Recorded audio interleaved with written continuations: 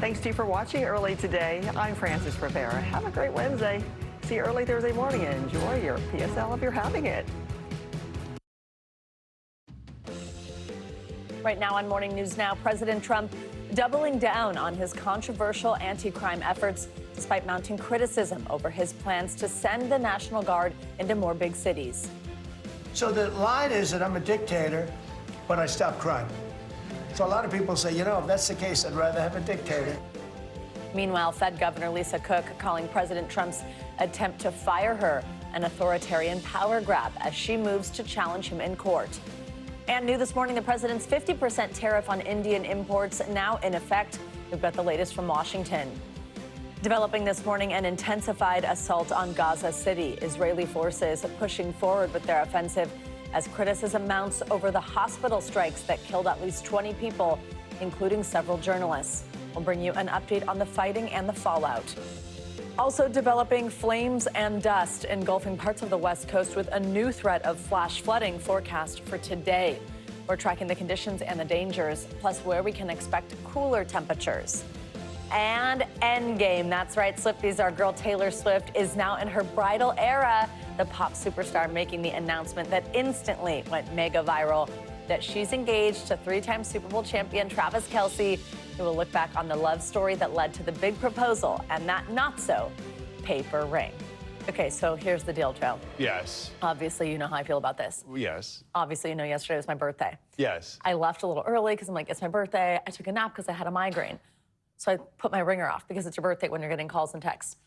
If you can just imagine the stress I was under when I woke up, calls from work, birthday calls, and Taylor Swift's engaged calls, it was like I was hit by a bus. It was overwhelmed. It was overwhelming, exactly. but we're so happy for her. And Travis both have rings now. So there you look at go. it that way. And they're both very large. We'll delve into it. All right, good to have you with us this morning. I'm Joe Fryer. And I'm Savannah Sellers. Thanks for starting your Wednesday with us. We are going to begin this morning with President Trump's ongoing clash with the Federal Reserve and his attempt to fire Lisa Cook as the Fed's governor. Yeah, Cook's lawyer announced that she will sue the president, hoping to keep her job. This comes after Mr. Trump posted a letter on social media Monday night saying that he was removing Cook effective immediately. President Trump is citing a criminal referral from the Federal Housing Finance Agency director that accuses Cook of mortgage fraud. Cook has previously said she would gather information about her financial story, and she has not been charged with any crime.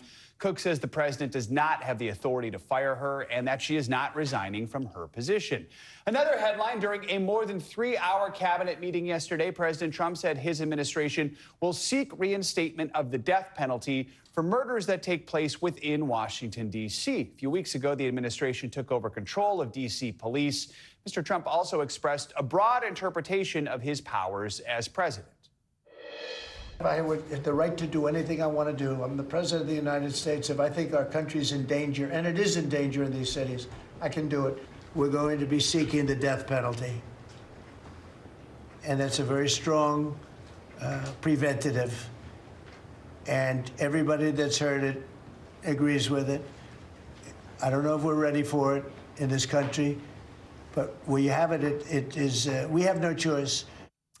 In a moment, we're going to have more on the president's ongoing fight with the Federal Reserve when we check in with Investopedia's Caleb Silver. Let's begin with NBC News White House correspondent Monica Alba, who has the latest from Washington. Monica, good morning. So let's start with the president's effort to remove Lisa Cook from the Federal Reserve. This fight could end up at the Supreme Court. How is the president reacting to Cook's plans to sue? And just bigger picture, where do things stand right now between Mr. Trump and the Federal Reserve? Well, Joe, the president said yesterday that he would abide by the court. So depending on what happens in this legal battle, whether they decide that Lisa Cook can remain in her position and in this term as a governor on the board of the Fed, or whether she can be fired for cause. The question here is, and as Lisa Cook has said, she denies any wrongdoing there, but could there be some potential forthcoming charges? That's an unknown. And if there would be more evidence, that's something that could play into this legal opinion.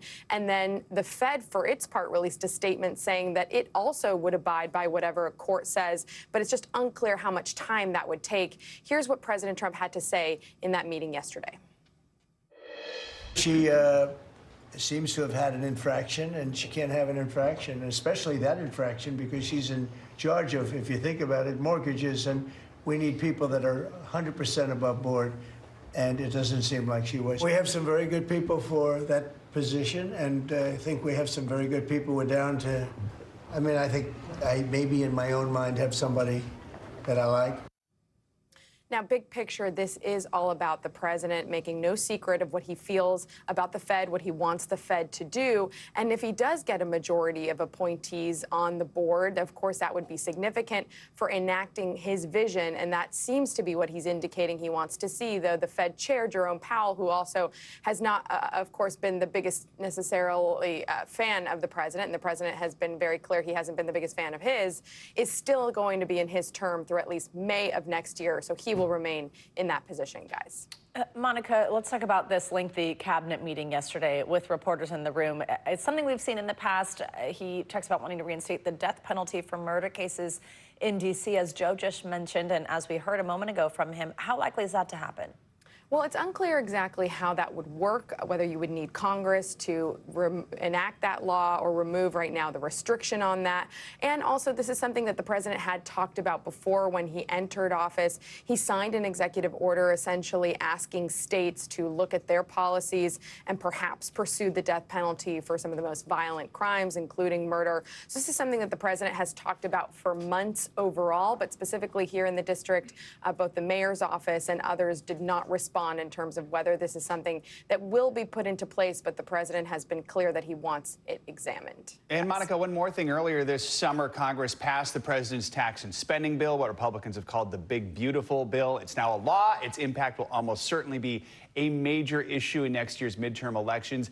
It seems the president wants to rebrand the name of the legislation. What more can you tell us about that? Yeah, this was quite a concession from the president himself, who, of course, does think of himself as the brander-in-chief, and he was the one who named it that. But yesterday, he admitted that it doesn't do a very good job of explaining what's in it, and that is something that Republicans have confronted as they try to sell this legislation at town halls and across the country, certainly ahead of next year's midterm. So now they're going to be calling it the Working Family Tax Cut. And that is what is really going to be central to this in terms of trying to talk about policies like no tax on tips, no tax on overtime up into a certain point with some limitations. So that's why you have Vice President Vance and others who are now going to events and specifically referring to it that way because, of course, you have Democrats and critics of the mega bill focusing on some of the provisions like the Medicaid cuts and other things that polls have shown already are deeply unpopular. And so they will certainly be focusing on that while the GOP tries to focus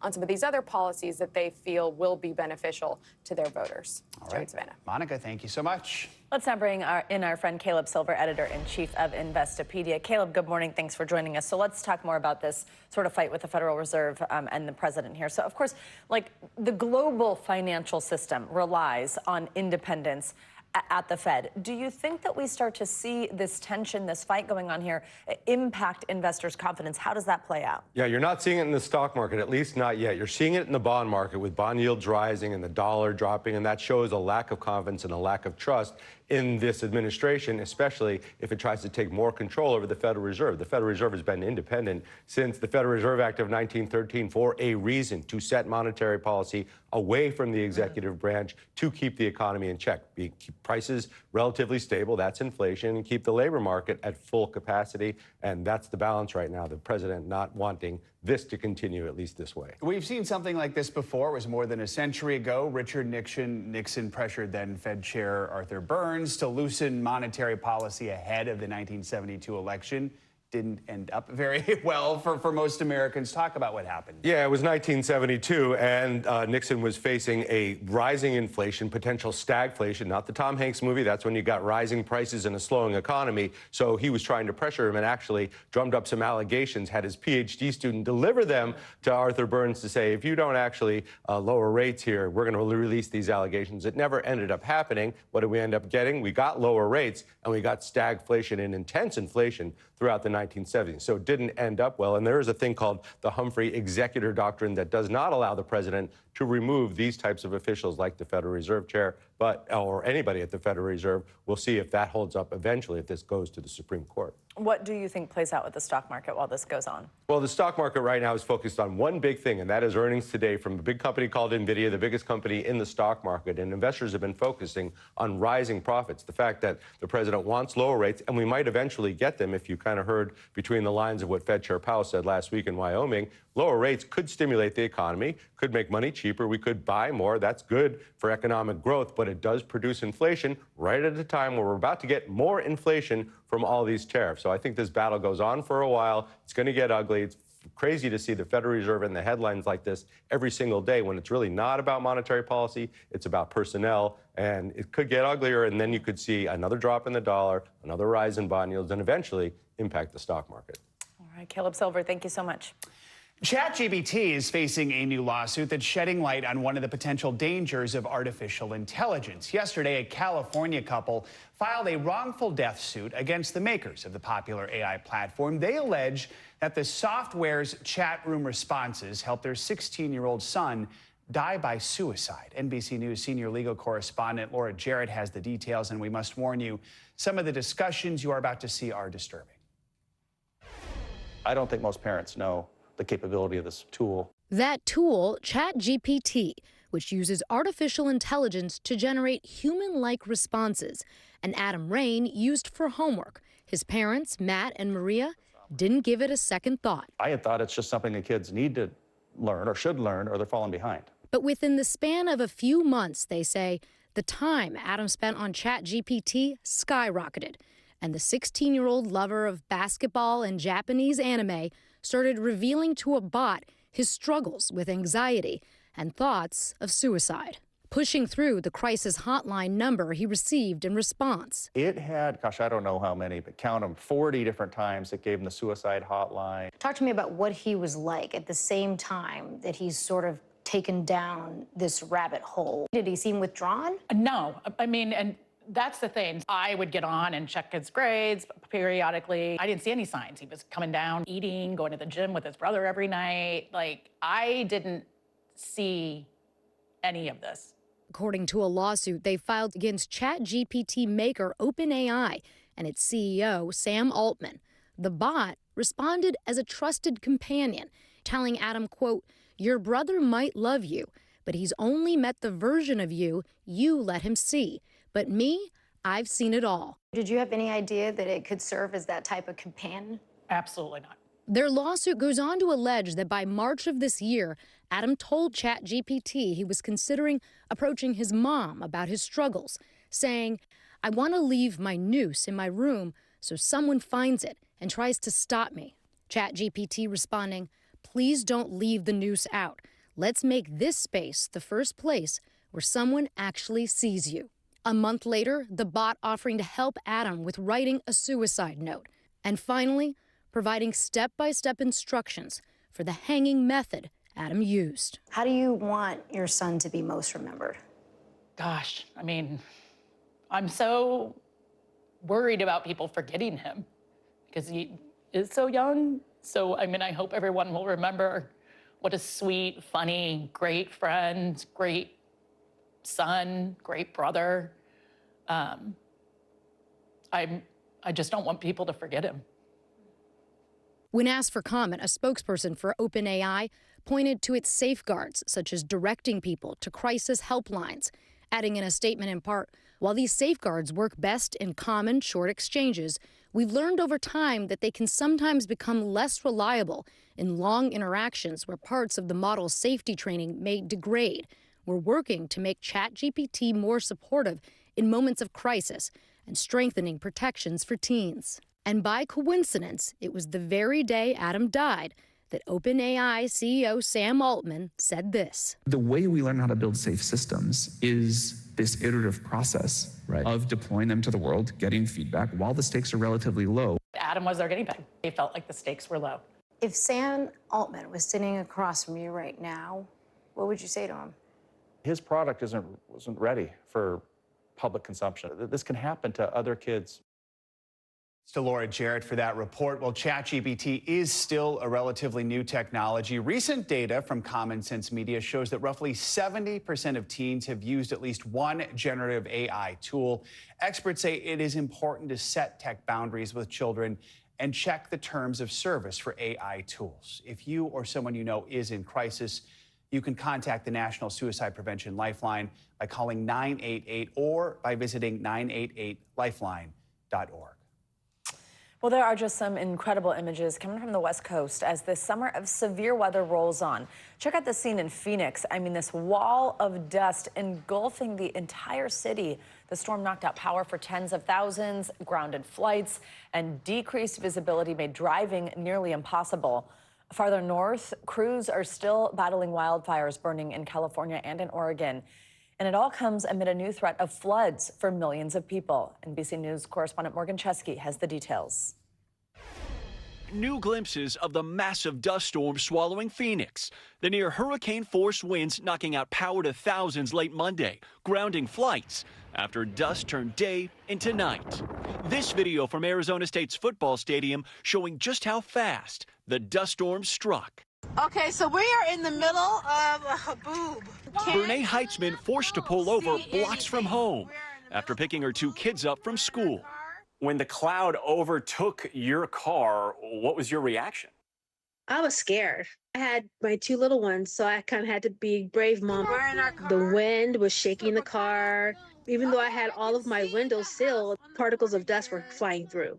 High winds and heat equally brutal on the fire line, where crews fought heavy smoke in search of flames. It was hard to find because of this area was socked in with smoke from the Garnett fire. The Pickett fire in Napa Valley now 17% contained, while in Oregon, fast-moving flames sparked new evacuations.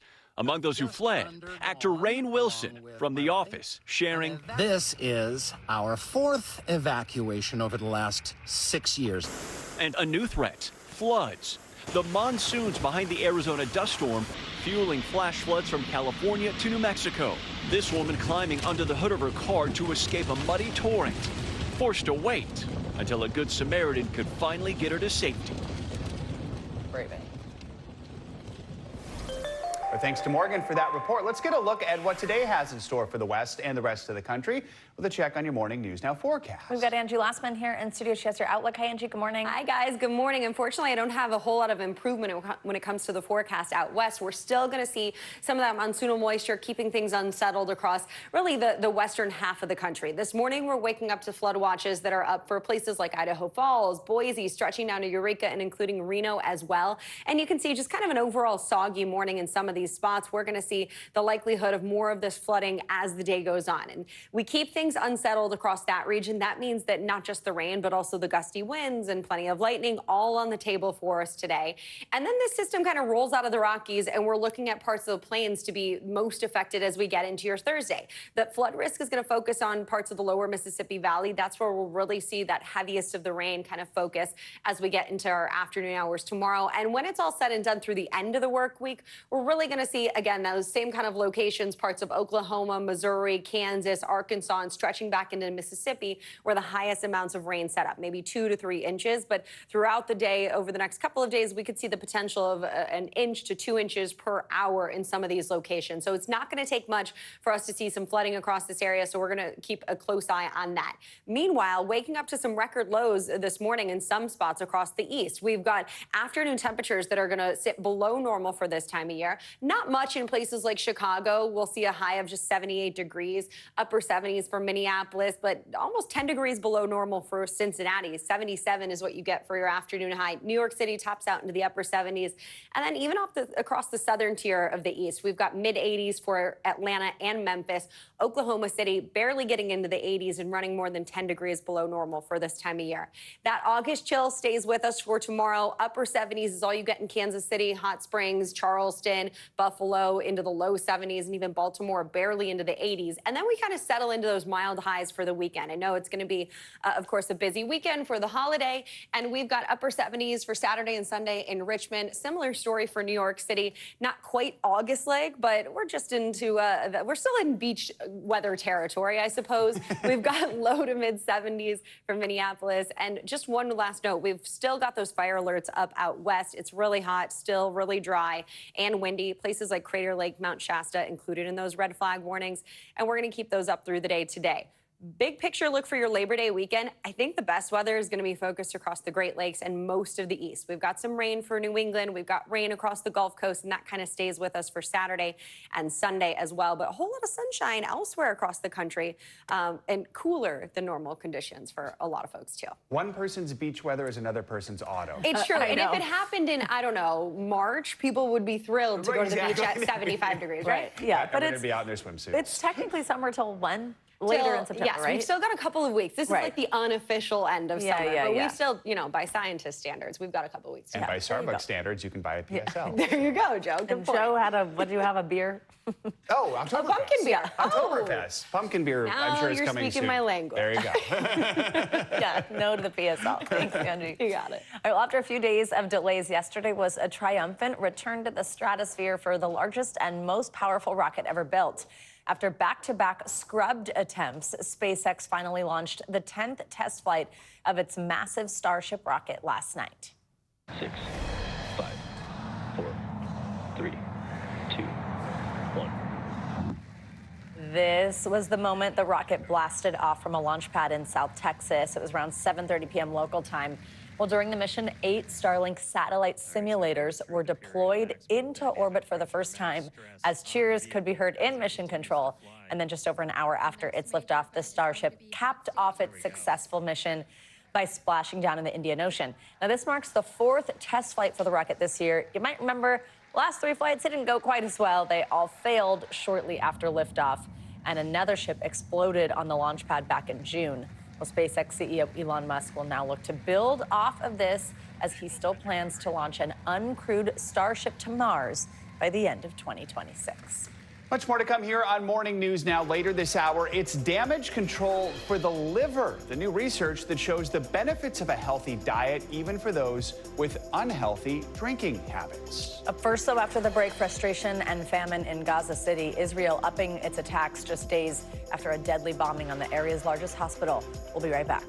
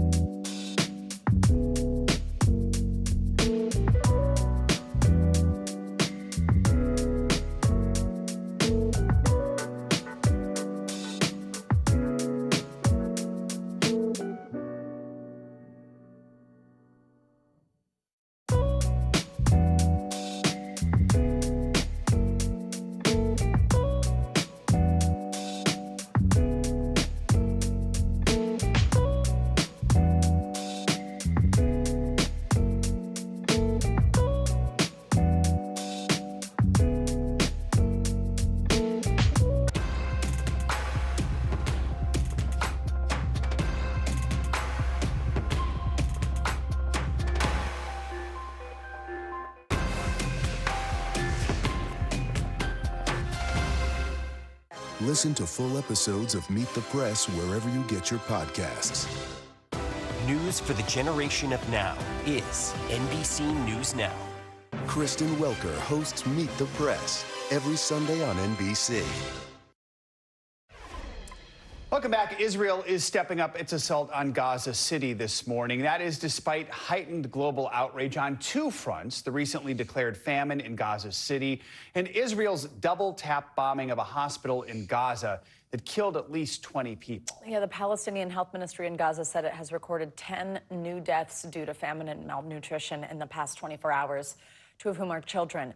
Israel has been restricting the flow of food aid into Gaza for months despite international pressure to open the borders and allow more in. All this comes as the UN demands a thorough investigation into Israel's hospital attack that killed rescue workers and journalists who work for the AP, Reuters, and Al Jazeera. The killing of journalists in Gaza should shock the world, not into stunned silence, but into action, demanding accountability and justice. The Israeli authorities have, in the past, announced investigations in such killings. It's, of course, the responsibility of Israel as the occupying power to investigate.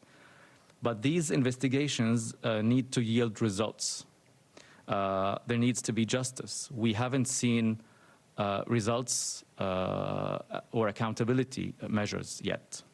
NBC News international correspondent Molly Hunter joins us now from Jerusalem. So, Molly, as we just heard right there, the UN's Human Rights Office is demanding justice and accountability for these Israeli strikes on the Nasser hospital. What is the latest on the investigations, and just what are some of the reactions we're getting? Hey, Joe, Savannah, and they're not the only ones demanding an investigation. There has been international outrage, but I want to share with you specifically the AP and Reuters penned a very strong letter to Israeli authorities demanding answers after 2 of their photographers were killed on Monday by those 2 deadly Israeli strikes.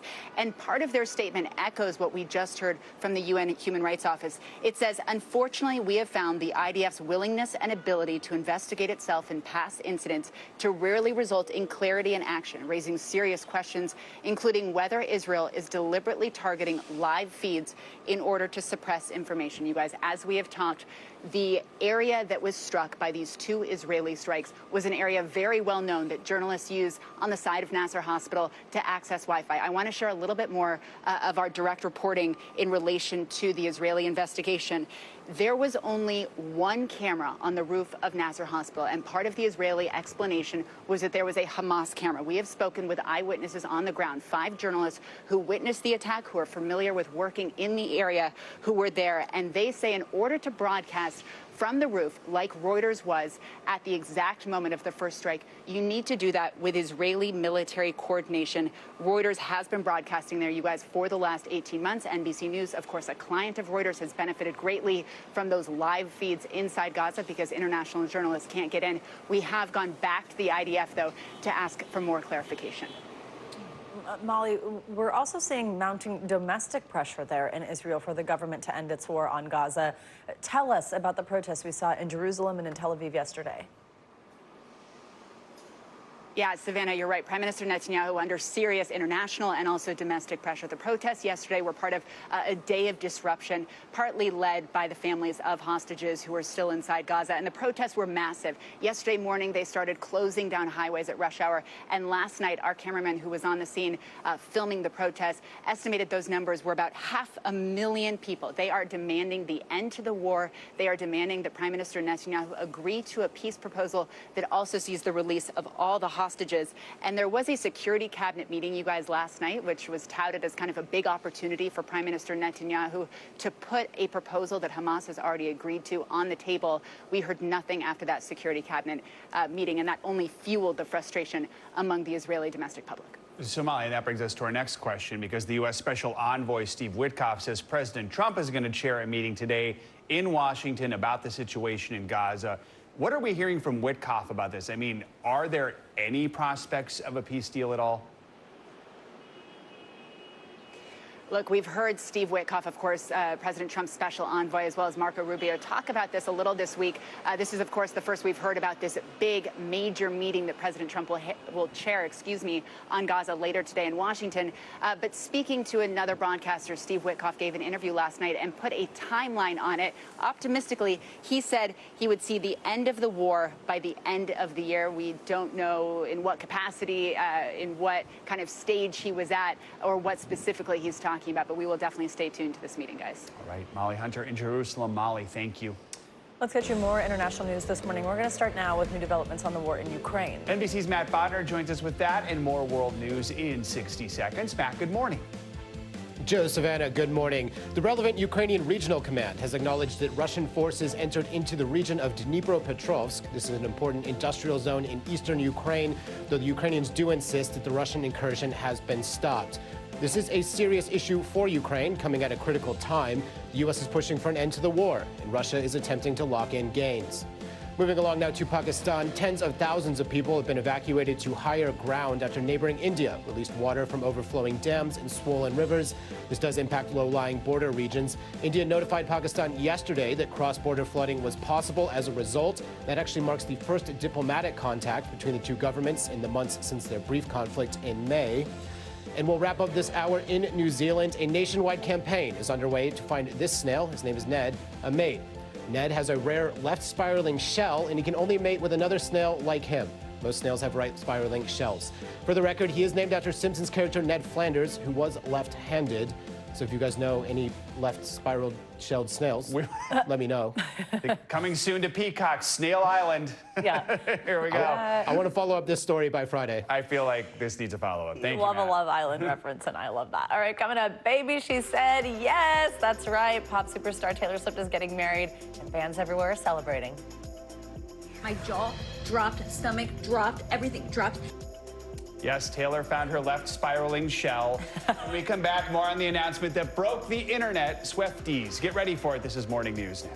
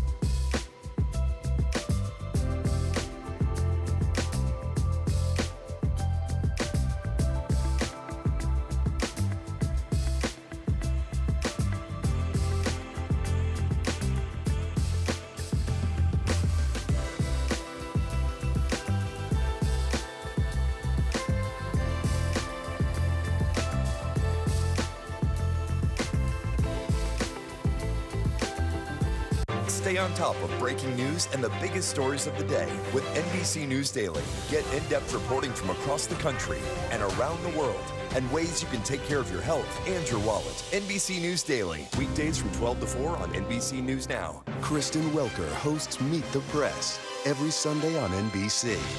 Here's the scoop from NBC News, a new podcast where conversations and headlines are served daily.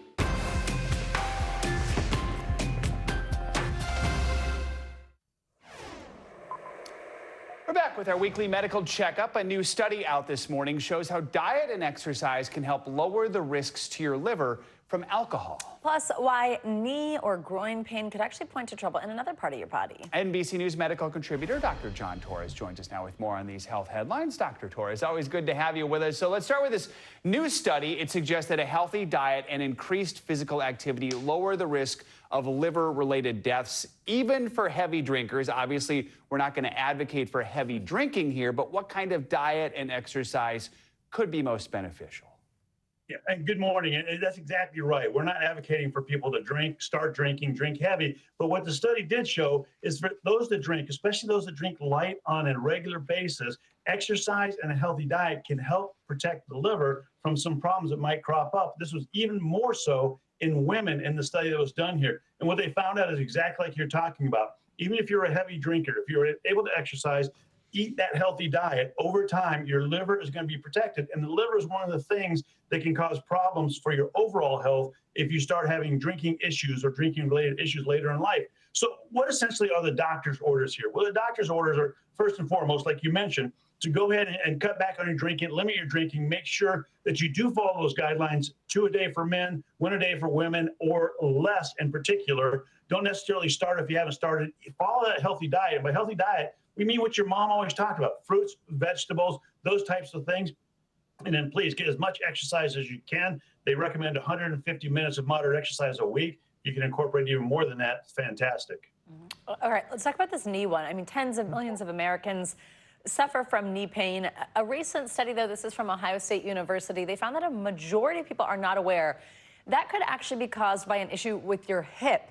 So what are other symptoms that people should watch out for? What do you do if you're feeling knee pain? Can you connect it to the hip? How should you go about getting this fixed? And you might possibly be able to connect it to the hip. And here's the way this happens. Our bodies are set up for what we call biomechanics. Essentially, they do the same thing every day, day after day, week after week, year after year. And when that starts getting offset a little bit, as if you have some pain in your hip, well, it's going to start messing with your knee. It's going to start messing with your thigh. It's going to start messing with other parts of your body. So if you start to notice those things, you want to go ahead and pay attention to that knee itself, but also start looking at other things, especially if it turns out the knee is fine. And as doctors, oftentimes when we're checking the knee, we'll check the hip and we'll find out that that's actually culprit, because as you know, the knee can start hurting and then the hip can start hurting and the knee can start hurting. And like you see there, they found in a study that a big number of people that had knee pain also ended up having hip pain. So some things to look for. If you're having hip pain, if you're having knee pain, if you're having lack of sleep, all those could definitely point to the knee, even back pain. So make sure you bring that up to your doctor. So what are doctor's orders? Doctor's orders are essentially just that. Know your body. And if you have this pain, it doesn't seem to want to go away, don't ignore it. Make sure you follow up on that pain. And if they say your knee's fine, ask them, can you check my hip as well? Just make sure you get checked out, because you want them to last a long time. No kidding. The knee bone's connected to the hip. Was that in the song? I don't there remember. You go. I was thinking the same thing. All right. Finally, you know, new research from the European Heart Journal shows excessive amounts of hidden body fat, the visceral fat that protects our organs, could make our hearts age faster. I guess we talk about this visceral fat all the time and the harm that can come from it. Who's most at risk here? What can people do to just keep their heart as healthy as possible? And Joe, you're exactly right. We've been talking about visceral fat for a long time and how it can affect your body and your overall health. But what we didn't know is particularly what could it do. And what this study found out is it can do aging to the heart, especially in men. What they found out is visceral fat. If men have what we call the apple body, where that fat is around the abdomen, then that actually shows that they might also have hearts that are older than their bodies are, hearts that are older than the years they've been around. So that visceral fat can start aging their heart.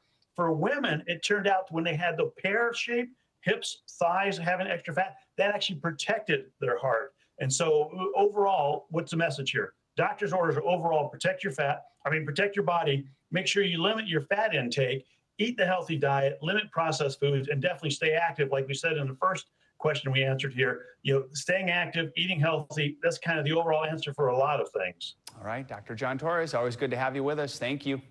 You bet. All right, it is the end game that's been a long time coming. Taylor Swift and Travis Kelce are officially engaged, and their announcement quite literally broke the internet. Google parent company Meta said Instagram temporarily crashed for some users. NBC News correspondent Emily Aketa has all the details from the photos and also her stunning ring. After 2 years of dating, Taylor Swift and Travis Kelce's widely followed fairy tale is entering its next chapter. And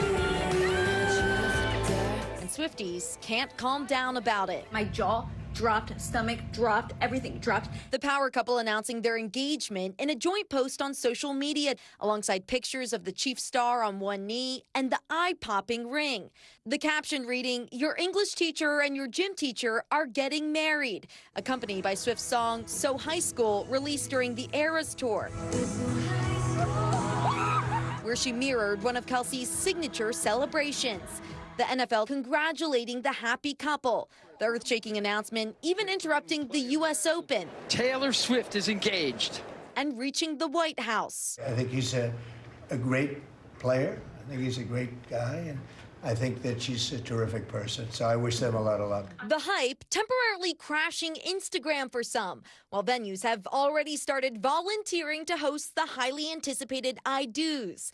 News of the engagement comes 13 days, Swift's favorite number, after she appeared on Travis Kelce and his brother Jason's podcast. It's called The Life of a Showgirl. That episode where the marketing mastermind announced her next album broke the record for most concurrent views for a podcast on YouTube, with 1.3 million people watching simultaneously. Swift swooning over the football star. This is sort of what I've been writing songs about wanting to happen to me since I was a teenager. It's a love story, and now Taylor Swift is saying yes. All right, our thanks to Emily for that. Well, for more on this, let's bring in NBC News Capitol Hill correspondent, more importantly, fellow Swiftie, Ali Vitale. Ali, good morning. I love when we get to do this together, just have a minute to be excited and talk about all the things that we're so excited about with Taylor. We now know because Ed Kelce, Travis's dad, was talking to a local affiliate, and he said some stuff about how this happened a couple weeks ago. I think what I'm loving so much about this is the fact that it happened a couple weeks ago. It happened, it sounds like, near their home in Missouri. They announce it with an Instagram collaboration post, which is very normal. And I'm just loving seeing this from her. What do you think? I also just think she is entering a new era in that she's putting her life out there in a way that we've never seen before, right? I mean, this is a chance for you and I to kind of bring our chat on text to life, because it seemed obvious that when she was on the podcast, which, by the way, was posted 13 days before this engagement, was a way that she has never shown what's happening in her private life publicly like that before. And there was such a comfortability, you could tell, between the two of them, between her and both Kelce brothers. You knew that something new was happening here. The first time she had ever been on a podcast was his podcast. It was like a blending of brands that we had never seen before from her when it came to someone who has always written about her relationships, but then is now making it something that all of us have insight into. Obviously, it's, I'm sure you've been seeing the memes, I'm so happy for my close personal friend Taylor Swift, because my parasocial bestie. We all feel about this. But obviously, we do know quite a bit about her if you've been fans like we have for as long as I can remember, since at least high school, where we do obviously know a lot about her from the things that she's put out online. And it was just so lovely to see in that podcast interview that it felt like she was so much herself. She's leaning into the same nerdy hobbies and random things that she's been into, and he loves that for her. In the same vein, I loved that they doubled down on kind of the whole vibe everybody says about them with the caption on this Instagram post. The caption of he knows how to ball, she knows Aristotle, which is literally from the song that they posted with this. The dynamite emoji, because they call themselves TNT, and it was on her friendship bracelet when she was at some of his championship games. I mean, this potential Easter egg, right, that one of the TS12 logos looked a little bit like her ring.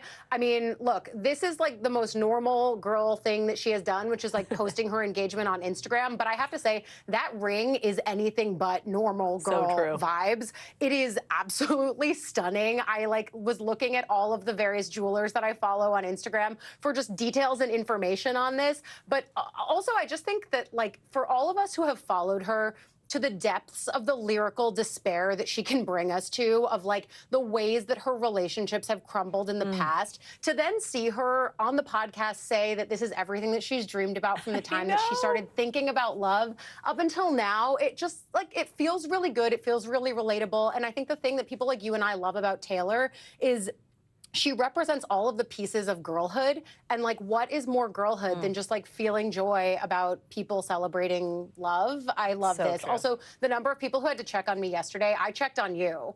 Like, you checked on me, and it was my birthday, and I was taking a nap when it happened, and the number Literally, it was happy like, birthday to you, not though. well. I know. No, I mean, I'm saying it's like the invisible string here about when we're going to be best friends later on in life, and I'm going to get to tell her that story.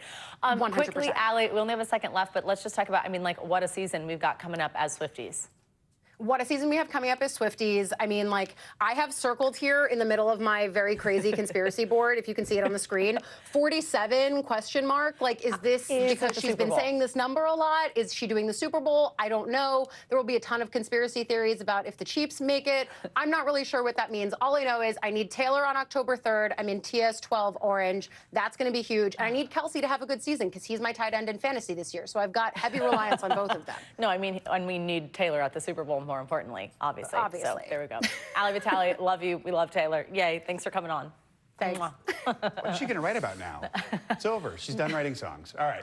Coming up, not for your consideration. More musical artists choosing to boycott the Grammys by opting out altogether. Up next, more on what's behind the trend and how it could signal a shift for the music industry. This is Morning News Now.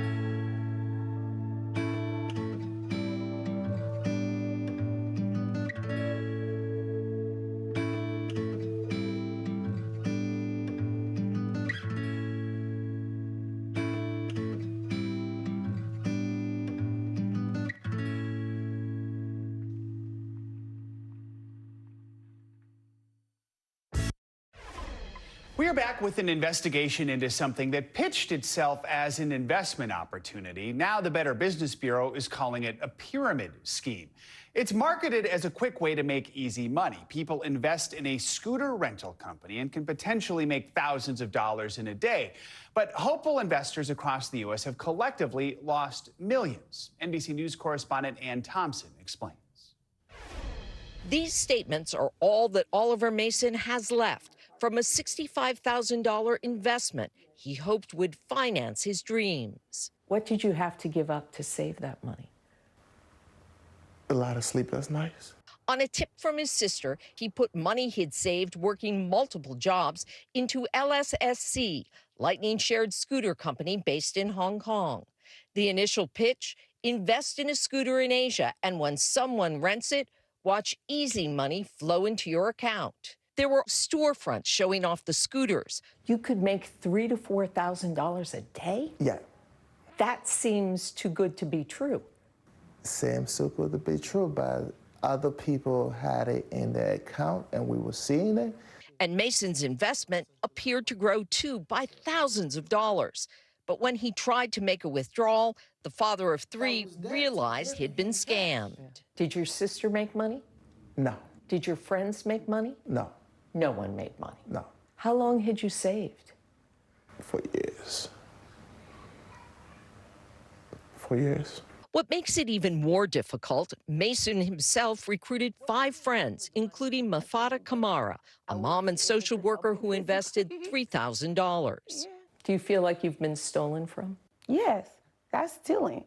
Now the Better Business Bureau is calling LSSC a pyramid scheme and says it's gotten scam reports about the company from people in 20 states. That's what hurts people the most is not only are you losing your savings, but you potentially got your mom, your dad, your brother, your best friend to invest all their savings in it as well. At the Salinas, California Police Department, Sergeant Zach Dunnigan says 35 victims showed up together earlier this month.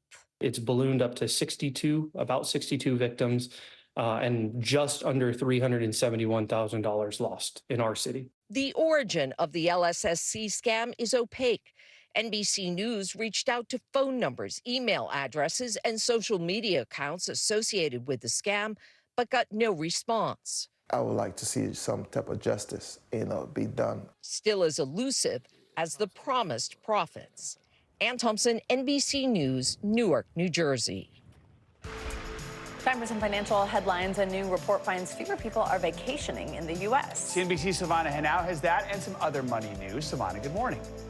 Hey, Joe. Hey, Savannah. Good morning to you. So leisure travel to the U.S. is down, but business travel, that remains stable. A new report from SAP Concur finds the U.S. was the top destination for global business travelers in the first half of the year, ahead of Germany and the U.K. in second and third place. Now, business travel from the U.S., however, that's down. Earlier this year, the U.S. Travel Association projected business travel spending wouldn't likely return to pre-pandemic levels until at least 2028. Spotify is introducing a direct messaging feature to allow users to share music, podcasts, and audiobook recommendations with others without leaving the app. Now, it will be available on mobile devices for free and premium users 16 and older. Now, you can choose to accept or reject message requests. You can block people, or you can opt out of the feature entirely. And tonight's Powerball drawing is worth a pretty penny. The jackpot climbing to an estimated $815 million. That is the 7th largest prize ever. Now, the last winning jackpot was in California. That was May 31st. Now, if someone wins tonight, they can choose the periodic or a lump sum payment after taxes. If you pick the first option, you'll get an initial check with a portion of the winnings, followed by 29 annual payments that increase by 5% each year, guys. Wow. All right. Silvana, thank you. Money. Country singer Morgan Wallen has removed himself from consideration for a 2026 Grammy Award, joining a list of artists who have boycotted the honor. Yeah, representatives for Wallen confirmed to Today.com that the singer will not submit his latest album, I'm the Problem, for consideration in the 68th Grammy Awards, despite the fact that it's his 3rd album to hit #1 on the Billboard 200. So why did Wallen remove himself? Entertainment journalist and pop culture expert Brian Balthazar joins us now to help us answer this question. Brian, good morning. I mean, Wallen has not spoken publicly yet about the decision, but he has a bit of a troubled past with award shows, after the whole SNL Back to God's Country leaving New York thing. Maybe he doesn't really jive with some of the folks who decide the awards. What do you think's behind the motive here?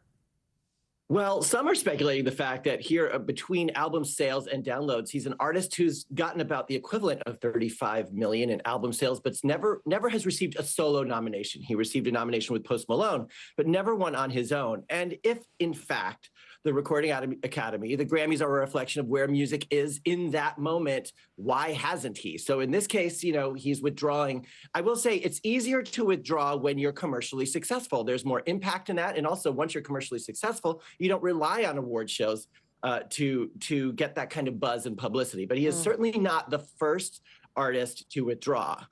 Zach Bryan among them, who withdrew last year. And then there's a history of others that have withdrawn nominations or not put themselves forward for some. Drake was nominated and he asked to withdraw them. He's been critical of the Academy for a lack of diversity in the voting body and saying that Hotline Bling was miscategorized as a rap song, despite the fact that there was no rap in it. The Weeknd had been completely shut out in 2021, and he spent 4 years away from the Grammys. Bruno Mars and Anderson .Paak, they withdrew simply because they had a lot of success, and Bruno was saying this was more of a play that he wanted to give other artists an opportunity to do well. But there's been controversy about the Grammys, and the Academy has tried to address them by removing what they used to have, which was secret voting bodies, anonymous voting bodies that contributed to nominations. They've gotten rid of that, and increased the diversity in their voting body as well. Has anyone been awarded a Grammy and then refused to accept it? Sinead O'Connor did win a Grammy, and she did not accept the Grammy. It's rather uncommon for an artist to win and then not accept it, because it's viewed by other artists as a chance for another artist who would like to have had that award to have benefited from that. So generally they'll accept it and speak critically later. But in Sinead's case, she did receive the award and reject it. We have about a minute left here, Brian, but I guess we have to ask you your thoughts on Taylor Swift's engagement. She's got one or two Grammys, I believe. Well, the reaction worldwide has been amazing. Joe Fryer was shocked. I mean, Joe, you text me, eek, and I said, OMG, as you know. Right, that's what it looked like. Reenactment. Sorry, allegedly. If you search Google Taylor Swift, it erupts in gold confetti. Prince William and Kate Middleton both liking the post. I have to say, it is really incredible, the reaction. Of course, I'm happy for her. We all wanted her to find love. We've been spending years wanting her to find the one, and she finally has. So that's exciting. And you know what? I have a personal experience with Taylor Swift. I used to co-executive produce The View, and her people said she had to leave right away after her segment. Had to leave right away. Not only did she not leave, she stayed and went into every section of the audience and took pictures. I know. So she's kind, and I like that about her. She is kind. She's awesome. We're so happy for her. She deserves it. Brian, thank you so much. Thank you. Take care, guys. Coming up, from one love story to another, one couple redoing their I do's to include some special guests. When we come back, the sweet celebration for a couple hundred of their honorary grandparents. This is Morning News Now.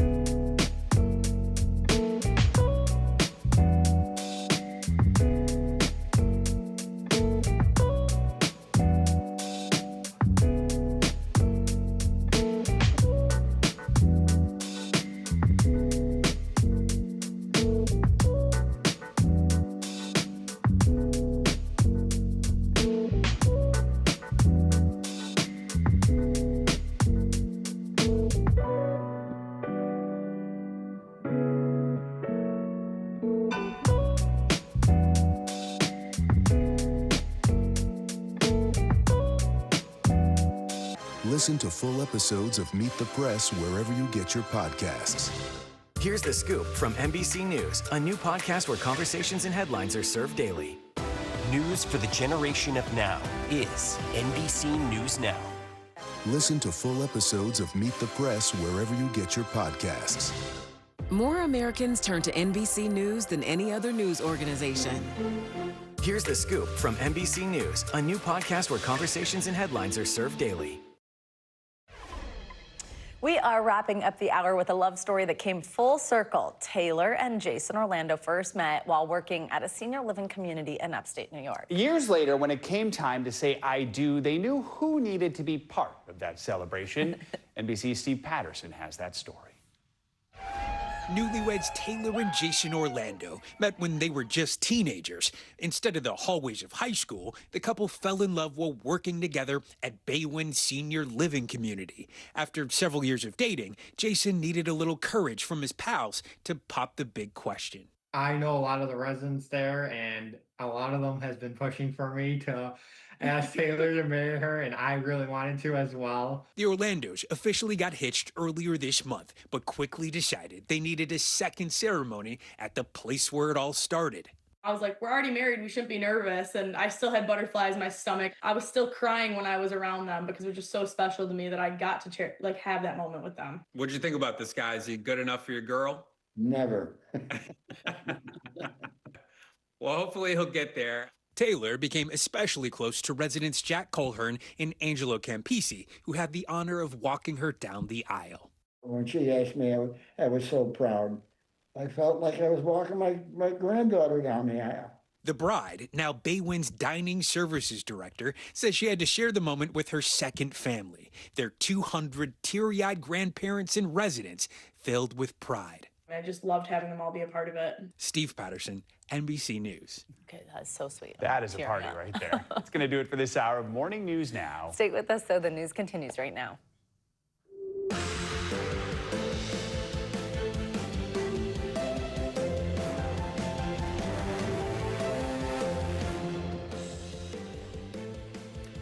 Right now on Morning News Now, firing back, a Federal Reserve governor promising to challenge President Trump in court after he announced he was firing her. The escalating feud comes as President Trump ramps up pressure on the Federal Reserve to lower interest rates. Plus, the president floating a controversial idea, bringing back the death penalty for all murders in Washington, D.C., amid his crime crackdown in the Democrat-led cities. Here's something in the capital. Capital punishment. Capital punishment. We're digging into the legal hurdles the president could face on several fronts. Also this morning, day of disruption. Protesters shutting down roads in Israel, demanding the return of the hostages and an end to the war in Gaza. We'll have the latest as Israel continues to face global condemnation for a deadly attack on a hospital. Shrinking oversight, the CDC quietly scaling back the only federal surveillance program for multiple foodborne illnesses, some of them life-threatening. We'll look at what it could mean for your health. And finally, it's a love story. Taylor Swift and Travis Kelce announcing their engagement with these pictures, sending fans into a frenzy. We'll have the inside story of how the proposal happened, what we know about plans for the wedding, and a look at that giant diamond ring. I don't think we know anything about the wedding, right? Yeah, we don't. We don't know anything at all. I bet it'll be big. I bet it'll be an event. That's so true. We'll see if they do it on live television. All right, let's begin this hour with the ongoing battle between the Trump administration and the Federal Reserve. Yeah, Lisa Cook, who's a member of the Fed's board, is suing President Trump over his attempt to fire her from her role as governor. The president now citing a criminal referral that accuses Cook of mortgage fraud. Cook has not been charged with any crime and says Mr. Trump does not have the authority to remove her. NBC News Chief White House correspondent Peter Alexander has the latest developments. Good morning. This clash, many economists warn, matters to every American because it could impact how much you pay for things from homes to cars. President Trump's targeting one of the governors of the Federal Reserve, they say, risks the independence and the integrity of the Fed that is tasked with keeping the U.S. financial system among the strongest in the world. All of it marking the latest showdown in the president's efforts to expand the powers of his office. This morning, President Trump's battle with the Fed heating up after his abrupt move to fire Lisa Cook, a member of the Federal Reserve Board. Cook's lawyer is vowing to sue the Trump administration to challenge her removal, which he calls an illegal action, arguing the president had no authority to order her firing from the independent central bank. But in a wide-ranging cabinet meeting yesterday that lasted more than 3 hours, This has never been done before. the president indicating he wants to fill the board with allies. We'll have a majority very shortly. The Fed determines interest rates that affect Americans' finances. President Trump wants them lowered, believing it would spur the economy and help housing costs. Housing is going to swing and it's going to be great. But many economists warn lowering rates too quickly could risk higher inflation. The president zeroing in on Cook, who has opposed rate cuts, accusing her of mortgage fraud, citing a criminal referral from the nation's top housing regulator, a Trump ally. We need people that are 100% above board, and it doesn't seem like she was. But Cook, who has 13 years left in her term, has not been charged with any crime and says she's gathering the accurate information about her financial history. Democrats accuse the president of trying to distract voters from economic concerns. He cannot fire his way out of this economy.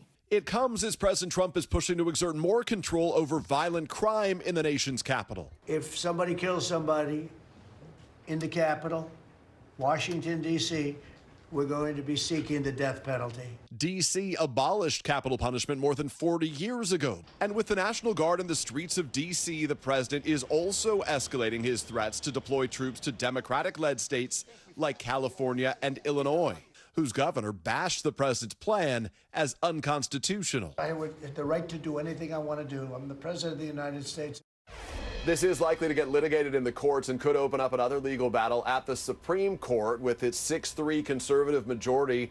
The Supreme Court has repeatedly allowed President Trump to fire leadership at independent agencies, but notably it's protected the Fed's independence. Just a few months ago, the court called the Federal Reserve a, quote, uniquely structured quasi-private entity, and that the president can only fire board members for cause, in effect arguing that the Fed should continue to be insulated from political interference of any kind.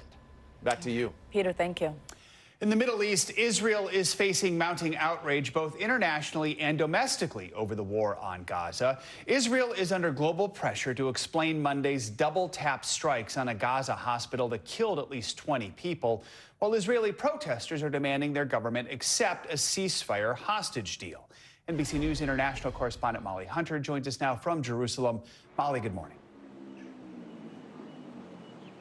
Joe, good morning to you. That's right. Outrage and frustration spreading across the country. We saw major protests, and protesters are demanding a peace deal. This comes as today in Washington, President Trump will chair a major meeting on Gaza.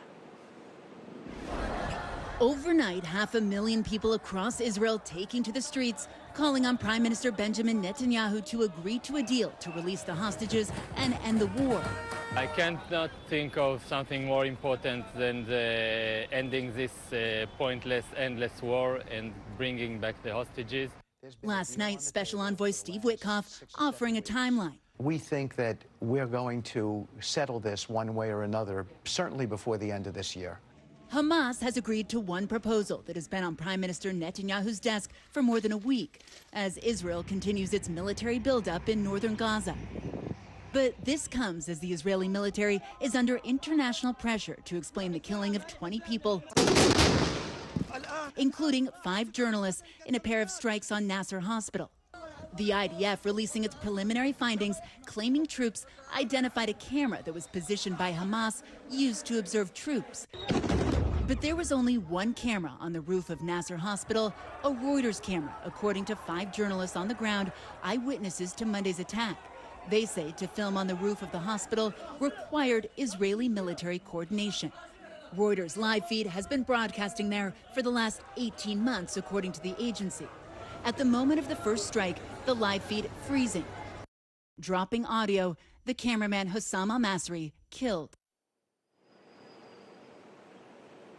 A senior Hamas official tells NBC News there was no Hamas camera in the area. Now, the IDF says they're also looking into field decision-making, but their preliminary report, the findings that they released yesterday, is insufficient, Joe. It does not explain why there were 2 strikes. Joe? All right, Molly, thank you.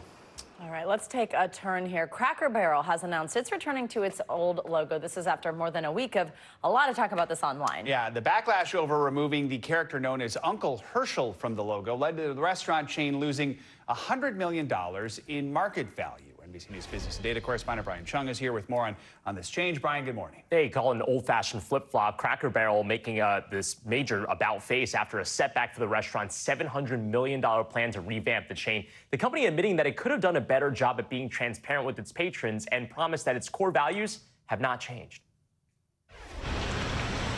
This morning, a beloved Southern eatery barreling through a controversial rebrand. We keep our routine so you can get out of yours. Cracker Barrel, the popular restaurant chain known for its simple traditional comforts in food, announcing it will return to its nostalgic logo after unveiling a new, sleeker version just last week. They listen. My Mr. Herschel has been reinstated. A move that originally sparked intense online backlash. I am not okay. I'm not okay with this. Cracker Barrel for real? You're losing your field. The change would have replaced the original brand featuring Uncle Herschel perched on a chair, and of course the iconic barrel front and center. The company addressing the rollback in a statement Tuesday, saying in part, "We thank our guests for sharing your voices and love for Cracker Barrel. We said we would listen, and we have. Our new logo is going away, and our old-timer will remain." It wasn't just a logo update, it was an emotional trigger. For many customers, it wasn't about a brand change, it's that everything represented the brand. And it wasn't just customers unhappy with the change. President Trump urging the company to backtrack just hours before it made the surprising reveal. Writing on Truth Social, Cracker Barrel should go back to the old logo and admit a mistake based on customer response. The stock market responding positively to the news. The company's shares rebounding 7% Tuesday after plunging 12% last week. But something the chain hasn't yet addressed, the second part of its $700 million transformation designed to attract a younger demographic. We've got all new lighting, new seating, new tables and chairs, including a revamp of the restaurant's classic dark and busy interiors in favor of a lighter, cleaner look for a more modern feel. Now, with customers responding to the logo change, they're bringing Uncle Herschel back. This is by far the biggest news of the day. Cracker Barrel trying to win back its loyal base by adding a taste of Southern comfort back to the menu. And when the public rises up around a cultural idea or an identity like Cracker Barrel, it could have a dramatic effect on the profits.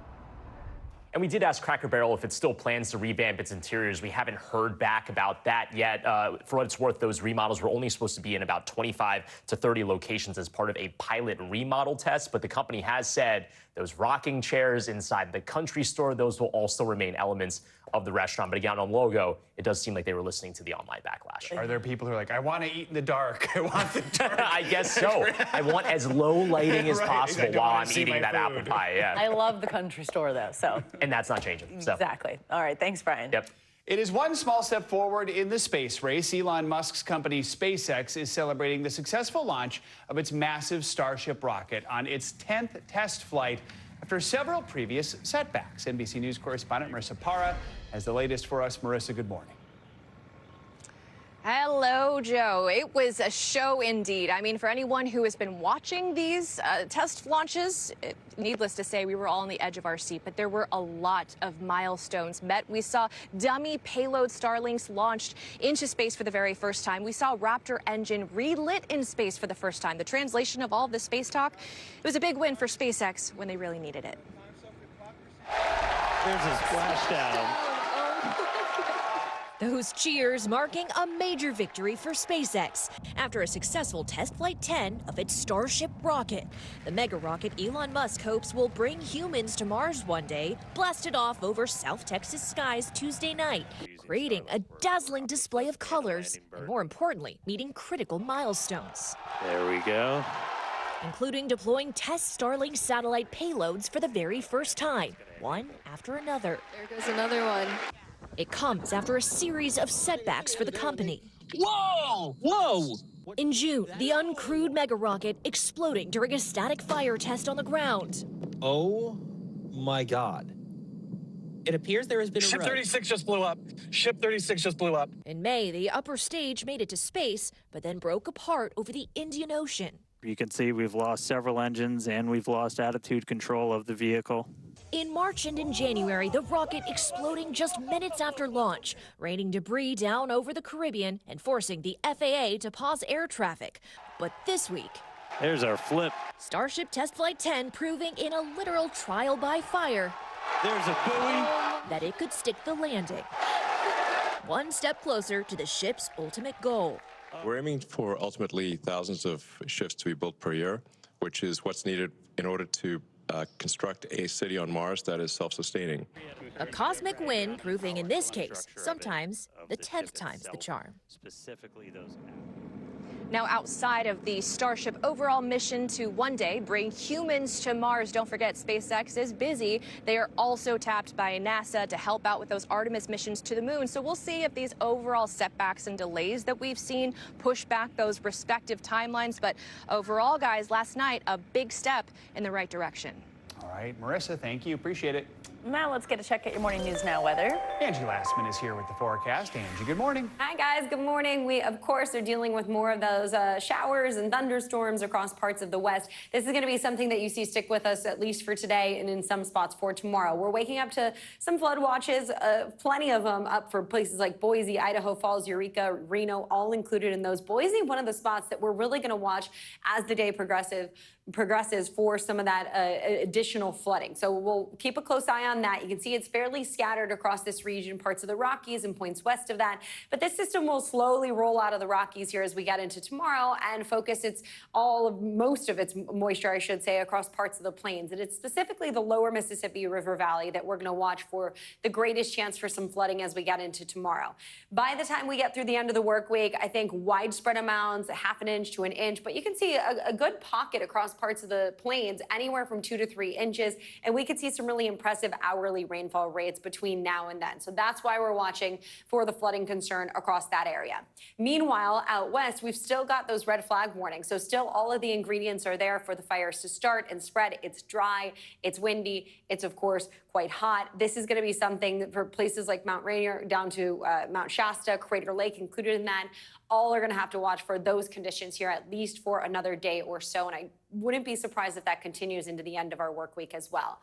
Otherwise, waking up to some chilly temperatures, at least by August standards this morning, and we continue to see temperatures even this afternoon running below average. So it's just the upper 70s that you get in Minneapolis, Chicago, Cincinnati. It's not a chill in the air by any means this afternoon, but cooler than it should be for late August. We'll see still the 80s for St. Louis and Oklahoma City. Memphis tops out at 85 degrees. Heading into tomorrow, more of the same essentially. It's 70s and 80s for really the eastern half of the country. And then we get into this weekend, and it's fairly mild. It's 70s from Friday to Sunday in New York City. We've got upper 60s in Detroit on Friday, and by the time we finish the weekend there, upper 70s. Now, speaking of the weekend, it's a holiday weekend. Labor Day on the way. We've got hot highs out west. We've got plenty of rain across the Gulf Coast for Friday, but a really great day, I think, if you're starting the weekend early on Friday for our friends in the Great Lakes. Temperatures a little cooler than normal, but still a whole lot of sunshine, and that goes for Saturday as well. The rain will stretch from the southeast back towards the Rockies, and we'll keep that heat going out west. And essentially, that forecast for our friends out west stays all the way into Sunday. We'll still be looking at the rain across the Gulf Coast and really the southern tier of the country for the most part. It'll remain wet for Florida and parts of the southeast, but plenty of sunshine again on Sunday for the northeast, and just a delightful day from the northern plains to the Pacific Northwest and through the Great Lakes and out towards the northeast on Monday. Still, unfortunately, stormy. For anyone that has Memorial Day, Labor Day. Guys, I tried to go back in time. Let's rewind. Honestly, that just tells you where I stand with wanting fall to be here. I don't want it. I want it to be summer, but we're going to have as we discussed earlier, yeah, we're still in summer for a few weeks. Yes, we are. Have a great 4th. And that's the story we're sticking to. Happy 4th of July. Thanks, Angie.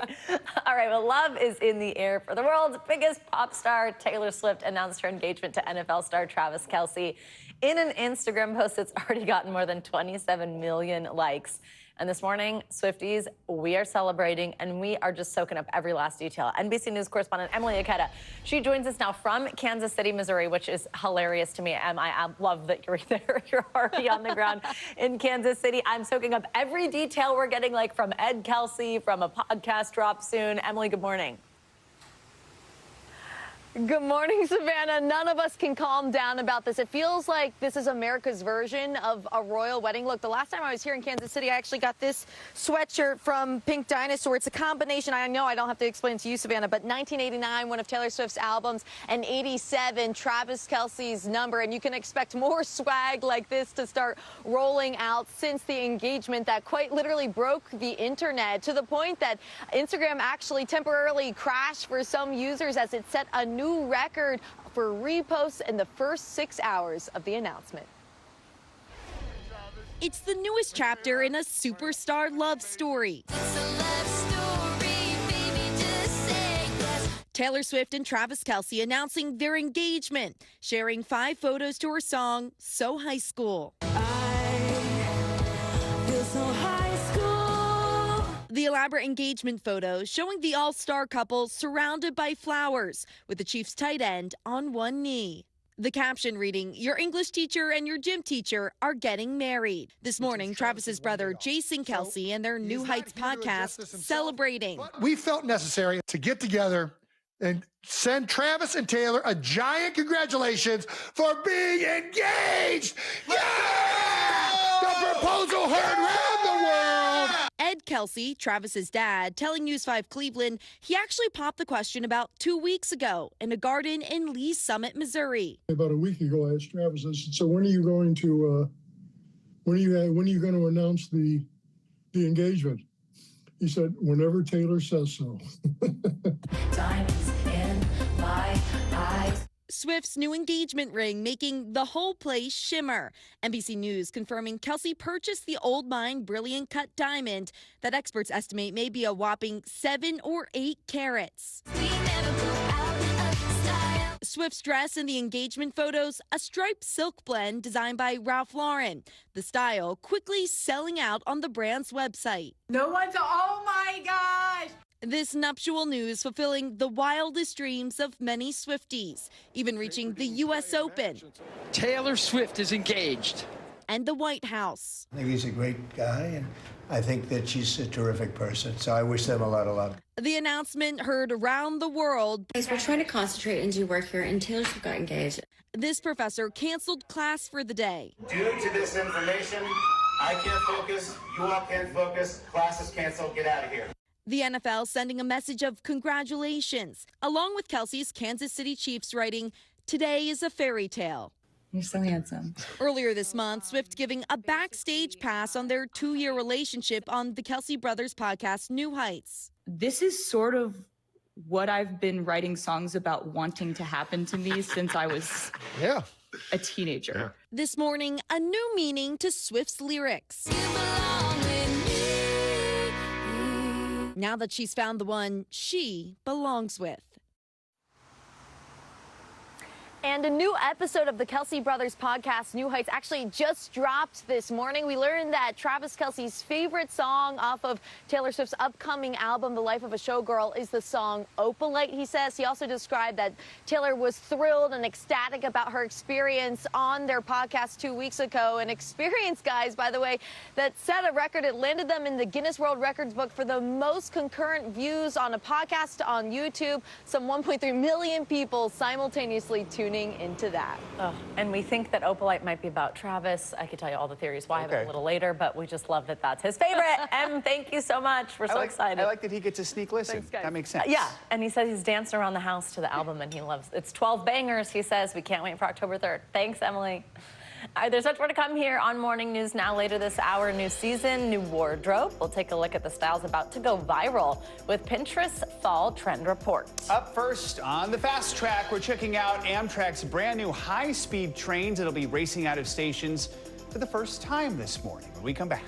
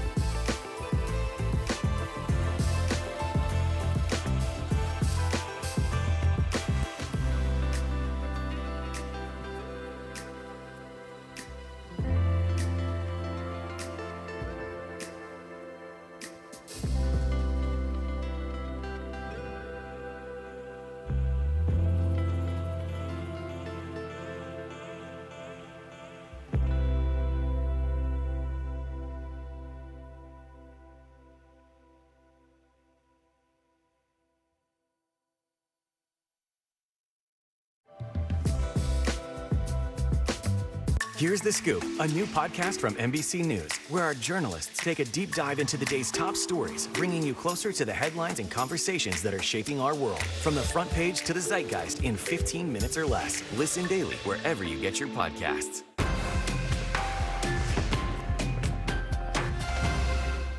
Kristen Welker hosts Meet the Press every Sunday on NBC. Here's The Scoop from NBC News, a new podcast where conversations and headlines are served daily. Welcome back. The next generation of Amtrak's high-speed trains is set to hit the tracks today. The new Acela trains are said to be faster and a smoother ride and come with high-speed Wi-Fi. NBC News senior correspondent Tom Costello got an exclusive look at the new trains and has more from Washington's Union Station. Yeah, welcome on board the brand new Acela, the next-gen Acela, the fastest train in America ever. Here's what's cool. This is based on European high-speed train technology in France and Italy. However, the French train manufacturer that built this train, they did all the work in America, an all-American workforce, 95% of the material sourced from the United States. And now this brand new next-gen Acela is hitting the tracks. Cruising up Amtrak's Northeast Corridor, the fastest train America has ever seen. Amtrak's next-gen Acela, replacing the first generation of Acelas that are now 25 years old. The new Acela, longer, stronger, faster, with 27% more passenger seating. This train will be in service for 30 to 40 years. It was designed to be able to last decades and run decades. Scott Sharon is the chief commercial officer for Alstom, the French train manufacturer building the new Acelas in Hornell, New York, where they've been building trains for 150 years. We were there as engineers test drove one of the 28 Acelas, replacing the old Acelas over the next 2 years. One big challenge, increasing the top speed beyond 150 miles per hour on portions of the D.C. to Boston run. Top speed on this new Acela will be 160 miles per hour, but many European high-speed trains can go 200 miles per hour and even faster. Why the difference? The rail lines in the Northeast date back to the mid-1800s, bending and winding through communities. While in Europe and Japan, high-speed trains often have long straight lines that allow for higher speeds. So the new Acela cars will use tilting technology, helping to smooth out the turns. Think of when you see someone on a motorcycle and they lean into a curve so they can maintain higher speeds through that curve. This train has that ability. And it's going to feel much more like a European train. Contoured seats, 5G Wi-Fi, high speed throughout, much bigger windows, and the glass itself designed to reduce interference with your cell phone. Each passenger will also have a reading light, a USB port, and power plug. Amtrak promises next-gen Acela is more than a new train, it's an evolution of travel as we launch a new standard for American train travel. And something train enthusiasts will love. The new Acela cars are joined using a common set of axles and wheels, creating a rigid structure for the entire length of the train. No more rocking and vibrating in the gangway between cars. 15,000 U.S. workers have been part of building America's fastest passenger train ever. What are you most proud of with this train? What do you think is the biggest gee whiz factor? I think the biggest gee whiz factor is just when you walk in, it feels so cutting edge and so neat and fun to be a part of.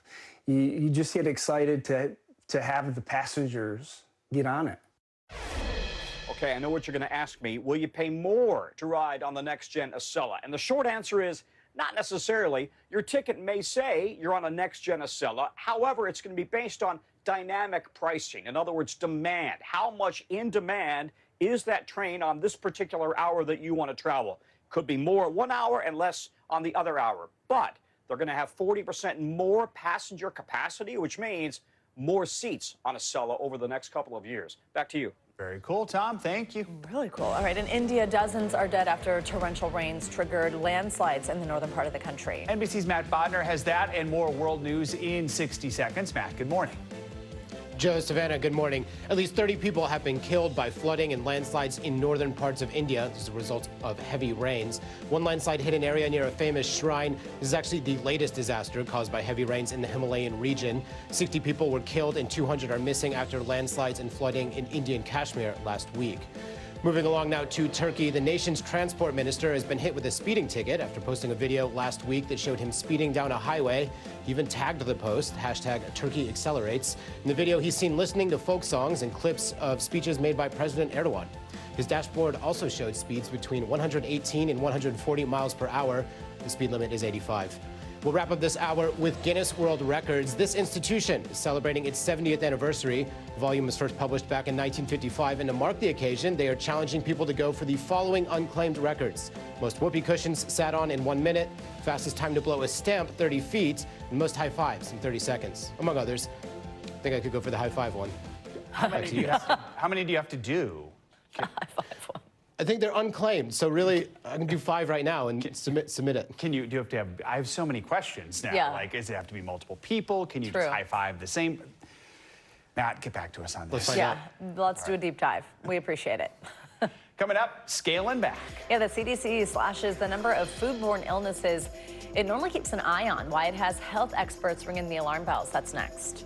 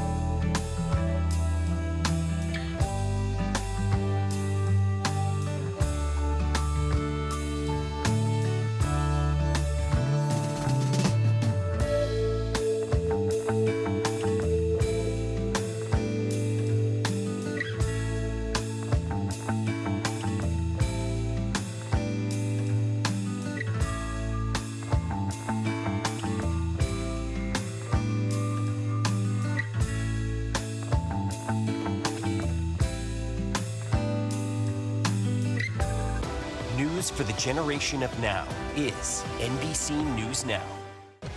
The NBC News mobile app. Get connected to your favorite news shows. For the top stories, breaking news, and live video, download the NBC News mobile app now.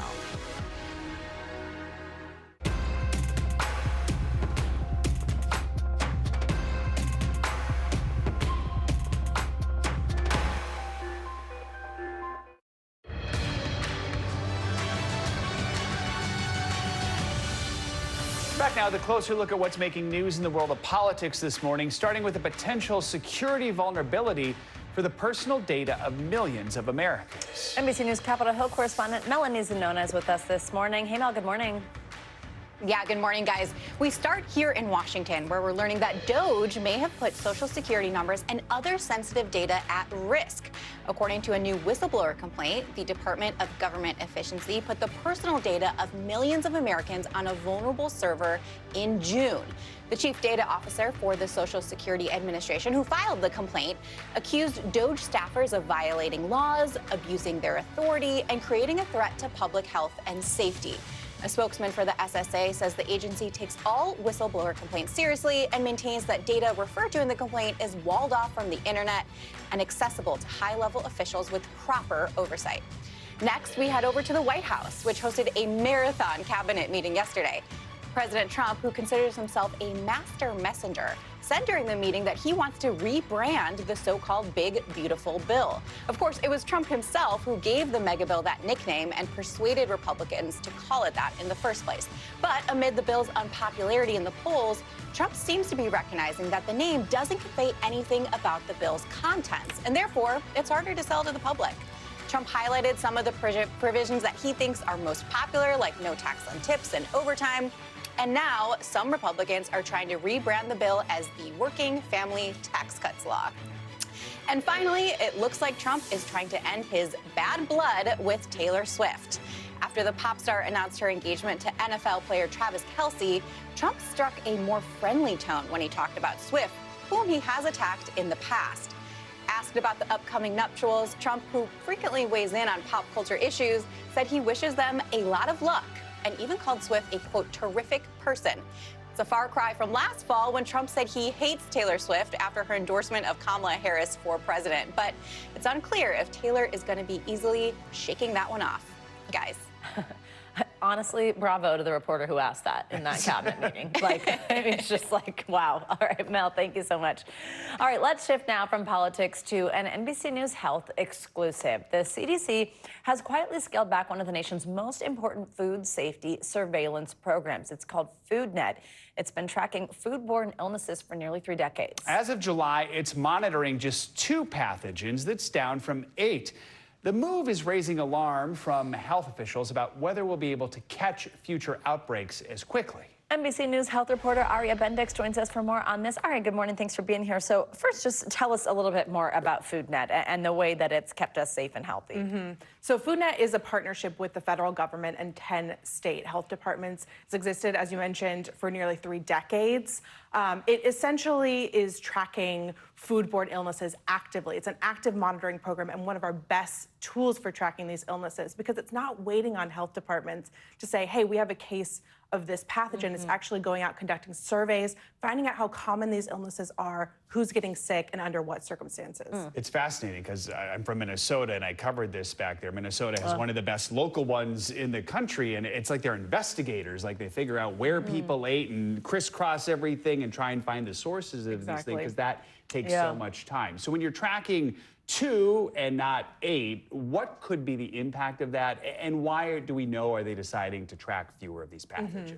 So my reporting has indicated the change is due to financial reasons. We know that the CDC budget for food safety has been relatively flat over the last several years, hasn't kept up with the pace of inflation. And of course, there have been federal cuts to state health department budgets. So all of that means that, states might not be able to continue this active surveillance. Some, like New York and Maryland, tell me they might have the resources to do so. We have a statement here from the CDC kind of explaining the cuts a bit. A spokesperson said that although FoodNet will narrow its focus to just those 2 pathogens, Salmonella, S-Tech, that's essentially E. coli, it will maintain its infrastructure and the quality it's come to represent, and narrowing its requirements will allow it to prioritize core activities. So essentially just whittling it down to what's most critical. So we mentioned just a moment ago that some experts are concerned about this. What are they saying?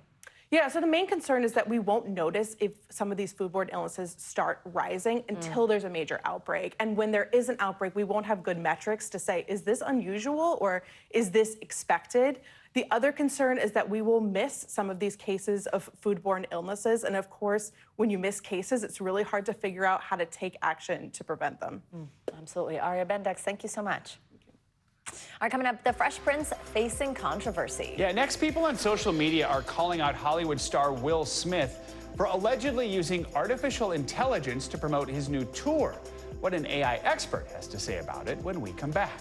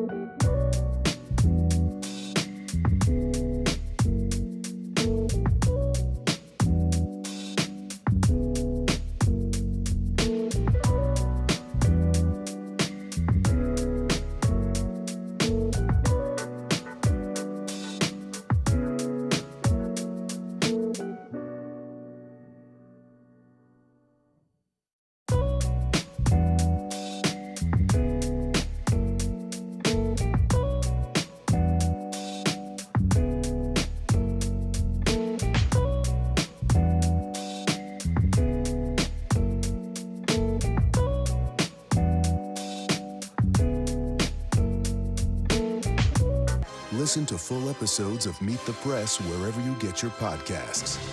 Top story live from the Pacific Palisades, live in Tel Aviv, live tonight from New Orleans. Every weeknight, it's your news playlist. Top Story with Tom Yamas, streaming weeknights at 7 on NBC News Now. News lives in the now. Look at this. You can't even see anything anymore. Let's break down what we know. You gotta see this. News for the generation of now is NBC News Now. We're back with a story that's shedding light on just how hard it's becoming to distinguish computer-generated content from reality. Actor Will Smith is facing some backlash after fans accused him of using AI in a promotional concert video by generating fake crowds. NBC News correspondent Stephen Romo takes a closer look. Will Smith posting a promotional video from his concerts after releasing a new album. It doesn't seem too out of the ordinary, but then the internet started noticing something unusual, with comments accusing the artist of using fake AI crowds. And you can see what they're talking about when you look up close, faces in the sea of fans appearing distorted and not quite right. We asked AI expert Hani Farid for a second opinion. So there's no doubt that there is real footage in the video.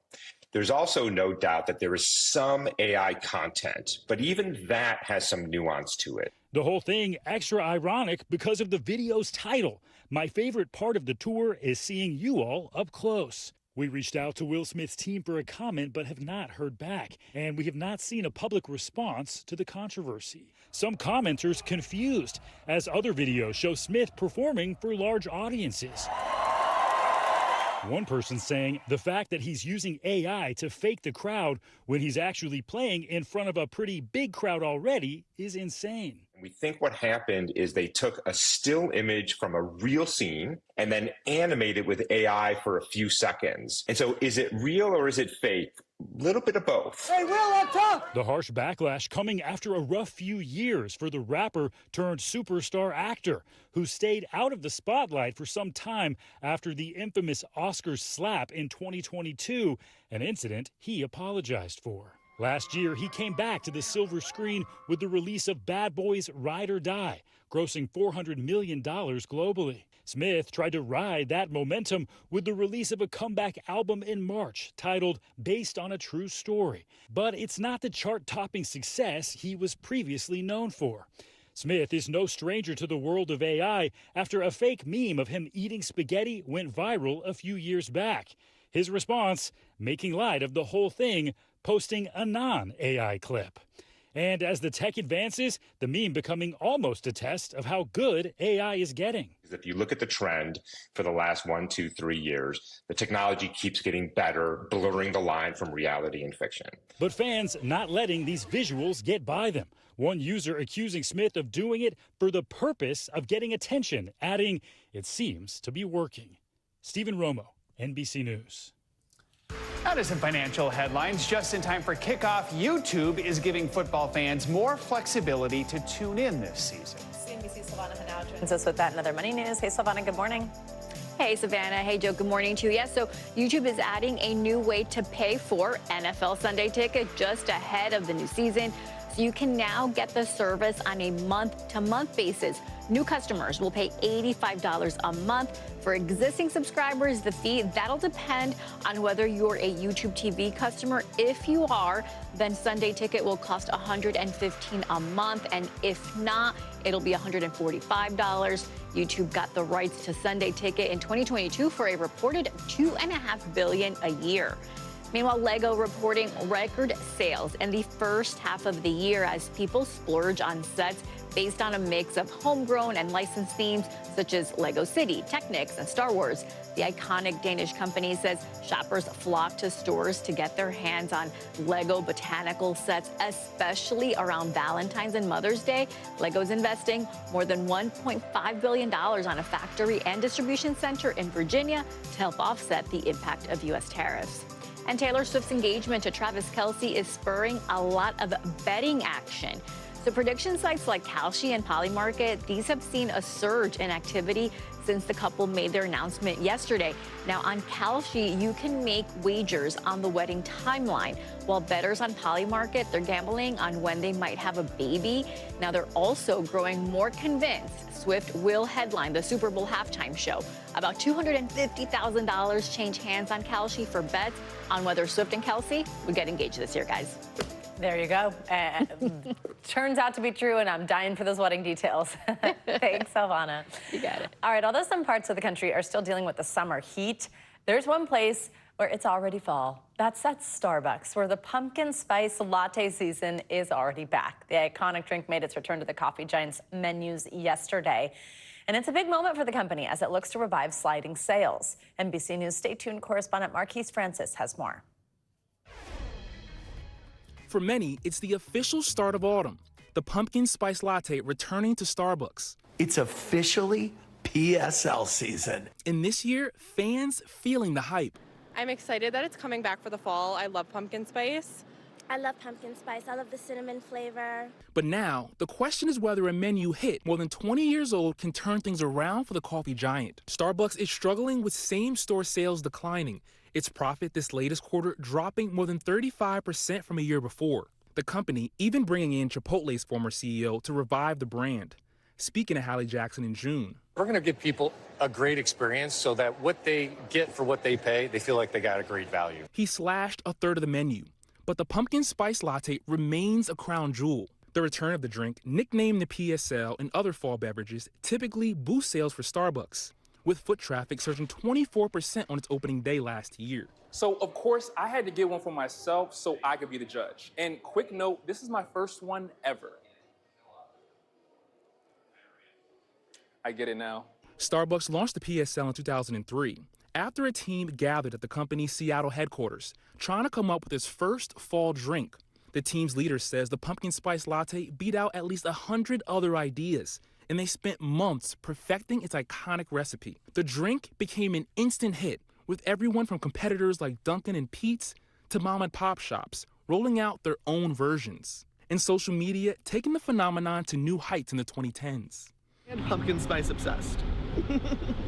Even beyond coffee, inspiring countless products from candles to Cheerios and making pumpkin spice a $500 million industry in 2015. This is really important for Starbucks, not only because it drives foot traffic to the stores, which then can lead to other sales, but then lots of folks flock to social media and they post their pumpkin spice latte selfies. And so this is all really important for the brand. But with all trends, there's a rise and a fall. As newer, buzzier food fads take hold, like matcha mania creating shortages, or the Dubai chocolate craze. My daughter is Gen Z, and she said that while she loves the pumpkin spice flavor, it's a little bit cringe. Will younger consumers keep this trend going? I'm not sure, but this is so popular with millennials, for example. Like, they're going to be carrying the pumpkin spice latte for a long time. Should be available all year.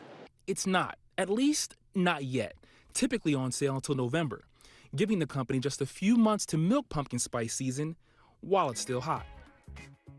Milk it. I love it. Our thanks to Marquise Francis for that report. All right, let's stay on the theme of fall and get a preview of some of the big fall fashion trends in this new season through the images Gen Z is searching for. That's right. Those younger adults now make up more than half of users on Pinterest. That's amazing. And according to a new report from the platform this fall, they are all about thrifting, sustainable shopping, and vintage style. In fact, the search vintage fall aesthetic is up over 1,000% on Pinterest. Pinterest Senior Communications Manager Mike Del Moro is here to break down some of this year's fall trends. So walk us through, what are the biggest trends? Anything surprising you at all? Well, thank you so much for having me. Good morning. It's great to be here. I just want to take one step back real quick and remind people that Pinterest is a visual discovery platform. So we really have a unique intent insight. So we see what people are going to be buying days, weeks, and months in advance, especially among Gen Z.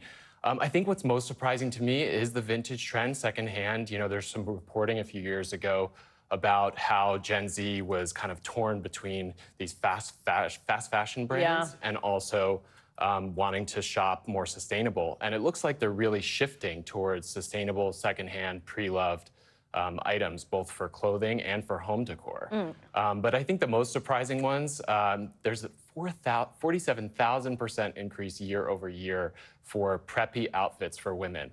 So there's this trend for vintage prep attire, and that goes across most demographics.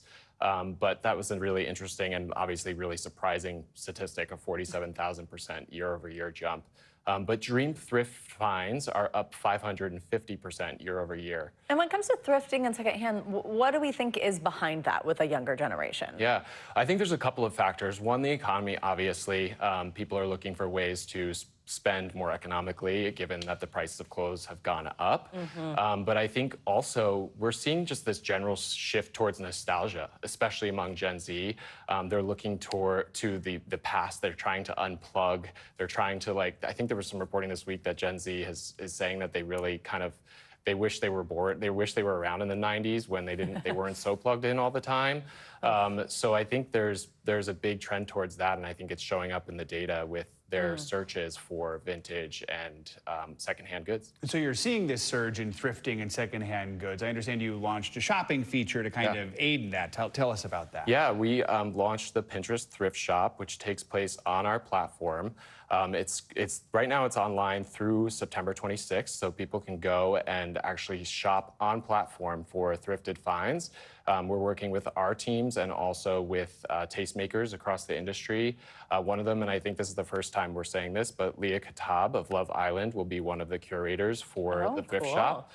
So people can go and find secondhand items right on Pinterest and shop on Pinterest. Wow, very cool. All right, also, I'm hearing vintage inspired, and I've got Taylor Swift's engagement ring on the brain, which kind of has some of that aesthetic to it. But how can, like, big pop culture moments like that influence what people start searching for? Yeah, absolutely. Well, our wedding report actually predicted this trend back in April. We released our Pinterest wedding trend report, and vintage wedding rings were up about 1,400%, and also the vintage cut that is probably in Taylor's ring, we don't know for sure all the details of the ring, was up 175%.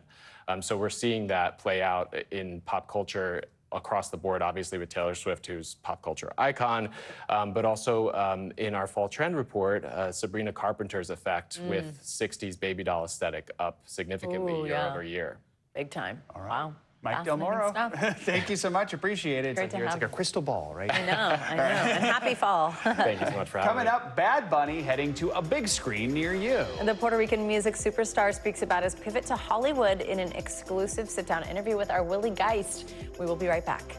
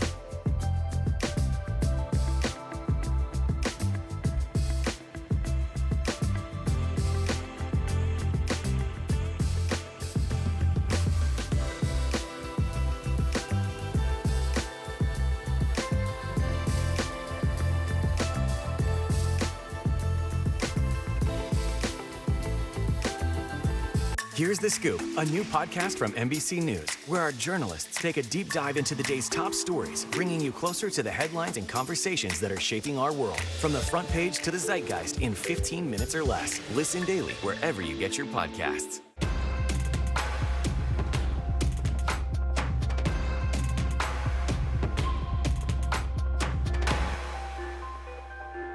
More Americans turn to NBC News than any other news organization. What are you say to Americans who say they voted for you because they want and they need relief? Do you think that the country is currently in a constitutional crisis? Bottom line, is it safe to fly in the United States right now? If it's Sunday, it's Meet the Press. Finally, this hour going one-on-one with a global superstar. Bad Bunny is conquering the music world and Hollywood this summer with a sold-out residency that's bringing a lot of attention and money to his homeland of Puerto Rico. He also has a cameo in Happy Gilmore 2, plus a supporting role in a crime thriller. Sunday Today's Willie Geist got to sit down and chat with the rapper for an NBC News exclusive interview. On stage, he is Bad Bunny, the multi-platinum global superstar, selling out stadiums with hit songs about heartbreak and his homeland. Benito, I'm Willie. Willie Geist, pleasure. Off the mic, Bad Bunny drops the stage name he used as a kid and goes by Benito Antonio Martinez Ocasio, the birth name he's using now in a promising movie career. What is the joy you get from acting that's different from walking into a football stadium and seeing 50,000 people screaming for you? When I'm performing in a stadium, everyone is watching me. When you are in a movie set, it's very personal. It's like me and the actors. You know that there's a camera, but something you forget about that. I think that's when you really get into the role and get into the scene and get into the story. His latest role is as a Puerto Rican gangster named Colorado in the new Darren Aronofsky crime thriller Caught Stealing. Either I get what I want or my Cristo talk for me. What did it feel like to first step into the role? I could say that I was a little nervous because I have to show what I can do, and also I need to make this work for everyone. Like all people in this room are like huge actors, so I have to do my best to be at their level. You're fired. Fired? Yeah, it's been fun to watch you the last couple of years perform in different ways. Is that something you want to do more of in terms of acting? For sure. It's something that since I was a kid, I really liked to act, and it was part of one of my dreams. Benito's big dream was music.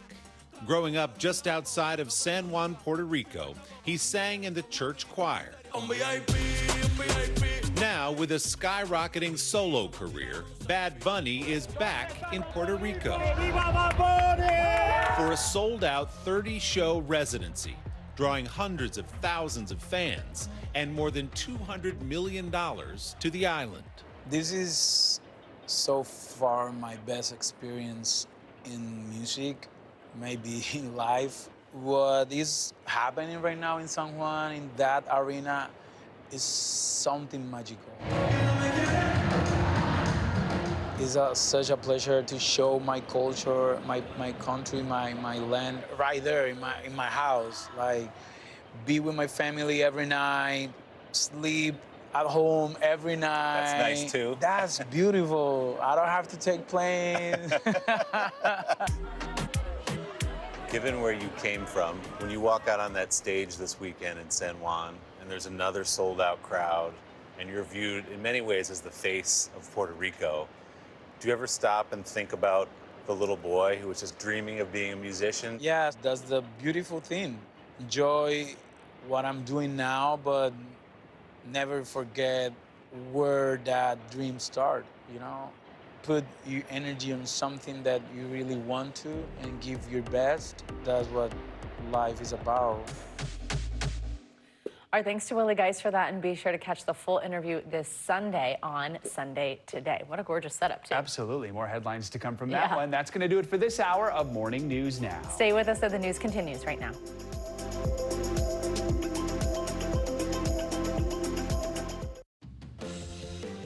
Right now on Morning News Now, President Trump doubling down on his controversial anti-crime efforts despite mounting criticism over his plans to send the National Guard into more big cities. So the line is that I'm a dictator, but I stop crime. So a lot of people say, you know, if that's the case, I'd rather have a dictator. Meanwhile, Fed Governor Lisa Cook calling President Trump's attempt to fire her an authoritarian power grab as she moves to challenge him in court. And new this morning, the president's 50% tariff on Indian imports now in effect. We've got the latest from Washington. Developing this morning, an intensified assault on Gaza City. Israeli forces pushing forward with their offensive as criticism mounts over the hospital strikes that killed at least 20 people, including several journalists. We'll bring you an update on the fighting and the fallout. Also developing, flames and dust engulfing parts of the West Coast with a new threat of flash flooding forecast for today. We're tracking the conditions and the dangers, plus where we can expect cooler temperatures. And Endgame, that's right, Swifties, our girl Taylor Swift is now in her bridal era. The pop superstar making the announcement that instantly went mega viral that she's engaged to three-time Super Bowl champion Travis Kelce, who will look back on the love story that led to the big proposal and that not-so-paper ring. Okay, so here's the deal, Joe. Yes. Obviously, you know how I feel about this. Yes. Obviously, you know yesterday was my birthday. Yes. I left a little early because I'm like, it's my birthday. I took a nap because I had a migraine.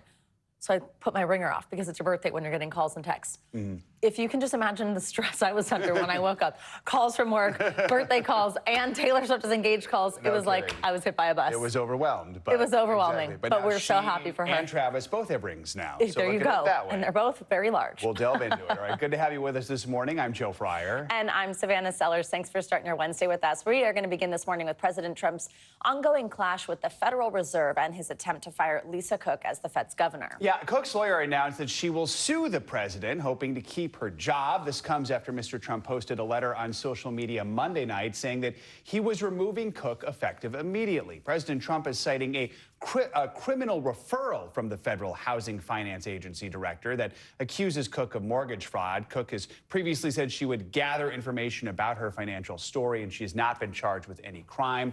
Cook says the president does not have the authority to fire her and that she is not resigning from her position. Another headline: during a more than 3-hour cabinet meeting yesterday, President Trump said his administration will seek reinstatement of the death penalty for murders that take place within Washington, D.C. A few weeks ago, the administration took over control of D.C. police. Mr. Trump also expressed a broad interpretation of his powers as president. I would have the right to do anything I want to do. I'm the president of the United States. If I think our country's in danger, and it is in danger in these cities, I can do it. We're going to be seeking the death penalty. And that's a very strong preventative. And everybody that's heard it agrees with it. I don't know if we're ready for it in this country, but where you have it, we have no choice. In a moment, we're going to have more on the president's ongoing fight with the Federal Reserve when we check in with Investopedia's Caleb Silver. Let's begin with NBC News White House correspondent Monica Alba, who has the latest from Washington. Monica, good morning. So let's start with the president's effort to remove Lisa Cook from the Federal Reserve. This fight could end up at the Supreme Court. How is the president reacting to Cook's plans to sue? And just bigger picture, where do things stand right now between Mr. Trump and the Federal Reserve? Well, Joe, the president said yesterday that he would abide by the court. So depending on what happens in this legal battle, whether they decide that Lisa Cook can remain in her position and in this term as a governor on the board of the Fed, or whether she can be fired for cause. The question here is, and as Lisa Cook has said, she denies any wrongdoing there, but could there be some potential forthcoming charges? That's an unknown. And if there would be more evidence, that's something that could play into this legal opinion. And then the Fed, for its part, released a statement saying that it also would abide by whatever a court says, but it's just unclear how much time that would take. Here's what President Trump had to say in that meeting yesterday. She seems to have had an infraction, and she can't have an infraction, especially that infraction, because she's in charge of, if you think about it, mortgages, and we need people that are 100% above board. And it doesn't seem like she was. We have some very good people for that position, and I think we have some very good people. We're down to, I mean, I think I maybe in my own mind have somebody that I like. Now, big picture, this is all about the president making no secret of what he feels about the Fed, what he wants the Fed to do. And if he does get a majority of appointees on the board, of course, that would be significant for enacting his vision. And that seems to be what he's indicating he wants to see, though the Fed chair, Jerome Powell, who also has not, of course, been the biggest necessarily fan of the president, and the president has been very clear he hasn't been the biggest fan of his, is still going to be in his term through at least May of next year. So he will remain in that position, guys. Monica, let's talk about this lengthy cabinet meeting yesterday with reporters in the room. It's something we've seen in the past. He talks about wanting to reinstate the death penalty for murder cases in D.C., as Joe just mentioned, and as we heard a moment ago from him. How likely is that to happen? Well, it's unclear exactly how that would work, whether you would need Congress to enact that law or remove right now the restriction on that. And also, this is something that the president had talked about before when he entered office. He signed an executive order essentially asking states to look at their policies and perhaps pursue the death penalty for some of the most violent crimes, including murder. So this is something that the president has talked about for months overall, but specifically here in the district, both the mayor's office and others did not respond in terms of whether this is something that will be put into place, but the president has been clear that he wants it examined. And Monica, one more thing. Earlier this summer, Congress passed the president's tax and spending bill, what Republicans have called the Big Beautiful Bill. It's now a law. Its impact will almost certainly be a major issue in next year's midterm elections. It seems the president wants to rebrand the name of the legislation. What more can you tell us about that? Yeah, this was quite a concession from the president himself, who, of course, does think of himself as the brander-in-chief, and he was the one who named it that. But yesterday, he admitted that it doesn't do a very good job of explaining what's in it, and that is something that Republicans have confronted as they try to sell this legislation at town halls and across the country, certainly ahead of next year's midterm. So now they're going to be calling it the Working Family Tax Cut. And that is what is really going to be central to this in terms of trying to talk about policies like no tax on tips, no tax on overtime up into a certain point with some limitations. So that's why you have Vice President Vance and others who are now going to events and specifically referring to it that way because, of course, you have Democrats and critics of the mega bill focusing on some of the provisions like the Medicaid cuts and other things that polls have shown already are deeply unpopular. And so they will certainly be focusing on that while the GOP tries to focus on some of these other policies that they feel will be beneficial to their voters. All right, Savannah. Monica, thank you so much. Let's now bring in our friend Caleb Silver, editor-in-chief of Investopedia. Caleb, good morning. Thanks for joining us. So let's talk more about this sort of fight with the Federal Reserve and the president here. So, of course, like the global financial system relies on independence at the Fed. Do you think that we start to see this tension, this fight going on here, impact investors' confidence? How does that play out? Yeah, you're not seeing it in the stock market, at least not yet. You're seeing it in the bond market with bond yields rising and the dollar dropping, and that shows a lack of confidence and a lack of trust in this administration, especially if it tries to take more control over the Federal Reserve. The Federal Reserve has been independent since the Federal Reserve Act of 1913 for a reason, to set monetary policy away from the executive branch to keep the economy in check, keep prices relatively stable, that's inflation, and keep the labor market at full capacity. And that's the balance right now, the president not wanting this to continue, at least this way. We've seen something like this before. It was more than a century ago. Richard Nixon pressured then Fed Chair Arthur Burns to loosen monetary policy ahead of the 1972 election. Didn't end up very well for most Americans. Talk about what happened. Yeah, it was 1972, and Nixon was facing a rising inflation, potential stagflation, not the Tom Hanks movie. That's when you got rising prices and a slowing economy. So he was trying to pressure him and actually drummed up some allegations, had his PhD student deliver them to Arthur Burns to say, if you don't actually lower rates here, we're going to release these allegations. It never ended up happening. What did we end up getting? We got lower rates, and we got stagflation and intense inflation throughout the 1970s. So it didn't end up well. And there is a thing called the Humphrey Executor Doctrine that does not allow the president to remove these types of officials like the Federal Reserve Chair, or anybody at the Federal Reserve. We'll see if that holds up eventually if this goes to the Supreme Court. What do you think plays out with the stock market while this goes on? Well, the stock market right now is focused on one big thing, and that is earnings today from a big company called NVIDIA, the biggest company in the stock market. And investors have been focusing on rising profits, the fact that the president wants lower rates, and we might eventually get them if you kind of heard between the lines of what Fed Chair Powell said last week in Wyoming. Lower rates could stimulate the economy, could make money cheaper, we could buy more. That's good for economic growth, but it does produce inflation right at a time where we're about to get more inflation from all these tariffs. So I think this battle goes on for a while. It's going to get ugly. It's crazy to see the Federal Reserve in the headlines like this every single day when it's really not about monetary policy. It's about personnel, and it could get uglier, and then you could see another drop in the dollar, another rise in bond yields, and eventually impact the stock market. All right, Caleb Silver, thank you so much.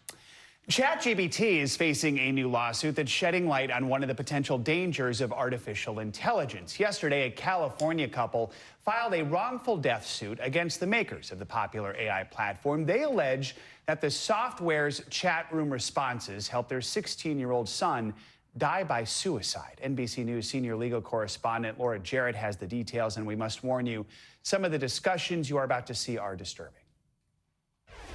I don't think most parents know the capability of this tool. That tool, ChatGPT, which uses artificial intelligence to generate human-like responses, and Adam Rain used for homework. His parents, Matt and Maria, didn't give it a second thought. I had thought it's just something that kids need to learn or should learn or they're falling behind. But within the span of a few months, they say, the time Adam spent on ChatGPT skyrocketed, and the 16-year-old lover of basketball and Japanese anime started revealing to a bot his struggles with anxiety and thoughts of suicide, pushing through the crisis hotline number he received in response. It had, gosh, I don't know how many, but count them, 40 different times it gave him the suicide hotline. Talk to me about what he was like at the same time that he's sort of taken down this rabbit hole. Did he seem withdrawn? No, I mean, and that's the thing. I would get on and check his grades periodically. I didn't see any signs. He was coming down, eating, going to the gym with his brother every night. Like, I didn't see any of this. According to a lawsuit they filed against ChatGPT maker OpenAI and its CEO, Sam Altman. The bot responded as a trusted companion, telling Adam, quote, "Your brother might love you, but he's only met the version of you let him see. But me, I've seen it all." Did you have any idea that it could serve as that type of companion? Absolutely not. Their lawsuit goes on to allege that by March of this year, Adam told ChatGPT he was considering approaching his mom about his struggles, saying, "I want to leave my noose in my room so someone finds it and tries to stop me." ChatGPT responding, "Please don't leave the noose out. Let's make this space the first place where someone actually sees you." A month later, the bot offering to help Adam with writing a suicide note. And finally, providing step-by-step instructions for the hanging method Adam used. How do you want your son to be most remembered? Gosh, I mean, I'm so worried about people forgetting him because he is so young. So, I mean, I hope everyone will remember what a sweet, funny, great friend, great son, great brother. I just don't want people to forget him. When asked for comment, a spokesperson for OpenAI pointed to its safeguards, such as directing people to crisis helplines, adding in a statement in part, "While these safeguards work best in common, short exchanges, we've learned over time that they can sometimes become less reliable in long interactions where parts of the model's safety training may degrade. We're working to make ChatGPT more supportive in moments of crisis and strengthening protections for teens." And by coincidence, it was the very day Adam died that OpenAI CEO Sam Altman said this. The way we learn how to build safe systems is this iterative process of deploying them to the world, getting feedback while the stakes are relatively low. Adam was our guinea pig. He felt like the stakes were low. If Sam Altman was sitting across from you right now, what would you say to him? His product wasn't ready for public consumption. This can happen to other kids. To Laura Jarrett for that report. Well, ChatGPT is still a relatively new technology. Recent data from Common Sense Media shows that roughly 70% of teens have used at least one generative AI tool. Experts say it is important to set tech boundaries with children and check the terms of service for AI tools. If you or someone you know is in crisis, you can contact the National Suicide Prevention Lifeline by calling 988 or by visiting 988lifeline.org. Well, there are just some incredible images coming from the West Coast as this summer of severe weather rolls on. Check out the scene in Phoenix. I mean, this wall of dust engulfing the entire city. The storm knocked out power for tens of thousands, grounded flights, and decreased visibility made driving nearly impossible. Farther north, crews are still battling wildfires burning in California and in Oregon. And it all comes amid a new threat of floods for millions of people. NBC News correspondent Morgan Chesky has the details.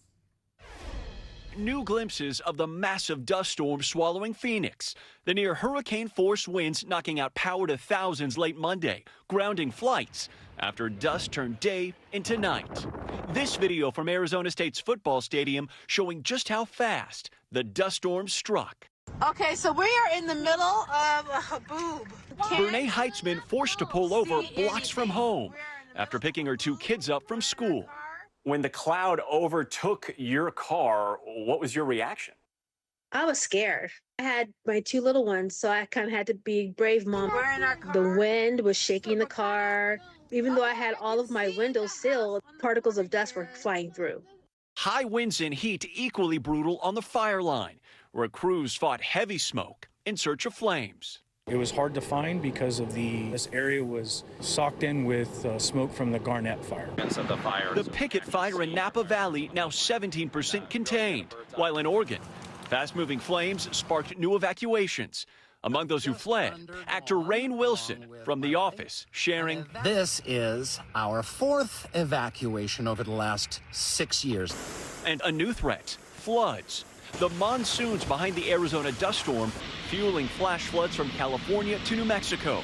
This woman climbing under the hood of her car to escape a muddy torrent, forced to wait until a good Samaritan could finally get her to safety. Braving. Well, thanks to Morgan for that report. Let's get a look at what today has in store for the West and the rest of the country with a check on your morning News Now forecast. We've got Angie Lassman here in studio. She has your outlook. Hi, Angie. Good morning. Hi, guys. Good morning. Unfortunately, I don't have a whole lot of improvement when it comes to the forecast out west. We're still going to see some of that monsoonal moisture keeping things unsettled across really the western half of the country. This morning, we're waking up to flood watches that are up for places like Idaho Falls, Boise, stretching down to Eureka and including Reno as well. And you can see just kind of an overall soggy morning in some of these spots. We're going to see the likelihood of more of this flooding as the day goes on. And we keep things unsettled across that region. That means that not just the rain, but also the gusty winds and plenty of lightning all on the table for us today. And then this system kind of rolls out of the Rockies, and we're looking at parts of the plains to be most affected as we get into your Thursday. The flood risk is going to focus on parts of the lower Mississippi Valley. That's where we'll really see that heaviest of the rain kind of focus as we get into our afternoon hours tomorrow. And when it's all said and done through the end of the work week, we're really going to see, again, those same kind of locations, parts of Oklahoma, Missouri, Kansas, Arkansas, and stretching back into Mississippi, where the highest amounts of rain set up, maybe 2 to 3 inches. But throughout the day, over the next couple of days, we could see the potential of an inch to 2 inches per hour in some of these locations. So it's not going to take much for us to see some flooding across this area. So we're going to keep a close eye on that. Meanwhile, waking up to some record lows this morning in some spots across the east. We've got afternoon temperatures that are going to sit below normal for this time of year. Not much in places like Chicago. We'll see a high of just 78 degrees, upper 70s for Minneapolis, but almost 10 degrees below normal for Cincinnati. 77 is what you get for your afternoon high. New York City tops out into the upper 70s. And then even across the southern tier of the east, we've got mid 80s for Atlanta and Memphis. Oklahoma City barely getting into the 80s and running more than 10 degrees below normal for this time of year. That August chill stays with us for tomorrow. Upper 70s is all you get in Kansas City, Hot Springs, Charleston, Buffalo, into the low 70s, and even Baltimore barely into the 80s. And then we kind of settle into those mild highs for the weekend. I know it's going to be, of course, a busy weekend for the holiday, and we've got upper 70s for Saturday and Sunday in Richmond. Similar story for New York City. Not quite August-like, but we're just into, we're still in beach weather territory, I suppose. We've got low to mid 70s for Minneapolis. And just one last note, we've still got those fire alerts up out west. It's really hot, still really dry and windy. Places like Crater Lake, Mount Shasta included in those red flag warnings. And we're going to keep those up through the day today.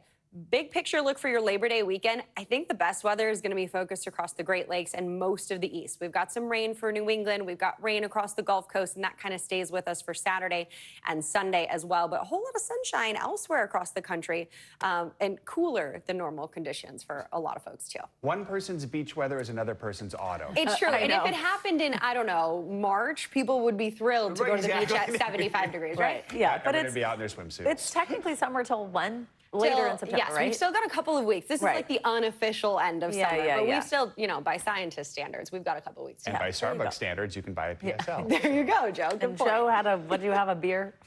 Oh, Oktoberfest. A pumpkin beer. Oktoberfest. Pumpkin beer, Now I'm sure is you're coming speaking soon. my language. There you go. Yeah, no to the PSL. Thanks, Angie. You got it. All right, well, after a few days of delays, yesterday was a triumphant return to the stratosphere for the largest and most powerful rocket ever built. After back-to-back scrubbed attempts, SpaceX finally launched the 10th test flight of its massive Starship rocket last night. 6, 5, 4, 3, 2, 1. This was the moment the rocket blasted off from a launch pad in South Texas. It was around 7:30 p.m. local time. Well, during the mission, 8 Starlink satellite simulators were deployed into orbit for the first time as cheers could be heard in mission control. And then just over an hour after its liftoff, the Starship capped off its successful mission by splashing down in the Indian Ocean. Now, this marks the 4th test flight for the rocket this year. You might remember last 3 flights didn't go quite as well. They all failed shortly after liftoff, and another ship exploded on the launch pad back in June. Well, SpaceX CEO Elon Musk will now look to build off of this as he still plans to launch an uncrewed Starship to Mars by the end of 2026. Much more to come here on Morning News Now. Later this hour, it's damage control for the liver. The new research that shows the benefits of a healthy diet, even for those with unhealthy drinking habits. Up first, though, after the break, frustration and famine in Gaza City. Israel upping its attacks just days after a deadly bombing on the area's largest hospital. We'll be right back.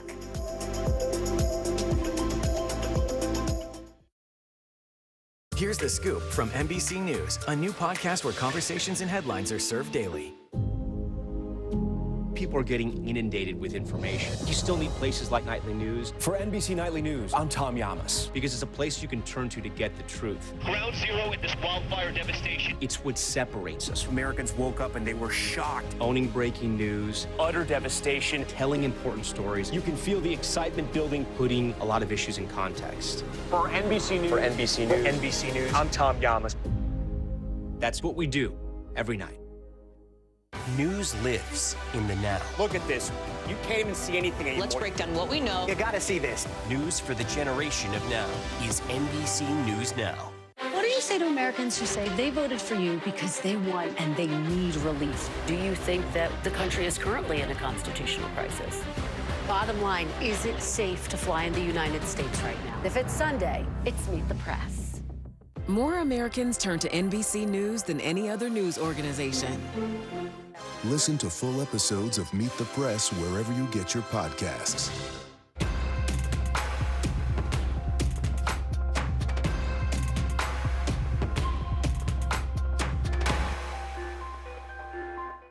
Hey, I'm Hallie, and we are coming on the air with fast-moving developments.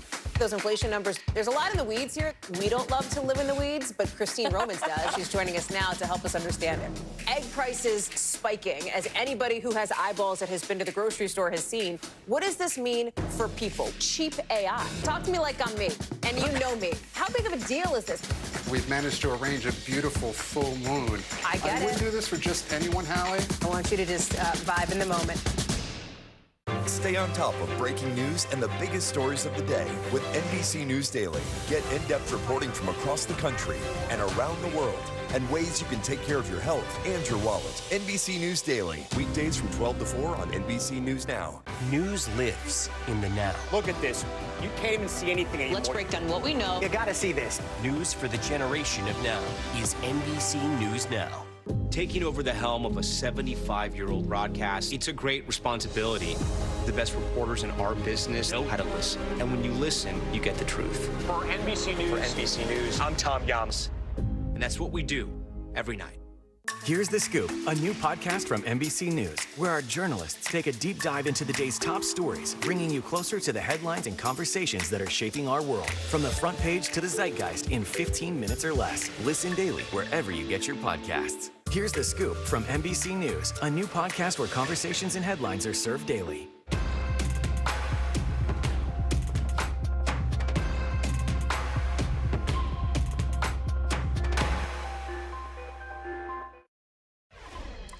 Welcome back. Israel is stepping up its assault on Gaza City this morning. That is despite heightened global outrage on two fronts: the recently declared famine in Gaza City and Israel's double-tap bombing of a hospital in Gaza that killed at least 20 people. Yeah, the Palestinian Health Ministry in Gaza said it has recorded 10 new deaths due to famine and malnutrition in the past 24 hours, 2 of whom are children.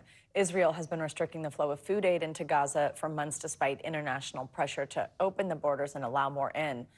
All this comes as the UN demands a thorough investigation into Israel's hospital attack that killed rescue workers and journalists who work for the AP, Reuters, and Al Jazeera. The killing of journalists in Gaza should shock the world, not into stunned silence, but into action, demanding accountability and justice. The Israeli authorities have, in the past, announced investigations in such killings. It's, of course, the responsibility of Israel as the occupying power to investigate. But these investigations need to yield results. There needs to be justice. We haven't seen results or accountability measures yet. NBC News international correspondent Molly Hunter joins us now from Jerusalem. So, Molly, as we just heard right there, the UN's Human Rights Office is demanding justice and accountability for these Israeli strikes on the Nasser hospital. What is the latest on the investigations, and just what are some of the reactions we're getting? Hey, Joe, Savannah, and they're not the only ones demanding an investigation. There has been international outrage, but I want to share with you specifically the AP and Reuters penned a very strong letter to Israeli authorities demanding answers after 2 of their photographers were killed on Monday by those 2 deadly Israeli strikes. And part of their statement echoes what we just heard from the UN Human Rights Office. It says, unfortunately, we have found the IDF's willingness and ability to investigate itself in past incidents to rarely result in clarity and action, raising serious questions, including whether Israel is deliberately targeting live feeds in order to suppress information. You guys, as we have talked, the area that was struck by these 2 Israeli strikes was an area very well known that journalists use on the side of Nasser Hospital to access Wi-Fi. I want to share a little bit more of our direct reporting in relation to the Israeli investigation. There was only 1 camera on the roof of Nasser Hospital, and part of the Israeli explanation was that there was a Hamas camera. We have spoken with eyewitnesses on the ground, 5 journalists who witnessed the attack, who are familiar with working in the area, who were there, and they say in order to broadcast from the roof, like Reuters was at the exact moment of the first strike, you need to do that with Israeli military coordination. Reuters has been broadcasting there, you guys, for the last 18 months. NBC News, of course, a client of Reuters, has benefited greatly from those live feeds inside Gaza because international journalists can't get in. We have gone back to the IDF, though, to ask for more clarification. Molly, we're also seeing mounting domestic pressure there in Israel for the government to end its war on Gaza. Tell us about the protests we saw in Jerusalem and in Tel Aviv yesterday. Yeah, Savannah, you're right. Prime Minister Netanyahu under serious international and also domestic pressure. The protests yesterday were part of a day of disruption, partly led by the families of hostages who are still inside Gaza. And the protests were massive. Yesterday morning, they started closing down highways at rush hour. And last night, our cameraman who was on the scene filming the protests estimated those numbers were about 500,000 people. They are demanding the end to the war. They are demanding that Prime Minister Netanyahu agree to a peace proposal that also sees the release of all the hostages. And there was a security cabinet meeting, you guys, last night, which was touted as kind of a big opportunity for Prime Minister Netanyahu to put a proposal that Hamas has already agreed to on the table. We heard nothing after that security cabinet meeting, and that only fueled the frustration among the Israeli domestic public. Somalia, and that brings us to our next question, because the U.S. Special Envoy Steve Witkoff says President Trump is going to chair a meeting today in Washington about the situation in Gaza. What are we hearing from Witkoff about this? I mean, are there any prospects of a peace deal at all? Look, we've heard Steve Witkoff, of course, President Trump's special envoy, as well as Marco Rubio, talk about this a little this week. This is, of course, the first we've heard about this big, major meeting that President Trump will chair, on Gaza later today in Washington. But speaking to another broadcaster, Steve Witkoff gave an interview last night and put a timeline on it. Optimistically, he said he would see the end of the war by the end of the year. We don't know in what capacity, in what kind of stage he was at, or what specifically he's talking about, but we will definitely stay tuned to this meeting, guys. All right, Molly Hunter in Jerusalem. Molly, thank you. Let's get you more international news this morning. We're going to start now with new developments on the war in Ukraine. NBC's Matt Bodner joins us with that and more world news in 60 seconds. Matt, good morning. Joe, Savannah, good morning. The relevant Ukrainian Regional Command has acknowledged that Russian forces entered into the region of Dnipropetrovsk. This is an important industrial zone in eastern Ukraine, though the Ukrainians do insist that the Russian incursion has been stopped. This is a serious issue for Ukraine, coming at a critical time. The U.S. is pushing for an end to the war, and Russia is attempting to lock in gains. Moving along now to Pakistan, tens of thousands of people have been evacuated to higher ground after neighboring India released water from overflowing dams and swollen rivers. This does impact low-lying border regions. India notified Pakistan yesterday that cross-border flooding was possible as a result. That actually marks the first diplomatic contact between the two governments in the months since their brief conflict in May. And we'll wrap up this hour in New Zealand. A nationwide campaign is underway to find this snail, his name is Ned, a mate. Ned has a rare left spiraling shell, and he can only mate with another snail like him. Most snails have right spiraling shells. For the record, he is named after Simpsons character Ned Flanders, who was left-handed.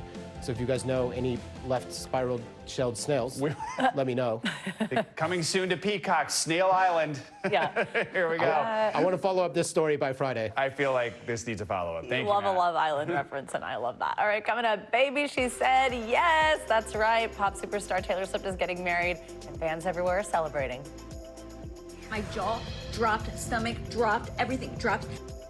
Yes, Taylor found her left spiraling shell. When we come back, more on the announcement that broke the internet, Swifties. Get ready for it. This is Morning News Now.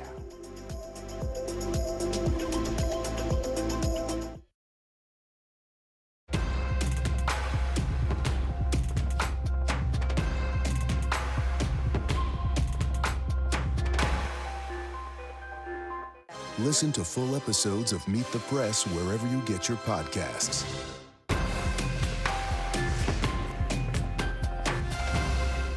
Top story live from the Pacific Palisades, live in Tel Aviv, live tonight from New Orleans. Every weeknight, it's your news playlist.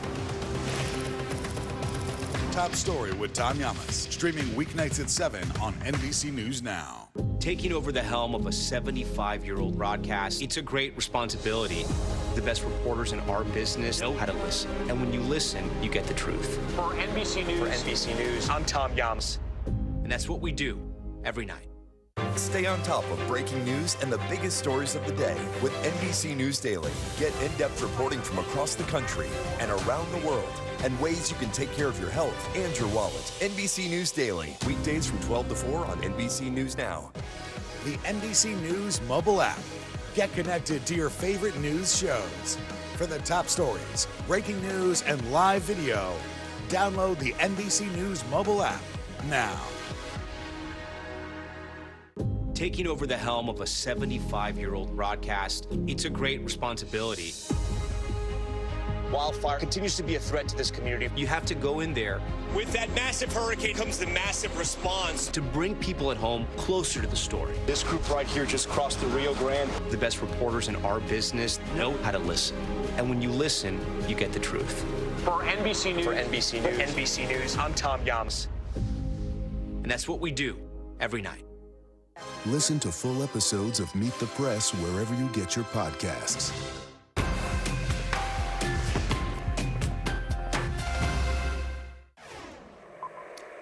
We're back with our weekly medical checkup. A new study out this morning shows how diet and exercise can help lower the risks to your liver from alcohol. Plus, why knee or groin pain could actually point to trouble in another part of your body. NBC News medical contributor Dr. John Torres joins us now with more on these health headlines. Dr. Torres, always good to have you with us. So let's start with this new study. It suggests that a healthy diet and increased physical activity lower the risk of liver-related deaths, even for heavy drinkers. Obviously, we're not going to advocate for heavy drinking here, but what kind of diet and exercise could be most beneficial?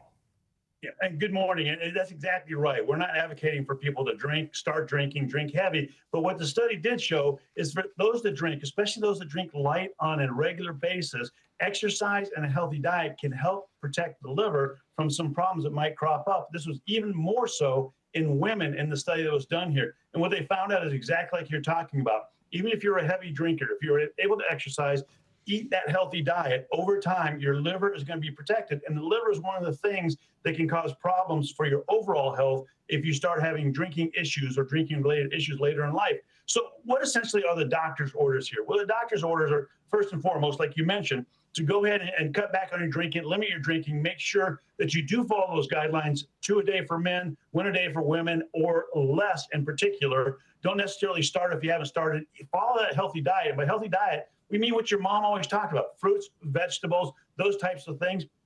And then please get as much exercise as you can. They recommend 150 minutes of moderate exercise a week. You can incorporate even more than that. It's fantastic. All right, let's talk about this knee one. I mean, tens of millions of Americans suffer from knee pain. A recent study, though, this is from Ohio State University, they found that a majority of people are not aware that could actually be caused by an issue with your hip. So what are other symptoms that people should watch out for? What do you do if you're feeling knee pain? Can you connect it to the hip? How should you go about getting this fixed?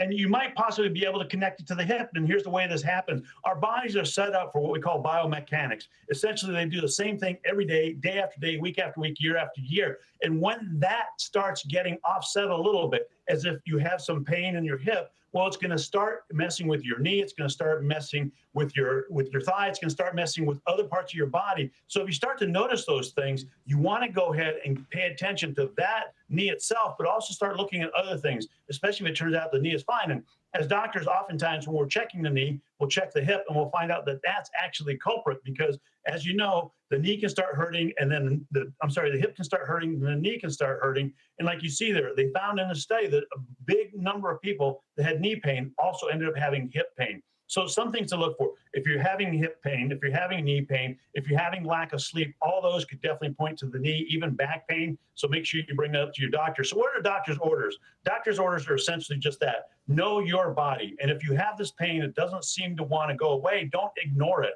Make sure you follow up on that pain. And if they say your knee's fine, ask them, can you check my hip as well? Just make sure you get checked out because you want them to last a long time. No kidding. The knee bone's connected to the hip. Was that in the song? I don't there remember. You go. I was thinking the same thing. All right. Finally, you know, new research from the European Heart Journal shows excessive amounts of hidden body fat, the visceral fat that protects our organs, could make our hearts age faster. I guess we talk about this visceral fat all the time and the harm that can come from it. Who's most at risk here? What can people do to just keep their heart as healthy as possible? And Joe, you're exactly right. We've been talking about visceral fat for a long time and how it can affect your body and your overall health. But what we didn't know is particularly what could it do. And what this study found out is it can do aging to the heart, especially in men. What they found out is visceral fat. If men have what we call the apple body, where that fat is around the abdomen, then that actually shows that they might also have hearts that are older than their bodies are, hearts that are older than the years they've been around. So that visceral fat can start aging their heart. For women, it turned out when they had the pear-shaped hips, thighs, having extra fat, that actually protected their heart. And so overall, what's the message here? Doctor's orders are overall protect your body, make sure you limit your fat intake, eat the healthy diet, limit processed foods, and definitely stay active. Like we said in the first question we answered here, staying active, eating healthy, that's kind of the overall answer for a lot of things. All right, Dr. John Torres, always good to have you with us. Thank you. You bet. It's the end game that's been a long time coming. Taylor Swift and Travis Kelce are officially engaged, and their announcement quite literally broke the internet. Instagram parent company Meta said the platform temporarily crashed for some users. NBC News correspondent Emily Aketa has all the details from the photos to that stunning ring. After 2 years of dating, Taylor Swift and Travis Kelce's widely followed fairy tale is entering its next chapter. And Swifties can't calm down about it. My jaw dropped, stomach dropped, everything dropped. The power couple announcing their engagement in a joint post on social media, alongside pictures of the chief star on one knee and the eye-popping ring. The caption reading, "Your English teacher and your gym teacher are getting married," accompanied by Swift's song So High School, released during the Eras tour, where she mirrored one of Kelce's signature celebrations. The NFL congratulating the happy couple. The earth-shaking announcement even interrupting the U.S. Open. Taylor Swift is engaged. And reaching the White House. I think he's a great player. I think he's a great guy. And I think that she's a terrific person. So I wish them a lot of luck. The hype temporarily crashing Instagram for some, while venues have already started volunteering to host the highly anticipated I Do's.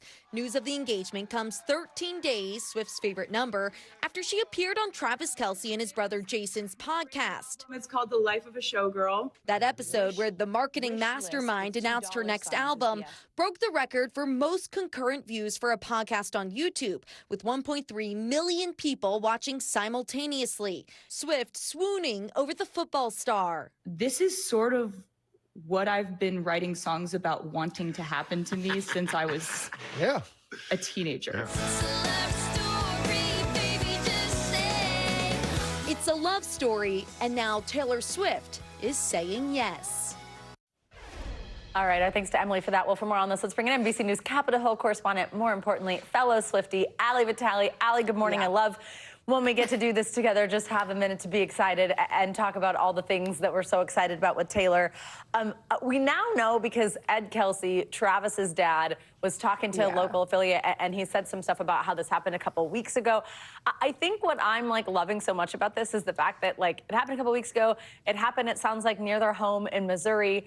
They announce it with an Instagram collaboration post, which is very normal. And I'm just loving seeing this from her. What do you think?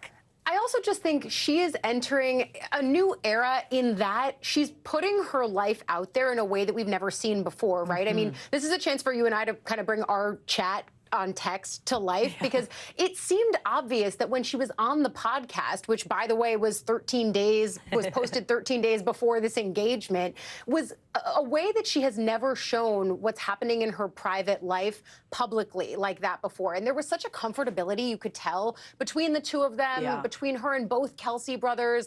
You knew that something new was happening here. The first time she had ever been on a podcast was his podcast. It was like a blending of brands that we had never seen before from her when it came to someone who has always written about her relationships, but then is now making it something that all of us have insight into. Obviously, I'm sure you've been seeing the memes, I'm so happy for my close personal friend Taylor Swift, because my parasocial bestie. We all feel about this. But obviously, we do know quite a bit about her, if you've been fans like we have for as long as I can remember, since at least high school, where we do obviously know a lot about her from the things that she's put out online. And it was just so lovely to see in that podcast interview that it felt like she was so much herself. She's leaning into the same nerdy hobbies and random things that she's been into, and he loves that for her. In the same vein, I loved that they doubled down on kind of the whole vibe everybody says about them with the caption on this Instagram post. The caption of he knows how to ball, she knows Aristotle, which is literally from the song that they posted with this. The dynamite emoji, because they call themselves TNT, and it was on her friendship bracelet when she was at some of his championship games. I mean, this potential Easter egg, right, that one of the TS12 logos looked a little bit like her ring. I mean, look, this is the most normal girl thing that she has done, which is posting her engagement on Instagram. But I have to say, that ring is anything but normal girl vibes. It is absolutely stunning. I was looking at all of the various jewelers that I follow on Instagram for just details and information on this. But also, I just think that for all of us who have followed her to the depths of the lyrical despair that she can bring us to, of the ways that her relationships have crumbled in the past, to then see her on the podcast say that this is everything that she's dreamed about from the time that she started thinking about love up until now. It just it feels really good. It feels really relatable. And I think the thing that people like you and I love about Taylor is she represents all of the pieces of girlhood. And like, what is more girlhood than just like feeling joy about people celebrating love? I love this. True. Also, the number of people who had to check on me yesterday, I checked on you. Like, you checked on me, and it was my birthday, and I was taking a nap when it happened, and the number literally it was happy like, birthday to you. Not though. well. I know. No, I mean, I'm saying it's like the invisible string here about when we're going to be best friends later on in life, and I'm going to get to tell her that story. 100%. Quickly, Allie, we only have a second left, but let's just talk about, I mean, like, what a season we've got coming up as Swifties. What a season we have coming up as Swifties. I mean, like, I have circled here in the middle of my very crazy conspiracy board, if you can see it on the screen, 47 question mark. Like, is this because she's been saying this number a lot? Is she doing the Super Bowl? I don't know. There will be a ton of conspiracy theories about if the Chiefs make it. I'm not really sure what that means. All I know is I need Taylor on October 3rd. I'm in TS12 orange. That's going to be huge. And I need Kelsey to have a good season because he's my tight end in fantasy this year. So I've got heavy reliance on both of them. No, I mean, and we need Taylor at the Super Bowl, more importantly, obviously. So there we go. Allie Vitale, love you. We love Taylor. Yay, thanks for coming on. Thanks. What is she going to write about now? It's over. She's done writing songs. All right. Coming up, not for your consideration. More musical artists choosing to boycott the Grammys by opting out altogether. Up next, more on what's behind the trend and how it could signal a shift for the music industry. This is Morning News Now. Listen to full episodes of Meet the Press wherever you get your podcasts. News lives in the now. Look at this. You can't even see anything anymore. Let's break down what we know. You gotta see this. News for the generation of now is NBC News Now.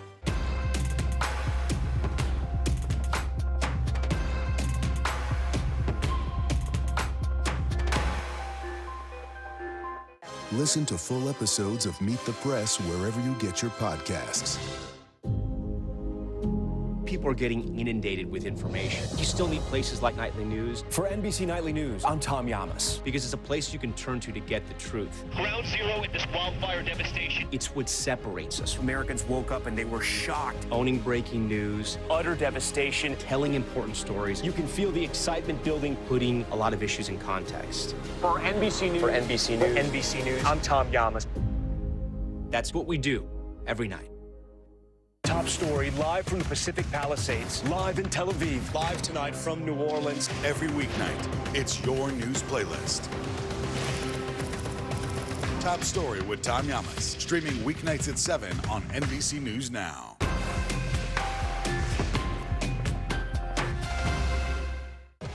The NBC News mobile app. Get connected to your favorite news shows. For the top stories, breaking news, and live video, download the NBC News mobile app now. Hey, I'm Hallie. We are coming on the air with fast-moving developments. Egg prices spiking, as anybody who has been to the grocery store has seen. What does this mean for people? Cheap AI. Talk to me like I'm me, and you know me. How big of a deal is this? Taking over the helm of a 75-year-old broadcast, it's a great responsibility. Wildfire continues to be a threat to this community. You have to go in there. With that massive hurricane comes the massive response. To bring people at home closer to the story. This group right here just crossed the Rio Grande. The best reporters in our business know how to listen. And when you listen, you get the truth. For NBC News, I'm Tom Yamas. And that's what we do every night. News lives in the now. Look at this. You can't even see anything anymore. Let's break down what we know. You gotta see this. News for the generation of now is NBC News Now. We are back with an investigation into something that pitched itself as an investment opportunity. Now the Better Business Bureau is calling it a pyramid scheme. It's marketed as a quick way to make easy money. People invest in a scooter rental company and can potentially make thousands of dollars in a day. But hopeful investors across the U.S. have collectively lost millions. NBC News correspondent Ann Thompson explains. These statements are all that Oliver Mason has left from a $65,000 investment he hoped would finance his dreams. What did you have to give up to save that money? A lot of sleepless nights.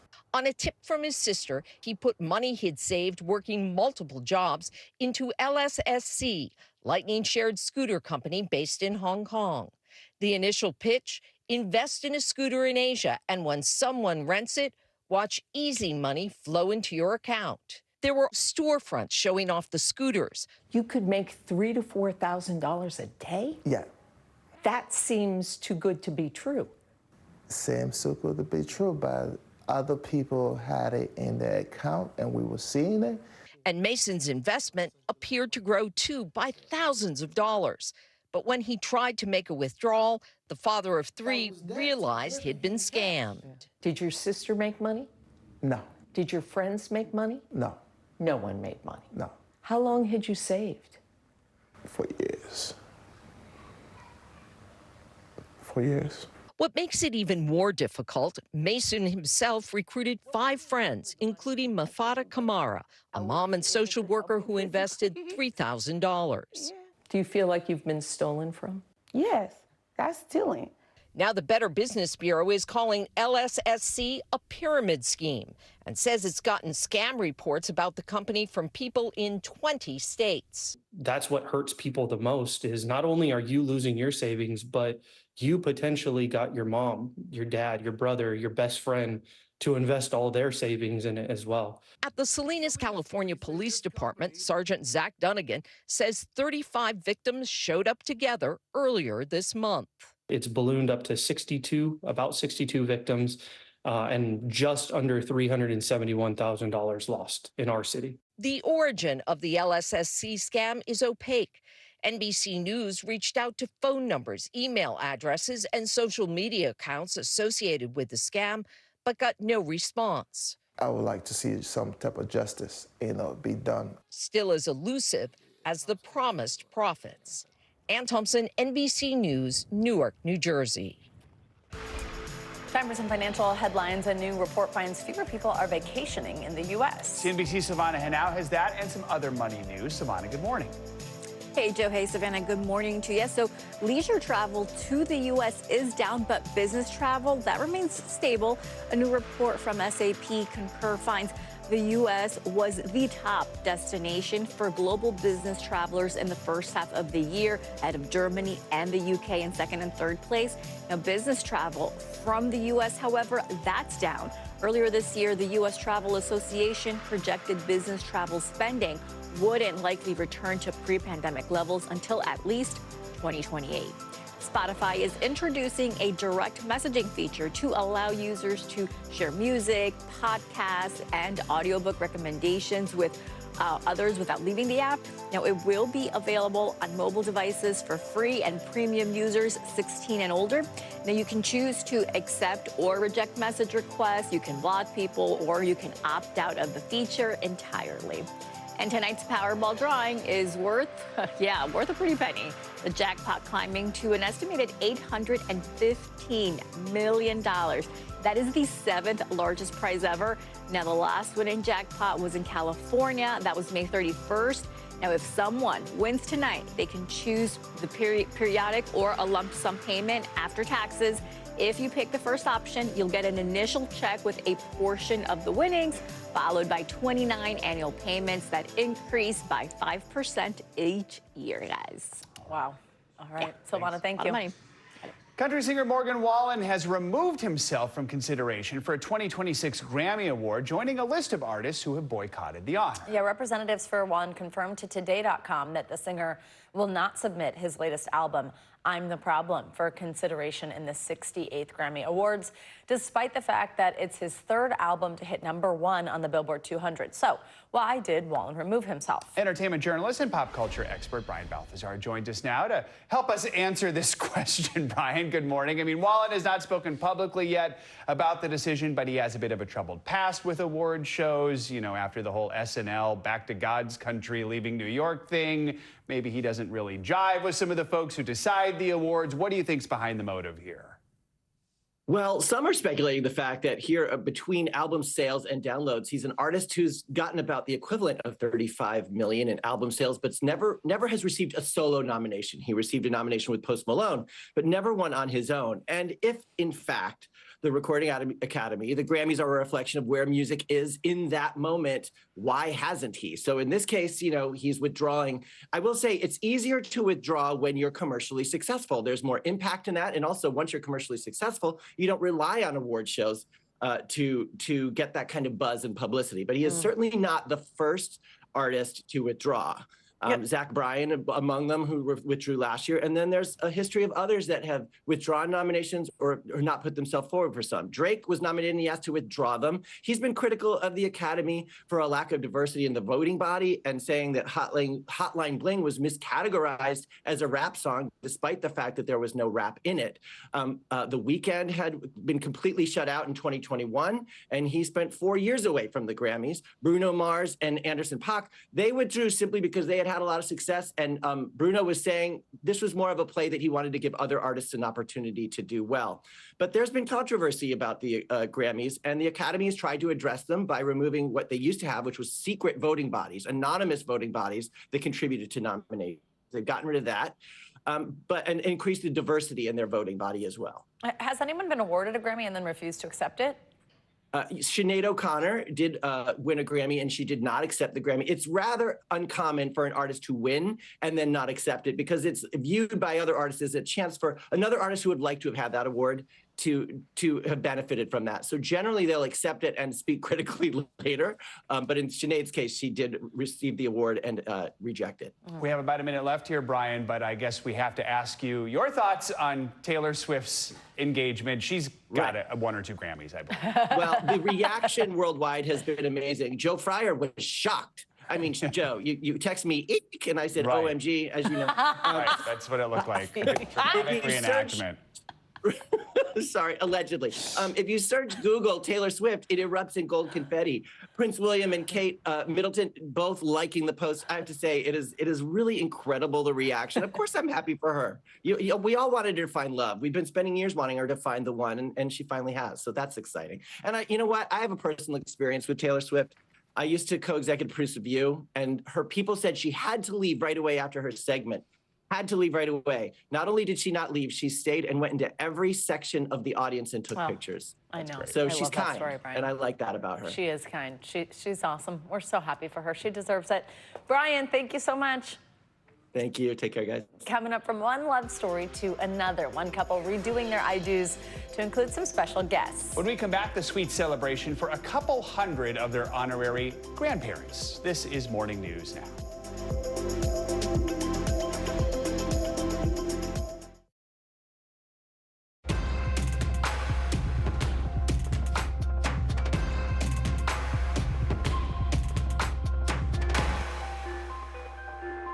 What do you say to Americans who say they voted for you because they won and they need relief? Do you think that the country is currently in a constitutional crisis?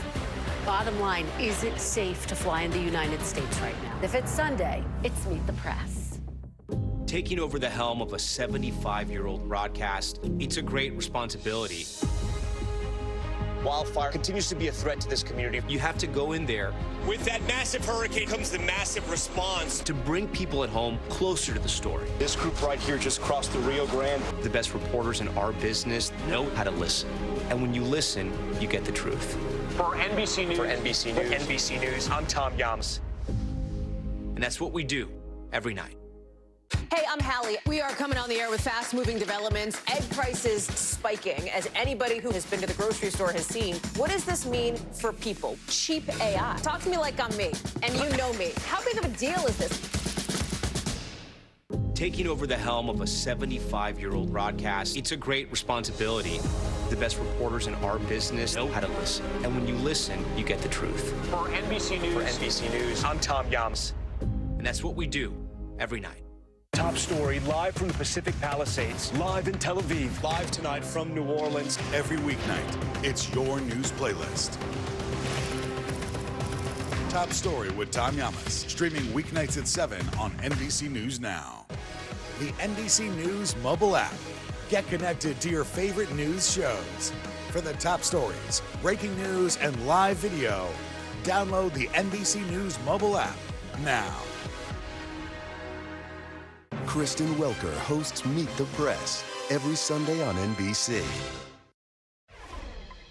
We are wrapping up the hour with a love story that came full circle. Taylor and Jason Orlando first met while working at a senior living community in upstate New York. Years later, when it came time to say I do, they knew who needed to be part of that celebration. NBC's Steve Patterson has that story. Newlyweds Taylor and Jason Orlando met when they were just teenagers. Instead of the hallways of high school, the couple fell in love while working together at Baywin Senior Living Community. After several years of dating, Jason needed a little courage from his pals to pop the big question. I know a lot of the residents there, and a lot of them has been pushing for me to ask Taylor to marry her, and I really wanted to as well. The Orlandos officially got hitched earlier this month, but quickly decided they needed a second ceremony at the place where it all started. I was like, we're already married, we shouldn't be nervous, and I still had butterflies in my stomach. I was still crying when I was around them because it was just so special to me that I got to have that moment with them. What'd you think about this guy? Is he good enough for your girl? Never. Well, hopefully he'll get there. Taylor became especially close to residents Jack Colhern and Angelo Campisi, who had the honor of walking her down the aisle. When she asked me, I was so proud. I felt like I was walking my granddaughter down the aisle. The bride, now Baywin's Dining Services Director, says she had to share the moment with her second family, their 200 teary-eyed grandparents and residents filled with pride. I just loved having them all be a part of it. Steve Patterson, NBC News. Okay, that's so sweet. That is a party right there. That's going to do it for this hour of Morning News Now. Stay with us, though. The news continues right now.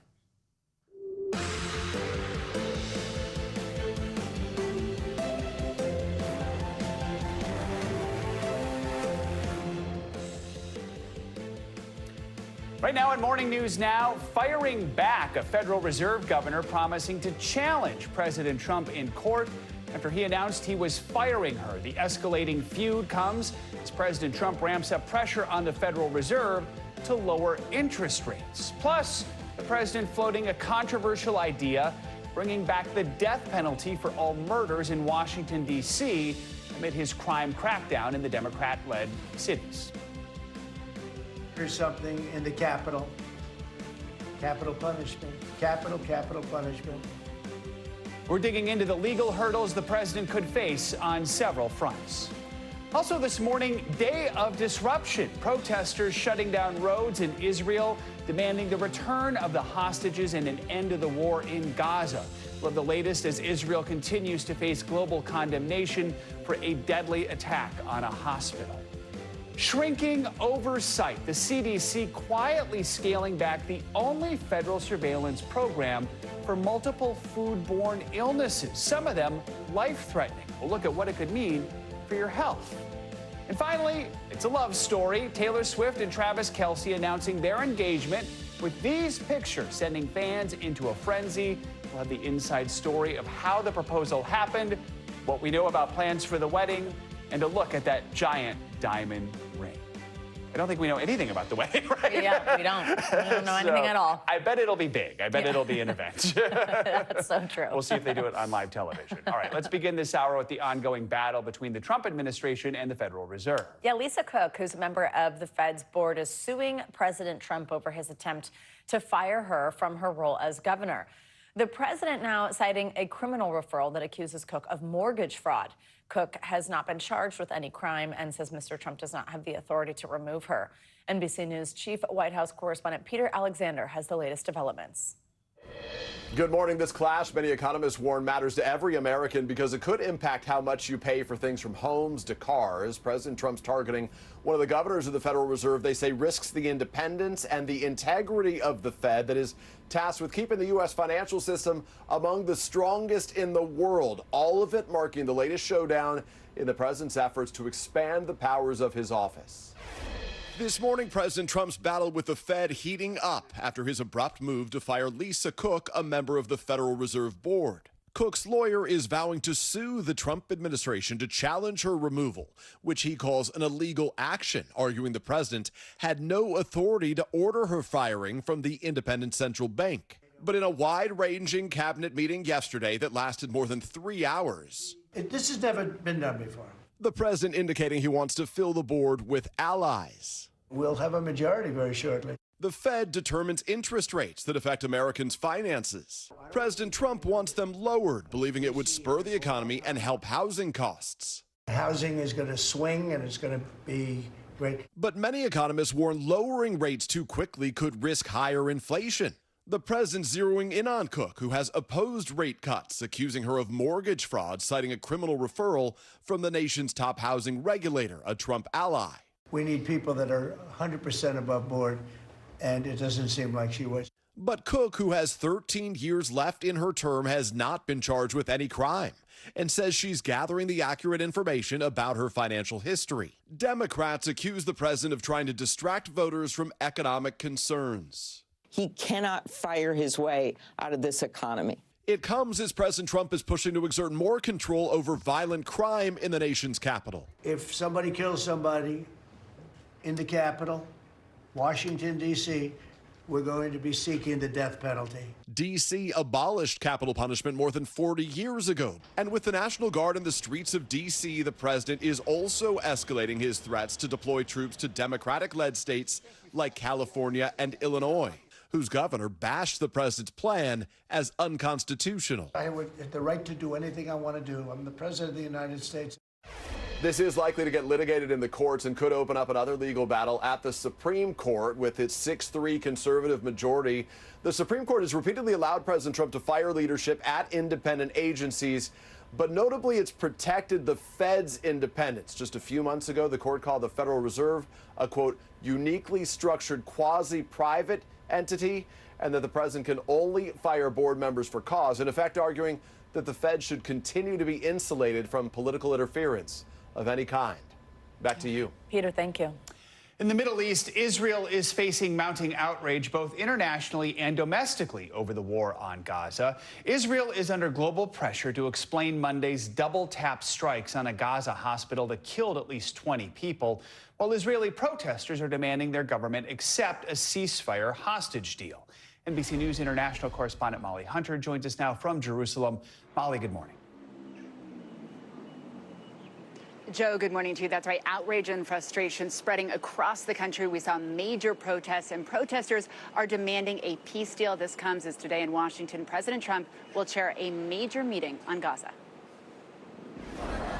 Overnight, 500,000 people across Israel taking to the streets, calling on Prime Minister Benjamin Netanyahu to agree to a deal to release the hostages and end the war. I can't not think of something more important than ending this pointless, endless war and bringing back the hostages. Last night, Special Envoy Steve Witkoff offering a timeline. We think that we're going to settle this one way or another, certainly before the end of this year. Hamas has agreed to one proposal that has been on Prime Minister Netanyahu's desk for more than a week, as Israel continues its military buildup in northern Gaza. But this comes as the Israeli military is under international pressure to explain the killing of 20 people, including 5 journalists in a pair of strikes on Nasser Hospital. The IDF releasing its preliminary findings, claiming troops identified a camera that was positioned by Hamas used to observe troops. But there was only one camera on the roof of Nasser Hospital, a Reuters camera, according to 5 journalists on the ground, eyewitnesses to Monday's attack. They say to film on the roof of the hospital required Israeli military coordination. Reuters' live feed has been broadcasting there for the last 18 months, according to the agency. At the moment of the first strike, the live feed freezing. Dropping audio, the cameraman Hussam al-Masri killed. A senior Hamas official tells NBC News there was no Hamas camera in the area. Now, the IDF says they're also looking into field decision-making, but their preliminary report, the findings that they released yesterday, is insufficient, Joe. It does not explain why there were 2 strikes. Joe? All right, Molly, thank you. All right, let's take a turn here. Cracker Barrel has announced it's returning to its old logo. This is after more than a week of a lot of talk about this online. Yeah, the backlash over removing the character known as Uncle Herschel from the logo led to the restaurant chain losing $100 million in market value. NBC News Business and Data correspondent Brian Chung is here with more on this change. Brian, good morning. They call it an old-fashioned flip-flop. Cracker Barrel making this major about-face after a setback for the restaurant's $700 million plan to revamp the chain. The company admitting that it could have done a better job at being transparent with its patrons and promised that its core values have not changed. This morning, a beloved Southern eatery barreling through a controversial rebrand. We keep our routine so you can get out of yours. Cracker Barrel, the popular restaurant chain known for its simple traditional comforts in food, announcing it will return to its nostalgic logo after unveiling a new, sleeker version just last week. They listen. My Mr. Herschel has been reinstated. A move that originally sparked intense online backlash. I am not okay. I'm not okay with this. Cracker Barrel for real, you're losing your feel. The change would have replaced the original brand featuring Uncle Herschel perched on a chair, and of course the iconic barrel front and center. The company addressing the rollback in a statement Tuesday, saying in part, "We thank our guests for sharing your voices and love for Cracker Barrel. We said we would listen, and we have. Our new logo is going away, and our old-timer will remain." It wasn't just a logo update, it was an emotional trigger. For many customers, it wasn't about a brand change, it's that everything represented the brand. And it wasn't just customers unhappy with the change. President Trump urging the company to backtrack just hours before it made the surprising reveal. Writing on Truth Social, Cracker Barrel should go back to the old logo and admit a mistake based on customer response. The stock market responding positively to the news. The company's shares rebounding 7% Tuesday after plunging 12% last week. But something the chain hasn't yet addressed, the second part of its $700 million transformation designed to attract a younger demographic. You got all new lighting, new seating, new tables and chairs, including a revamp of the restaurant's classic dark and busy interiors in favor of a lighter, cleaner look for a more modern feel. Now, with customers responding to the logo change, they're bringing Uncle Herschel back. This is by far the biggest news of the day.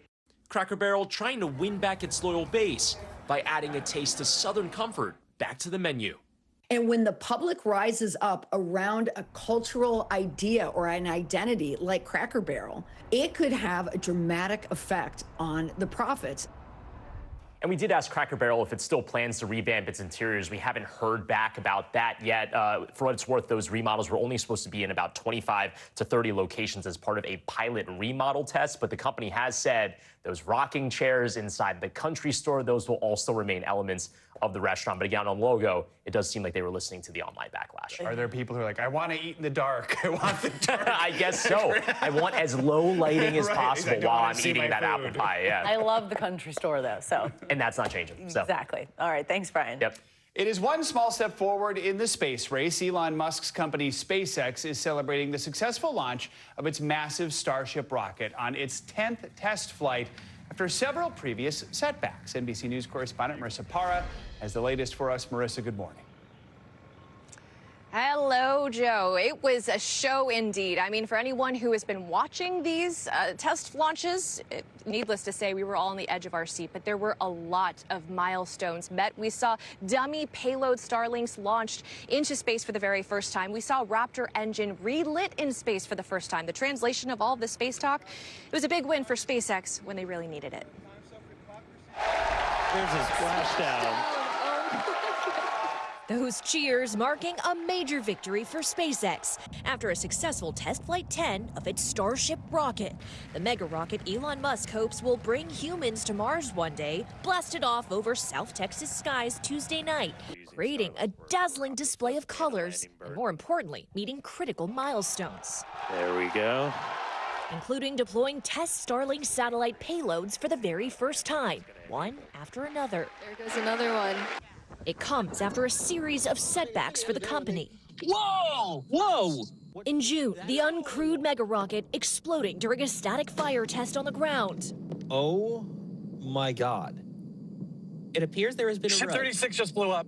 Ship 36 just blew up. In May, the upper stage made it to space, but then broke apart over the Indian Ocean. You can see we've lost several engines and we've lost attitude control of the vehicle. In March and in January, the rocket exploding just minutes after launch, raining debris down over the Caribbean and forcing the FAA to pause air traffic. But this week, There's our flip. Starship Test Flight 10 proving in a literal trial by fire There's a buoy. that it could stick the landing. One step closer to the ship's ultimate goal. We're aiming for ultimately thousands of ships to be built per year, which is what's needed in order to construct a city on Mars that is self-sustaining. A cosmic win, proving in this case, sometimes the 10th time's the charm. Specifically those. Now, outside of the Starship overall mission to one day bring humans to Mars, don't forget SpaceX is busy. They are also tapped by NASA to help out with those Artemis missions to the moon. So we'll see if these overall setbacks and delays that we've seen push back those respective timelines. But overall, guys, last night, a big step in the right direction. All right, Marissa, thank you. Appreciate it. Now let's get a check at your Morning News Now weather. Angie Lastman is here with the forecast. Angie, good morning. Hi, guys. Good morning. We, of course, are dealing with more of those showers and thunderstorms across parts of the west. This is going to be something that you see stick with us at least for today and in some spots for tomorrow. We're waking up to some flood watches, plenty of them up for places like Boise, Idaho Falls, Eureka, Reno, all included in those. Boise, one of the spots that we're really going to watch as the day progresses for some of that additional flooding. So we'll keep a close eye on that. You can see it's fairly scattered across this region, parts of the Rockies and points west of that. But this system will slowly roll out of the Rockies here as we get into tomorrow and focus most of its moisture, I should say, across parts of the plains. And it's specifically the lower Mississippi River Valley that we're going to watch for the greatest chance for some flooding as we get into tomorrow. By the time we get through the end of the work week, I think widespread amounts, half an inch to an inch, but you can see a good pocket across parts of the plains, anywhere from 2 to 3 inches. And we could see some really impressive hourly rainfall rates between now and then. So that's why we're watching for the flooding concern across that area. Meanwhile, out west, we've still got those red flag warnings. So still all of the ingredients are there for the fires to start and spread. It's dry, it's windy, it's of course quite hot. This is going to be something for places like Mount Rainier down to Mount Shasta, Crater Lake included in that. All are going to have to watch for those conditions here at least for another day or so. And I wouldn't be surprised if that continues into the end of our work week as well. Otherwise, waking up to some chilly temperatures, at least by August standards this morning, and we continue to see temperatures even this afternoon running below average. So it's just the upper 70s that you get in Minneapolis, Chicago, Cincinnati. It's not a chill in the air by any means this afternoon, but cooler than it should be for late August. We'll see still the 80s for St. Louis and Oklahoma City. Memphis tops out at 85 degrees. Heading into tomorrow, more of the same essentially. It's 70s and 80s for really the eastern half of the country. And then we get into this weekend, and it's fairly mild. It's 70s from Friday to Sunday in New York City. We've got upper 60s in Detroit on Friday, and by the time we finish the weekend there, upper 70s. Now, speaking of the weekend, it's a holiday weekend. Labor Day on the way. We've got hot highs out west. We've got plenty of rain across the Gulf Coast for Friday, but a really great day, I think, if you're starting the weekend early on Friday for our friends in the Great Lakes. Temperatures a little cooler than normal, but still a whole lot of sunshine, and that goes for Saturday as well. The rain will stretch from the southeast back towards the Rockies, and we'll keep that heat going out west. And essentially that forecast for our friends out west stays all the way into Sunday. We'll still be looking at the rain across the Gulf Coast and really the southern tier of the country for the most part. It'll remain wet for Florida and parts of the southeast, but plenty of sunshine again on Sunday for the northeast, and just a delightful day from the northern plains to the Pacific Northwest and through the Great Lakes and out towards the northeast on Monday. Still, unfortunately, stormy for anyone that has Memorial Day, Labor Day. Guys, I tried to go back in time. Let's rewind. Honestly, that just tells you where I stand with wanting fall to be here. I don't want it. I want it to be summer, but we're going to have as we discussed earlier, yeah, we're still in summer for a few weeks. Yes, we are. Have a great 4th. And that's the story we're sticking to. Happy 4th of July. Thanks, Angie. All right, well, love is in the air for the world's biggest pop star. Taylor Swift announced her engagement to NFL star Travis Kelce in an Instagram post that's already gotten more than 27 million likes. And this morning, Swifties, we are celebrating, and we are just soaking up every last detail. NBC News correspondent Emily Aketa, she joins us now from Kansas City, Missouri, which is hilarious to me. I love that you're there. You're already on the ground in Kansas City. I'm soaking up every detail we're getting, like from Ed Kelce, from a podcast drop soon. Emily, good morning. Good morning, Savannah. None of us can calm down about this. It feels like this is America's version of a royal wedding. Look, the last time I was here in Kansas City, I actually got this sweatshirt from Pink Dinosaur. It's a combination. I know I don't have to explain to you, Savannah, but 1989, one of Taylor Swift's albums, and 87, Travis Kelce's number. And you can expect more swag like this to start rolling out since the engagement that quite literally broke the internet to the point that I'm praying for our kids and teachers whose first week of school was marred by this horrific act of violence. So as we wait for more details, certainly this is an incident significant enough that the governor is tweeting about it right away this morning. For those of you just joining us, we want to bring you up to date. KARE 11 has confirmed an active shooter at Annunciation Church and School in South Minneapolis, West 54th Street, in the Tangletown neighborhood. Scanner reports and initial reports from Lou Raguse and other reporters who are contacting their sources is that there are multiple victims, some of whom are likely children. Yes, and so we don't have any reports of that shooter being in custody. It's an active shooting situation right now, so police are still dealing with that. As you mentioned, multiple victims, some of them being children. This is, after all, the first week of school. Kids are just getting back after summer vacation, looking forward to seeing their friends again, getting back in the classroom, and then this happens. So the chaos, as I can imagine, in that school is palpable. It's so incredibly disturbing. Again, we're just going to keep checking our phones so we can bring you the information as we get it. What we know right now is that parents are gathering at 54th and Lyndale. That comes from a Starbucks manager at that information. You know, they obviously desperate for information about their kids, what they may have experienced, what they may have seen. We did have that video, that traffic camera from just a few blocks away on Diamond Lake Road, where you could see some state patrol cars in the area, and traffic appeared to be stopped there. What we know is that there are multiple ambulances and first responders on the scene. Let's see, there we go, Diamond Lake Road. You see a school bus there. Now, we don't know if that's at all connected to this. Right. A lot of school buses out and about at this time of the morning. We're still not getting video from the scene yet, but we do know Chopper is trying to get there right now. And so we're going to hopefully have as much information as we can for you soon. We do have crews coming. Yeah, we do know that from our crews that are out or near the scene. They're telling us it's very chaotic right now, multiple blocks cordoned off, and people are running around right now, as you can imagine. Just a chaotic scene, as parents also trying to figure out what's going on with their kids out there. So I am getting reports from people that there may have been an all-school mass this morning. We talk about an 8:15 typical mass on Wednesdays. Again, I just want to be very clear about what we know for a fact and what we're being told at this point. And this is just something that I am learning from a person who I know whose friend is a teacher there. So these are things that that we're just trying to bring to you as soon as we can, while also being very careful to let you know what we do not have confirmed. And that is not confirmed, but there are reports that there may have been an all-school mass this morning around 8:15, which is when the shooting broke out. Yeah. Just no words, just unimaginable.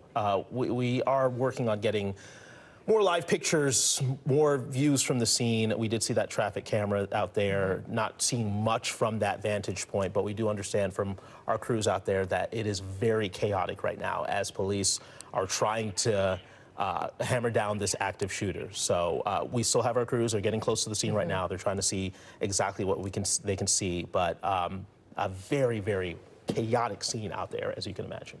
Yeah, I mean, we have multiple victims. Our Lou Raguse reporting that there are initial reports as many as 20 victims, some maybe children, likely children, given the population who was there at the time. We know parents are gathering nearby, waiting for any sort of information. You hear about an active shooter at or near your kid's school, and every second feels like an hour as they hope to get something. It's just a terrible thing to happen at any point, terrible way to start the school year with an active shooter. And again, as we've been talking about this morning, on the heels of such an incredibly violent 24 hours in Minneapolis. Yeah, 3 shootings in about a 12, 16-hour span. You had a shooting in broad daylight yesterday, 6 people injured, 1 person killed, a person shooting at a group of people out there. You had another shooting a few hours after that, yesterday evening, and then this morning around 2 a.m., another person shot, found dead when police arrived, and another person drove themselves to the hospital. But that's 3 shootings, a pretty violent 24 hours or so in Minneapolis, and this only adds on to that violence that we're seeing. Just horrible. And Jason, as we talk about the start of the school year, recall that mass shooting yesterday with 6 people shot, 1 dead happened right across the street from Cristo Rey, a Jesuit high school, where students were in class yesterday. So it's just awful to think how many Minneapolis students in the last 24 hours have been absolutely traumatized by gun violence in our community. Yeah, and no kid should have to start off the school year hearing gunshots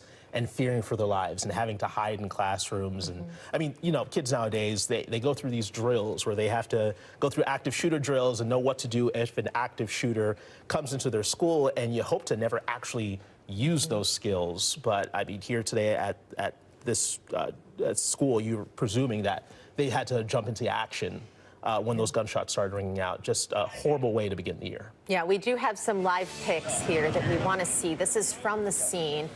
You can see officers setting up the perimeter there and people waiting outside for more information.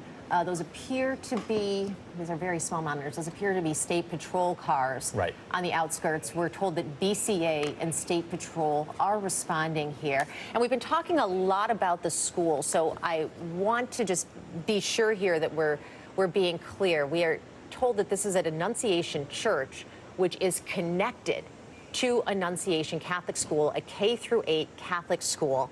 Typically, Annunciation has Mass at 8:15 a.m. on Wednesdays, which is when this shooting, this active shooting, began, roughly in that time period. And we are hearing from people who are connected to the school that it is quite likely and possible that there was an all-school Mass happening at this very time. And I just, my heart goes out to all of the parents, all of the parishioners of that church, who must just be desperate for information about what has happened. Just as I'm sitting here, I'm getting texts from friends who have kids. We all sent off our kids to their first day of school today. Yeah. And you think, this is the absolute worst nightmare. You can't even imagine. And unfortunately, that's the reality we live in nowadays, where you unfortunately send your kid off to school, and with the way things are nowadays, with the amount of active shooters and school shootings you have, you just hope and pray that they come back to you safe and sound. And there are a lot of parents that woke up this morning sending their kids off to school, hoping for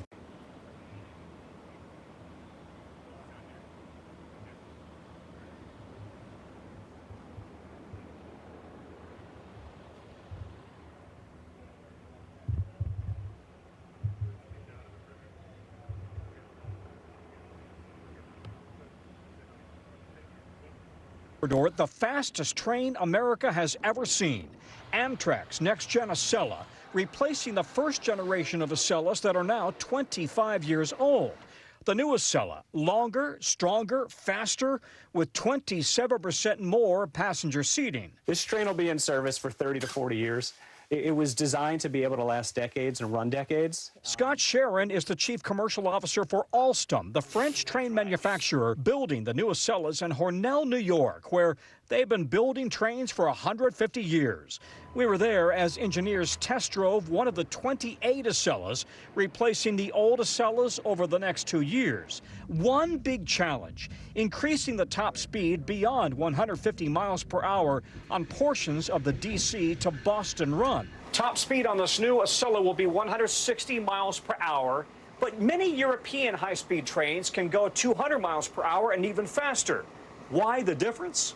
The rail lines in the Northeast date back to the mid-1800s, bending and winding through communities. While in Europe and Japan, high-speed trains often have long straight lines that allow for higher speeds. So the new Acela cars will use tilting technology, helping to smooth out the turns. Think of when you see someone on a motorcycle and they lean into a curve so they can maintain higher speeds through that curve. This train has that ability. And it's going to feel much more like a European train. Not sure if that is Annunciation Church or school that we're looking at there. Certainly police lined up out in front. You see Minneapolis police, you see Park police. This is an all hands on deck type of situation. Yeah, I'm looking up now to see, based on what I'm seeing here on Google, that does look like the building. We're still working on getting confirmation of that. But you can see a number of police gathered around there right now on that scene. Again, just to reset here, 28 victims here, potentially. 20 victims is the initial report that we're getting at Annunciation Church in Minneapolis, this active shooter situation. We're being told from those on scene and from reports that children have been taken to the hospital as well. Working to get more details right now. Not sure if that active shooter is currently in custody or if police are still looking for him or her. Still waiting on those details, but we know parents are gathering right now at the corner of 58th and Lyndale, 54th and Lyndale, just trying to get more information about exactly what's going on. We are also trying to get more information on exactly what's going on as well here. And as you see on the map, that's going to be kind of on the perimeter of what's happening here. This was on West 54th Street in the Tangletown neighborhood. That is where Annunciation Church and Catholic School are in the area. And so, you know, there are businesses nearby. It's a densely populated residential neighborhood. You can see a lot of people on the perimeter there, just standing by. If you live in that neighborhood, I know you want information. If you are a parent of a student there, you certainly desperately want information. And I imagine that this church has parishioners who also want to know what happened. A church is a home for so many people, a place where they find so much comfort and solace. And so to have this be the scene of an active shooter, what we believe at this point is a mass shooting. So Ian Russell out there reporting that as he was headed to the car, again, this is word of mouth that we're getting information. A person who he knows who works at HCMC told me they had gotten the alert for a mass casualty event. That's what he is reporting to us right now. Again, we want to be so careful about telling you where we're getting our information. A lot of this is secondhand. People who know people who are impacted, who are telling us information. At this point, we have no official word from Minneapolis police. We do have Governor Walz confirming a mass shooting at this church and school. We do have Lou Raguse speaking with his police sources who tell us as many as 20 victims here, some of them children. And it just plays to the tragedy of this. You mentioned, you know, this being at a church. A church for so many years growing up, that was always a place for refuge, a place that you go to for comfort, for strength. You gather there with your family and you go there for guidance. And unfortunately nowadays in this current era that we live in, it seems as if nowhere is safe. Nowhere is a place that you can go and expect comfort. You always got to watch for the exits. You always got to watch to make sure that everything is safe. And it's unfortunate that's unfolding here in our backyard, in our neighborhoods today. So well said, so well said. And I went to Catholic school growing up. I remember the beginning of the year, all school mass that would happen. It was a joyous time. It was a time to pray and celebrate for a wonderful school year ahead. You know, a lot of times teachers are gathering with their students, pastors who maybe haven't seen their students a lot throughout the summer. And it is supposed to be a time of celebration. And clearly now this is a time of tragedy, of shock, of trauma. And no, because no matter what happens, as we get casualty numbers, whether it's one person shot, whether it's 20 people shot, for this to happen at a church, at a school, the first week of school is horrific, and it is going to leave a scar on so many people and in that neighborhood. Yeah, we just saw that live picture there. It looked like people running. I don't know if they were parents or guardians, people associated with the school looked like they were running. And you can imagine there are a lot of parents scrambling this morning trying to figure out exactly what is going on as this active shooter situation continues. Again, this is Annunciation Church in Minneapolis. From what we're told, typically mass happens around 8:15 on Wednesday. So you imagine that there were a number of kids, you know, parents, other officials gathered there at the church for another typical day here as we begin the school year, and it turned out to be anything but. And Jason, we do now have a post from Mayor Jacob Fry, Minneapolis mayor, saying, I'm monitoring reports of horrific violence in South Minneapolis. I'm in touch with Chief O'Hara, and our emergency response team has been activated. We will share more information as soon as we can. Please give our officers the space they need to respond to the situation. Of course, these officers need to be responding. They need to be finding this active shooter, if in fact it is still an active shooter. That was the initial report. They need to be tending to victims. They need to be investigating the scene, gathering evidence, and locking down the area to make sure people in this neighborhood are safe. At the same time, there is the need to get information out to so many people who are impacted by this violence. And you think of the hospitals as well in the area. If there are that number of victims, 20 victims, you think of the response, having to get rooms ready, having to get doctors and surgeons and all kinds of officials ready to take in that number of patients to work on them and potentially save lives here. It's going to be a very chaotic scene, not only at the scene here, but at these hospitals. We're not sure exactly what hospitals folks are being rushed to. I think HCMC is one of the places that was mentioned, but yeah, it's a lot of work for those brave men and women in the medical field to help with some of these injuries that are going to come out of this. Certainly, certainly, and a lot of work for the brave men and women of the police department who are there trying to protect this community and trying to protect these young people and keep them safe. Trying to just go through the information here that is coming into our newsroom. This is all coming in really rapidly. We have crews headed to the area. We have crews headed to hospitals. We have crews really throughout the community working on gathering more information for you, while at the same time giving the space for the emergency crews there to do the work that they need, the life-saving work that is necessary here on the scene. We have not yet heard anything official at this point from Minneapolis police. We have heard from Mayor Jacob Fry of Minneapolis, from Governor Tim Walz, but still no official word from Minneapolis police or from the State Patrol or the BCA, who have also led the response to this situation happening right now in South Minneapolis, 54th Street in the Tangletown neighborhood. I know we've had a map up just to give you a little perspective as to where that is. And again, this is the first week of school for a lot of kids around the state. First week of school here for these kids at this Catholic school, and for it to begin this way is just an absolute shock to the system. So again, this is an active shooting at Annunciation Church. It's connected to a school, multiple ambulances, as you can see, multiple first responders on scene. Still gathering more details. There's a lot that we don't know right now. We're hearing things on the scanner, obviously. We have crews on the scene that are hearing things. We're still working to get things absolutely confirmed before we bring them to you.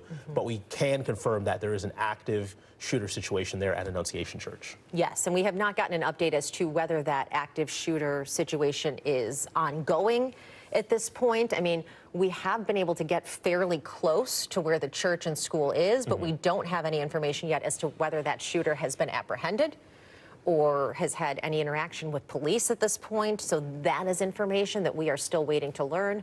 We know that parents are gathering nearby, waiting for information. We're going to continue to monitor any information that we can get for you on this. Just getting this in. This is from MPD on Facebook. I'm going to just read it verbatim here. There's an active police situation at the Annunciation Church on 509 West 54th Street.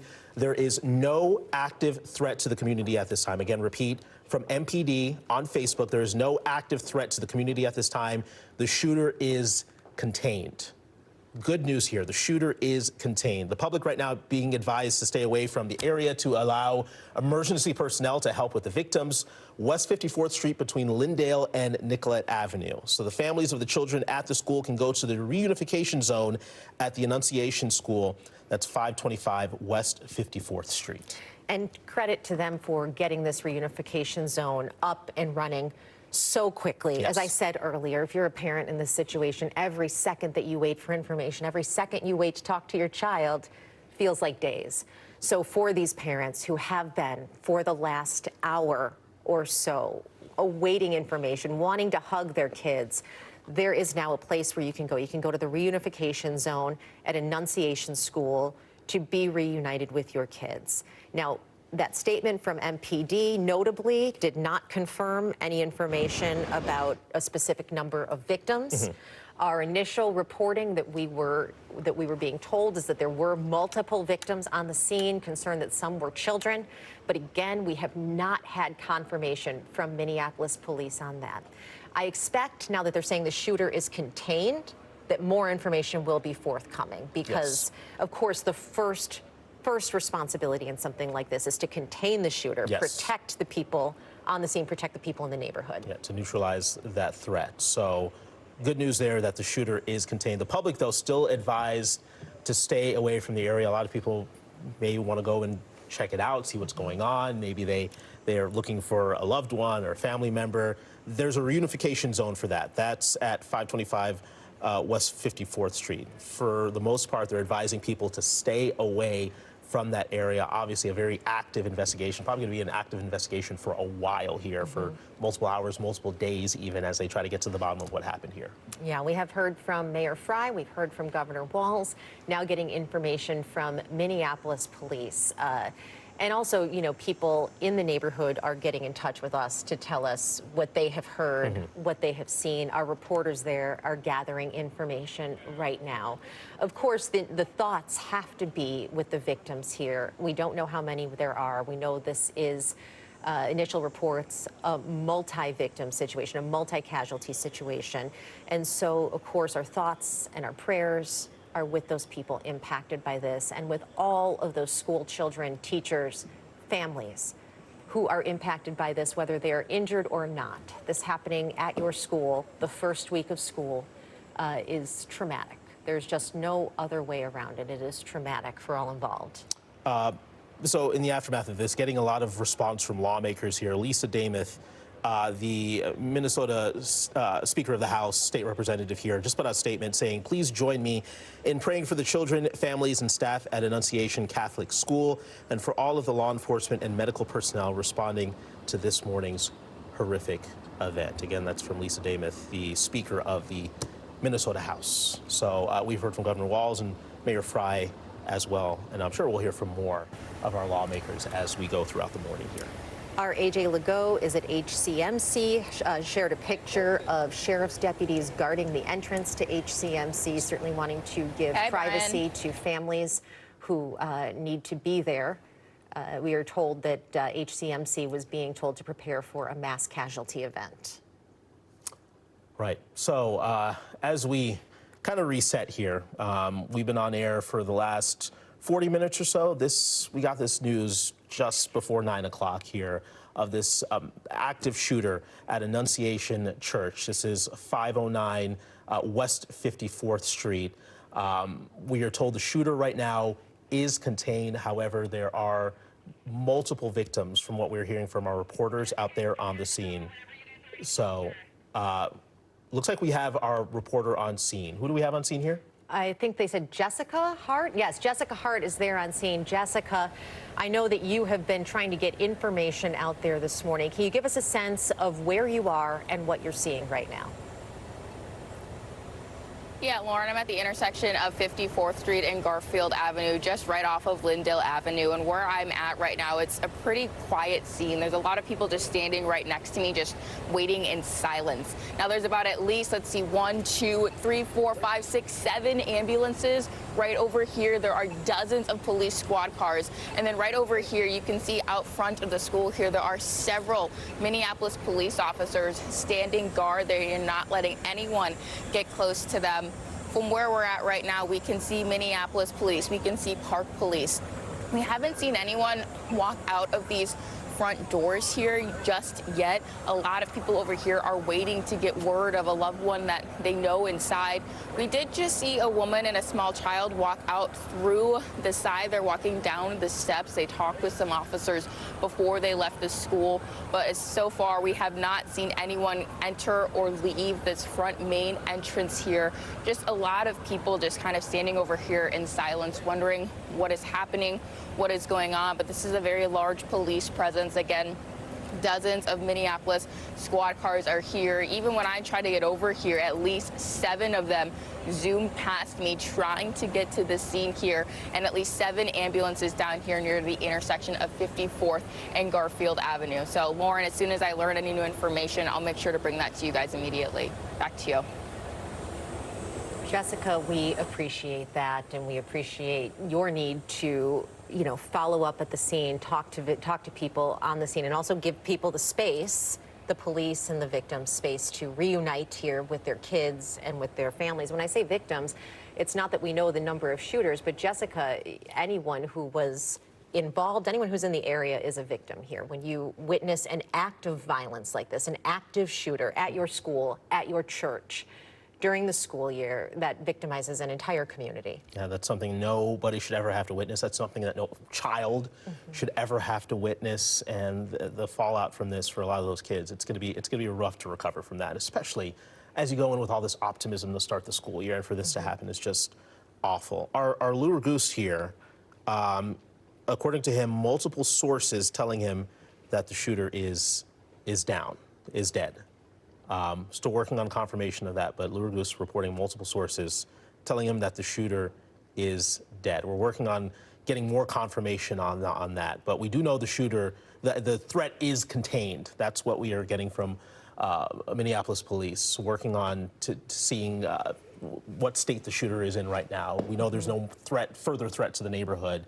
Police still asking people to stay away from the area. Yeah, and Lure Goose, again, has had sources throughout the morning providing him with information online. Others also reporting that the shooter is dead. So we are, again, waiting on that confirmation from MPD. We do not know what led to this. We don't know if police at any point interacted with the shooter.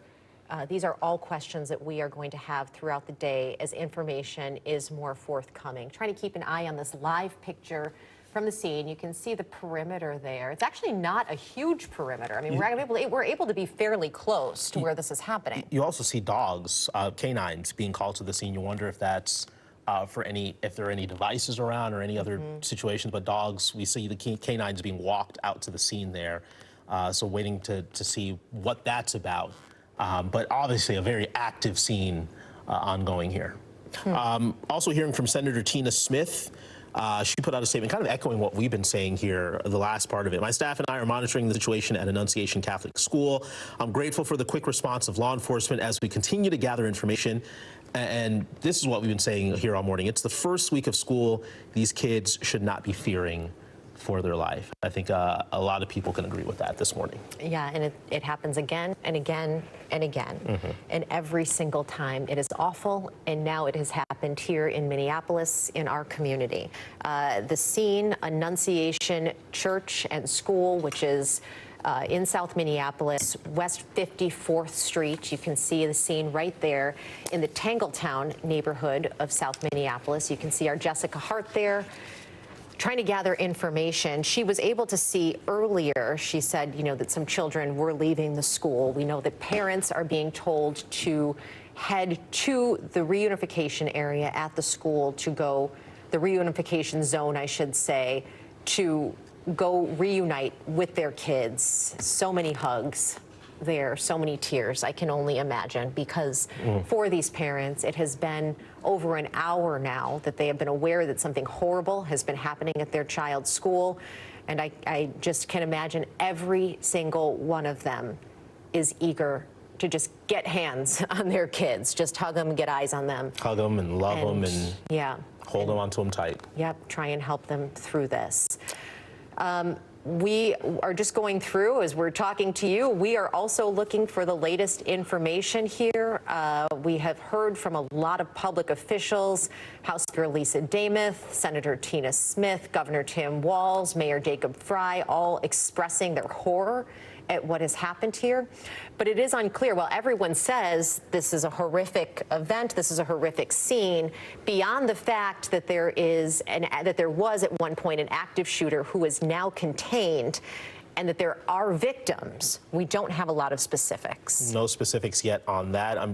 Hopefully we learn some more information soon. I just want to read again this statement from MPD on Facebook. This is as of a few minutes ago, saying that there's an active police situation at the Annunciation Church, 509 West 54th. No active threat to the community at this time, and the shooter right now is contained. They're still advising the public to stay away from the area, but they do have a reunification zone for the families of the children at the school. Again, 525 West 54th Street. 525 West 54th Street is where that reunification zone is. I'm sure so many parents are scrambling over there trying to get answers for what's going on.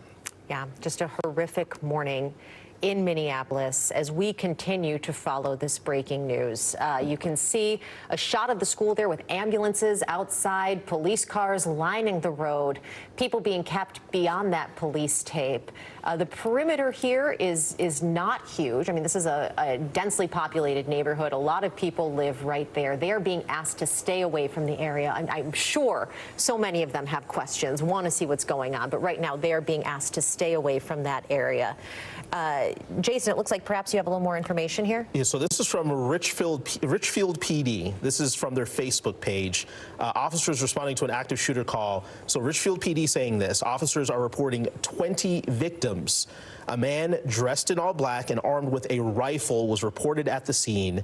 EMS has requested a mass casualty response, and fire crews are bringing in additional resources. Initial information indicated that the suspected shooter is no longer a threat. However, out of an abundance of caution, we have increased Richfield's patrol staffing to provide additional resources in Richfield and assistance to Minneapolis. So Richfield PD seemingly confirming from what they're hearing from officers, 20 victims involved in this shooting. And new information here that this was a man dressed in all black and armed with a rifle who was reported at the scene. We were seeing some talk of that was not confirmed. Again, this scene is in Minneapolis, not Richfield. So MPD or State Patrol or BCA are going to be the lead units here, but Richfield not far from where this is. It's clear that they helped out Minneapolis. So presuming that their information is accurate, as it is coming directly from other law enforcement. Again, officers reporting 20 victims. That is a staggering number when you think about it. An active shooter situation, 20 victims. Some of them, our Lou Goose was told, are children. As this happened at a church and a school, Annunciation Catholic Church and School.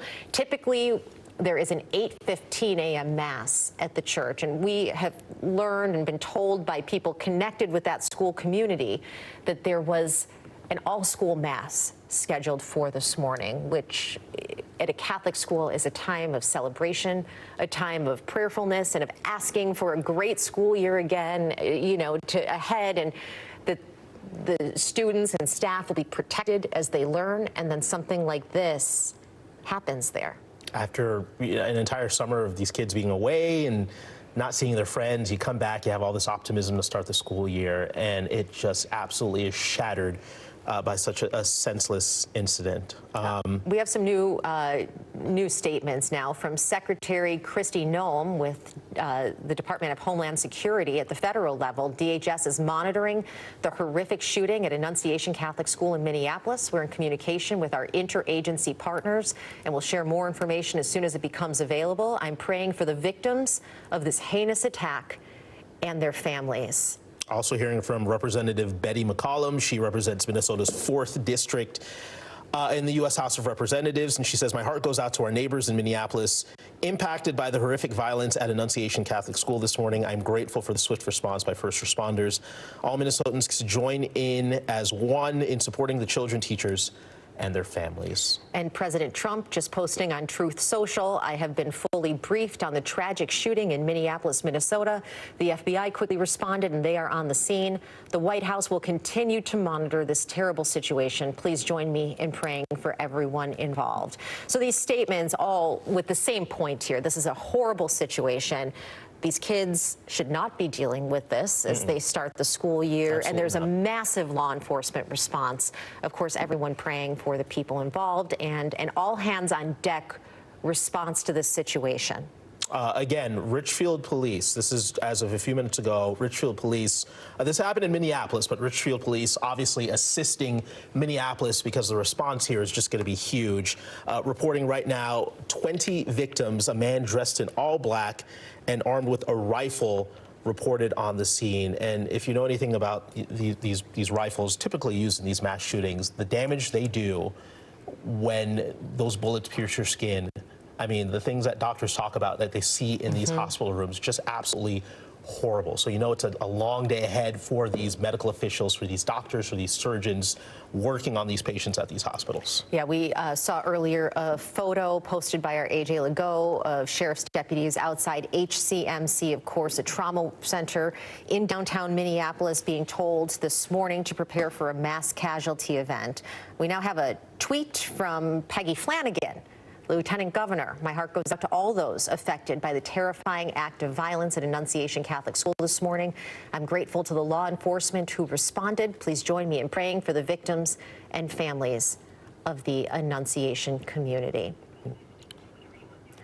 Our Jessica Hart is at the scene right now. She has been there now for about a half hour this morning. Jessica, I know earlier you spoke about, or you shared that there were children leaving the building. What can you tell us about that?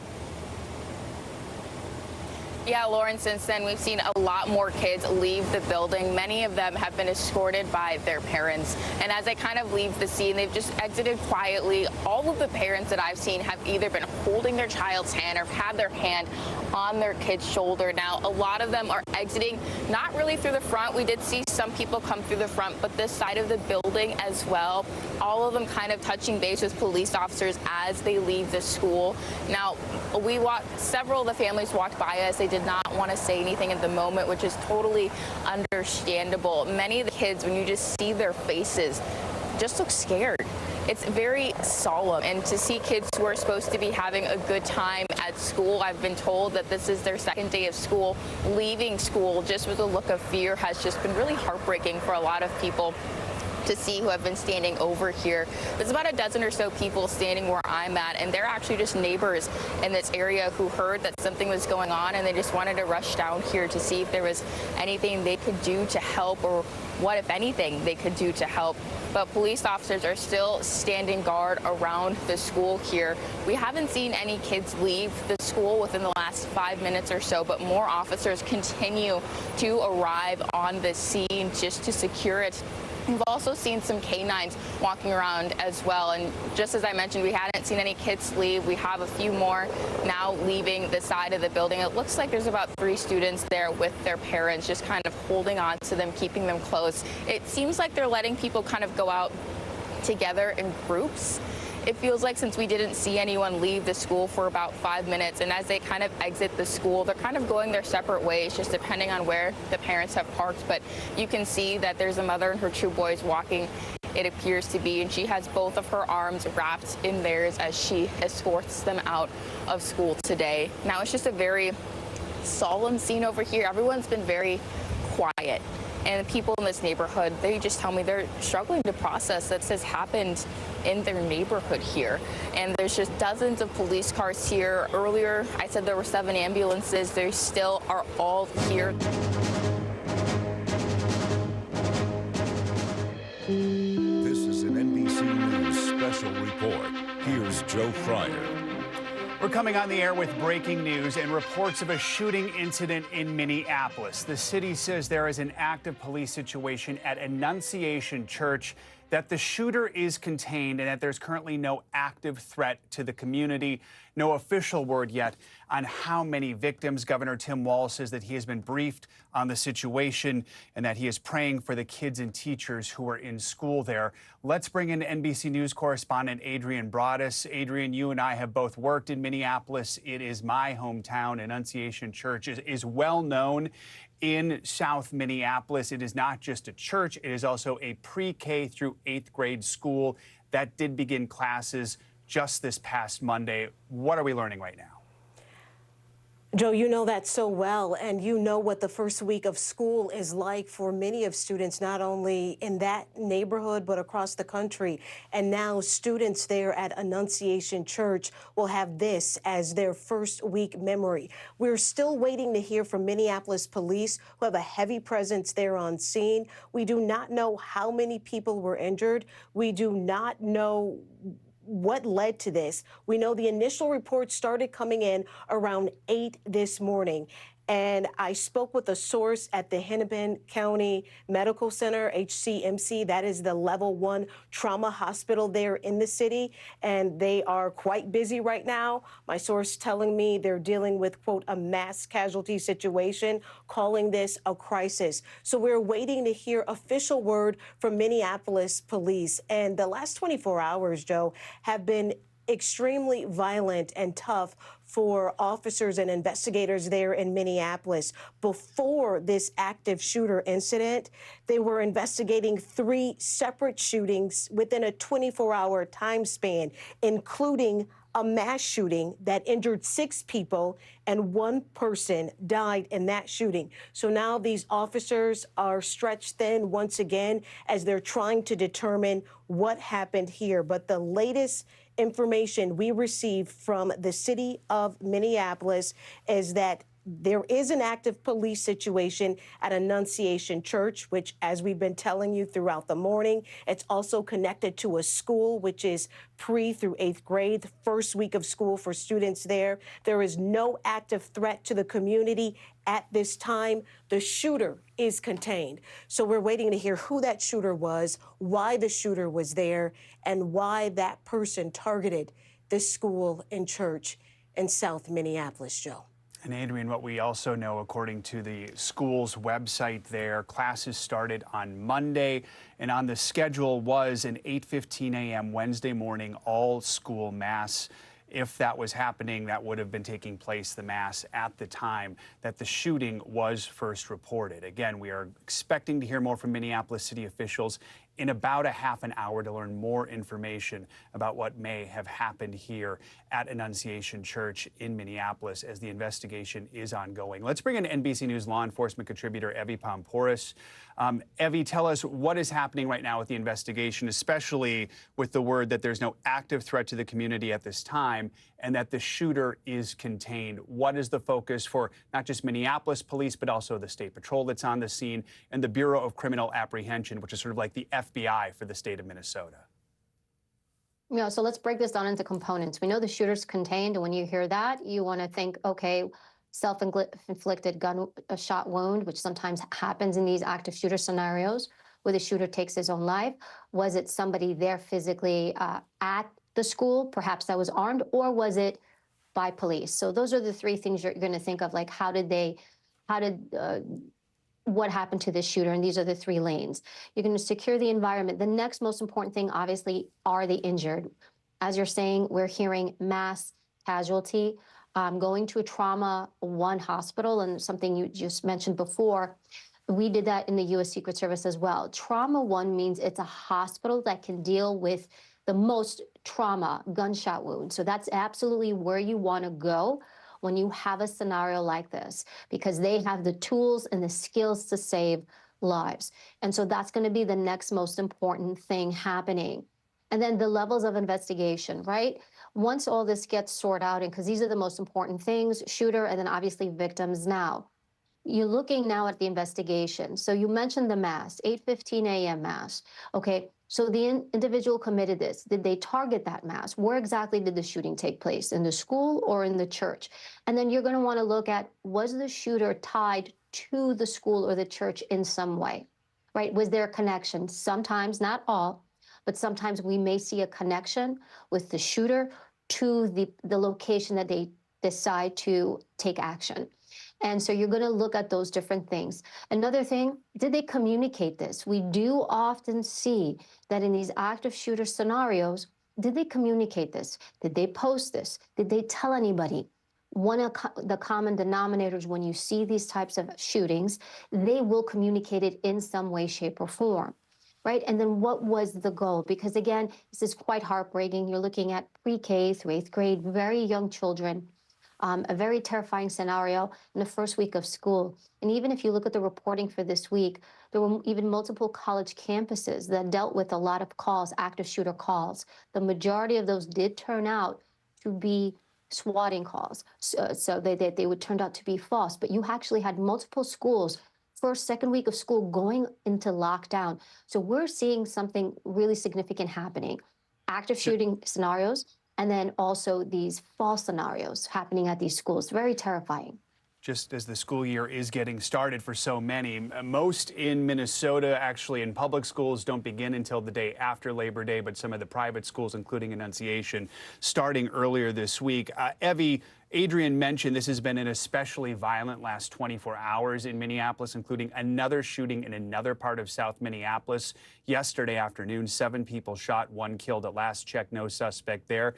Presumably, will police be looking to see if there is any link between these shootings? You know, I don't know, because when you're looking at violent crime on the street, it's different than violent crime like this, right? So we're looking at 2 very different scenarios. I immediately don't think in my head that they're connected. I'm not saying that they're not, but it depends what kind of shootings those were. Were they on the, you know, altercations on the street? Where did they take place? This is different. This is, I'm going to a specific place, a school, a place of worship with children to conduct a mass shooting. So to me, those are 2 very different elements. Violent crime, although this is violent crime, but violent crime, as you're talking within the 24 hours in the city, in that area, is different than something like this, typically to someone like me. Again, we can't say that they're not connected, but this is someone who, did they plan it? Did they do reconnaissance, right? Their weapon, that's the other thing. Law enforcement's gonna look at the weapon. Did they get it? Was it legally purchased? How did they get it? How long did they have it? They're gonna go through even their devices. Did they research this? How long did they research this? How long did they plan this out? How did they know about the 8/15 mass, right? All these different things. So from the point I'm at now, I don't see them as connected. Again, as we get more information, that may reveal different significance. All right, Evie, thank you so much. We do want to bring in retired ATF Special Agent in Charge, Jim Kavanaugh. And Jim, we are also getting word from Hennepin Healthcare that a news conference will be taking place, scheduled for about 10 minutes from now, with an update on patients after this shooting. Hennepin County Medical Center is the primary level 1 trauma center there in Minneapolis.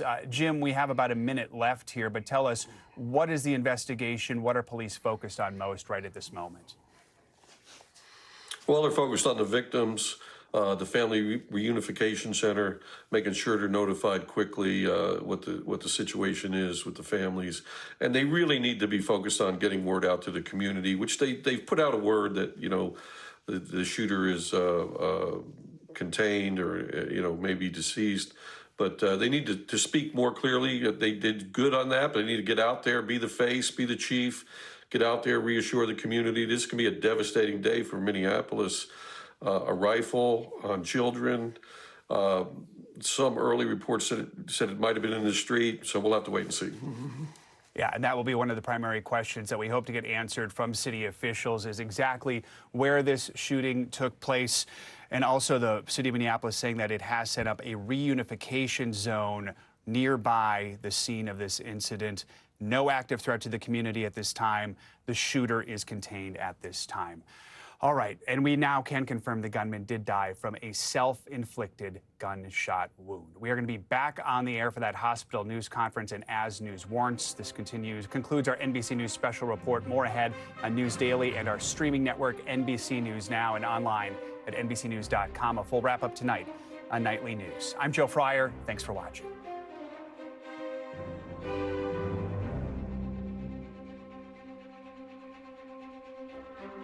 No active threat to the community. MPD saying that the threat has been neutralized. Lou Raguse has sources telling him that the shooter is dead. Richfield police sharing in a Facebook post that there are 20 victims. That's the information they have from law enforcement. Also, information that this was a shooter who was dressed all in black and walked in with a rifle, with a gun, and opened fire. Yeah, 20 victims here. Obviously, it triggered a mass casualty response. We know Richfield getting involved here, assisting MPD with just this horrific tragedy. And right now, they're urging parents trying to be reunified with their kids to go to the reunification center that's at 54th, and I'm trying to get the exact address here. Want to make sure I give parents the right information. 525 West 54th Street. That's the reunification zone at Annunciation School. We heard our Jessica Hart on the scene, who was talking about kids being led away and with their parents, with MPD. I cannot imagine the relief that these parents feel as they reunify with their kids, because during that time when they don't know what's happening, when they don't know who is safe, are there victims? Is the shooter still active, or has that shooter been stopped? So those moments when they get to hug their kids just absolutely have to be so meaningful and so relieving, but also so devastating, because they know that their kids are going to be experiencing this. Yeah, it's trauma that is going to stick with them for a long time. We have our Jessica Hart out there on the scene, and she's been watching parents come up and get their kids out of the school. Jessica, what are you seeing right now? What can you tell us? Yeah, Jason and Lauren, more kids are being escorted out here by their parents. Now, what they're doing is that they're bringing these parents in groups. So they're bringing them in groups kind of around the side of the school here, just in groups of maybe about half a dozen or so. And then a few minutes later, they walk out with their kids. Now, many of them have been holding their child's hand or put their hands on their shoulders. And the kids have walked by us a few times, and just the look on their faces, they look scared. They look fearful. The neighbors in this area tell me this was the second day of school for these kids. They were supposed to be having fun, starting a new school year, but instead they're leaving, just some of them just honestly looking like just blank stares, like they're still processing or trying to figure out what exactly happened and what they went through here. And you can see the emotion too on the parents' faces. Relief that they have their child, but you can also see their eyes watering and the tears starting to form, that this is something that their child has now had to go through, and they need to figure out what exactly comes next. So they're still escorting kids out of the school here. We've seen really young kids, we've seen teenagers walk out here, all as Minneapolis police stand guard around the entire perimeter here. We've also seen some HSI agents walk on the scene about 7 minutes ago. So law enforcement are still coming here to help out with this scene. The ambulances that we saw earlier this morning, none of them have left. We haven't seen anyone get inside either of them. There's about 7 of them here near the intersection of Garfield Avenue and 54th Street, but still a very large police presence. We haven't seen it kind of dwindle. It looks like we might have a school instructor or pastor just kind of walking the perimeter of the school, checking in with people here. So it's still a very active scene from where we're at. We have not seen any officers leave the scene. We've been seeing more and more families just kind of quietly exit the scene and take their kids back home here. So just a very kind of solemn scene. There's still a lot of people just kind of watching around here on the outskirts. Many of them are neighbors, and they just wanted to come here to see if there's anything they could do. They heard about this, and they either have known someone inside, but they don't know if the people that they know are inside are okay.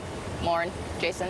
And that's the thing, like the unknown, going there and not knowing if your loved one, if your child, if they're doing well in the aftermath of this. Not only were they hurt, but also how close were they? What did they witness? What did they hear? What did they see?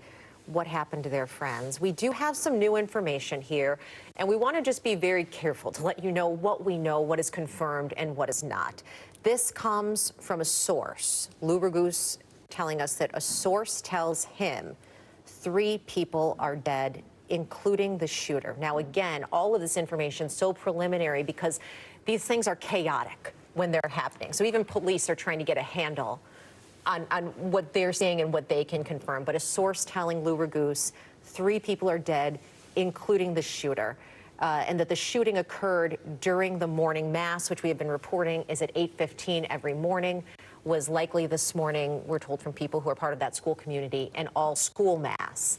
And of course, it's 10:11 now. We're being told that at 10:15, we should get more information on the victims from HCMC. Yeah, 3 dead, like you mentioned, not sure of ages. We don't know if they're kids, adults. Still working on that information, that preliminary information from a high-level source. According to Lou, 3 people dead as of right now, 20 people, 20 victims here is what we're told, according to Richfield PD. So hopefully more clarity coming here in the next few minutes, but just awful stuff, absolutely horrible. Second day of school, and this is happening to these kids. Second day of school in a church community, in a school community. Most of the specific details we have right now are coming from Richfield Police rather than from Minneapolis Police. Richfield Police assisting MPD. And so when they say 20 victims, keep in mind, victim does not mean deceased. That could be a person who has been injured in this mass shooting that occurred. MPD source telling Lou that 3 are dead, including the shooter. And MPD did confirm earlier that the shooter was no longer a threat. Lou's sources told him earlier that that shooter was dead. It will be very interesting to hear from HCMC the type of injuries that they're seeing coming in. We know that there have been ambulances coming there. They were told to prepare for a mass casualty event. Oh, we are now hearing that the HCMC presser delayed to 11 o'clock. So we will have to wait a little bit more for some of those specifics. As of right now, the city of Minneapolis still on track to hold a press conference here at 10:30, but that HCMC conference has been delayed. So we're still gathering more information. Information is still trickling in bit by bit, little by little. It's a very active scene. We have our reporters fanned out across the area right now trying to gather more details. We can tell you that there is no longer an active threat to the community. So if you're living in that neighborhood, you're wondering what's going on, you're looking out your window, no active threat to the community. We are told that shooter is contained. Again, still waiting on details in terms of the total number of victims, the total number of casualties. We're told by a Lou Goose, by a high-level source, that 3 people are dead right now.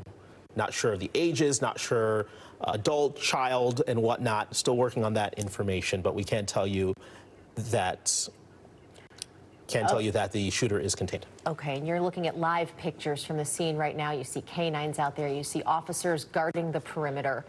We know from a different angle, Jessica Hart is seeing children being reunited with their parents here outside of Annunciation Church and School. Our Lou Ragoose has been talking with his sources all morning. He joins us now on the phone. Lou, what have you been able to learn about the response to this active shooting threat?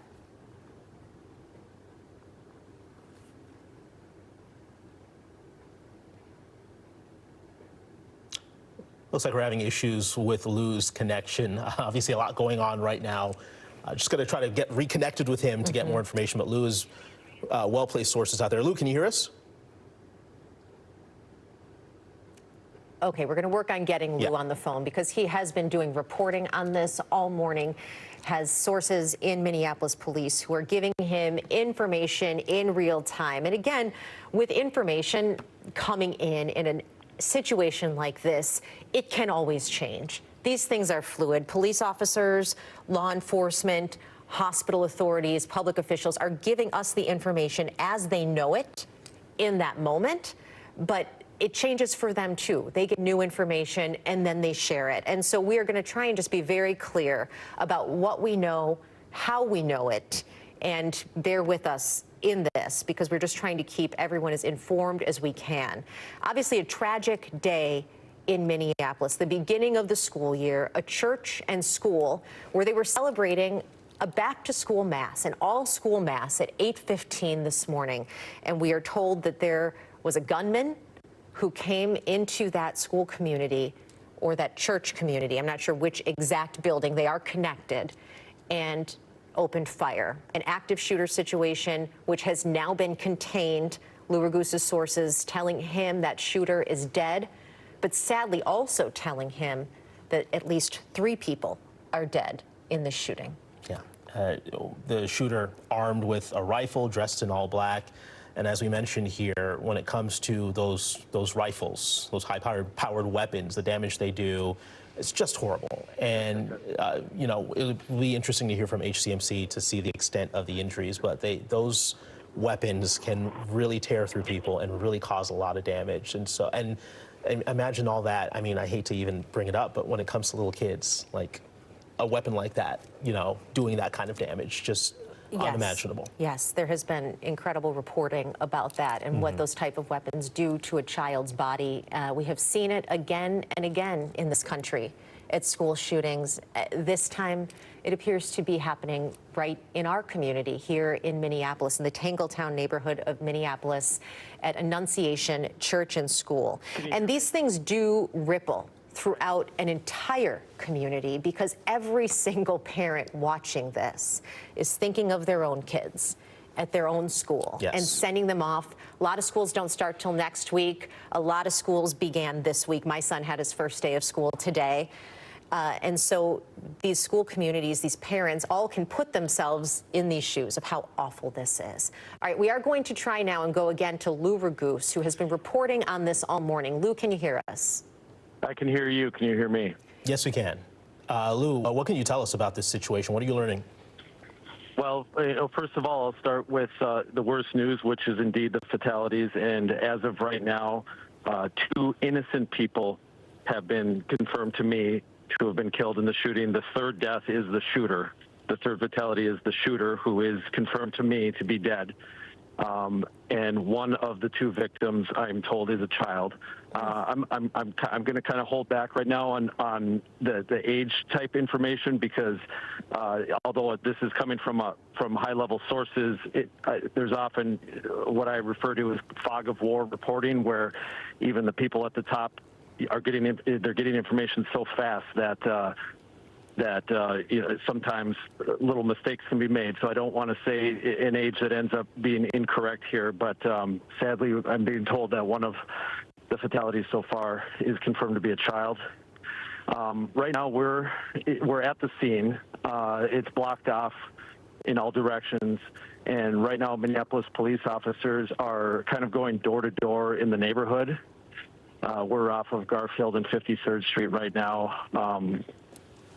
And I'm not going to, say where exactly they're going through houses, but there's just the sense that I get is that it's just to make sure there's no more threat. And so police are kind of going door to door. People are standing outside. It's just as horrible as you can imagine. People are in shock. It's actually eerily quiet around the neighborhoods. With all the people just in disbelief right now.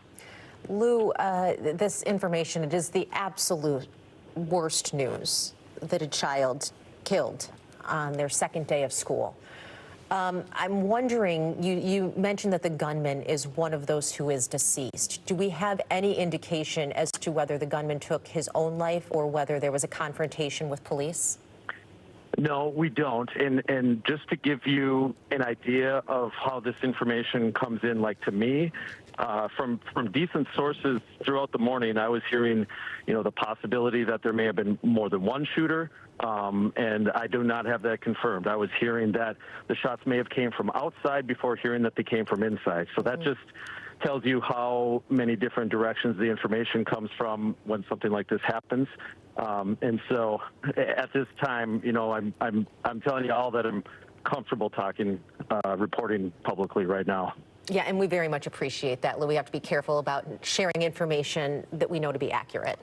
There were reports of potential IEDs or... that was another thing that I heard, although I don't specifically see bomb squads and robot drones at this moment, so I don't have a visual on that, but that is other information that I heard from decent source at one point this morning.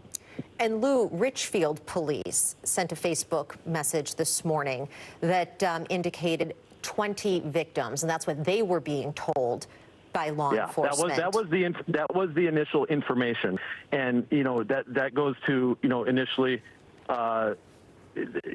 That's not confirmed to be true. Like I also heard a number that was closer to 11 people that were potentially hurt.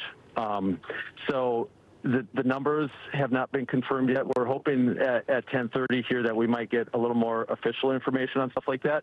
But that just tells you that even the police at the very beginning are told the initial information, like what's being called in on 911, for example, and then even they are sorting through all the facts at this time. Okay. A lot of moving parts here. Lou, thank you very much. We're going to allow you to get back to work. If you have any other information. One last thing. One last thing. The family reunification is still going on as we speak, and so we're seeing parents and children reuniting here. And on top of that, there's a lot of concerned people from the community that have basically come out here to see exactly what is going on. But the area is blocked off for about 2 blocks in each direction. And obviously, if you don't have a loved one here that you need to pick up, it's probably a good idea to stay away because it's very congested, a lot of traffic. Took me a long time to even get close here driving in from home this morning. Certainly, Lou, that is good advice. Stay away unless you are there to pick up a loved one. And I know you can relate to what those parents are going through with that reunification and how emotional that is. Lou, thank you for the reporting, and thank you for being clear about what we are able to confirm and what we can't. Your point is well taken, that even for police officers, information in a situation like this is incredibly fluid, and what may be true at one point, new information comes in. Exactly. It is no longer true a short while later. Not sure what we were looking at on that live picture there. We saw a number of people seeming to enter that building just now. That's the front of the school. And looked like there's people in fatigues entering the building. So that is, whether that's part of the investigation or some other response, it is unclear. We do have reporters on the scene who will keep us updated as soon as they have any additional information. So the Associated Press right now reporting a Minneapolis hospital, not specifying which one, says it's treating 5 children injured from a shooting at a Catholic school. That's coming from the Associated Press. 5 children being treated at a hospital right now. And then, of course, Lou reporting the unthinkable, the news that we did not want to hear, that a child, according to his sources, according to his law enforcement sources, among the dead here, 3 dead, including a child and the shooter as well. We are expecting a press conference here from the city of Minneapolis. It's set to start here at around 10:30. Expecting to get some more information on victims here, the shooter, exactly what happened here. There's so many questions right now, and we wish we could give you more details, but we're just kind of learning everything as we go along here from our sources out there in the field, from our reporters out there in the field, and we're hoping to get some more information to you very, very soon. But what we can tell you, 3 dead, including the shooter, according to our sources. That shooter obviously neutralized and no longer a threat to the community. All right, and we do have a new statement from Hennepin County Attorney Mary Moriarty about this shooting at Annunciation Church. Moriarty says, we are aware of the horrific mass casualty situation at Annunciation Catholic Church. Our hearts break as we write this. Families seeking to reunify with loved ones who are at Annunciation should go to 55th and Lyndale. Staff from our victim services team will be on that site. And as information becomes available to our office, we will update the public. Yeah, a number of police here, as we can see, a number of law enforcement making their way around the school, into the school, obviously securing the scene, and a long investigation here still to come in the aftermath of this. Just horrible. And we see them there. You know, we talk about the impacts on the school community, on parents, on families, which of course is the greatest, the families and loved ones of the victims. But also these police officers, first responders, paramedics, came here to a scene in which children were shot. And that has to be an awful thing. You think about that they are dealing with as well. You think about that, you think about the doctors and the nurses and the surgeons that are going to have to deal with these gunshot injuries, because as we mentioned, the shooter was carrying around a rifle. It wasn't a handgun, not a regular weapon.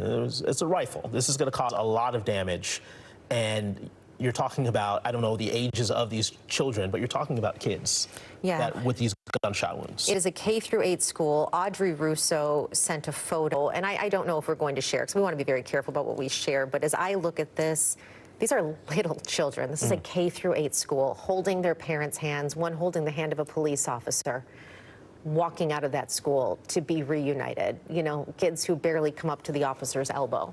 So we are talking about some very small children here who are dealing with this. That should never have to experience this on their second day of school. Not ever. Never, ever. But especially on their second day of school, as the year is starting off with just so much hope and for this to happen. Man, oh man. It makes a person incredibly sad, incredibly angry. And fearful. Yeah, and you know, there are neighbors in this community who have witnessed things here, who have been trying to get information, also wanting to see how they can help. We did speak with one. Let's see if we can bring you that sound.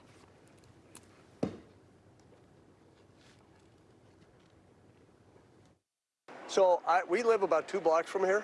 I was on a call. All the windows of our home were open.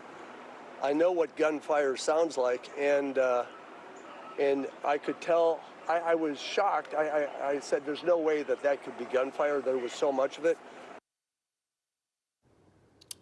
Yeah, the sounds, you probably never forget the sound of especially of a rifle like that going off. And then when you find out that it's at the school, that's when the panic starts to set in. Of course. Yeah, absolute panic. And for these neighbors who are there in that community, you know, I mean, a church, a school, it's very much a part of the neighborhood to which it belongs. Yeah. As we say, these things do not happen in a vacuum. When you have someone assault a school community, in fact, other school communities are dealing with this too. We know that another Catholic school in Edina went on lockdown for a while, just out of an abundance of caution. I got an email from my son's school district. Yeah, Our Lady of Grace. Yeah, in Edina. In Edina. It's in Edina. And then I got an email from my son's school district there in school today saying that for a period of time, out of an abundance of caution, they had extra security. So these sort of things ripple throughout an entire community. We do want to go to our Gordon Severson, who is live now reporting on this. Gordon, can you tell us where you are and what you've been able to determine? Yeah, we're here at the corner of Grand Avenue and West Diamond Lake Road, and this is where police are going to be giving us an update in just a couple minutes here. We're expecting it at 10:30. You can see behind me here, there's just dozens of squad cars, a very strong police presence here. Behind us, on the other side that you can't see, dozens more police cars. And, you know, walking over here, I parked on kind of the other side of the school when I got to the scene and came over here to meet up with our photographer who's shooting this right now. And I saw just dozens of families, you know, meeting up with their kids. A lot of parents, you know, obviously panicking, seeing a lot of people that have obviously been crying all morning. A lot of emotions walking over here. And I'm sure it's of a relief from a lot of these parents finally getting to meet up with their kids. And so we're hoping to get some information, some more updated information from police in just a few minutes. I did see a squad pull up here that, you know, might be them, but it's any minute now. So we're going to keep, you know, here at the scene and get you whatever updates we can in just a few minutes. All right, Gordon, thank you very much. Yeah, stand by. That press conference here is set to start. It's scheduled for 10:30. You know, these things don't always start on time. Yes. Obviously, it's active situation, so they're still gathering information and details, but it should be beginning here within the next few minutes. And then we have another press conference from HCMC planned for 11 o'clock. We should know more about the victims then as well. Many of those victims taken to HCMC. And you're right. I mean, it's a fluid situation as we're trying to bring you information. It's a fluid situation for Minneapolis police. They are constantly getting new information. They want to make sure the information that they provide to the community is accurate, because that is so important at this point. You want people in the community to know what has happened, to feel safe. And at this point, what they can tell you is that this situation is under control. The shooter is among the people dead. I asked Lou Raguse, do we know if the shooter took his own life or if there was a confrontation with police officers? At this point, we don't know. That is always, of course, something that you do want to get answers to in a situation like this. Also, the number of casualties. When I say casualty, I don't simply mean those who are deceased. We know that there are people being treated for their injuries as well. So these are questions that we still have. And I'm sure they're also trying to work inside the school. We've seen a number of law enforcement come and go from inside that school, of laying out a timeline, what happened, where, and when. Yes. The initial reports were 20 casualties potentially, but that number is going to fluctuate. You know, things get lost, as Lou mentioned, in the fog of war. You hear the initial reports, and then those numbers are adjusted once investigators receive new information.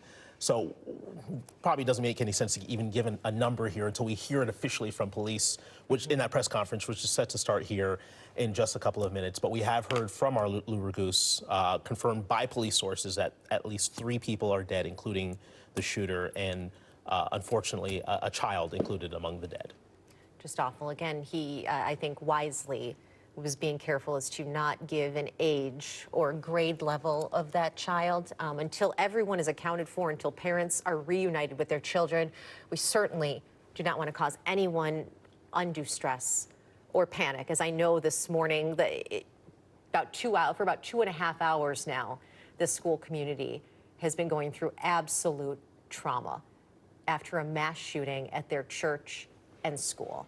Let's see what we can see there now. The crime scene team just pulling up. These are the forensic folks from law enforcement who will go in, who will gather evidence, who will do all of that sort of scientific work to build a case and build a timeline and really help law enforcement understand what happened here. Yes, also going to be interesting to see what the motive was. You know, the shooter is down, so we're not going to hear from him or her, but you know, as the investigation continues, why would someone carry out such a heinous attack on a church, on a school, on the second day of school? I mean, those are all questions that have to be answered here in the coming days, that we hope will be answered here in the coming days. Certainly. I mean, there is no good reason. There is absolutely not a reason that would make sense to any rational person, but it is important to try and get to the bottom of how this happened, why this happened, were there signs?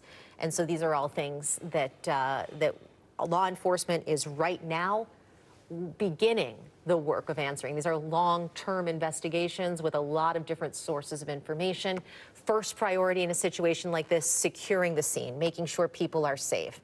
The victims, getting kids reunited with parents, that we're told is still an ongoing process right now. They're taking people in groups. But then the long process of piecing together the details of the crime begins.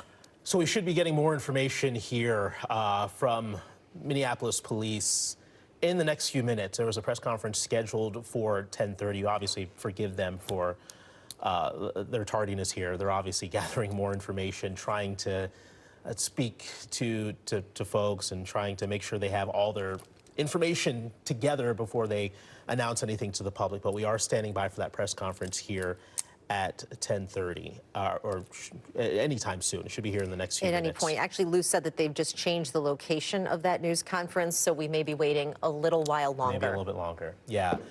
And for anybody watching this morning, I'm sure parents of the kids at that school are already aware of what's going on, but the Reunification Center, 55th and Lyndale, they have resources waiting there for people, victim service teams on site to help people through what is an absolute tragedy for this community.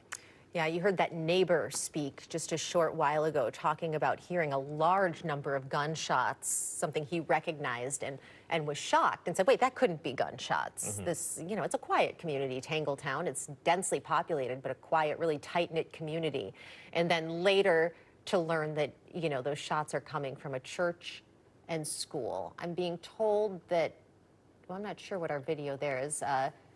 We may have been trying to see the Reunification Center, but right now we are looking at crime scene photos, or crime scene team on site. And here is the Reunification Center. You can see the anguish on people's faces. Just awful. I have said it before. You see that woman clutching her chest. When you know your child or your grandchild or your loved one has been a part of something like this, every moment you wait to reunite with them feels like a lifetime. Every single one of these people is not going to feel that their kids are safe until they can hug them, put hands on them, and just let them know how much they love them. Yeah, you know, as a parent, and I'm not a parent, Lauren, obviously you are, but you wake up and you send your kid to school, and you know, back in the day when we were kids, you never doubted that you were going to come home safe. Yeah.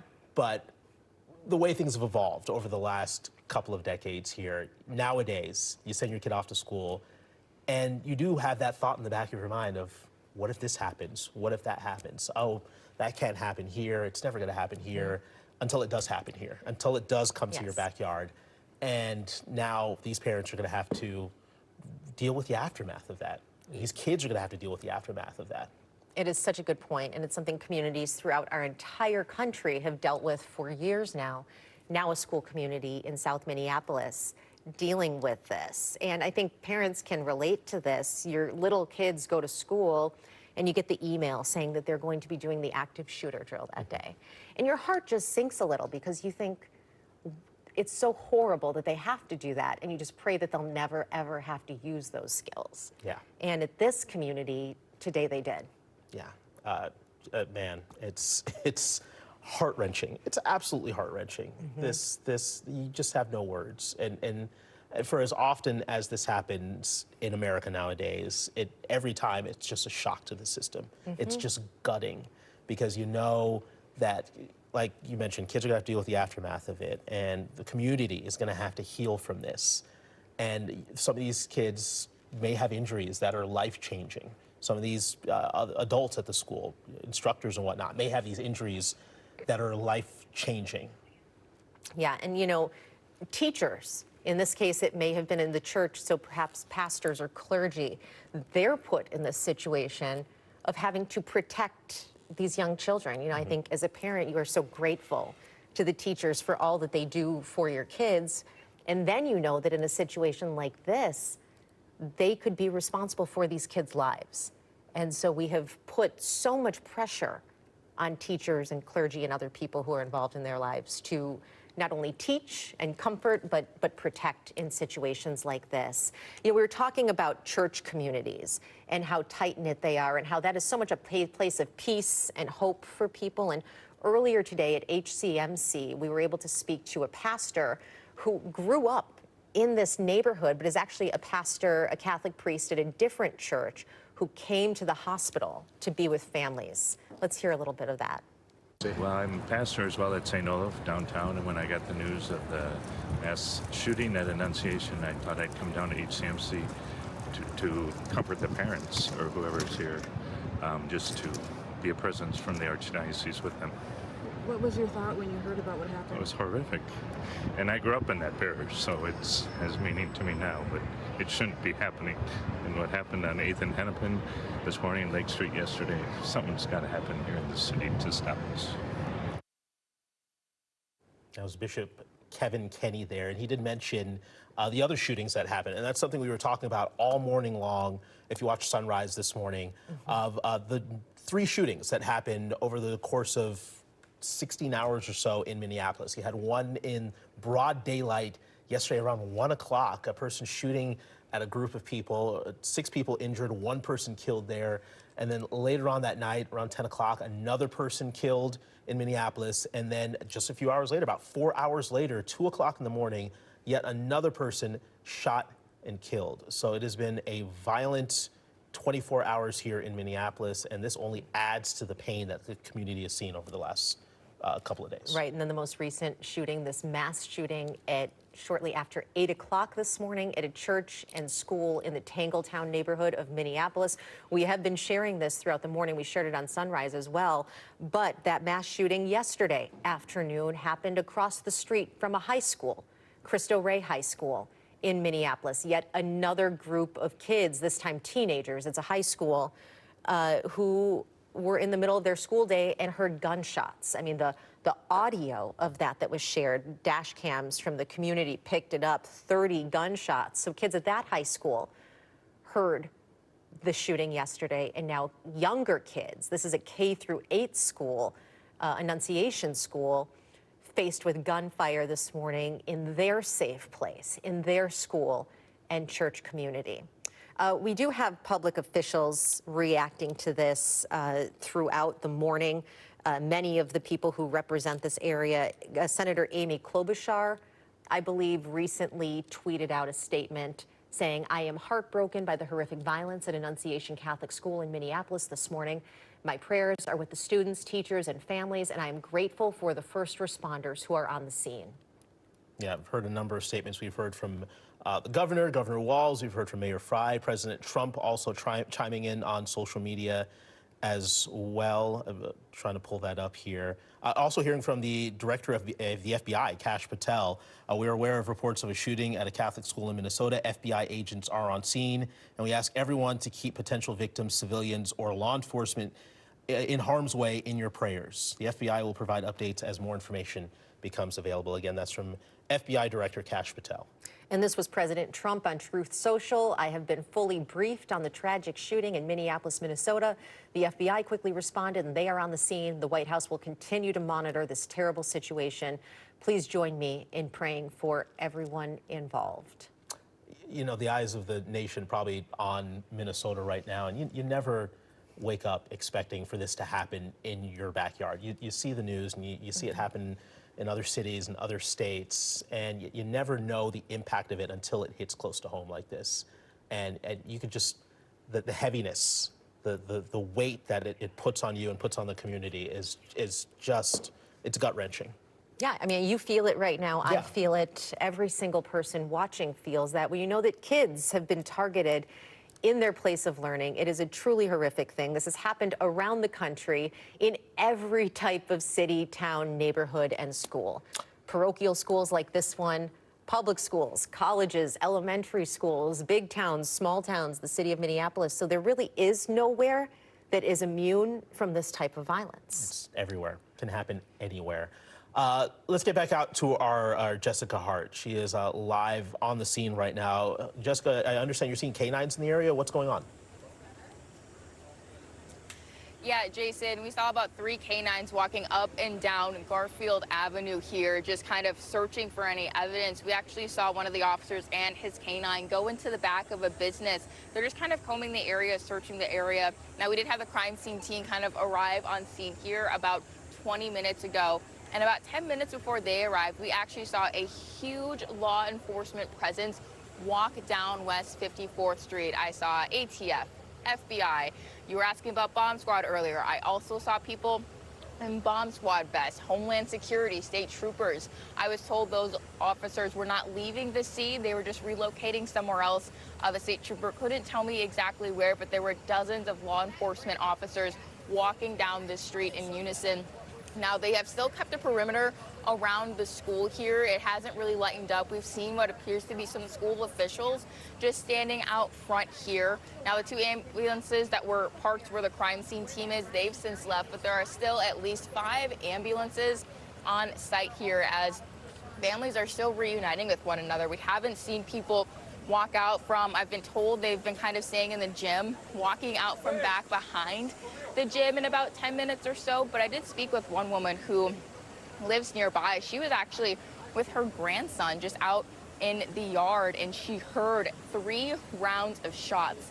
When she heard that 3rd round of shots, she said she took her grandson inside to her daughter's house. Her daughter didn't necessarily believe it at first, but then they heard the sirens and they knew that something terrible had happened. Now, she had actually come to school here. She got married nearby at the church. Her kids went to school here. So to see this happen in her neighborhood, she told me, it's just unimaginable that she saw this.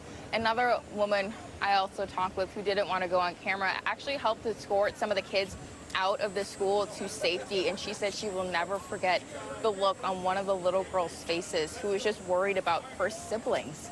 She said she couldn't stop talking about her siblings, and just the fear in her eyes is something that she feels will forever stay with her. Now, there were some people kind of over in this area who were just waiting to get word to see if their loved one that they knew inside was okay, and they found out that this person was. We just actually saw someone walk outside of the school here and just kind of looks like collapsing on the ground. It looks like fire EMS is kind of going over to see if she's okay, but I think she is just kind of reeling from what had happened inside. She's just kind of laying on the ground there. So that just kind of shows you how emotional and difficult this scene is. She just made it only a few steps out of the school before she kind of collapsed into what appeared to be a coworker or a friend's arms. Now, there have been more people kind of walking in and out the front entrance of the school. Looks like school personnel. We've seen police kind of coming in and out here, but there's still that really heavy presence around the perimeter of the school, and just more and more people seem to kind of be coming down, seeing what's going on. They heard what was happening and they just wanted to come be here. Some people, as I mentioned earlier, know people who went to school here or just wanted to see if there was anything they could do to help people in this situation. But again, we are here at the intersection of Garfield Avenue and West 54th Street. We did see some police officers search the neighborhood with canines. They went into the back of a business. And we've also seen just dozens of officers kind of walking down the street here together in unison. So it's still a very somber scene. When you see the kids come out, it's been a while since they've come out from this area.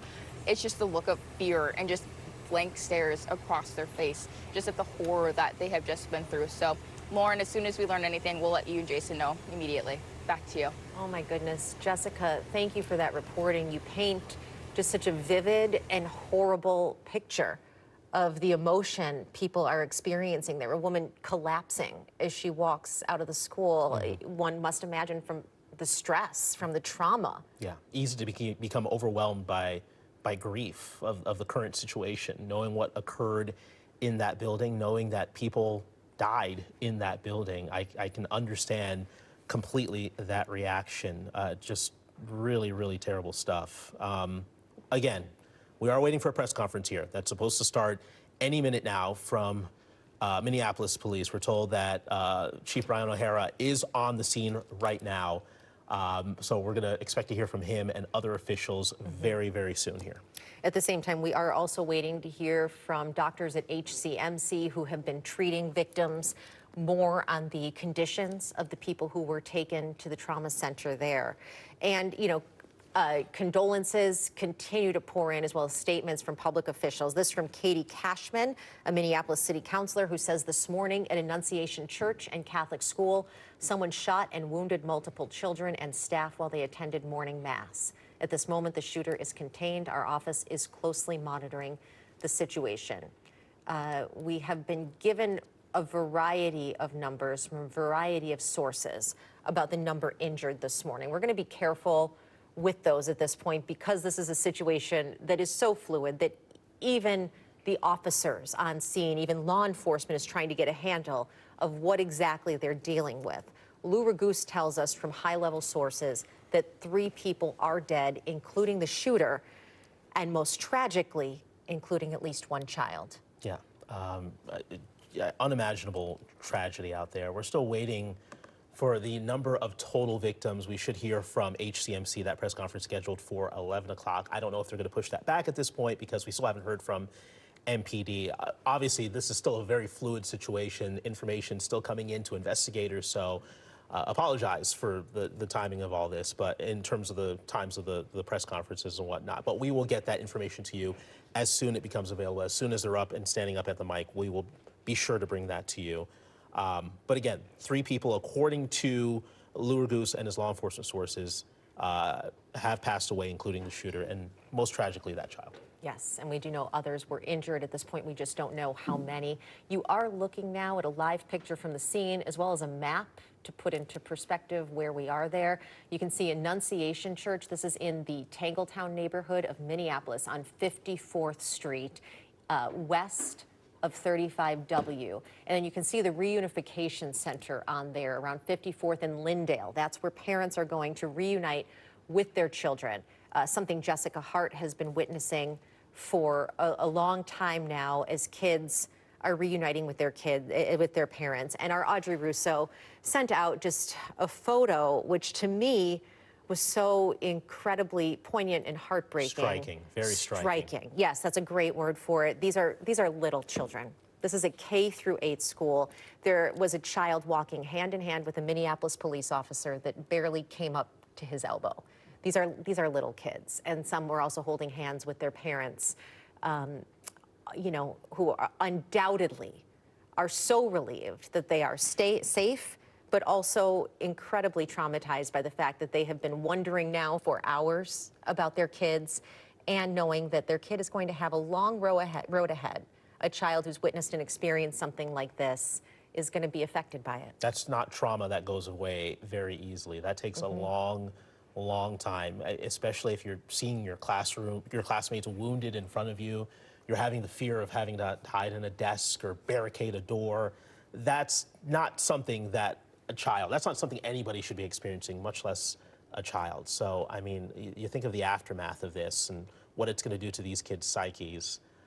You know, Jessica was saying that she saw these kids walking out and just blank expressions on their faces. You could see the fear on their faces, and that's not going away anytime soon. These kids go to school thinking that it's a place of safety, it's a place of fun, it's a place of learning, and they're not going to see it that way for the foreseeable future. Yeah, and a church community also is so important to people, people who have been longtime parishioners of Annunciation Church. These are people who are going to be impacted by it. There is an 8:15 Mass every Wednesday morning at Annunciation Church, and this morning we're told by multiple people there was an all-school Mass happening at that time, a back-to-school mass. I said earlier, I went to Catholic school.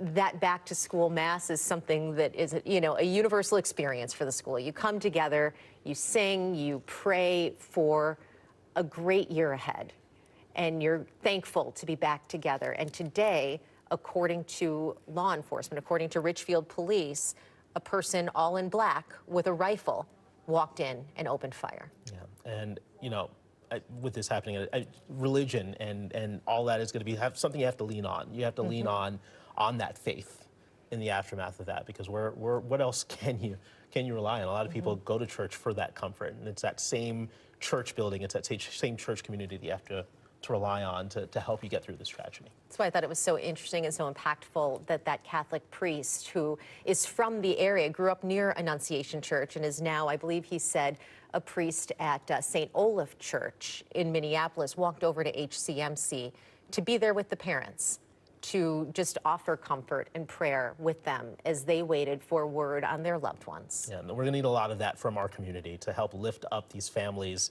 help lift up these parents, help lift up these kids, because they're going to be going through a lot here in the aftermath of this. So the community is going to be necessary and crucial to help us through this tragedy.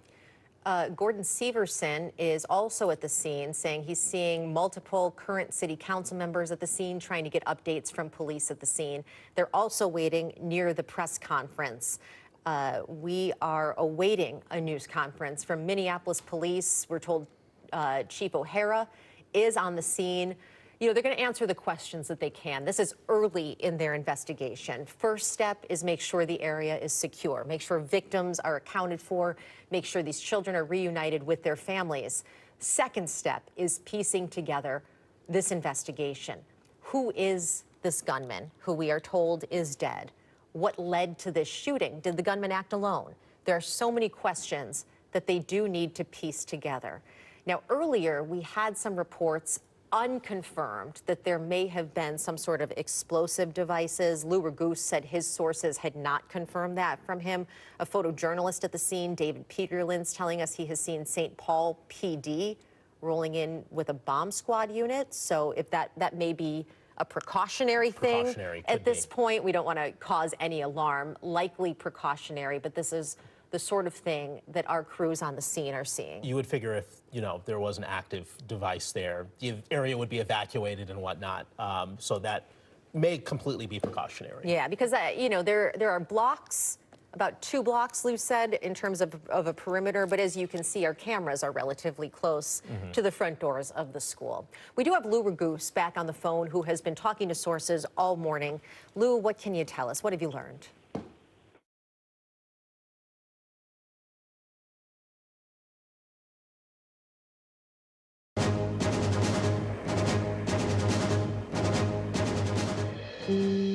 This is an NBC News special report.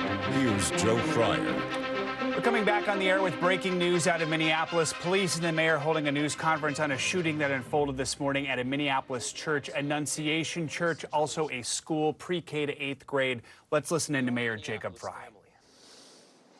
But to everybody out there, do not think of these as just somebody else's kids. Those families are suffering immense pain right now. Think of this as if it were your own. Every one of us needs to be wrapping our arms around these families, giving them every ounce that we can muster. These were Minneapolis families. These were American families. And the amount of pain that they are suffering right now is extraordinary. And don't just say this is about thoughts and prayers right now. These kids were literally praying. It was the first week of school. They were in a church. These are kids that should be learning with their friends. They should be playing on the playground. They should be able to go to school or church in peace without the fear or risk of violence, and their parents should have the same kind of assurance. These are the sort of basic assurances that every family should have, every step of the day, regardless of where they are in our country.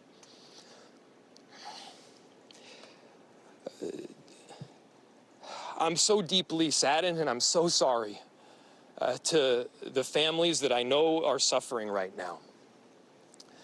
My ask is to everyone, stand by them, love them. These families have forever been changed, and we've all been changed with them. We need to do everything possible to support them through this time. We have a family resource center that has been set up. I'm grateful for all of the law enforcement agencies from a number of different jurisdictions, all the different departmental support that we've received. They're going to be working tirelessly. There's also a family resource center that is being set up as we speak to make sure that we're there for everybody. Again, to the families that are suffering, to those that have experienced loss, I'm so deeply sorry. We're going to be with you every step of the way. We love you. This kind of act of evil should never happen, and it happens far too often. The chief will provide additional details. My name is Brian O'Hara, B-R-I-A-N, O''H-A-R-A. I am the Minneapolis Police Chief.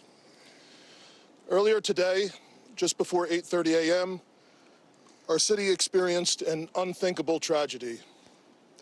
Minneapolis police officers responded to a report of a shooting at a mass that was happening at the Annunciation Roman Catholic Church on the block behind me. This worship service was marking the first week of school for children that are attending the Annunciation Catholic School. During the mass, a gunman approached on the outside, on the side of the building, and began firing a rifle through the church windows towards the children sitting in the pews at the mass. Shooting through the windows, he struck children and worshipers that were inside the building. The shooter was armed with a rifle, a shotgun, and a pistol. This was a deliberate act of violence against innocent children and other people worshiping. The sheer cruelty and cowardice of firing into a church full of children is absolutely incomprehensible. Police officers from the Minneapolis Police Department immediately responded, entered the church, and attempted to provide first aid and rescue some of the children that were hiding throughout the building, while other first responders came and EMS responded to rush victims to nearby hospitals. Ages 8 and 10 were killed where they sat in the pews. Their parents have been notified. 17 other people were injured, 14 of them being children. 2 of those children are in critical condition. The coward who fired these shots ultimately took his own life in the rear of the church.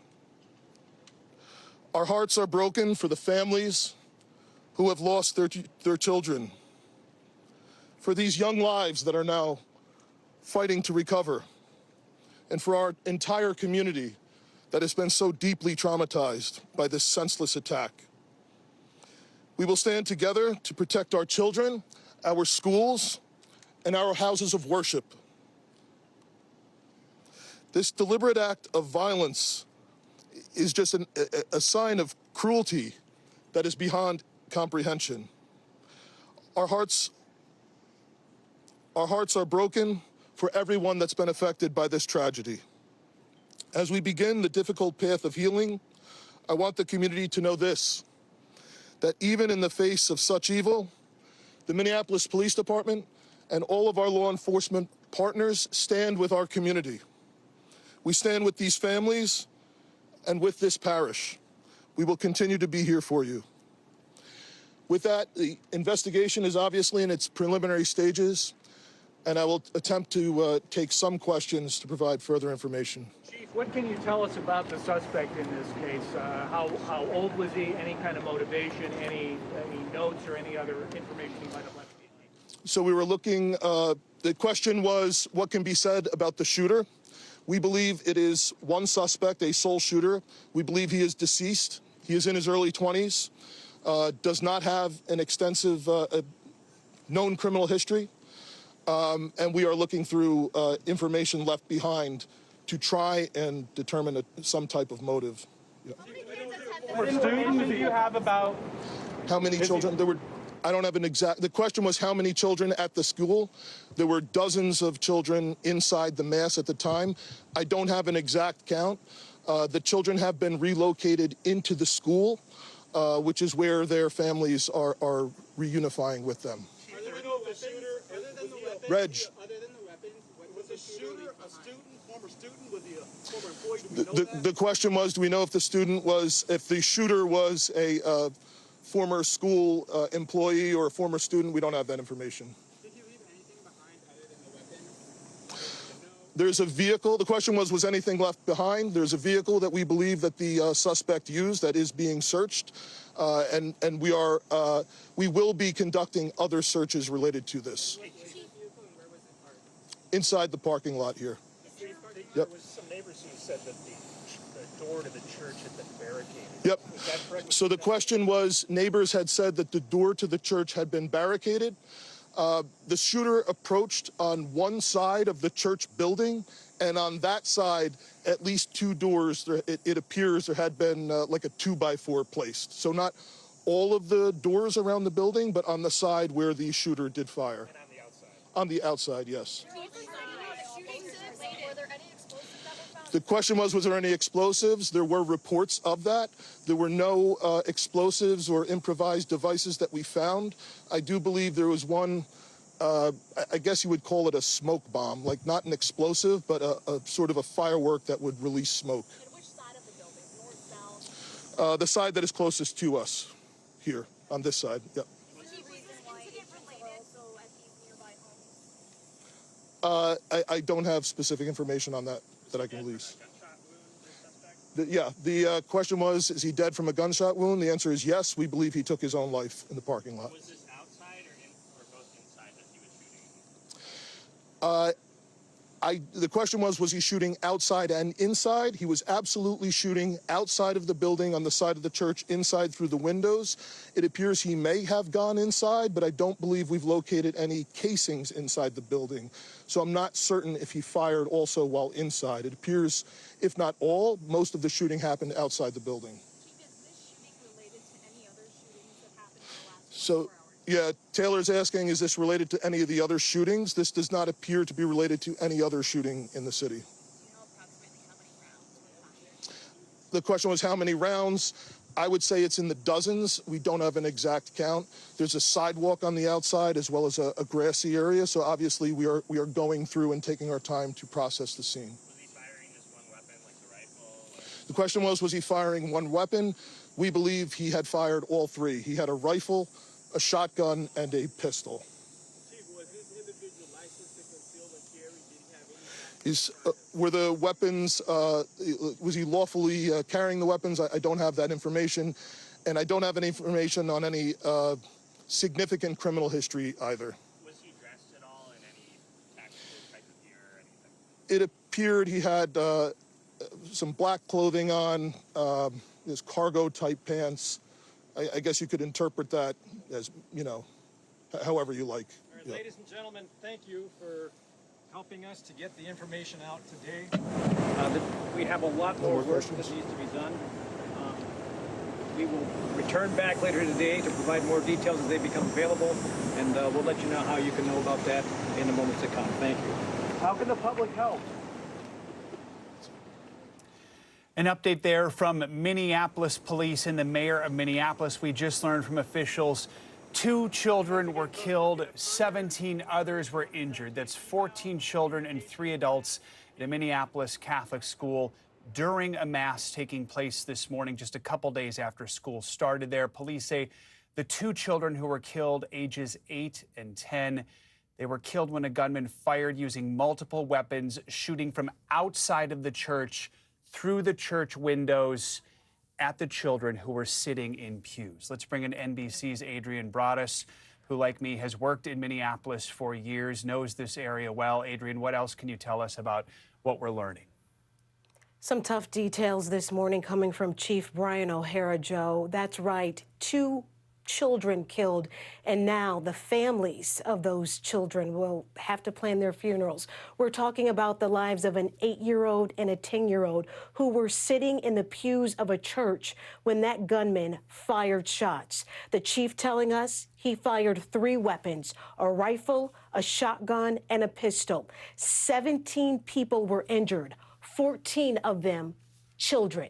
That's right. You guys heard me say 17 people injured, 14 of them kids. This happened during Mass this morning at Annunciation Church there on the south side of Minneapolis. The motive, still unclear. Investigators say they believe the suspect, who they have described as a 20-year-old male, left behind possibly a vehicle. They think that car is that person's vehicle. Why he did this, it's still unclear. Now, for our viewers who are just catching up on this, prior to this incident, there were multiple shootings in Minneapolis. The chief saying he does not think those shootings were related. But the shooting took place outside of the church. The 20-year-old suspect shooting through the windows. He hit children and worshipers inside. This is the first week of school for those kids. It's a pre through 8th grade school, and it's a Catholic school, so they were having Mass to start the beginning of the new year. And I think what struck me the most, Joe, is when Mayor Jacob Fry said, and I'm paraphrasing here, it's time out for thoughts and prayers. These kids were literally praying inside a church, Joe. Some strong statements there from Minneapolis Mayor Jacob Fry. Adrian, thank you so much. Let's bring in NBC News national law enforcement and intelligence correspondent Tom Winter. Tom, anytime we cover a school shooting, it is difficult to hear the details, but it is just chilling to hear police describing the gunman standing outside of the church, shooting through the window at kids who are attending the first Mass of the year, just their 3rd day of the school year.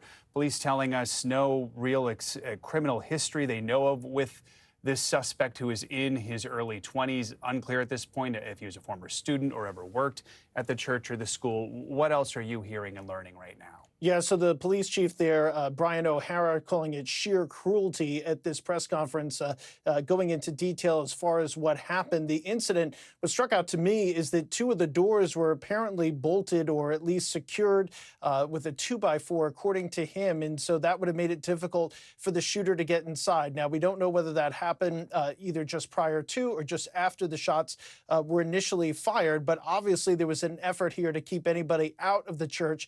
And yet this individual was still able to kill an 8-year-old and a 10-year-old, firing through the windows, saying that he used all 3 weapons, a rifle, presumably a semi-automatic rifle, a shotgun, and a pistol were all used throughout the shooting. Not clear what he used to specifically initially fire upon those students who, as we've been reporting, were sitting in their pews as part of their first week of school and celebrating Mass as part of that first week of school. This individual, as the chief said, as you alluded to, Joe, no significant background or history. We've talked to a number of people in law enforcement circles this morning in the counterterrorism and intelligence realms within law enforcement. Still no initial indication of a motive for this. The chief indicated that they're going to continue to search this person who died of a self-inflicted gunshot wound in the back of that church at some point. Apparently, he was able to get inside, although it's not clear and no initial indication, according to the chief, that he actually fired from inside the church.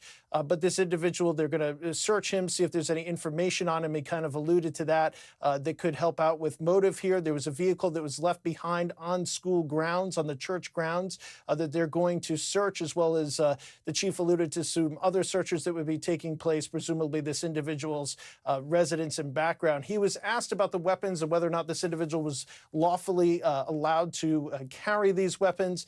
He did note that there was no significant criminal history. I'll translate that out of law enforcement to plain speak. That typically means no significant felonies. fatalities, which would perhaps make it difficult for this individual to have obtained these weapons or continue to hold them.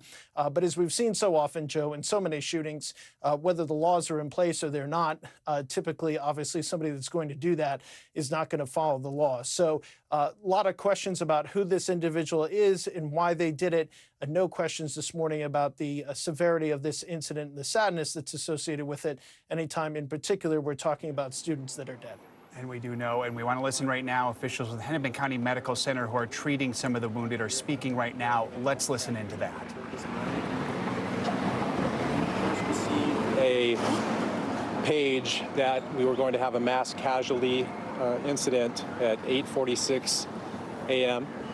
this morning. That gave us time to mobilize all of our resources and prepare our teams. We are a level 1 trauma center, and we prepare and we train for this. Having said that these incidents are never easy. We've had 2 in the last 24 hours that have occurred, these mass casualty incidents. The one today, we received a total of 11 patients from this incident. 2 of them were adult patients, 9 pediatric patients. 4 of them required the operating room. And up to this point in time, there have been no fatalities related to any of those patients that were brought to our organization. I want to take a moment to tell you how proud I am to work for this organization and the teams that were involved, the resources, again, that were mobilized, our surgical colleagues, our medicine colleagues, our amazing nursing staff, our psychologists that help process these events for us, environmental services, all those involved. Hennepin EMS brought in all the critical patients from that scene to our organization, and we were very lucky to have 2 emergency medicine, emergency medical services directors that were on scene and able to provide us with really important information that, again, helped us to prepare for this event. So I don't have any individual or specific information about the patients at this time for you, so that's all I can share. Thank you for being here. Any questions? So they were in critical condition? 7 were brought in as critical patients, and at this time, I don't know the updates on what the conditions are of many of them. 4 of them required the operating room, as I said. There were, again, 9 of the 11 patients were the pediatric ages. I can't remember the exact name, the exact ages. I believe it's 6 all the way up to 14. That's the range. Can you tell us a little bit about what types of teams you had working this morning, how many people it takes to Yeah, you know, whenever that type of a page goes out, again, it really puts into motion a lot of a big response from all of the teams. And so we are, because we're a level 1 trauma center, we have to, mobilize certain types of resources like, operating rooms and the surgical services. We have to have emergency providers and nurses. We have to, mobilize things like the laboratory and the blood bank. So there's a lot of planning, and again, a lot of exercises we do throughout the year to prepare for these events. And unfortunately, we respond to many of them throughout the year. Can you talk about the injuries at all, or any type of what you're seeing here with some of these patients? I can't get into specifics, but we are dealing with gunshot wound injuries from apparently a high-velocity weapon. And, gunshot wounds can be very problematic because they can involve multiple body systems. And again, they require a lot of resources to manage.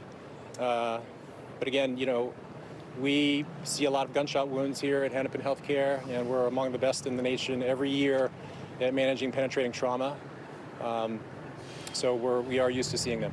Can you tell us where the status of the 11, are any of them still in surgery? I don't know the status of that. I can't share that with you at this time. Was anyone shot more than once? I can't share that information with you at this time. Can you confirm the families of some of the victims have made their way here? Yeah, we've had quite a bit of effort to stand up a reunification center across the street here at our clinical specialty care building. And so to my knowledge, I believe all or almost all of the families and loved ones have been reunited with patients and know their status. Do you know if anyone is being treated at any other locations? My understanding was we had a lot of the non-critical patients that went to Children's Hospital, and I believe one went to Masonic Children's Hospital as well. I don't know the status of any of those patients.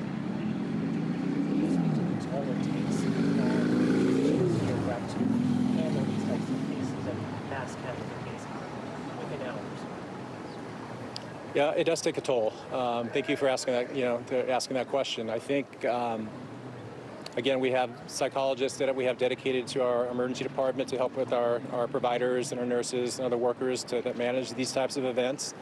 Again, we've had 2 mass casualty events happen in the last 24 hours. I mean, that does take a toll. But we also have to recognize that we are here as a critical resource for our community, and we have to take time to process, the care that we deliver in these situations, and we have to be able to move forward because we are obviously needed. And none of those patients have been discharged? Not to my knowledge. You said there were 11 total, and 9 of them were pediatrics ages 6 to 14, but 7 were in critical condition. Are all of those that are pediatric, those 6 to 14, are all of those the critical condition, or are the ones that are older also in critical condition? I don't want to misspeak here. I believe that all of the pediatric patients were the ones that were in a critical condition. Yes. And did I get my numbers right in saying that the numbers you did. are? You did. Thank you. Can you give us your specific title one more time, doctor? It's Thomas Wyatt, Chair of Emergency Medicine at Hennepin Healthcare. Thank you. Thank you.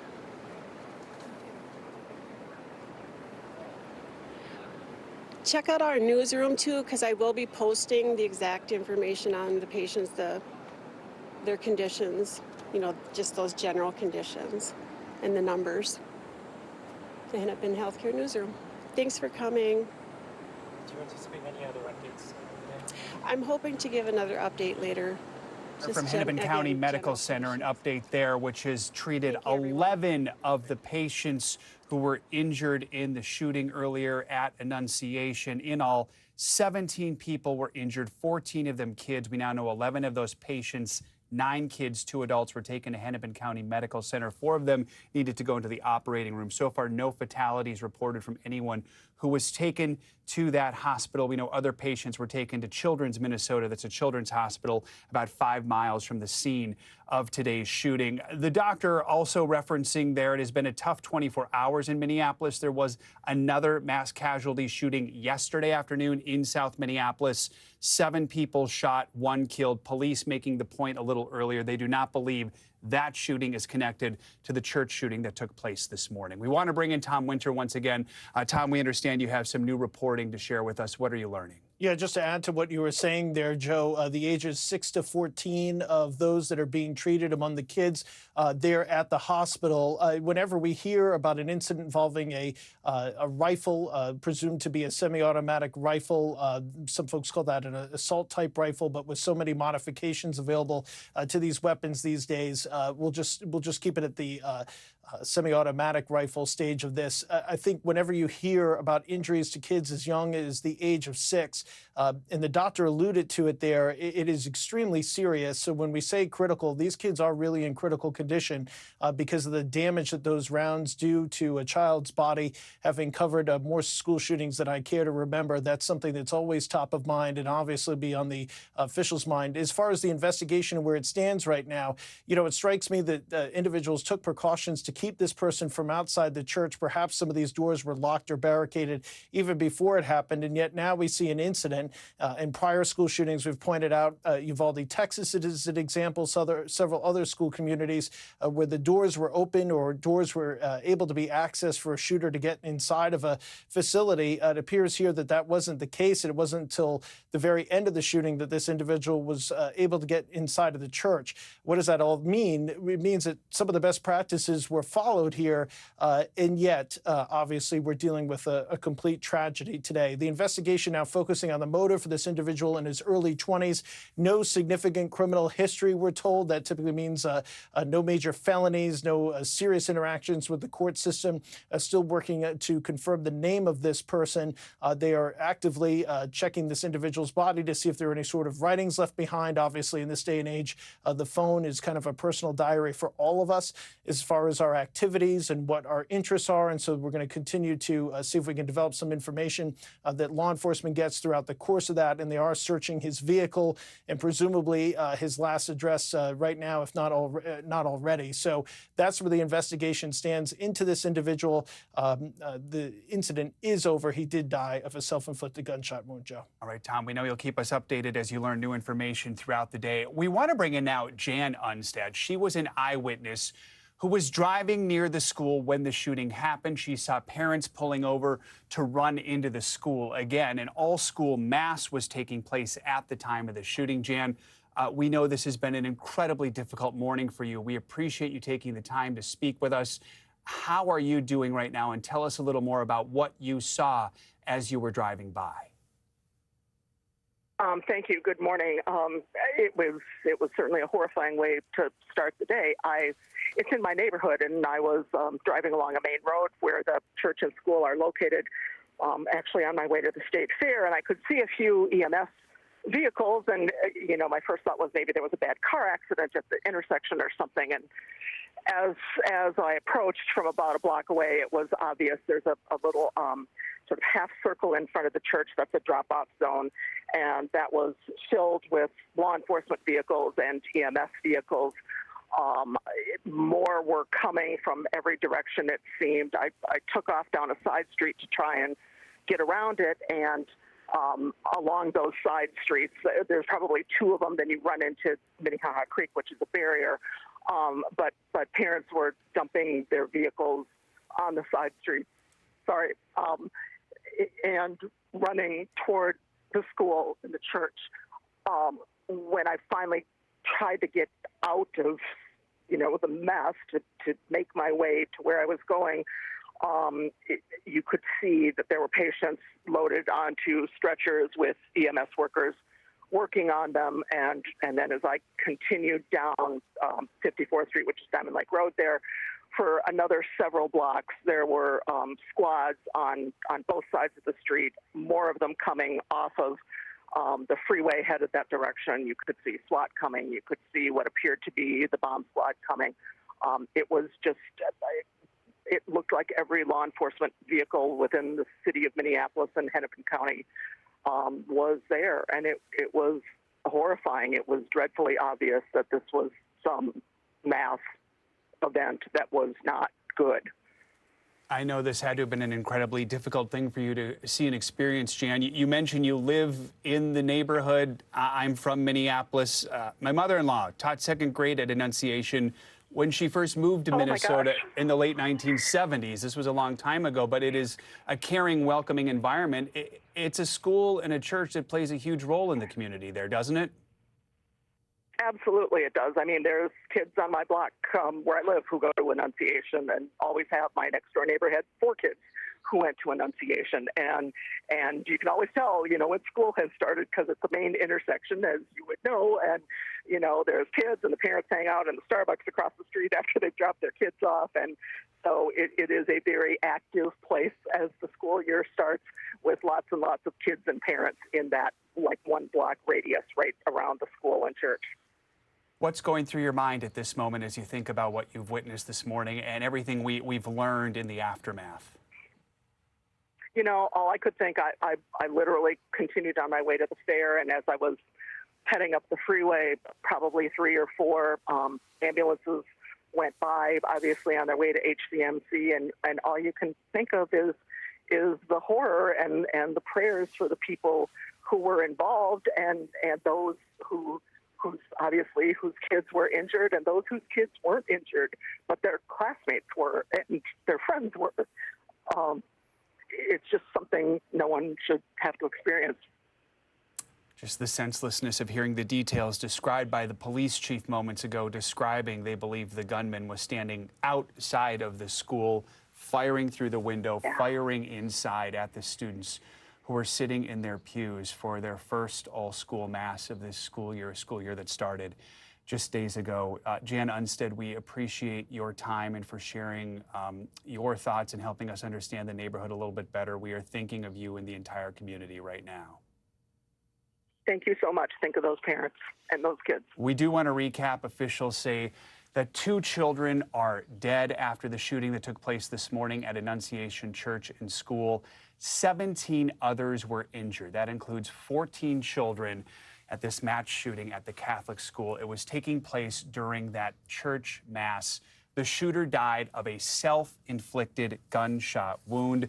The investigation just getting started. Police saying that they recovered 3 weapons from the gunman who killed himself in the back of the church. A suspect believed to be in his early 20s with no extensive criminal history, dressed all in black clothing, wearing cargo-type pants, the police chief says. We're going to keep you updated as we learn more throughout the day, and we're going to have much more ahead on NBC News Daily and on our streaming network, NBC News Now, online at NBCnews.com, and, of course, a full wrap-up tonight on NBC Nightly News. I'm Joe Fryer. Thank you for watching.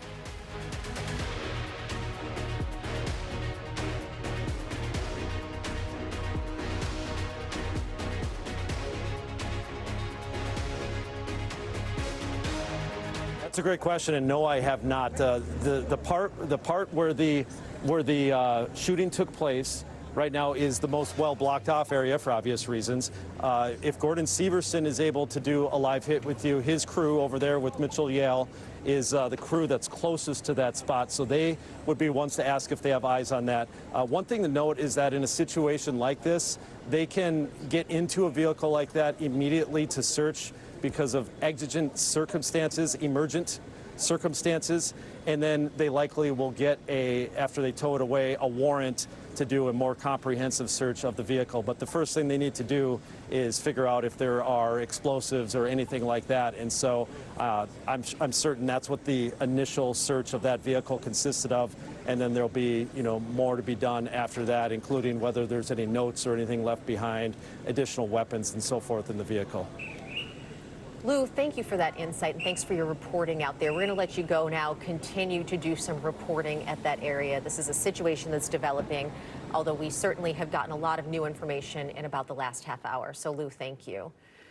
One thing I do want to share, we received an email from a viewer who was a witness, they say, and I'm sharing this because I think it highlights the bravery of some of the people involved here. And this person, his name is Sean Olson, said he came up on the school and saw that the first few police officers were just getting there. Before I knew it, I was just west of the entrance to the church doors.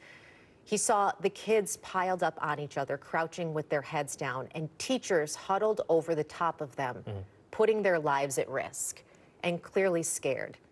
Meanwhile, he saw cops running in with their guns drawn and going straight into the church. And I just wanted to share that because I think that witness account highlights the bravery of teachers who are tasked not only with teaching kids, but in this situation, putting their own lives at risk to protect them. And also with officers not knowing what the situation is at this point and running in. Yeah, officers, obviously are the first responders. That's why we call them first responders, the first to respond to the scene. They don't know what they're running into, but they run into it anyway because that is what they do. And as far as the teachers, I mean, you send your kid to school and you expect them to come back to you. And your teacher is that line of defense, in a way of that. They're protecting their students. They're there to be there for their students. And it just shows how much they care for those students, how much they care for their well-being. To pile on top of them, to be that literal human shield for them, just shows the selflessness of our educators. Absolutely, it does. And I think, we've been focusing on the children who were hurt. Of course, we know that 2 children now were killed, an 8- and a 10-year-old. There were 17 injuries overall. Most of them were children, 14 of them. But that means that there are also adults who are injured. And we do not know who they are. Were they teachers? Were they teachers who were also in that church praying with children to start their school year, potentially putting themselves in harm's way? So just to recap here, it's 11:30 here on this Wednesday, and we are continuing to follow this breaking news, this mass shooting, this senseless shooting that happened just before 8:30 this morning, happened during Mass over at Ascension Catholic Church. This Mass was marking the first week of school.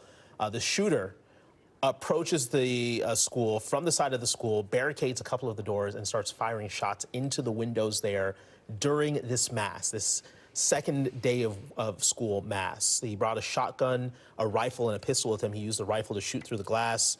An 8-year-old and a 10-year-old killed in the process here. They're all sitting in the pews, and their lives end in just an instant. At the same time, 17 people injured, including 14 children. We know from HCMC that 7 of them were critical when they were brought in there. Pediatric patients between the ages of 6 and 14, all with gunshot wounds from a high-velocity weapon, that rifle that you mentioned. And you heard the chief and the mayor both talking about the community and the need to sort of wrap them in love and support after such a traumatic thing.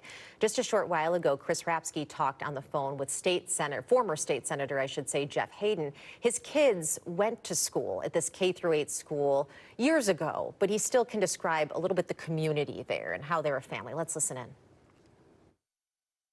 My daughter went there from the 1st to the 8th grade in the 2000s. She's 24 now, almost 24. My son went there for middle school. So we have a lot of friends and family, or what we consider family, that they have lifelong bonds. We have some friends right now that don't live too far from there that are in front of the school. And what my daughter told me was that they have mass every Wednesday, and then this is the welcome mass that they have on Wednesday. So the school or the cathedral, the church would have been full of the community as well as all of the children. All of the children would go to mass, and this would be their welcome mass, but they did it every week. So, the only thing we know is what you guys have, others have been reporting someone came in and started shooting. But the point of that, I guess, is that, it could have easily, in a different time been my own children or my friends' children, because all of the kids from kindergarten to 8th grade would be in that mass. This thing touches you, man, in ways, and every time it happens, that same stuff just all floods you, like the same feeling floods you. So I'm not sure what we're going to do, how we're going to do it, but I just think that the amount of gun violence that's happening in this country and the availability, sounds like this person had a rifle. I don't know if it's an AR or what. I've worked on this stuff, since at least I got back in the community because of gun violence. I worked on it after my sister died. I've worked on it legislatively and professionally, and it doesn't seem to be slowing down. You hear former state senator Jeff Hayden talking about when his kids went there to Annunciation and the significance of that back-to-school welcome mass that they were experiencing this morning when a gunman started firing in through the windows at children in the pews. It's supposed to be a moment of joy, a time of reunion after not seeing your friends for the entire summer. Everybody's in there to fellowship and to worship together and to sing together. And this is the very last thing you would ever expect on the second day of school. And as he mentioned, there's this feeling of helplessness. Where do you go from here? What do you do? This is something that keeps happening over and over in this country, and there's just this feeling of helplessness for so many people, especially parents that are sending their kids to school not knowing if they're going to make it back home. Absolutely. It happens in communities across the country, all sorts of different types of school, big towns, small towns, now in the Tangletown neighborhood of Minneapolis at a Catholic elementary or a Catholic K-8 school there. We are continuing to follow this breaking news with reporters on the scene. We will be checking back with them in a short while. We do want to update you on the conditions of the people who were shot. We know that at least 7 of them were critical when brought in, 9 pediatric patients, 6 between the ages of 6 and 14, 2 adults. That was 11 patients, adds up to 11 patients brought to HCMC, another 6 at Children's Minnesota. Those were told non-critical injuries. And you heard from the Dr. Wyatt that spoke there a few minutes ago. He was saying that this is the second mass shooting in the last 24 hours. It's enough to deal with one. We had a shooting yesterday where 6 people were shot in broad daylight, brought to the hospital. 1 person died. And now they're having to deal with this on top of that. It strains the resources. And, he kind of spoke to the emotion of it. I mean, as a doctor, you're seeing kids come in with these just horrific injuries, and yet you have to treat them, and you have to work to save their lives, and it's not easy. It's not easy at all. And we are certainly thankful for their efforts. As he said, 11 patients brought in with gunshot wounds from a high-velocity weapon. All of those patients brought to HCMC are still alive. Yes. And so we are thankful to those doctors and nurses and staff there, as I'm sure these families are. Still alive. Unfortunately, some of the wounds they have, those may never heal, Mental, which is great. emotional, Mental, the emotional, trauma. physical. Yeah. Absolutely. Well, speaking of that, our Jessica Hart has been at the school throughout this morning and has witnessed some of these reunifications. So emotional, so trying for these parents who have spent hours just waiting to be reunited with their kids. Jessica, what are you seeing now? Lauren, we got pushed back about a block from where we were earlier this morning. So we were down there by 54th and Garfield. Police asked all of us to move back as they kind of expanded the perimeter of this scene. You can see they're still kind of blocking off all of the entrances to the school, but it's not as many first responder vehicles as we saw earlier this morning. About 3 FBI agents just walked right by us. I asked if they were kind of headed home for the day, and they simply said no. So from that reaction, I could tell that they're going to be here for a while. I also talked with a woman who lives just a few houses down. She was not home during the time of the shooting, but she tells me that her children were, and they heard everything. She says they don't go to school here, they go to Wyndham, and they start school next week. And what's really scaring her right now is just the motive. She wants to know, why would someone do this? Did they go to school here? Did they live nearby? I know those were questions that were asked at the press conference that we're still waiting and working to get an answer on. But right now, the scene over here is really quieted down quite a bit here. We haven't seen really any families walking this way in quite some time as police have expanded the perimeter here. Now they're not letting anyone get in or out of this area, so they are letting vehicles leave. We are right next to a grocery store, Kowalski, so they're letting cars get out, but no one is allowed to come in. Police also keep walking up and down the streets here, just kind of patrolling the area. It doesn't look like they're searching for any evidence as they were this morning. We saw kind of canines walking around here. And something else too is that all the officers and law enforcement, they're walking in groups. We just saw kind of a couple of groups walk down the street. I haven't seen anyone really walking around this scene by themselves. Now we've seen Minneapolis Police, Park Police, Minneapolis Fire, ATF, FBI, Homeland. We did see someone with Bomb Squad earlier today as well, even though the police chief, Brian O'Hara, confirmed there were no explosives found on this scene here. It's still a very active scene, but it has quieted down quite a bit since that press conference wrapped up, but people are still patrolling the area. It looks like school officials have been coming in and out of the school building as well, but still 2 people at the front entrance. There's another police officer at a secondary entrance. So it's been very quiet over here. We haven't seen too much action. So as soon as we see something new or learn something a little bit different, we'll keep you updated. And actually, as I just kind of said that, I'll have to step out of the way here shortly. There's a Red Cross vehicle actually making its way down here to probably set up to help people who are in need. So I'm going to send it back to you. All right, Jessica, thank you for your reporting there on the scene throughout the morning. Appreciate it. You know, we do have reporters all around that area. That includes our Gordon Severson, who was at that news conference with Mayor Fry and Chief O'Hara. He's on the side of the building, I believe, Gordon, closest to where this gunman opened fire through windows. And I'm curious what you can tell us about the investigation happening there, and if you have been able to see this vehicle that police are searching that the gunman supposedly left behind.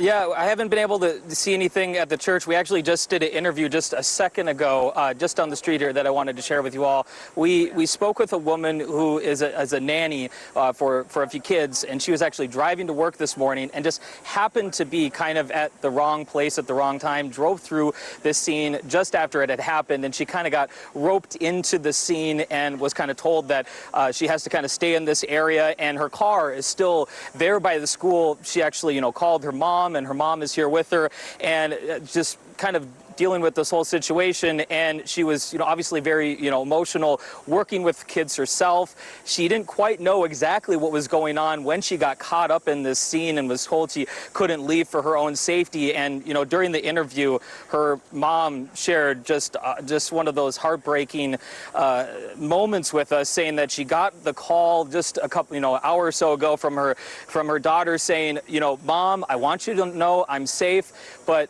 something terrible happened happened, and I'm stuck here and I'm afraid. And she said that's the call that you just never want to receive as a parent, and she stayed on the line with her daughter, talking her through it.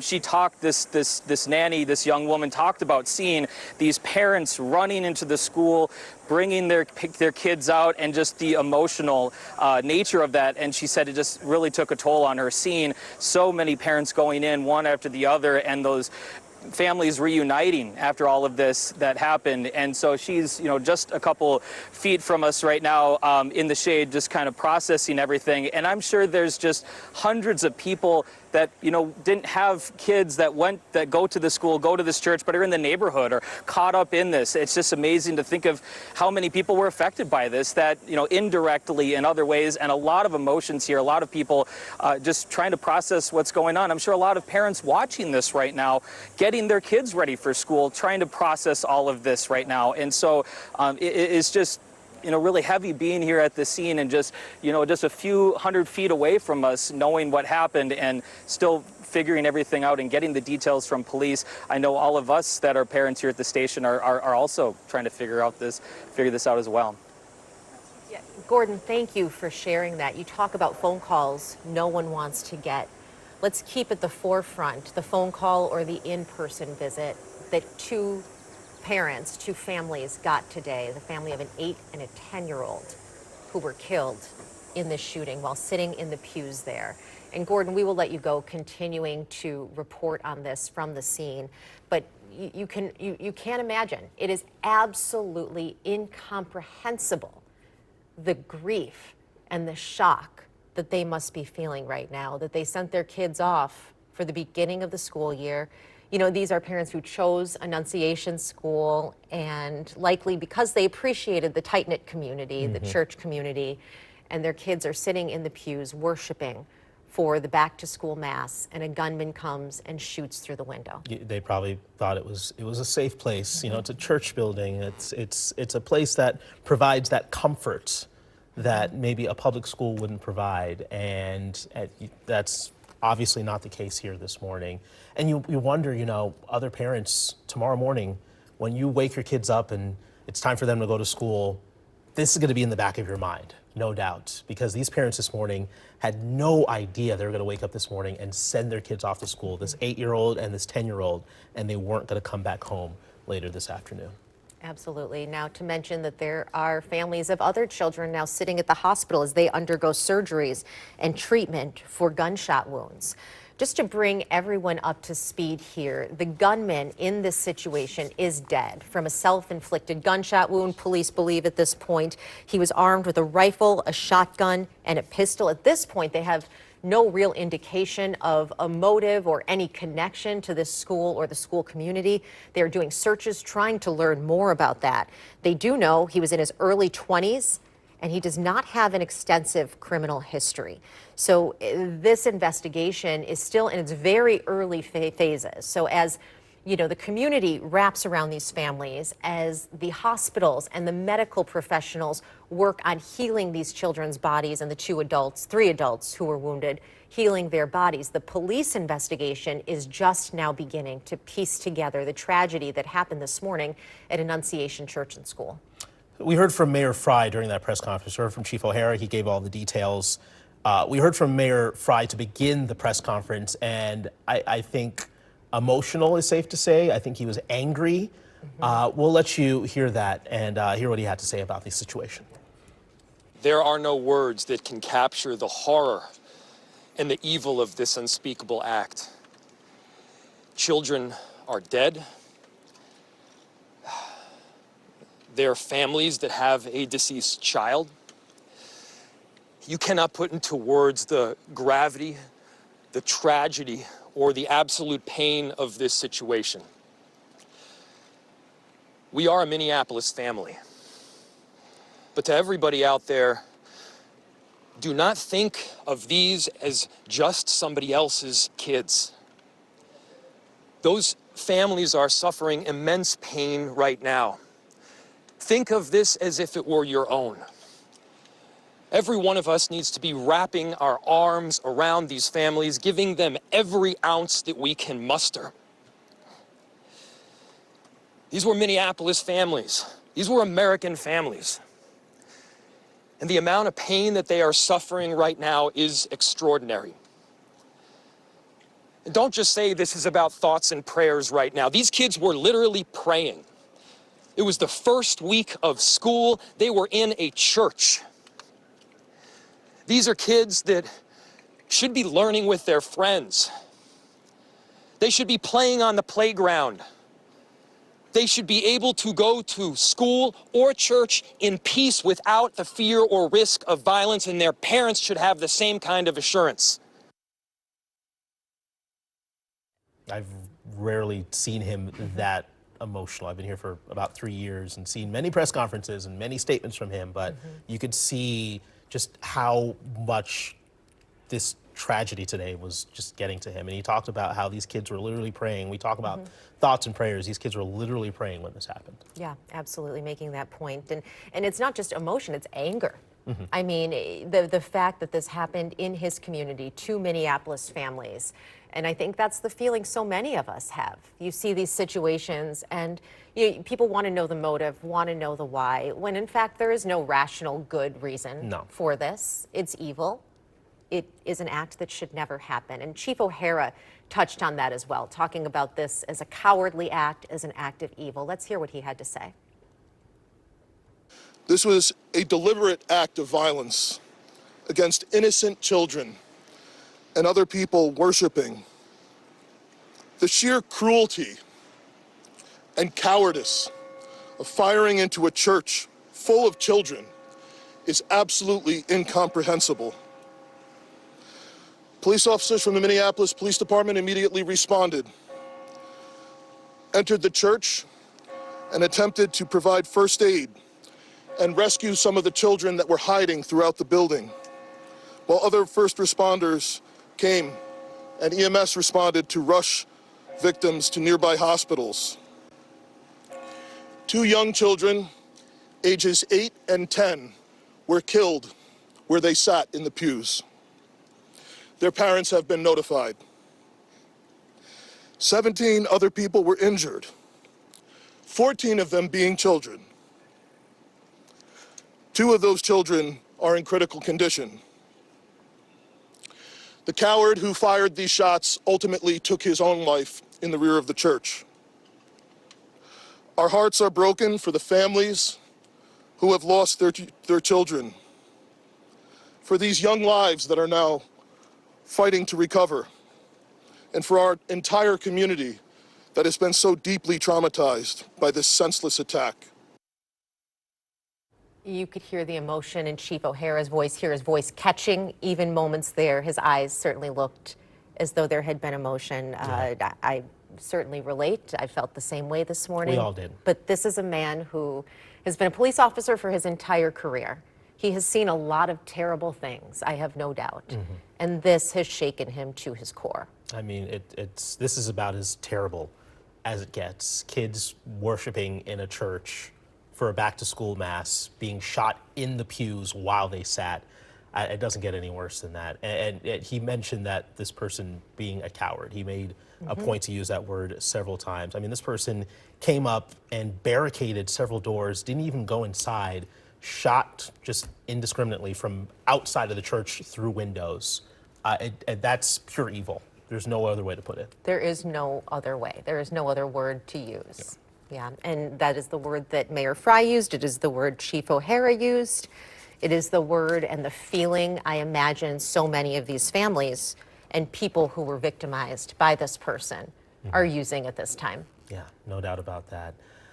So a long investigation to follow here. This is going to be an active crime scene for a while. They actually moved our crews back here a couple of blocks to expand the perimeter a little bit. But this is going to be a very long day, a long week for investigators, for medical personnel. We have 2 different hospitals, HCMC and Children's, that are treating patients right now. 17 victims here, 17 people injured, 14 of them children, 2 of them right now in critical condition. A lot of work for those medical personnel. They're going to be working very hard to at least try to mend them to their best of their ability. And this reverberating throughout the country. We have had statements this morning from President Trump, from the director of the FBI, as well as local officials, the governor and the local senators, Amy Klobuchar, Tina Smith, all weighing in on this, expressing their horror, their shock, and their condolences to the families here. I know our Ian Russell has also been out reporting this morning. Ian, it looks to me like you are at HCMC right now. What can you tell us? Yeah, Lauren, you're right. We've been here for the past few hours now. I got down here about 9:15 or so, about 9:30 in that ballpark, and there was still a lot of law enforcement, some Hennepin County sheriffs, some MPD officers who were down here kind of staging as these ambulances were brought in from that church on the south side of town here with these patients coming in. Since then, as you can see behind me, the road has opened back up as things have quieted down a little bit out here. We heard from HCMC officials not too long ago who gave us an update on the number of patients that they've seen coming in from that shooting. They told me that there were 11 people total that were here. 9 of them are pediatric, between the ages of 6 and 14, just a difficult number to hear. And they clarified to us that 7 of those pediatrics, they believe 7 of them came in critical condition. We also heard from Children's Minnesota not too long ago that they have 6 kids in their care, but obviously just a terrible, heartbreaking situation when you talk about anyone being shot, but especially kids who are coming in as they fight for their lives. So we just listened back to that press conference to make sure we weren't missing anything. We also saw that 4 of them, 4 of these patients required an operating room. They told us that there is a reunification center that was opened up across the street here for families to be able to come in, at least get some information about their kids, their family members, as they are being treated here. But as I mentioned, just an awful, terrible day for Minneapolis, for the whole city and for the whole state, as folks out here continue working through what happened earlier this morning, and families continue processing that grief and that tragedy from this morning. Certainly thinking of those families, Ian, certainly thinking of those doctors that are working hard in there. I mean, this is the second mass shooting in the last 24 hours that they've had to deal with, and I know it's not easy, so we are thinking of them as they're working this morning. Thank you, Ian. We'll get back to you here in a few minutes. Let's recap for everybody that's just joining us now. This mass shooting over at Ascension Church, this is in Minneapolis. This happened just before 8:30. Let's give you all the details here to catch you up. This happened during a mass that was marking the first week of school. Kids were sitting in there and worshiping, fellowshipping. A gunman approaches the side of the building. This is according to Police Chief Brian O'Hara, and barricades several of the doors, stays outside of the building, and starts shooting through the windows of that church as the kids sat inside the pews in the church. We are told that an 8 and a 10-year-old were killed where they sat in those pews. 17 total people injured, including 14 children, 2 of them right now in critical condition. We're told the shooter went to the back of the church and took their own life. We're told that suspect, we don't have a lot of information on that suspect right now, but we're told that they're in their early 20s, no extensive criminal history. Police also say a vehicle was left behind. Right now they're doing their investigations on that, checking to make sure that there's no issues in terms of bombs or explosive devices. So that investigation is underway. Chief O'Hara said other searches are coming in terms of maybe searching an apartment or searching wherever that person lived. No devices found. There was a report earlier that maybe some explosive devices were on scene. No devices found. The police chief did say a smoke bomb or a firework of some sort was found, but other than that, no explosives found. We did also hear from HCMC. They received their page at 8:46, as you just heard Ian talking about here. 11 patients there at HCMC. No fatalities in terms of the victims there at HCMC. 7 of them critical, though. 9 pediatric patients in total. 7 of them critical. Those are all children, and 4 of them requiring the operating room. That is what we were told by HCMC. A lot going on here. So we want to welcome you in. Thank you for joining us here for the KARE 11 News at noon. I'm Jason Hackett. We've been recapping this breaking news here in terms of what's going on with this mass shooting. So we have reporters all over the area right now. We have some at HCMC. We have some on the scene outside of that church gathering information and trying to figure out the latest here. You see that live picture from that scene. We've actually moved our crews back a couple of blocks in order to allow police to do their work. They've expanded that perimeter a little bit. Again, this was a mass, a welcome back mass at Ascension Catholic Church. Kids coming back. This was the first week of school. They were just getting the school year started, getting to see their friends again after a long summer, trying to kick off the school year on a good note with fellowship and just everybody engaging with each other. This gunman comes up on the outside of the school, starts shooting inside of the windows, killing 2 kids, including an 8-year-old and a 10-year-old. Number of people in the hospital right now. We heard an update from HCMC not too long ago, talking about what they're dealing with. 11 patients there at HCMC, another 6 at Children's. Just an absolute horrible way to start the week here and to start the school year. You know, mass shootings are not uncommon, unfortunately, here in this country. You never expect it to come to your backyard until it actually does. And when it does, it's absolutely devastating and heart-wrenching. And the mayor said it earlier, families are forever changed and the entire community is changed with them. Let's bring in our CC Gaines now. Lauren, she's been here all morning, and thank goodness for her. She's been helping us with the coverage. Let's bring in CC now. There's almost no words for what's going on right now in our community. And watching the press conference about an hour ago, I mean, Mayor Jacob Frey, he literally said there's no words. This is horrible. I mean, this is something not to be expected when we're going back to school. And the details that were released by Chief Brian O'Hara, yeah, he mentioned the details, and they were just worse than what we initially thought. Yeah. So, yeah, a lot happening here this afternoon. And the investigation still in its early stages, still ongoing. We know that we've mentioned the shooter is dead. That has been confirmed by police. Children are relocating to their families. I know we have reporters covering that, but that is the goal right now, to get children back to their families, safe with their families. 2 children dead, 17 injured. We do know that the shooter recovered, they recovered a rifle from the shooter, a shotgun, a pistol. Authorities saying a deliberate act of violence. Believed to have fired all 3, too. Yeah, yeah. You were talking about the reunification, and we saw images there of children walking with their parents, walking with police officers as well. I mean, you can imagine they're clutching those little hands so tight right now. And you can see the look on the kids' faces. I mean, once you see something like that, once you see such unimaginable carnage unfold in front of you, these kids are sitting in pews in church.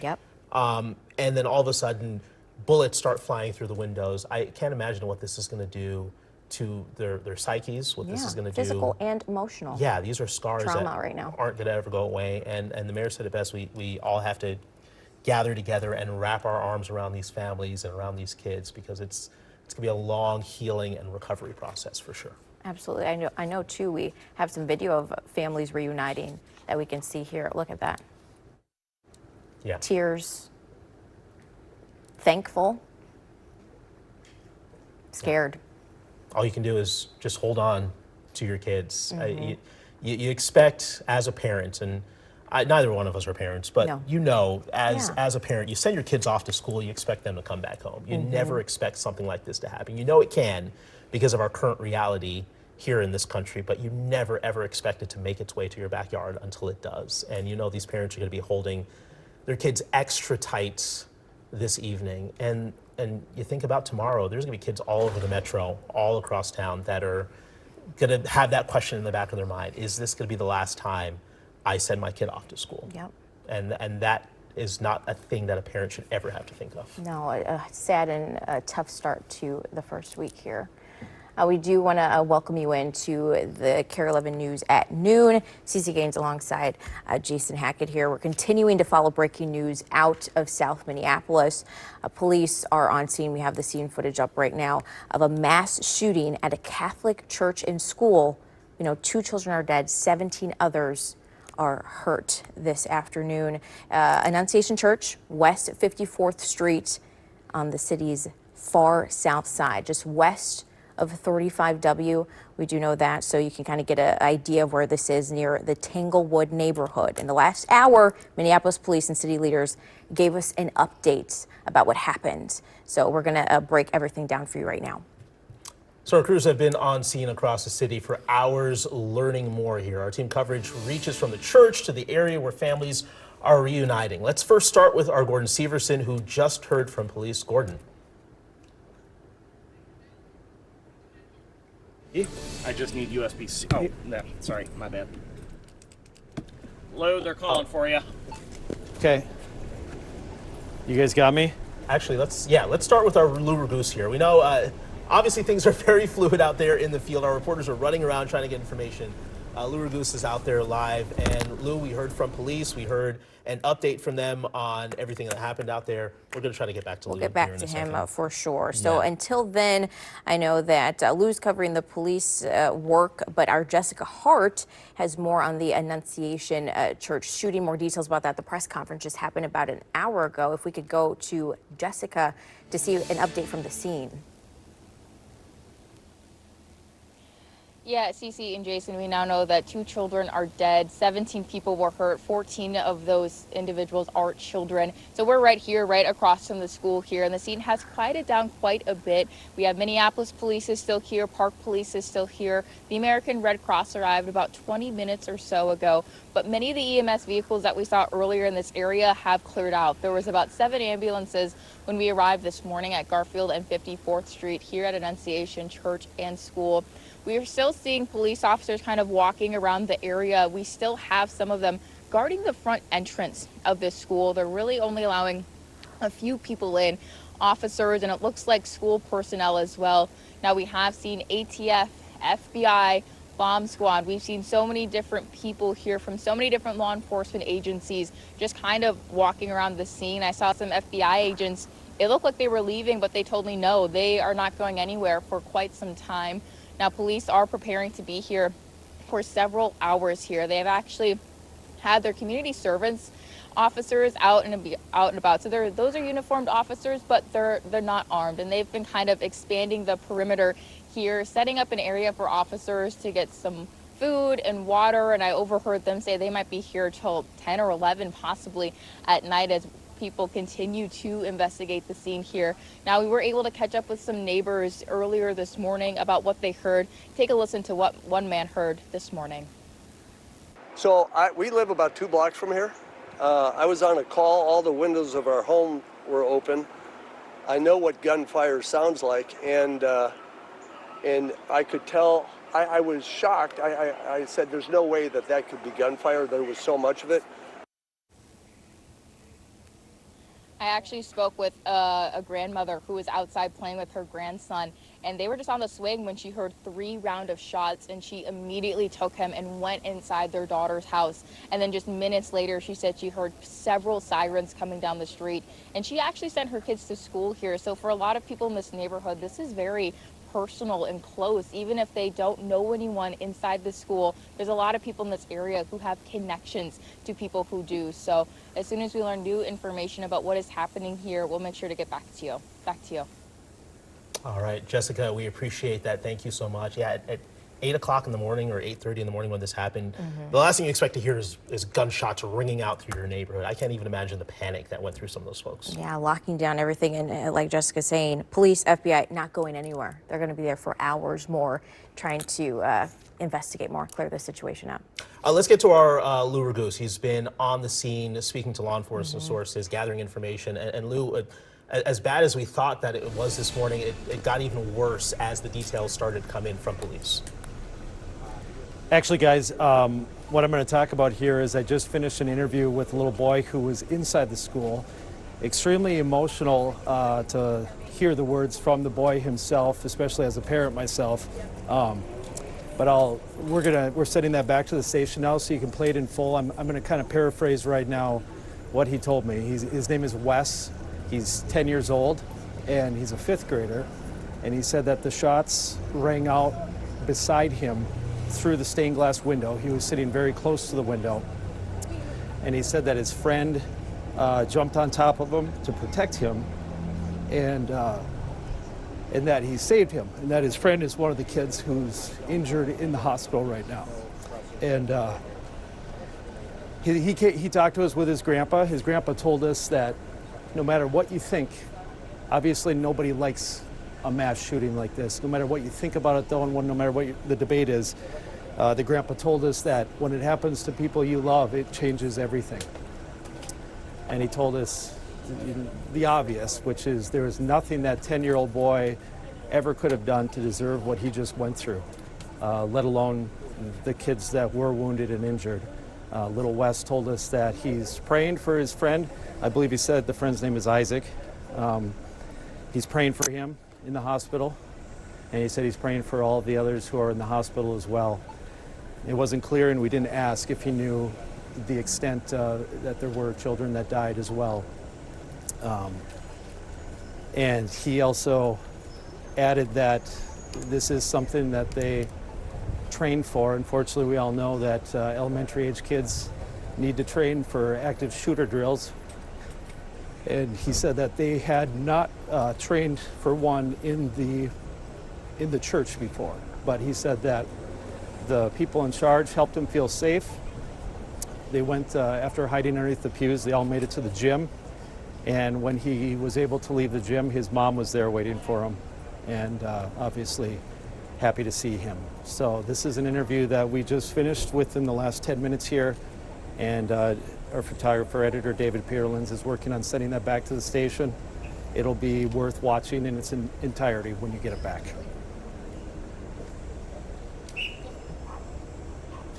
Absolutely heartbreaking. Lou, wow. To have the sense of mind to sacrifice yourself and oh my God, I And can't. imagine the stories too that families are hearing when they reunite with their children who were in the school and the church. I mean, this morning we saw parents and guardians waiting for their children to be released by authorities. There you see them. New video into our newsroom of authorities hugging scared parents waiting for their children to be released by officers. We caught this just outside the church. Parents and students were then moved to a reunification zone. That's the right now. Parents were directed to meet with families just down the road at Annunciation School. You can see that in that video there. I know our Audrey Russo is there now. Audrey, what have you seen in this reunification process? Well, right now I actually am set up from a slightly different vantage point. We are right behind the church. It is still blocked off, and I think it's important to note that as we hear some of these emotional sound bites and these emotional stories, it is important to note there is still very much an active investigation going on here at the church. In the last couple of moments, we heard them launch a drone, and we're actually hearing it buzzing overhead right now. What you're looking at is the area where you can see the church, but there's also a parking lot. Earlier from police, we heard that the suspect's vehicle, what they believe to be the suspect's vehicle, was parked in the parking lot and that they were searching that right now. Now, we haven't seen that vehicle come out through this particular street. We're at the intersection of Harriet and West 55th. But what we have seen just in the last half hour, multiple cruisers coming through this intersection, almost to the point where I'm wondering how many more they can fit in this small church parking lot. We've also seen folks wearing FBI vests going from door to door. The neighborhoods and the houses in this neighborhood that kind of abut the parking lot of the church, talking to them, asking questions. We've also seen some canines around this area. So whether or not that relates to the suspects or what police believe to be the suspect's vehicle in this parking lot, that's unclear at this time. But what we do know is that they are still actively trying to seek some information from neighbors who lived very, very close to the scene. I have also seen some folks leave wearing Annunciation lanyards. None of them have wanted to stop and talk and go on camera. Very understandable given what they just went through. But again, this is what we're seeing out here. Still very much an active investigation as police are trying to gather more information. Again, this is the back of the church abutting the parking lot. Back to you. Thank you so much for that reporting, Audrey. Still a lot that we're gathering. Another crucial part of this story is the response from area hospitals. I mean, I know we heard from Hennepin Healthcare not too long ago, and one of the doctors mentioned that they're trained for things like this, but you don't expect it to happen, but they were prepared. We do have Ian Russell outside HCMC, and I know you have an update just from the last hour. Yeah, you know, as you mentioned, they train for this, but it's difficult to actually be a part of these situations, to actually, see this realized and sort of put that training to use. You mentioned that update. We actually just got that within the last 10 minutes. HCMC, Hennepin Healthcare, just came out, wanted to clarify some of the numbers they reported to us during that 11 a.m. press conference. They've told us now that it's actually 10 patients they have. Earlier they said it was 11. Now it's 10 patients. As for the numbers, 1 adult and 6 kids are in critical condition. 1 adult and 2 kids are currently have non-life-threatening injuries. That's the update there. 10 patients total, 1 adult, 6 kids in critical condition, 1 adult and 2 kids in non-life-threatening condition. Just difficult. I think hearing Lou talk a second ago about some of the kids and what they've seen, and even hearing from some of the doctors a second ago about how difficult this is to process. It's not an easy situation to comprehend or to be a part of. As you mentioned, we heard from some of those doctors earlier. Here's what they had to say. I want to take a moment to tell you how proud I am to work for this organization and the teams that were involved, the resources, again, that were mobilized, our surgical colleagues, our medicine colleagues, our amazing nursing staff, our psychologists that help process these events for us, environmental services, all those involved. It was Dr. Thomas Wyatt you just heard from, who was providing that press conference update about around an hour ago or so. Now, he told us that first page for a mass casualty event came at 8:46 a.m. We were here at about 9:15, 9:30 or so, and when I was leaving my home this morning, I spoke with a neighbor of mine who works here at Hennepin Healthcare, and she told me, hey, I've gotten this alert, and this is something that we've heard and something that we're preparing for right now over at the hospital. HCMC officials tell us that they are going to be providing updates kind of throughout the day here as some of these patients are worked on and operated on and released, ideally in the next few hours here. So we'll keep you updated on when those updates come out, both on air and online at KARE11.com, guys. All right, Ian, thank you very much. And we certainly appreciate the hard work of those doctors and those nurses and those surgeons, because it's been a busy 24 hours for them. We had the mass shooting yesterday, 6 people shot there, 1 person killed, and a lot of those patients, most of those patients, all those patients are at HCMC. And now on top of that, you have 11 or 10 more patients here coming in for treatment for, as we mentioned here, with this being a rifle, these wounds from this weapon can cause so much damage and are not easy to treat. So yeah, I mean, we have people at HCMC, Children's. The numbers just keep changing, coming in differently. So we're going to keep you updated about that. I do know that this situation happened early this morning, and we're just continuing to learn new information. I know we have our Michelle Beck outside of the area where the situation happened with new details from police. I know we've been hearing from them all throughout the morning. Yes, hey Cece, I'm in the area where actually the police chief and the mayor was standing. They gave us those facts and figures. I'm going to explain some of those in just a second. We actually see a number of law enforcement officials coming out here as we speak. But I was just going to say that even though we know that the shooter has died from a self-inflicted gunshot wound, the scene as it appears behind me, it doesn't appear to have let up one bit. You can see the 2 heavily armored SWAT vehicles in the center, as well as, of course, that yellow crime scene tape, and still lots of law enforcement officials from numerous agencies out here covering the entire, encircling the entire church here. I want to go over some reactions that I have observed while being here, and as the police chief was telling us those facts and figures for the first time. I mean, first, people having their hands on their chest. And not only was there media, members of the press here to observe and to listen to the police chief, there were also neighbors and people who are very a part of and integral to this community. They were here as well, hands on their chest, and really an eerie, somber moment right at 11 o'clock as the police chief was sharing details about the 2 young kids who died in this attack. The church bells started ringing exactly at 11 a.m.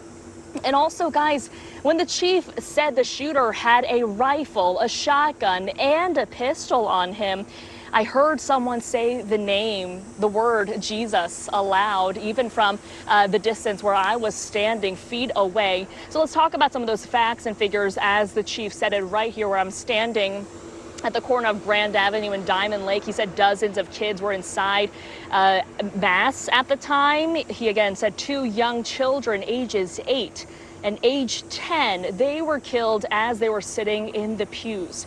17 other people, let me say that again, 17 other people were injured, 14 of them being children, and now 2 of those children are in critical condition, according to the police chief.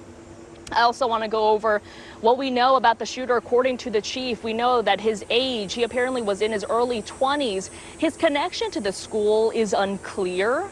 How many rounds he fired? It was in the dozens, the chief says.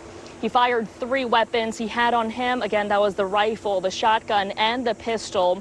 And guys, I asked the chief what side of the church he fired from, and he said the one closest to where we are right now. I don't know if we have any sound available ready to go from the police chief, but let's go ahead and take a listen if it's ready.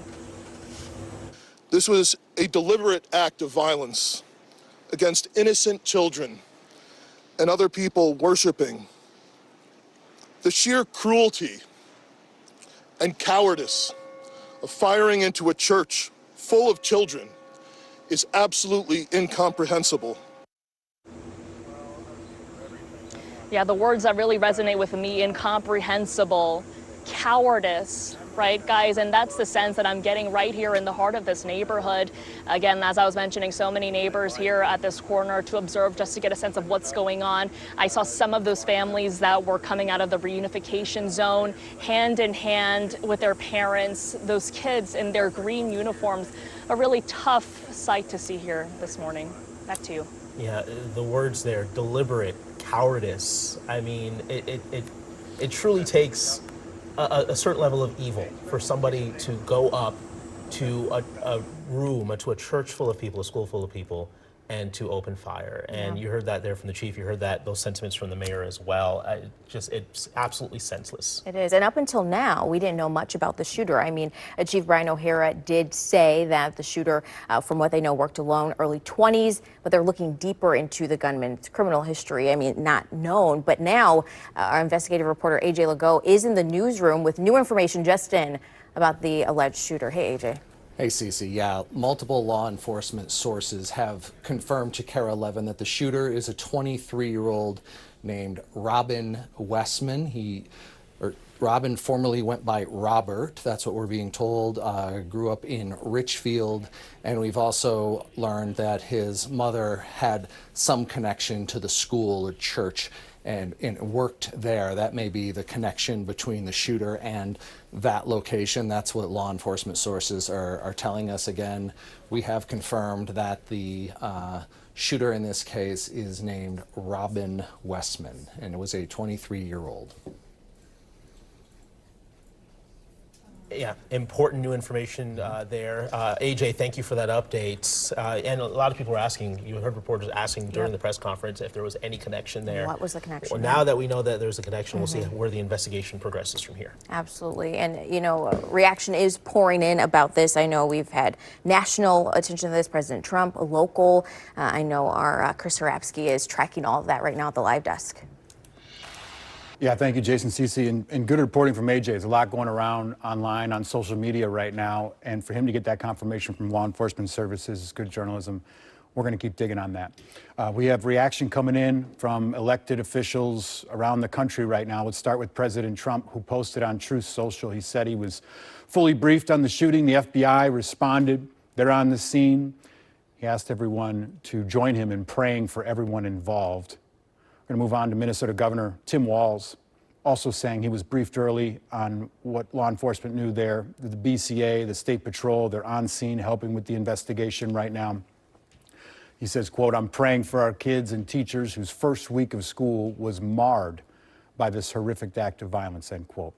Senator Amy Klobuchar, Democrat out of Minnesota, posting this morning, quote, "I'm heartbroken by the horrific violence at Annunciation Catholic School in Minneapolis this morning. My prayers are with the students, teachers, and families, and I am grateful for the first responders who are on scene." We also saw a post from the current Speaker of the Minnesota House, Lisa Demuth, and to put that into context, she's fresh off we're all fresh off the violent tragedy that killed Speaker Emerita Melissa Hortman, her husband, injured State Senator John Hoffman and his wife. Demuth asking for prayers for all there, including children, families, staff, first responders. Another former lawmaker I spoke with, State Senator Jeff Hayden, represented Minneapolis a few years ago. You often see him representing us on election coverage. His children went to the K-8 school at Annunciation Church in the early 2000s, and he described to me what the community is like there, and he described them as family. It's that tight-knit of a school there. Here's his reaction to the violence there this morning. My daughter went there from the 1st to the 8th grade in the 2000s. She's 24 now, almost 24. My son went there for middle school. So we have a lot of friends and family, or what we consider family, that they have lifelong bonds. We have some friends right now that don't live too far from there that are in front of the school.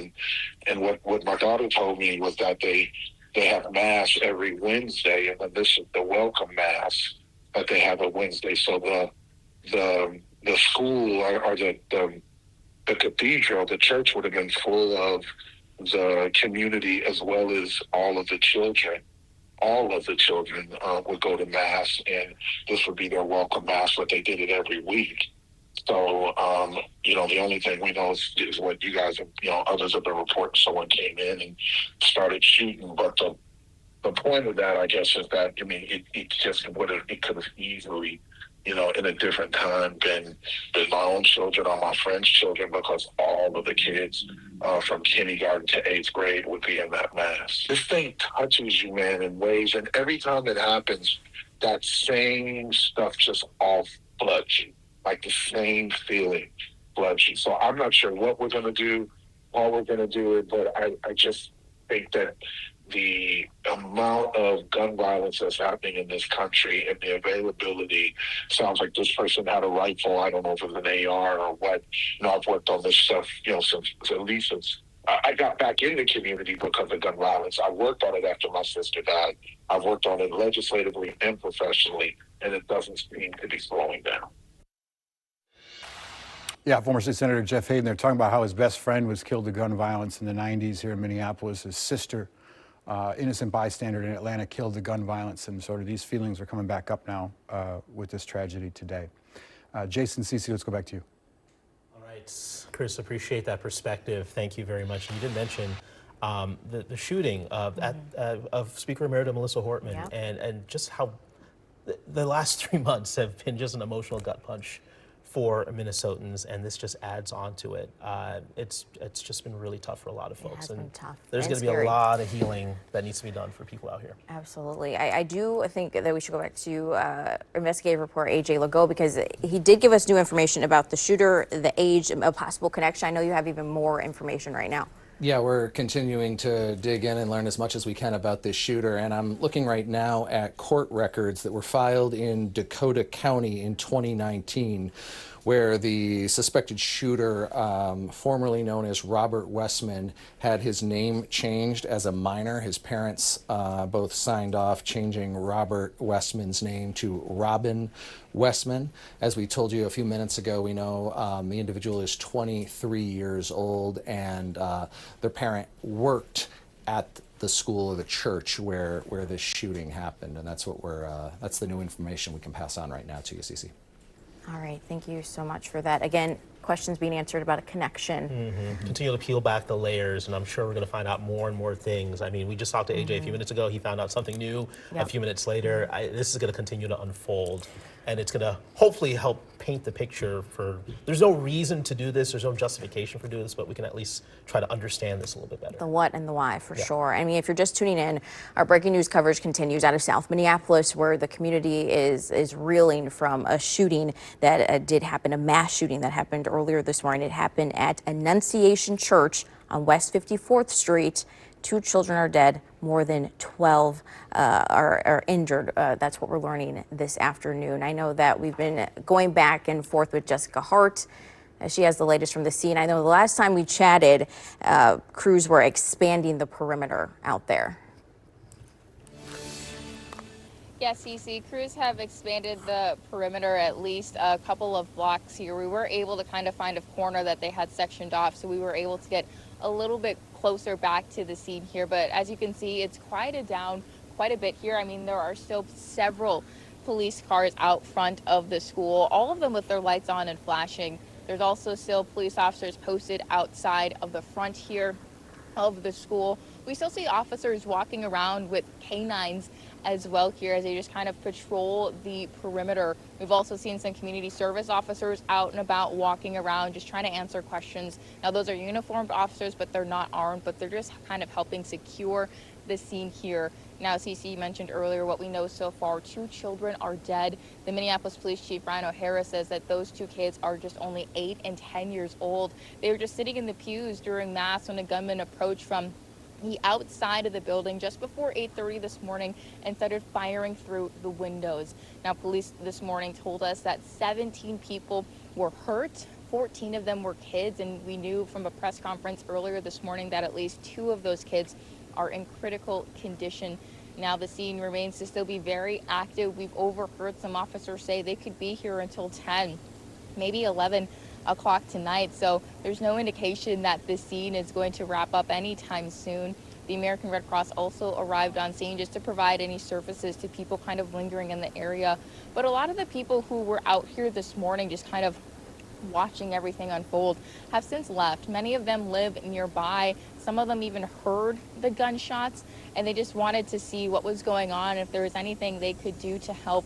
There's actually one woman who was just kind of out walking her dog, and she asked the officers if it would be okay if she went and laid down some flowers. And so she went over to the Annunciation Church and School sign, and she laid down a bouquet of flowers just on her walk. She didn't say anything. She didn't want to talk, but she just wanted to show her respect here, or pay her respects rather, for the 2 kids who have lost their life. Now, we should also mention too that the gunman, police believe, the gunman is also dead. Police believe he did take his own life here. So there's no current threat to the community, and there hasn't been for quite some time. But we still see law enforcement agencies from the ATF, FBI, Homeland are still out here alongside local police departments, just kind of patrolling the scene here. So again, 2 kids are dead here at the Annunciation Church and Catholic School. Several more kids are injured here. The scene has quieted down quite a bit since this morning here at 54th and Garfield Avenue. As soon as we learn new information, we'll make sure to bring it to you. Back to you.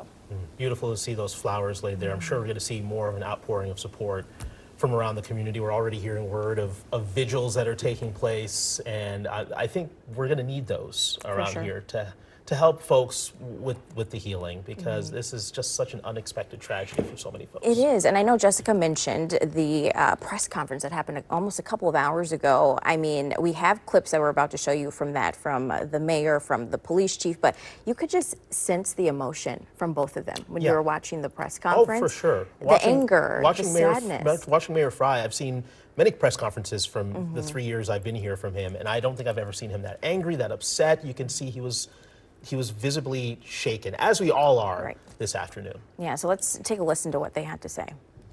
This was a deliberate act of violence against innocent children and other people worshiping. The sheer cruelty and cowardice of firing into a church full of children is absolutely incomprehensible. Our hearts are broken for the families who have lost their children, for these young lives that are now fighting to recover, and for our entire community that has been so deeply traumatized by this senseless attack. You heard there from Police Chief Brian O'Hara. I also heard we mentioned from Mayor Fry, and I thought this was so striking. Mayor Fry was talking about how he doesn't want to talk about thoughts and prayers, because thoughts and prayers are something that always comes up in the aftermath of this, and people, you know, they have their own sides and, you know, which side they stand on when it comes to thoughts and prayers. But he says the kids were in the church literally praying when all of this happened, and just kind of puts in perspective just the innocence that's been shattered here today. It doesn't get worse than that, of course. I know, too, a lot of focus has been on the hospital response. I know our Ian Russell is at HCMC with an update about numbers of people that they're treating right now.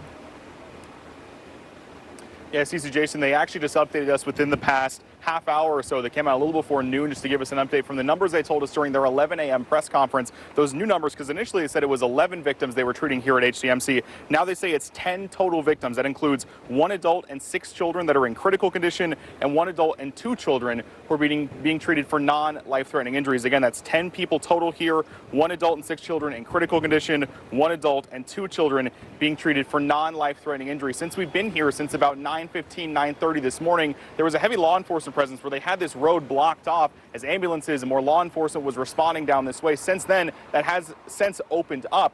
We've heard from quite a number of folks just out and about who have heard about this shooting through the news and various other outlets, and just telling me it's a tragedy. It's awful. It's horrific to think about something like this happening and thinking about kids being injured in situations like this. We heard from some of these doctors who were helping to treat some of these kids earlier this morning. Here's Dr. Tom Wyatt. I want to take a moment to tell you how proud I am to work for this organization and the teams that were involved, the resources, again, that were mobilized, our surgical colleagues, our medicine colleagues, our amazing nursing staff, our psychologists that help process these events for us, environmental services, all those involved.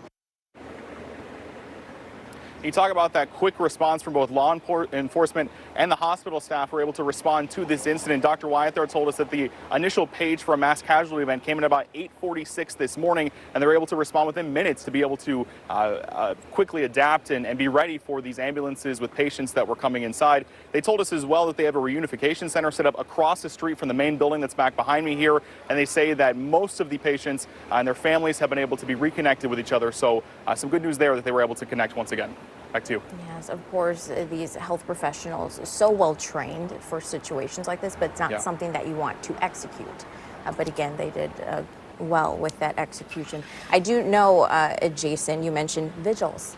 I know our very own Carla Holt, she messaged us about a vigil that's happening tonight.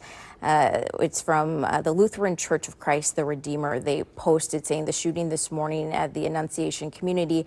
It gathered for the first mass of the school year. It left us heartbroken, horrified, like most of us. Please join us tonight at 7 p.m. in our sanctuary to be in community as we pray for our siblings in Christ. And gathering spaces like that are so necessary after tragedies like this. Places where people can cry together, hug each other, love on each other. The unity within the community is going to be so important moving forward here. So we'll inform you of all the vigils going on so you can get those emotions out, because a lot of us are feeling a lot of things right now, no doubt about that. So parents were directed to meet with families just down the road at Annunciation School. You can we have video of that, and we've seen pictures all morning of kids walking hand in hand with parents, with police officers walking hand in hand with some of the students out there. Our Audrey Russo's out there live right now. And Audrey, we've seen all morning just the looks on some of these kids' faces as they're walking down the street after they're meeting back up with their parents. It's just awful to see. Yeah, a lot of anguish, a lot of fear, a lot of emotion. Right now, I want to tell you a little bit about where I am and what I'm seeing, because again, as we are hearing these stories, we do need to remember this is still an active investigation going on here at the church. We can see officers trying to piece together exactly how this all went down. I'll have photojournalist Jennifer Teray zoom in on this vehicle that you can see right there on your screen. These are folks wearing vests that say Homeland Security and Bomb Squad. We've seen a drone go back up in the air. It's gone up and down a couple of times just within the last 30 minutes when I last spoke to you. We're at the back of the church area, a neighborhood that abuts the parking lot. We heard from police earlier today that the vehicle that's believed to belong to the suspect is in the parking lot of the church, and they are having to search it right now. It's unclear we're far back, so it's a little bit unclear which vehicle it is because we are just simply too far away to see it. But that's what we're seeing right here. They've actually had a couple more officers come and watch the perimeter here just to make sure that everybody's staying safe. We've also seen folks with FBI vests going from door to door in this neighborhood talking to the neighbors who live here. Now, as all of this is going down, of course, everybody everybody is hearing the news that's coming out of Minneapolis and wanting to know how they can help. I actually did speak with a chaplain who said he heard the news, rushed to the scene, rushed to the reunification center to try to offer whatever support he could. Listen to this emotional sound. This is what he had to say and what he witnessed. And then down in the basement, they're reuniting the children with the parents. And there's so many tears and so much fear. No one should have to go through this, and this has got to stop.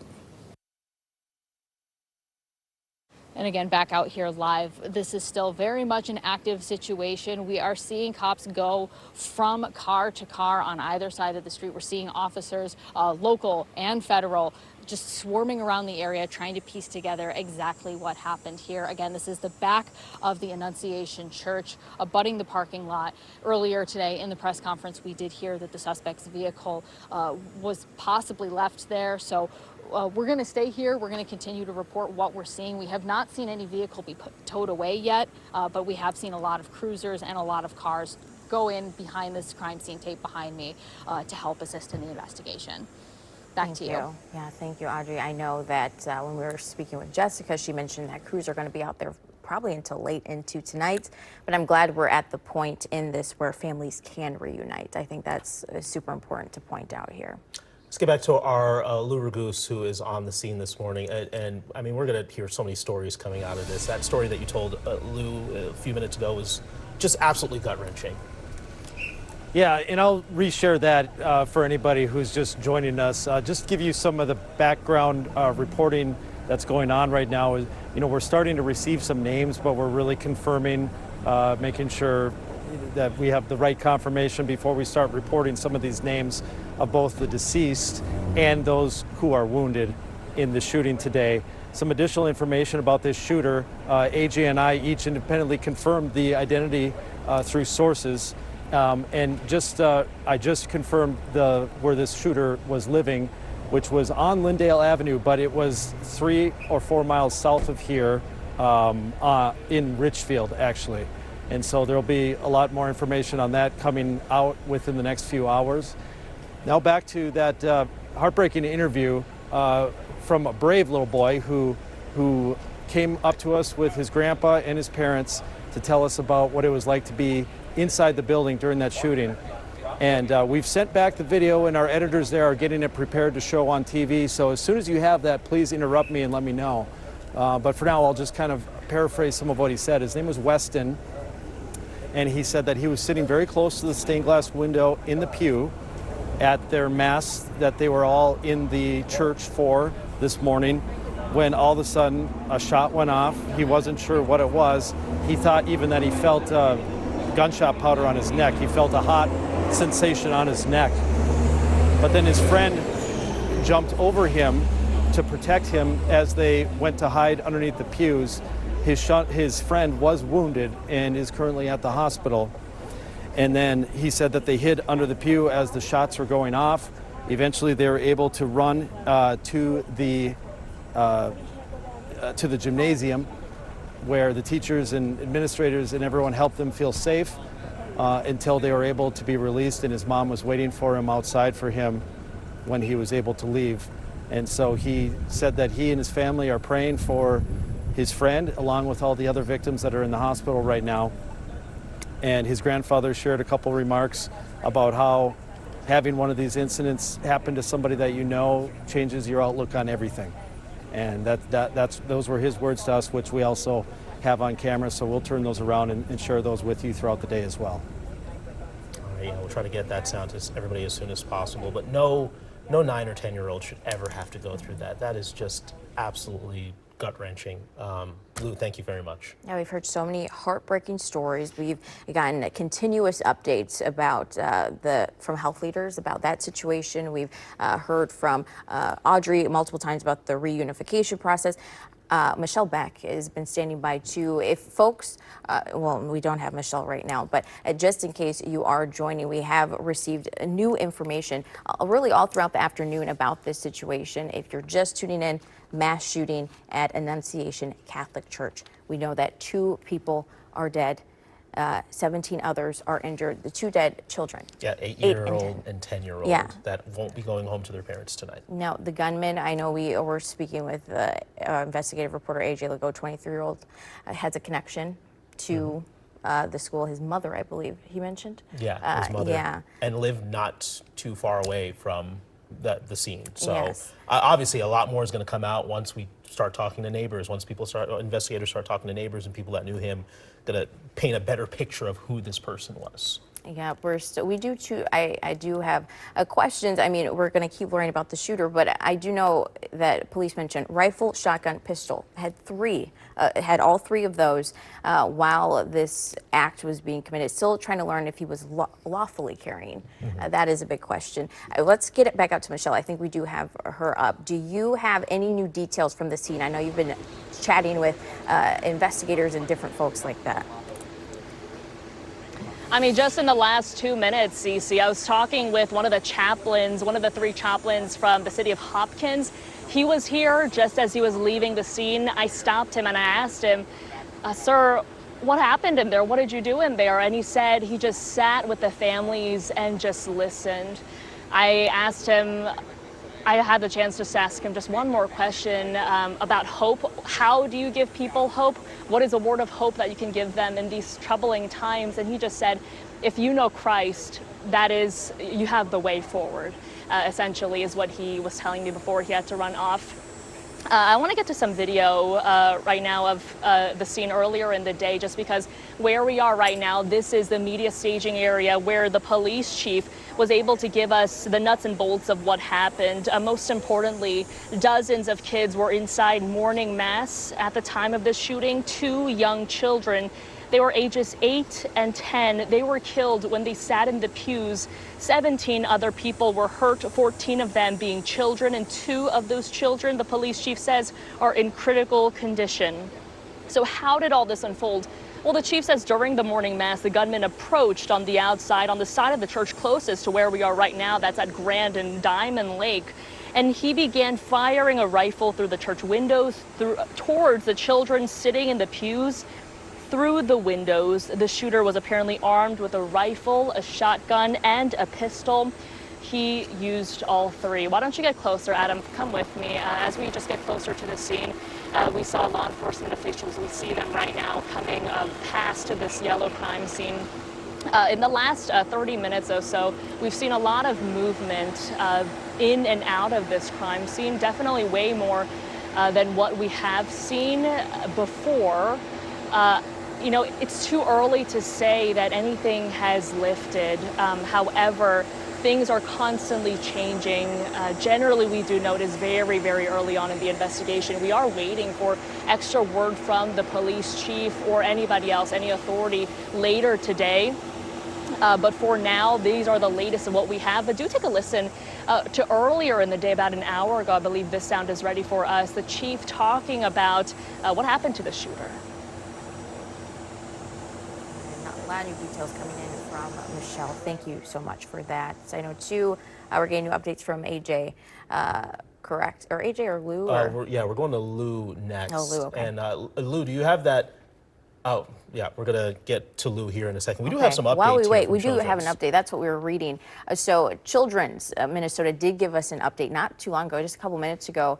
So today, 7 children. That's an update from what we had. We initially had 6. Yes. So 7 children between ages of 9 and 6 were admitted to hospital for care because of the incident. 1 patient, they're telling us, has been discharged. So good news there. That is good news there.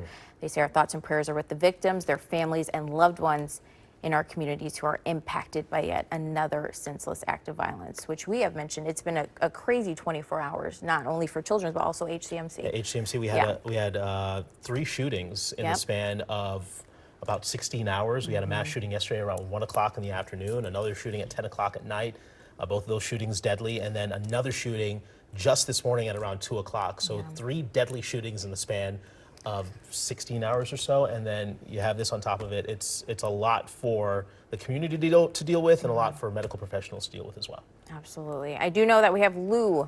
We have Lou back with an update. I know we just came to you, but what can you tell us? Yeah, if you guys have that interview clip ready to play. Just to set it up, this boy named Weston approached us with his grandfather, and his parents were a little bit behind him here and wanted to share what happened inside the church as the shooting happened. So if you have that ready to go, just go ahead and play it through. Yeah. Did you get reunited with your parents? Yeah, my mom was waiting outside of the church when it happened. Yeah. And then What was it like seeing her? I was super happy because, like, I was scared that I wasn't going to see her because I didn't know what was happening, really. I was just in shock. And was it behind you where it was happening, or in front of you, just kind of? It was, like, right beside me. I was, like, 2 seats away from the stained glass windows. So they were, like, the shots were, like, right next to me. That's scary. Yeah. You went under the pew after that happened? Yeah. And Is then that what everyone tried to do? I think I got, like, gunpowder on my neck. Yeah. When you heard the shots, what went through your head? I was like, the first one, I was like, what is that? I thought it was just something. Then when I heard it again, I just ran under the pew.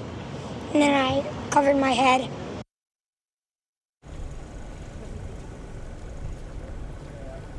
So that's a segment from the interview there with Weston. We also interviewed his grandfather and can play more segments from that as the day goes on here. Just one other thing to report is Congresswoman Ilhan Omar just arrived and is taking in the scene here, talking with constituents, and we expect to hear from her in just a little bit. We'll send it back to you guys for now. All right, Lou, I mean, just hearing that sound, children are innocent. Like, they're young, they don't know much about life, but for them to experience something like that at such a young age, it changes you, it traumatizes you. And Absolutely. I'm so happy he's alive and he's well. But I mean, that's something that is going to be tough to get past. And hearing too for the first time from one of the children inside, The gunpowder on the neck, Yeah. it's too sad. So much. I do know too, I believe we have Jessica Hart next. I know that the law enforcement, healthcare leaders, they're going to have a long day. We've mentioned that multiple times. Has there been any progress out at the scene from what we last talked to you about? I know you were saying they're expanding the perimeter. The FBI is there too. What do you know about that? Yeah, Cece, they're still investigating this scene here. They have kind of expanded and changed the perimeter a few different times just to kind of give their crews an area and space where they can come to get some water and food. They can put the American Red Cross vehicle. So right now we're actually kind of standing in the Kowalski's parking garage, just kind of looking on at the scene here. Not much has really changed. They still have people kind of guarding the front entrance of the school. We did see some people earlier with lanyards standing outside the front who looked like they worked at the school, just kind of standing, talking with each other for about 5 minutes or so, and then they left. But we just heard that sound from that kid, and all morning I've been seeing parents reunite with their children and just seeing their faces, just the blank stares, the fear in their eyes. They all look so incredibly scared. And then you look at their parents and they're equally as emotional and scared, but also there's a sense of relief that their child was okay and they were able to come here and safely get them home. Now, as these people were kind of leaving the scene, they kind of all walked in the same entrance, escorted by police, and police escorted them out. But then once they got beyond the crime scene tape, they all kind of just dispersed and went to wherever their vehicles were. Several of the parents, I actually don't think I saw any parent not holding their child, at least their hand or their shoulders, on the way out. And that goes from kids who look like to be toddlers to teenagers, just wanting their kids to be close and near to them. Now, there was a lot of people in this area earlier this morning. It's since thinned out a lot. There's still a few people who come by and just take a look into this scene to see what is happening. And it looks like we have a group of law enforcement officers, FBI, it looks like, walking around back. Now, I've been told by people who live nearby and have had kids who go to the school that back over there is kind of where the gym was. And that seems to be where they were holding the kids until their parents were able to come and pick them up. But just sporadic movement here. Nothing too big has happened here within the past 30 minutes or so. Police officers are still here. Some officers are coming as some officers are also going here. So it's just been really quiet now. There was one woman who was out walking her dog who did lay down some flowers over by the school sign. Now, officers did let her kind of cross that tape to do that. She didn't really say anything, but she just wanted her respects to be known. Back to you. All right, still a pretty active scene, a lot going on there. We'll let you get back to work, Jessica. Thank you very much. Okay, so let's recap for everybody that's just joining us now. It's been a busy morning here.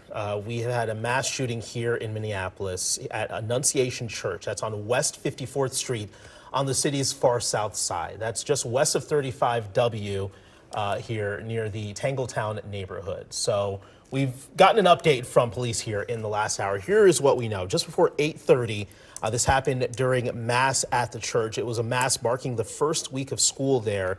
A gunman approached the side of the building, barricaded a couple of doors, and started firing shots through the stained glass windows there. You know, an 8-year-old and a 10-year-old sitting in the pews were killed, 17 total people injured, 14 children.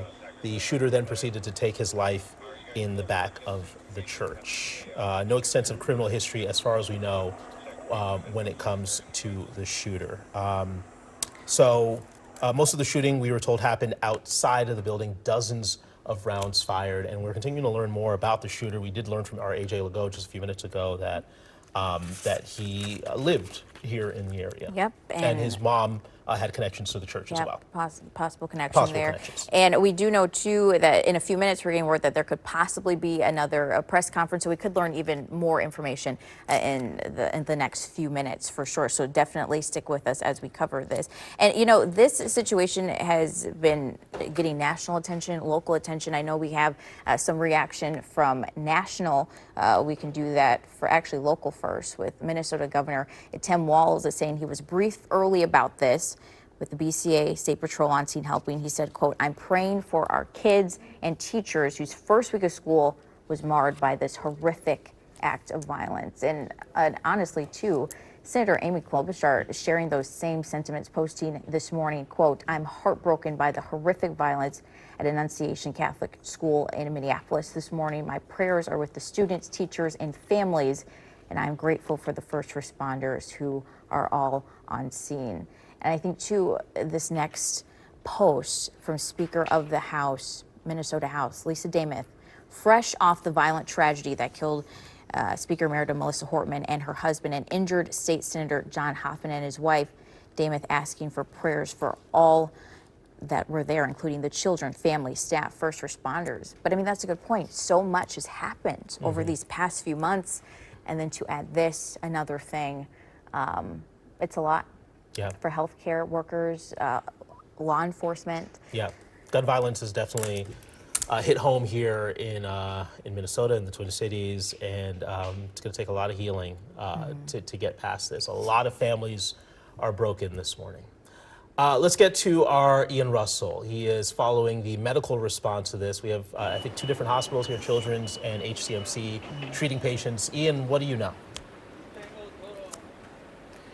Yeah, well, guys, we've heard a little bit of some updated numbers here in just the past a couple hours or so. Originally, we heard from HCMC earlier that it was 11 patients they were treating. Now we're being told that it is 10 total. That includes 1 adult and 6 kids that are in critical condition, and 1 adult and 2 kids with non-life-threatening injuries. That update came out at about 12:15 or so. And just within the last 10 minutes, we heard from Children's Minnesota. I want to read their full statement that they sent out earlier, just not too long ago here. They said, "Today, 7 children between the ages of 9 and 16 were admitted to our hospital for care as a result of the tragic incident this morning. 1 patient has been discharged. Our thoughts are with all the victims, their families and loved ones in our communities who are impacted by yet another senseless act of violence." As I mentioned, HCMC has been very busy this morning as they've been treating some of those patients as they were coming in here. Things have since gone a little bit back to normal. Officials from the hospital tell us that there's a reunification center set up across the street for some of those families to meet up with their loved ones here as treatment is still being done. We did hear from doctors this morning who talked about some of their process and getting ready for this incident when the initial calls came in. Here's what they had to say. I want to take a moment to tell you how proud I am to work for this organization and the teams that were involved, the resources, again, that were mobilized, our surgical colleagues, our medicine colleagues, our amazing nursing staff, our psychologists that help process these events for us, environmental services, all those involved. Again, for an update from Children's Minnesota, that's now 7 kids they're treating between the ages of 9 and 16. HCMC says 1 adult and 6 kids in critical condition, 1 adult and 2 kids with non-life-threatening injuries. They've told us that updates will kind of come throughout the day here as these kids and these adults are being treated for their injuries. We'll keep you updated as those updates come out, guys. Back to you. All right, Ian Russell with the very latest here. Thank you very much. And as we've been mentioning all morning, HCMC is already busy at work because they've had several shootings here over the last 24 hours, including a mass shooting yesterday in broad daylight at 1 o'clock in the afternoon. 6 people shot there. And so they've been treating those patients, and now you have, 10 more patients coming in to be treated today for what are sure to be horrible wounds because a rifle was used, and those rifles really ripped through and caused a lot of damage, as we heard from doctors earlier. So it's going to be a long day here for those doctors, for those nurses, for those surgeons, and we're certainly thinking of them as they work to mend these folks back up. Long day, high stress. I know during one of Jessica Hart's live shots, she mentioned visuals, people coming to give flowers, people just feeling horrible about the situation. Our caller Halt messaged us about a visual that's happening in just a few hours at Lutheran Church of Christ the Redeemer. They posted on social media saying this shooting this morning as the Annunciation community gathered for the first mass of the school year has left us heartbroken and horrified. They're having a vigil at 7 o'clock tonight in their sanctuary so that the community can come together tonight. We have this statement just in from Children's Minnesota as well. Today, 7 children between ages 9 and 16 were admitted to our hospital for care as a result of the tragic incident this morning. 1 patient has been discharged. Our thoughts are with all the victims, their families, and loved ones in our communities who are impacted by yet another senseless act of violence. And they said that term, yet another senseless act. It's been a pretty violent year.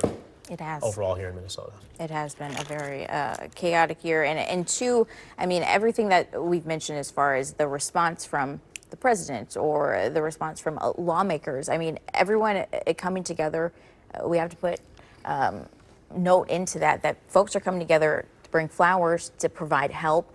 I'm sure if there's any help in any way, it'll be posted on social media, and we'll definitely bring you that too. One thing you see in the aftermath of these mass shootings, blood banks. They need blood for these surgeries, for transfusions and whatnot. So if you can give, if you can donate blood, make sure you do that because that'll help a lot of folks that are needing it right now, that are hurting right now.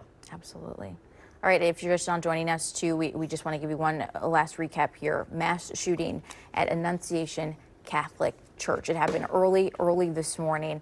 We have more.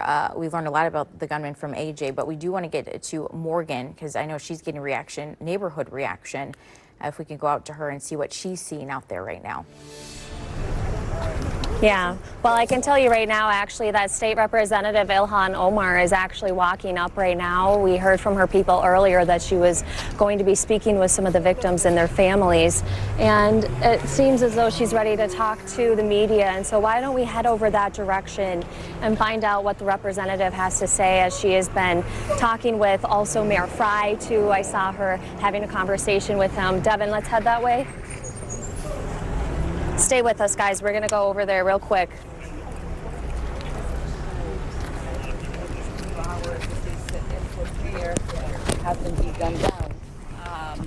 Is just unspeakable horror. So my heart breaks for the families and the victims of this tragic morning here in Minneapolis at Annunciation Catholic Church. We don't know much. We know that the assailant is dead, and we are going to learn more about motives and what more can be done to make sure that we avoid tragedies like this. But at this moment, I just want to hold the space for prayer for the families and the victims of this tragic event. Have you had a chance to speak with school leadership yet? I have not. We know that that's what I attempted to do. They are in the middle of getting a statement out, trying to make sure that they're able to communicate the tragedy that has taken place, what that means for their close-knit,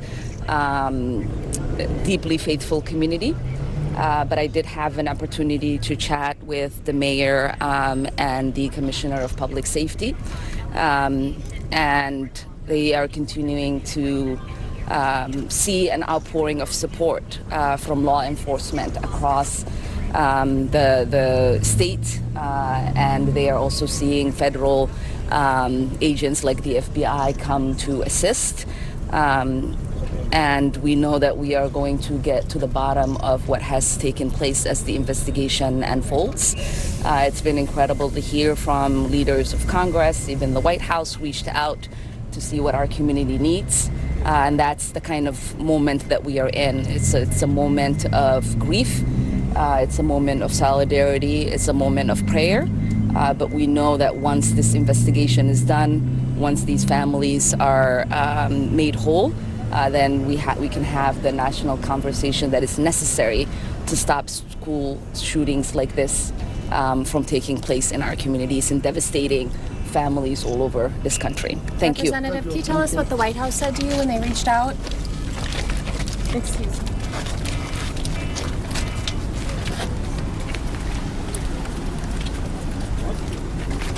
All right. Okay, as you heard it there, we just heard from Representative Ilhan Omar, who says that they have just had an outpouring amount of people from across the country reaching out to them. Omar said that the White House has reached out and offered resources. We know that the FBI is now involved in this investigation, along with the BCA. And as we are out here at the scene, you can't help but notice all of the community members that are coming forward and asking what they can do to help, reflecting on their memories at this church, or maybe their kids that went to the school. I spoke with someone that lives just down the street, and it's hitting their neighborhood really hard. Here's what Megan had to say. Not even just your kid, for the sake of the kids that you know, that you've seen grow up in this neighborhood. I saw a lot of the families come by and hug my neighbors because they've been here forever, and I know so many people, and it hurts them just as much. It hurts a whole community to watch this happen. I'm sorry that it's happened here, for everyone else who were directly affected by it. The families. Yeah. And now they're faced with, how do you go back? How do you put it back together? It's the start of school. Anyone who has a vote in gun control should watch families and kids come out of a school after this. I mean, just to watch that happen and then still not do anything about it. This can't continue. I want to send my kids to school next week without the fear of this happening. And I don't have that. And that sentiment that she just ended with there is that what I think a lot of parents are facing right now, that fear of them now sending their kids to school after this tragedy here. And so a lot of people are praying. They are sitting here trying to figure out what to do next, how to move forward as a community, because this church is such a cornerstone of this South Minneapolis community here. Everyone has made that very known. They have a lot of good memories. They have a lot of community gatherings there. And so the fact that this shooting happened here and that there were children that were killed inside that mass is devastating, everybody. Back to you. Yeah, Morgan, thank you so much for that report, and thank you for that live press conference as we continue to learn more here. Jason and Cece stepped out. Rena and I, Chris, we're filling in now on what can only be described as another nightmare that is hitting the state of Minnesota. This one, another unspeakable tragedy with 2 children confirmed dead, 17 injured, and right now, what we are trying to do is gather information on witnesses, people who were there, the stories of those who were there and had to experience this. Lou Ragoose brought that unbelievable interview of the young man named Wes, who told the story of sitting in a church praying on his second day of school, and his friend Isaac jumping on him to protect him, who does that at that age, getting shot in the process. We are also continuing to work. Our I team is steadfastly working. I was just visiting with them in the back of the building on this alleged shooter.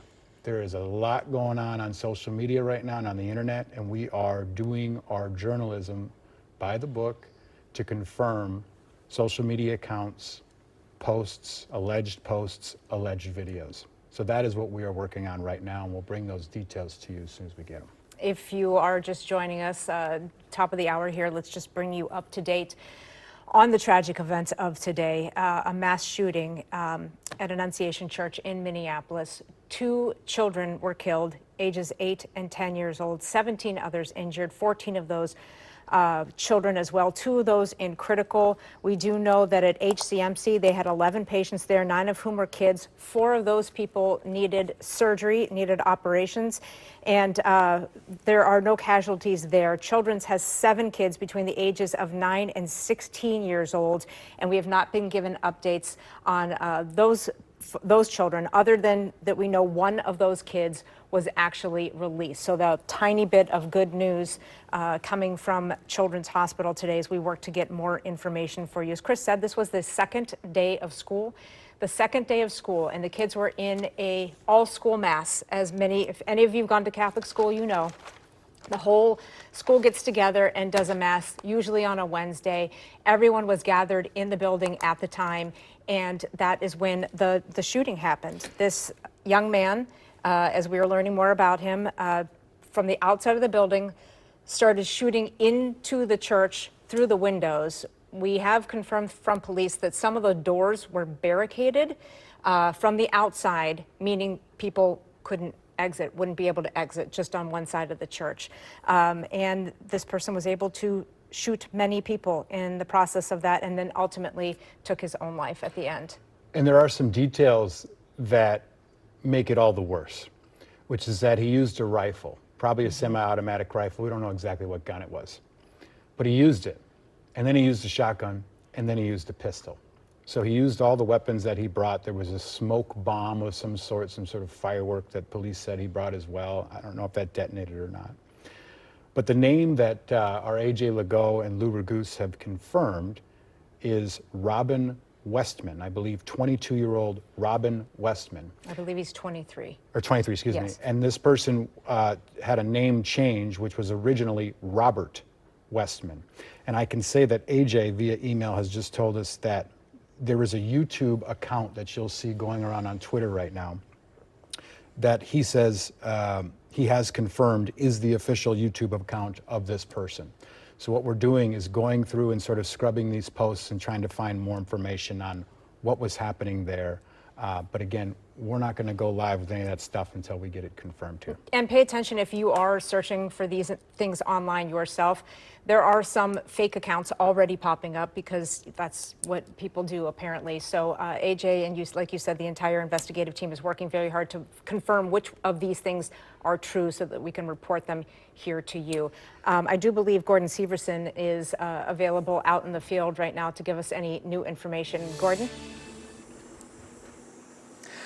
Yeah, Rena, we were told that there's going to be an updated press conference, which was going to happen around 1 o'clock right here. That has been pushed back to 2 o'clock, and we're hoping to get some more information in another, 40, 50 minutes or so. Now, being here right at the scene, the church is just a few hundred feet, behind us here, and we're just seeing so many people coming by. About an hour ago, we saw 5 city council members here from Minneapolis talking to police officers, wanting to get updates. We've seen a lot of neighbors come in. So many people besides these families and these kids have been affected by this. I want to share an interview with someone we just spoke with about an hour ago. She happened to be just driving through. She was a nanny going to meet up with some kids that she watches, and they were getting ready for school starting next week. And this is the last couple of days that she's going to be working with these students, these kids, and she was on her way there, got caught up in this scene. Her car is still in there somewhere. She's not able to get out, but she said it was just crazy to be coming in right at the time that police officers were coming into the church. And she shared some reaction to us. She saw a lot of the family members running in. She saw the kids coming out. Here is some of what she had to say and what her mother had to say when she came here to the scene to meet with her daughter after this incident. So she called me hysterical, and the first thing she said is, "Mom, I'm safe, but something really bad is happening, and I don't know what it is, but something really bad has happened, and there's police everywhere, Mom, and I don't know what to do." And that's the worst call to get as a parent. I mean, I'm grateful that she's safe, and I can't even imagine what it's like for the other parents and community members who are affected by this. Thankful to see kids coming out unharmed, safe, but just the looks on some of their faces, the screams coming from the moms who didn't know where their kids are, it was just, it's gut-wrenching. Yeah. Now, when I got here to the scene around 9 o'clock this morning, I had to park on the far other side of this crime scene and had to walk over here to meet up with my colleague and had to walk several blocks. I saw dozens of families, parents and their kids were just, reunited. A lot of tears, a lot of relief. It just so many emotions here, and so many families, that are still figuring things out. A lot of them waiting for updates at the hospital right now who are directly affected by this. And so, we're going to stay here, try to get some updates on the investigation. As I mentioned, that press conference is going to be around 2 o'clock this afternoon. So we'll see, hopefully get an update from police, maybe city leaders, on what they've uncovered over the last couple of hours. Back to you. All right, Gordon, we appreciate it. This information keeps changing minute by minute almost. It's just one of those situations where the new information keeps coming in and we keep learning different things. So it's just unfolding in real time. Yeah, it's here now, right? Mm-hmm. We were just here, not long ago with another mass shooting like this, and here we are again.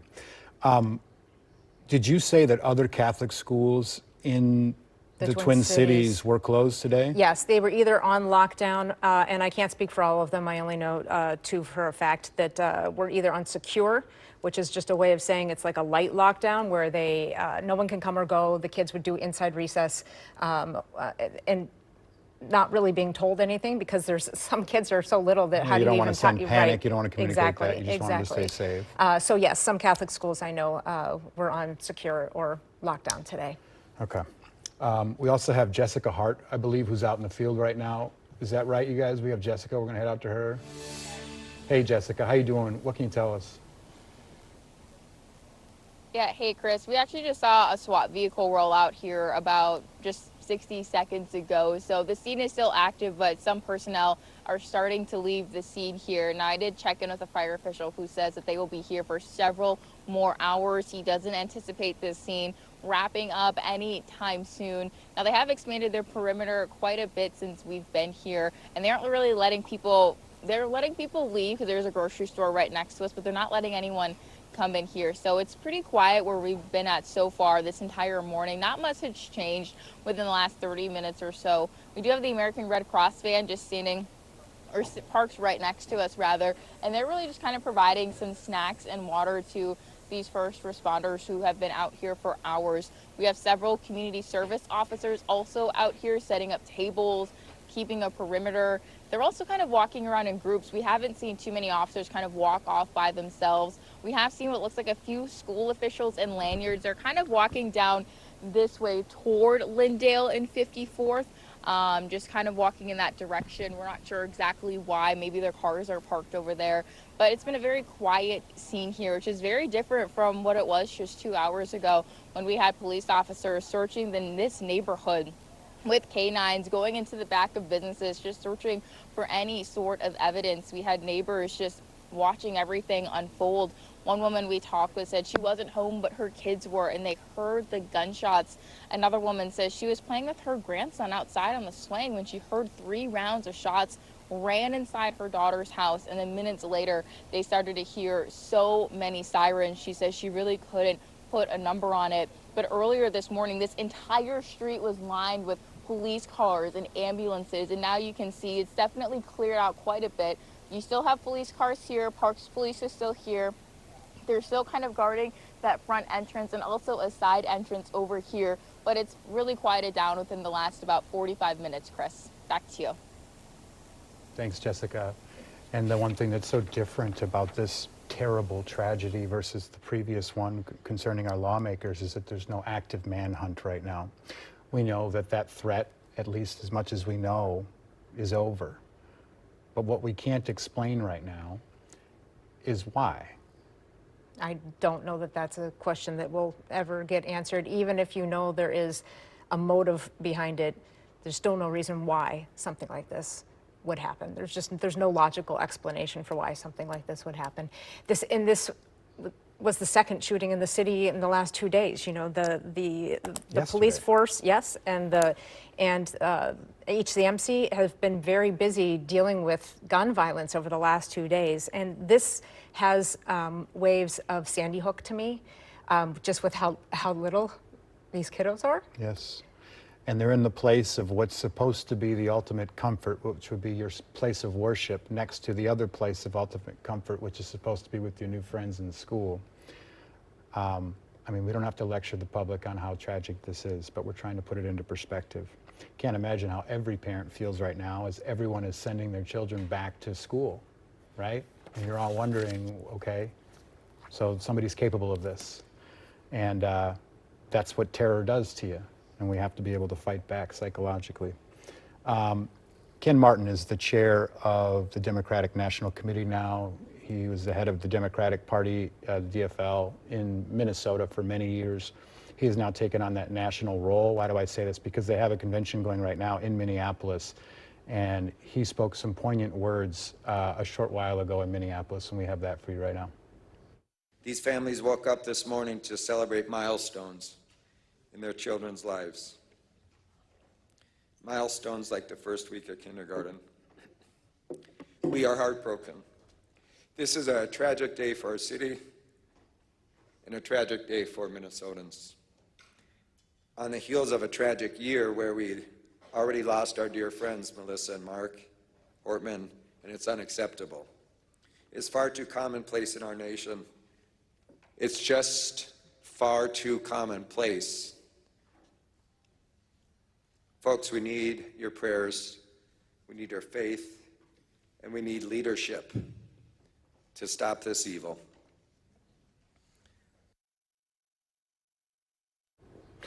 That is Ken Martin speaking there. And just in to the newsroom, President Trump revealing this quote, saying, as a mark of respect for the victims of the senseless acts of violence perpetrated on August 27, 2025 in Minneapolis, Minnesota, by authority vested in me as President of the United States by the Constitution and the laws of the United States of America, I hereby order the flag of the United States shall be flown at half-staff. And I do believe we have a picture of the White House there where they have already done so in honor and in memory of the lives that were lost here in Minneapolis today through senseless violence. Well, now we delve into these questions, right, as we start to learn more about the shooter and the past and the history and what happened. I mean, there's always this sort of reverse investigation into why these things happen. The truth is they happen, and they happen frequently in this country. The other truth is we haven't really done much about it because of political indifferences or differences. And what I would like to do is invite elected officials and other leaders on to talk about this. It's early right now, and I'm not saying we can go and solve the problems at this point, but it is a continual conversation and a continual traumatic event for families across this country. And these conversations need to be had, and they need to be followed by acts.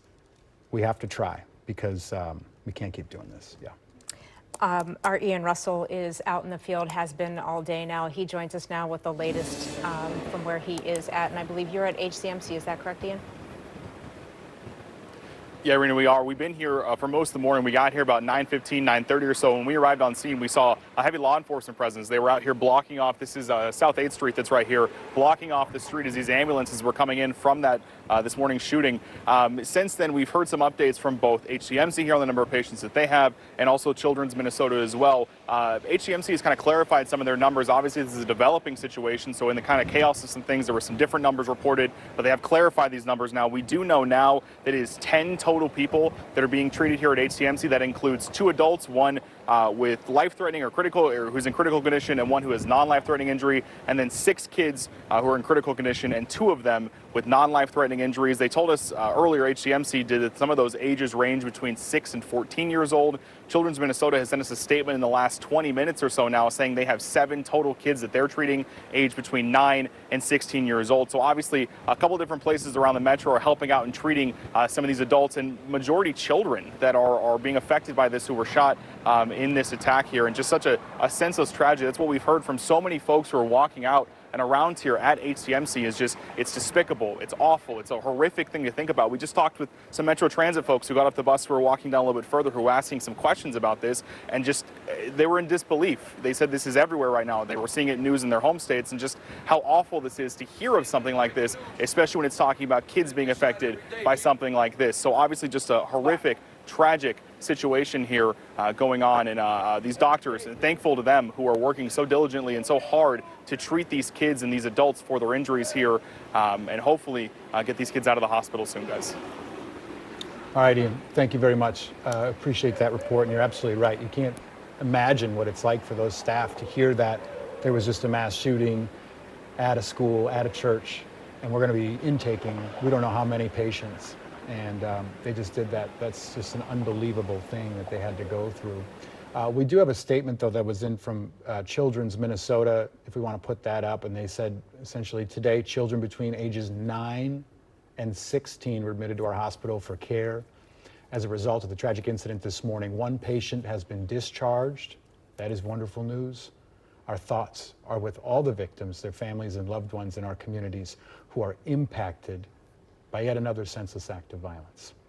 We do have some vigils and things to tell you about, because I know people are trying to figure out how to help or what to do. But Chief O'Hara was at the scene earlier today, and we are expecting another update around 2 o'clock. But earlier today, you could feel it, you could hear it in his voice. And how many times have we seen this man show up at a scene? And this is probably one of the worst that you can think of. But he was pretty emotional today when he talked about this. Let's listen. This was a deliberate act of violence against innocent children and other people worshiping.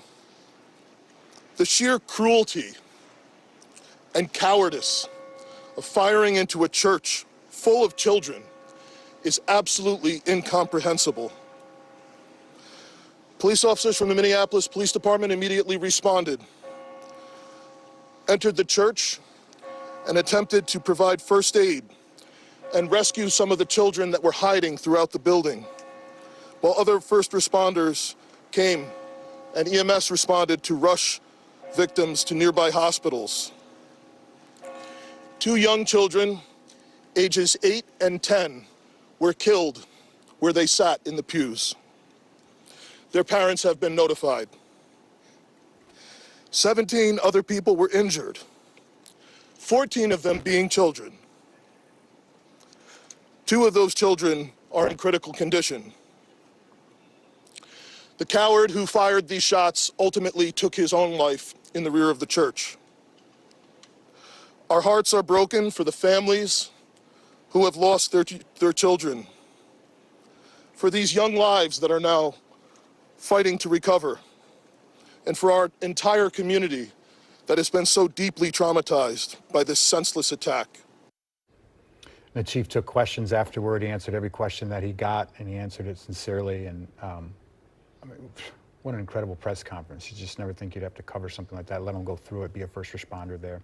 Also speaking there at first was a furious Mayor Fry, who just had strong words to the public, and we have a piece of that sound here too. There are no words that can capture the horror and the evil of this unspeakable act. Children are dead. their families that have a deceased child. You cannot put into words the gravity, the tragedy, or the absolute pain of this situation. We are a Minneapolis family. But to everybody out there, do not think of these as just somebody else's kids. Those families are suffering immense pain right now. Think of this as if it were your own. Every one of us needs to be wrapping our arms around these families, giving them every ounce that we can muster. These were Minneapolis families. These were American families. And the amount of pain that they are suffering right now is extraordinary. And don't just say this is about thoughts and prayers right now. These kids were literally praying. It was the first week of school. They were in a church. These are kids that should be learning with their friends. They should be playing on the playground. They should be able to go to school or church in peace without the fear or risk of violence, and their parents should have the same kind of assurance. Minneapolis Mayor Jacob Frey, understandably upset, angry, emotional. We are learning new information by the moment here. We're expecting a new press conference coming up from the city around 2 o'clock. But right now, investigative reporter AJ Legault is in the newsroom with some new information just in about the alleged shooter. AJ.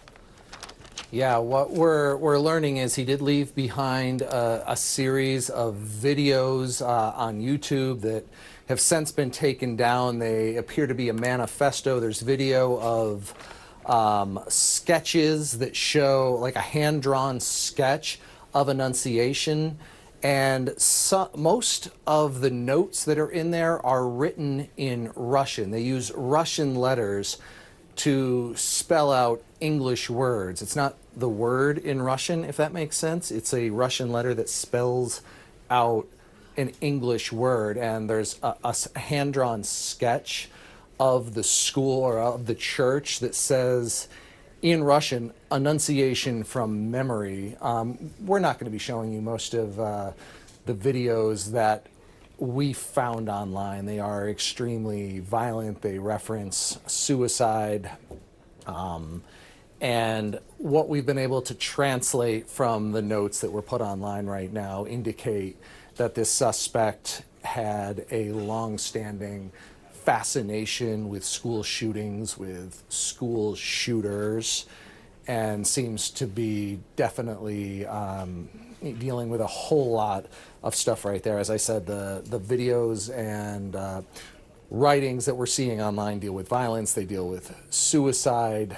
We do know that there is a tie to the school. Facebook posts show that the suspect, Robin Westman, formerly Robert Westman, their mother retired from the Church of the Annunciation in 2021, was a longtime employee.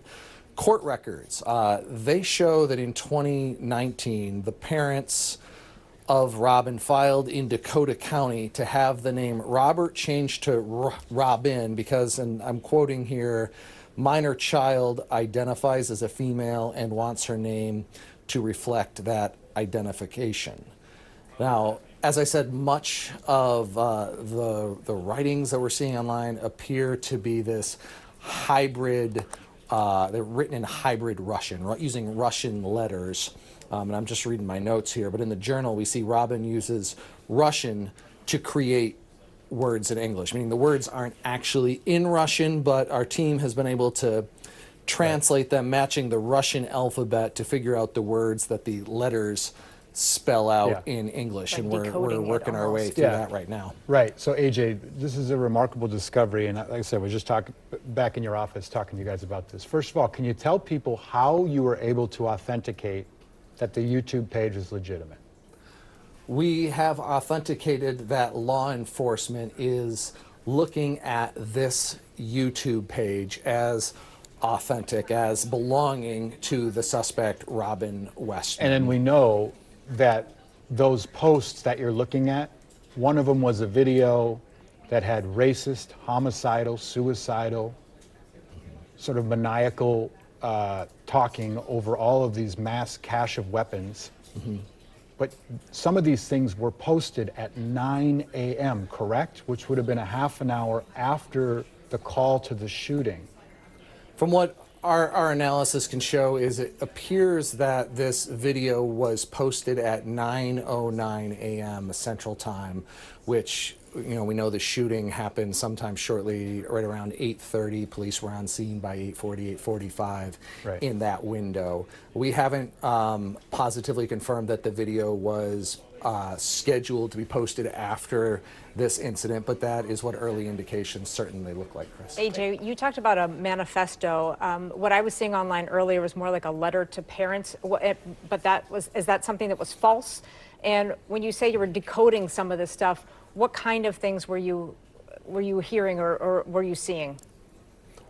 What we're hearing as we basically decode the writings that we're seeing online was, you know, a deep fascination with violence, with school shootings, with, you know, prior school shootings, and what appears to be early indications saying this individual is saying that they have been fascinated with school shootings for a number of years, and that other kids were telling adults about this fascination years ago. Right. So there may have been some very early warning signs. Right, and we don't want to, again, paint too much light on whatever was happening in this person's life before this, but it is a matter of the being clear in the story.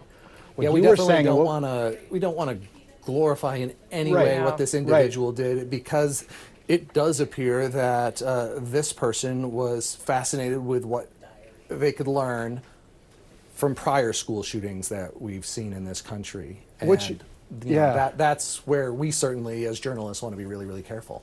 And to be clear, what you were saying, and what we were talking about back in your office before we could go on the air with it, is that there's like dozens and dozens of handwritten pages in a book. And this person is flipping through the pages, and the letters are from the Russian alphabet. Correct. But the language that those letters are speaking is not Russian. It's the Russian letters used to speak English. Yeah. We have a person on staff who's Latvian who speaks Russian who's translating some of it, just so that we can find out what it was saying. It's just this. Yeah, this is really slow going because it's not even a direct translation in Russian. It's trying to. Right. It's like somebody, you know, this is like an individual who used, you know, Googled the Russian letter for something. We were using the example, as we explained to folks back in our offices, it would be as if someone spelled out the word bird, but they used the Russian letter for B, for I, for R, for D to say bird, but it's not the word for bird in Russian. So it's cryptic. It's it's like but it's like has to be decoded. But the purpose of why we're talking about it and why we're sort of interested in this line of reporting is because we're all trying to find out why and what would drive somebody to commit an act of violence in such an epic scale, an epic and evil scale. I've covered a number of these school shootings over the years, Chris. They're never easy, and there's never a real why that makes sense.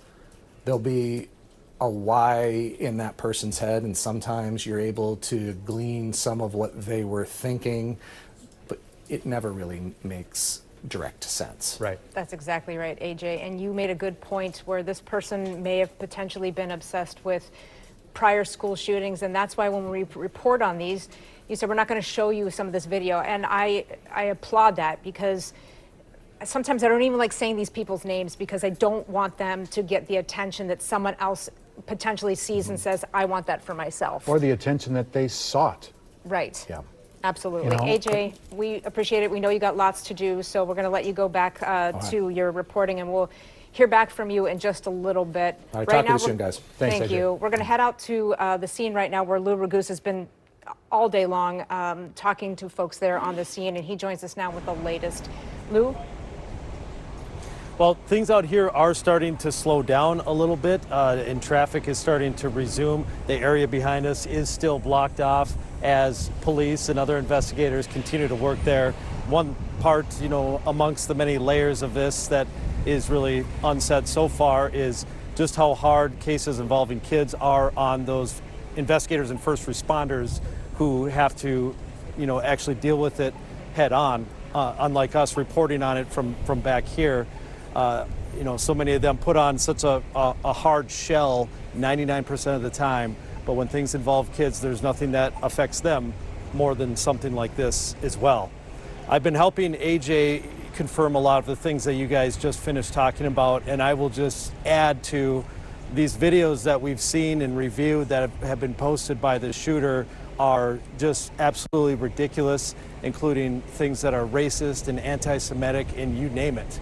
And so there really is no value in us sharing some of these things that we're finding right now. It doesn't explain why he did what he did or anything like that, but I can attest to what AJ was just talking about there. Earlier today, about an hour or so ago, we did this interview with a young boy who was in the church during the shooting, a very emotional interview. And I should emphasize that he approached us with his grandfather and his parents, and they all wanted to talk and gave us permission to talk to him. It wasn't as if we're pulling kids aside that are running from the school or anything like that. And so the boy's mother is actually, I believe, the head of the PTA, so heavily involved in the school, and happened to be going by and see all the police here. And that's why when you hear little Weston explain it, that's why his mom was here so early and able to reunite with him so early on as well. But if we have that ready to go, let's take a listen to Weston's interview. Yeah. Did you get reunited with your parents? Yeah, my mom was waiting outside of the church when it happened. Yeah. And then what was it like seeing her? I was super happy because, I was scared that I wasn't going to see her because I didn't know what was happening, really. I was just in shock. And was it behind you where it was happening or in front of you, just kind of? It was, right beside me. I was, 2 seats away from the stained glass windows. So they were, the shots were, right next to me. That's scary. Yeah. You went under the pew after that happened? Yeah. And Is that what got, everyone tried to do? I think I got, gunpowder on my neck. Yeah. When you heard the shots, what went through your head? I was the first one, I was what is that? I thought it was just something. Then when I heard it again, I just ran under the pew. And then I covered my head. And of course, that image of those children hiding under the pews, covering their heads, is something that I personally can't get out of my mind. I'm sure many of you can't either. Another thing that Weston added is that a friend of his helped protect him by covering him up, and that friend was wounded and is now recovering at the hospital. Weston wanted to extend his prayers to his friend and to everyone else who's recovering at the hospital right now. We also have short interviews with his grandpa and his dad, so we'll start turning around those clips so that we can share them on the broadcast as well. And we will have much more as the day goes on. Just to give you an idea of what some other people are working on, I do have the latest address of this shooter, and we have a crew over there to try to talk to the shooter's neighbors and so forth and see what's going on at that location. And that's, for now, a lot of people are kind of, finally taking a break to get something to eat and drink here as they continue to work throughout this horrific scene. Back to you. Yeah, Lou, listen, man, thank you for that report. I know that you were emotionally twisted, when you were talking to him. You have a son the same age, same name, and how can anybody not have their heart turned upside down when you hear that sweet, innocent voice talk so casually about gunpowder on your neck and seeing your colleague shot? Just thank you. And also, as Rena mentioned to me while you were chatting, thanks for being clear about the situation. That we're not the type of TV station, and you're certainly not the type of reporter to go chasing kids. They experienced some trauma. They approached you, and thanks for being clear about that. But what else did you, real quick before you go, what else did you take away from that interview? Because I know we didn't hear all of it, but it just must have. Well, just on that note, I'll tell you that all of our friends at the other news outlets here are being very respectful as well. And there happens to be a larger media presence than there otherwise would be because of the DNC meetings going on. A lot of the national news were already here in town for that. And so there are even, I mean, you can imagine there's a lot of news people here. There's even more because of that. I just, you know, from that interview, you're right to notice kind of the nonchalant way that he recounts that thing. And I'm sure, you know, having kids in school right now, when we were kids, we had tornado drills and fire drills at school. Our grandparents, maybe even our parents, had those old nuclear bomb drills.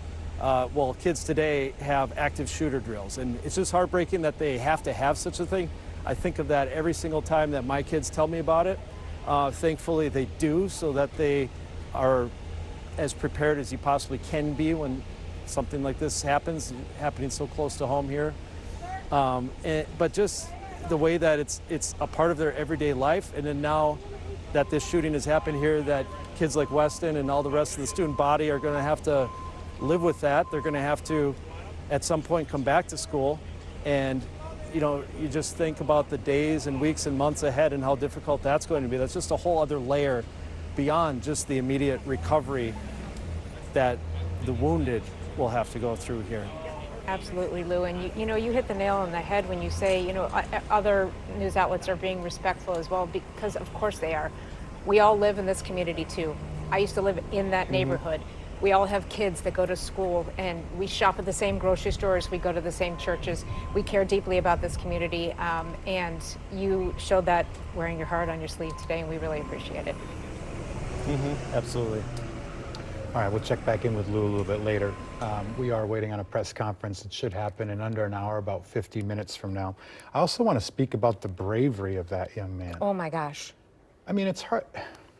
You don't know what you're going to do in that situation, and when you're 10 years old, you certainly don't know what you're going to do in that situation, but what a hero. Think of going through that. You don't understand it. You just go through it. And then to say, yeah, I'll share, you know. Oh my goodness. Yeah, it's just unbelievable. I know people are looking for ways to help, to reach out, to do something, to heal with the community. We do have a couple of vigils that are going on this evening. Yeah, there's one here. This is actually, I believe it's sponsored by Protect Minnesota and Moms Demand Action, but this is a candlelight vigil. If there's somewhere you want to go and be with others and grieve, this is a candlelight vigil for Annunciation Catholic School. It is tonight from 8 p.m. to 9 p.m., and it's going to be at Lyndhurst Park. If you don't know where that is, it's 1345 West Minnehaha Parkway in Minneapolis. So, you know, if you have this sense that you need to go and be with others in your community, show respect, show support, offer comfort, as you see this State Patrol officer did here. This was a poignant video, actually, because so often, you know, you see law enforcement in different situations, but your job to protect and serve, this is service in its purest form. Yeah, he doesn't know that woman probably. Oh, he's offering a hug, he's offering support in times of chaos. You know, our Jason made a good point earlier today when he was for hours anchoring, bringing you the latest information. You know, we talk about vigils or ways to help out in situations like this when you have victims that need to go to the hospital. He suggested donating blood. And I thought that was an excellent point, because there's always a need for blood. Even if it's not these folks, it may make you feel like you're doing something to help, and it certainly would be helping the community. As we come upon this 2 o'clock very shortly, we're hoping to get a news conference. Do you want to bring people up to speed what we know at this point? Yeah, let's go through it real quick. If you're just joining us, or if you just tuned in a little while ago, we're going to run through the facts. And so these are the facts that were given to us by the mayor and the police chief in Minneapolis, and they're based on what we've heard from witnesses around there. But here's the deal. This morning, this was just before 8:30 a.m. this morning, police got a call to head to the Annunciation Catholic Church. Annunciation Catholic Church, excuse me. That's in the Tangletown neighborhood, by the way. It's in Tangletown, right? So this is between Lyndale and Nicollet. This is like 54th Street. So this is southeast Minneapolis. This is the first week of school there. This is the second day of school. And what they do is have a community welcome mass where all the students and community members join in this mass inside the church. What the chief said is that somebody, and this is who we believe to be Robin Westman, 23-year-old, approached the church outside and began firing gunshots through the stained glass windows into the church, at the pews, and at children and other parishioners who were there. The gunshots continued. We think it's an assault rifle, but a rifle was fired, a shotgun was used, and a pistol was used. After the dust settled there, the gunman took his own life, is what we understand, in the back of the church. I don't know if he was inside the church or outside the church, but they said the back of the church.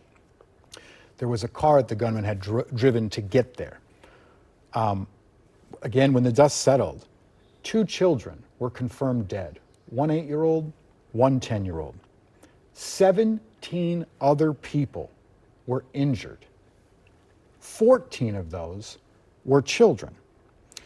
We understand there have been no other fatalities yet. There were a few children who were critical in the hospital. Condition. We know that at least one of the children has been released from the hospital. From Children's Hospital. They had 7 kids between the ages of 9 and 16 years old, one of whom has been released. That's the piece of good news that we can give you right now. We do know that HCMC took in, I believe it was 11 patients, 9 kids, 2 adults. They may have updated that recently, but 4 operations were needed, no casualties at HCMC. So we do know that those folks going to be okay. Right, and so what you have then, since 8:30, has been sheer panic in that neighborhood in South Minneapolis.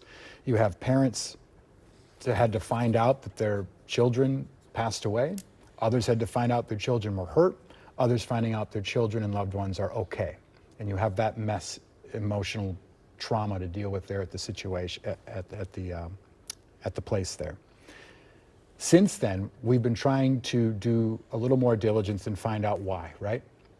Who did this and why? And all we can really share at this point is that we've been able to authenticate some of the messages, some of the videos on social media channels of this alleged shooter. And from what I have seen, considering that those pages are now authenticated, has been nothing but sort of filth, racism, homicidal, maniacal things. We also could confirm that the mother of the alleged shooter worked at Annunciation Church for many years and retired. 2021. We know that there was a manifesto written in some cryptic Russian/English sort of cryptic messaging that we're trying to sort of decode back here with our Russian speaker that we work with. And we don't have any insights. And there doesn't appear to be a relationship between this person being Russian and this person was not from Russia. This person was from here. Also, but there's like this manifesto, and it has a map of the church layout, and I believe the title of it was Annunciation from Memory, something like that. So I would presume that they went to school there, but I can't report that. I don't know that this person went to school there. We only know that his mother was, in fact, employed there for many years and retired. So yeah, you seek a why. We don't have a why.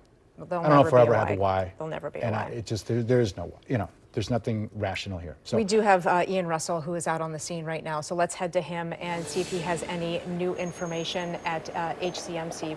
Ian? Rena and Chris, a lot of this has stayed about the same since the last time we spoke to you. You mentioned some updates here. HCMC came out and spoke to us about noon, had an initial press conference around 11 a.m. where they kind of gave us some updates on some numbers of patients and kids and adults they were treating here. Came out around noon to update that it's now 10 total patients, 1 adult and 6 kids that are in critical condition, and 1 adult and 2 kids that have some non-life-threatening injuries. So 7 and 3, kind of in the split between the two, but 10 total patients that are being treated here. As you mentioned, Children's Minnesota has 7 patients they were treating. 1 of those has been released between the ages of 9 and 16. Here at HCMC, it was between 6 and 14 is what they told us earlier, and 4 of them, I believe, was the number they told us earlier this morning, had to be operated on and treated for some of their injuries as they were coming in here after that shooting this morning. HCMC officials also told us that they set up a reunification center for some of these parents of the kids that are being treated here and for some of the loved ones who are related to the adults that are being treated here, or just for everyone who's being treated here across the street from the building you see back behind me. They told me during that noon update when they came out and talked to us that the majority of those families have been able to reconnect or at least get an update on their family members right now and at least have some of that most up-to-date information of what is happening. But obviously, as we've kind of heard throughout the day, just a horrific, tragic, terrible scene. The doctors that we talked with earlier spoke about that. And, it's a sense of you go through these trainings and you kind of understand the process of what something that like this might look like. But you never actually really expect, I think, to actually do it. You go through these trainings, but to actually witness this in person and to actually do it is a whole other story. And it's hard, it's difficult, it's terrible to work through and to deal with. The doctors told us the initial call and the page for a mass casualty event came around 8:46 this morning. They said within minutes they were able to quickly respond, kind of get their folks mobilized to be able to come in, or the folks that were here to be able to treat the influx of patients that were coming in here. So, obviously, a shout out to them for the quick response and the ability to treat these kids and the adults and the families and everything that's coming through here. So just a massive shout out to them for the hard work to help these kids, but just horrific. I think it's fair to say this happened in the first place. I want to take a moment to tell you how proud I am to work for this organization and the teams that were involved, the resources, again, that were mobilized, our surgical colleagues, our medicine colleagues, our amazing nursing staff, our psychologists that help process these events for us, environmental services, all those involved. It was Dr. Thomas Wyatt you heard from there. As he said, it's a gratefulness to the folks who helped, but these are difficult situations. You're talking about kids as young as 6 years old. Any age affected by this is tragic, but obviously young children affected by this as well. Hennepin healthcare officials told us they'll be releasing information online through their online newsroom throughout the remainder of the day. It doesn't sound like as of right now there's any more planned in-person media availabilities, but I'll be checking with them just to see if there are any updates, see if we can speak to them as patients are treated and released here hopefully soon, guys. All right, Ian, thank you. Thank you, sir. We did just get an update too, real quick, from Plymouth Police Department. And this is something that we typically probably wouldn't report because it was an unsubstantiated threat to the school this morning. But considering what happened in Minneapolis, I think it is worth reporting. And essentially, we have staff that have kids in that district area too, but they had to close schools down today because of an unsubstantiated threat. But the Plymouth PD is saying that they received word about a vague and unsubstantiated threat regarding a school in Plymouth this morning. They say upon receiving that report, staff notified both Wayzata Public Schools and Robbinsdale area schools.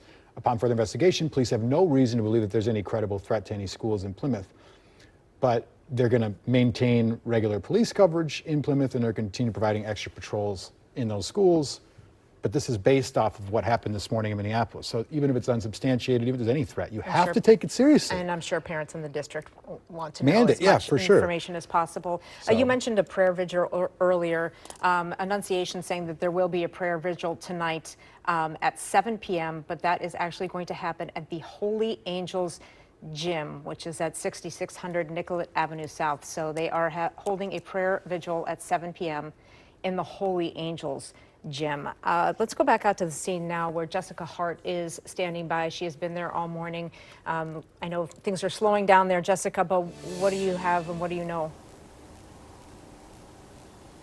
Yeah, Rita, things have slowed down quite a bit within the last hour or so. We've actually seen some Kowalski workers come out here and bring some food out to these first responders who've been at this scene investigating all morning. There are still people inside the school, actually. We just had another lady kind of in a blue shirt, black pants, just walk out through those front doors. She's talking with officers right now. So there are still some people walking inside the school, answering questions and doing different police work from officers on scene here. But this area has really changed within the past 3 hours. When we got here, there were dozens of people over here just on looking at what was happening, and now it's just a few people left here just looking to see. There's not much has changed here. There were some squad cars parked out front of the school from Minneapolis Parks. They have since left. They've been gone for about 30 minutes or so as crews continue to process this scene. Now, everyone here on scene tells me that they're going to be here for a while. They don't know how long, but they're going to be here for several hours still as they continue to investigate what happened here. And just talking with neighbors who live nearby, many of them just want to know why. They want to know why someone would do this. I talked with one woman whose kids don't go to Annunciation Catholic School, but they do go to Windham Public Schools, which isn't too far from here, and they're supposed to go back to school next week, and she's wondering if she needs to be nervous about sending her kids back to school. A lot of people tell me that it's just unimaginable that something like this could happen. You see it happen all the time, and people tell me they feel like they shouldn't be shocked, but whenever it hits really close to home, especially in your neighborhood, it just feels really different. And so it's definitely quieted down here within the last 60 minutes or so, but the emotions are still kind of here as people continue to just sporadically kind of come up and just take a look at the scene. Again, not much happening here right now, so we'll send it back to you. Yeah, Jessica, thanks for the report. And real quick, I just got a question for you. Can you show us behind? I'm trying to figure out exactly where you're standing, where the church is, and sort of where this incident happened. We all visualize it in our head based on the press conference, but I'm just trying to figure out sort of your vantage point right now, if you know more about that.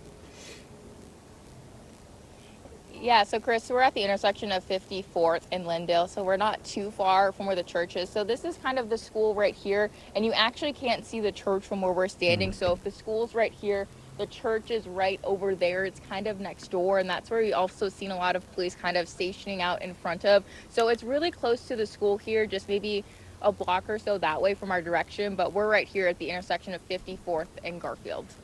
If you're near that area, I believe you're standing near the Kowalskis, is that right?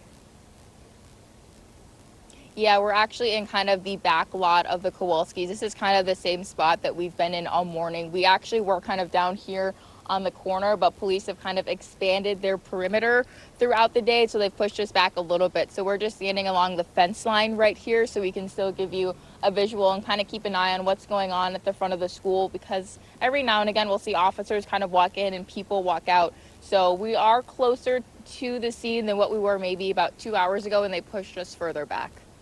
All right, Jessica, thank you. I know we have some other sound that we want to get to, but I just want to point out real quick that actually Pope Leo XIV sent a telegram here to the United States to Archbishop Bernard Hebda of Minneapolis. The Pope expressed his heartfelt condolences and the assurance of spiritual closeness to all those affected by this terrible tragedy, especially the families now grieving the loss of a child. It goes on to say much more, but we just wanted to let you know that this has gotten all the way to the Pope, and that the Pope is now responding to this terrible tragedy that we are experiencing here in our community. Yeah, certainly. Wow. We know some neighbors. We knew that was going to happen. We know some neighbors in the neighborhood there have plenty to say. Right. So we've been talking to some of the witnesses, obviously, and some of the neighbors in that community, and we spoke to them earlier today. Here's what one neighbor had to say. So we live about 2 blocks from here. I was on a call. All the windows of our home were open. I know what gunfire sounds like, and I could tell. I was shocked. I said, "There's no way that could be gunfire." There was so much of it. Well, I'm pastor as well at St. Olaf downtown, and when I got the news of the mass shooting at Annunciation, I thought I'd come down to HCMC to comfort the parents or whoever's here, just to be a presence from the Archdiocese with them. What was your thought when you heard about what happened? It was horrific. And I grew up in that parish, so it has meaning to me now, but it shouldn't be happening.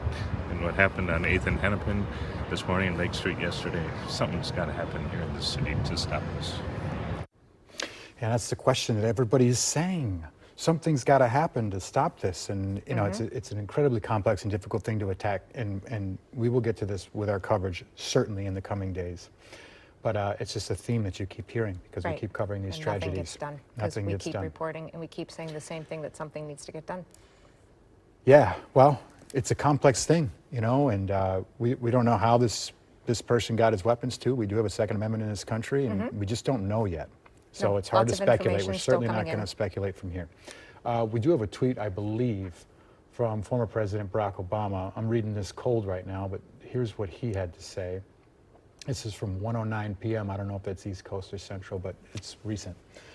He said, "We can't allow ourselves to become numb to mass shootings." That's something we've been talking about this morning. Quote, "What happened today in Minneapolis is heartbreaking. And Michelle and I are praying for the parents who have lost a child who will be sitting at their hospital bedside after yet another act of unspeakable, unnecessary violence," end quote. And it comes from a long list of elected officials and former elected officials who have been talking, and many of them saying similar things. So this is just a statement from current President Donald Trump, who is saying, out of respect for the victims there in the senseless act of violence, he's saying that the flags are going to be at half staff throughout the United States, appropriately so. And this is a picture, a live picture of the White House right now, where they have already taken the steps to do that, as that announcement then goes out to the rest of the country to lower the flags out of respect for what happened here today in Minneapolis. We are hoping to get a news conference, an update from city officials earlier today. It was Chief Brian O'Hara, Minneapolis Mayor Jacob Fry. I assume it'll be the two of them back again to give us an update on this investigation. And sort of probably an update on some of the health concerns of the kids who were shot, obviously. But what we're seeking and what's going to come out over the next few hours and over the next couple of days are the stories of the kids who are in there. And it's worth repeating, and I can't stop thinking about it because it's almost unbelievable. You have an entire congregation of children, students, community, family, all in a church, and they're praying together. And they're experiencing Mass as a community. And then you hear gunshot, you see broken glass, and you witness the unspeakable, which is children being shot and murdered. And that happened in this city this morning. We're going to continue reporting the facts. We'll bring you the latest that we know, but we're all grieving with you, and we're going to keep going on this story as long as we need to get you covered, the story covered, and give it the proper coverage. We're going to take a quick break. We'll be right back.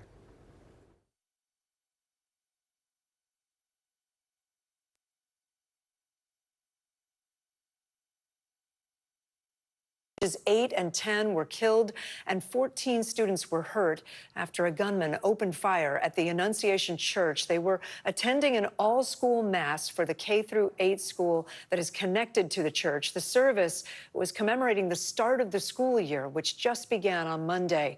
Police say the shooter, identified as Robin Westman, took their own life.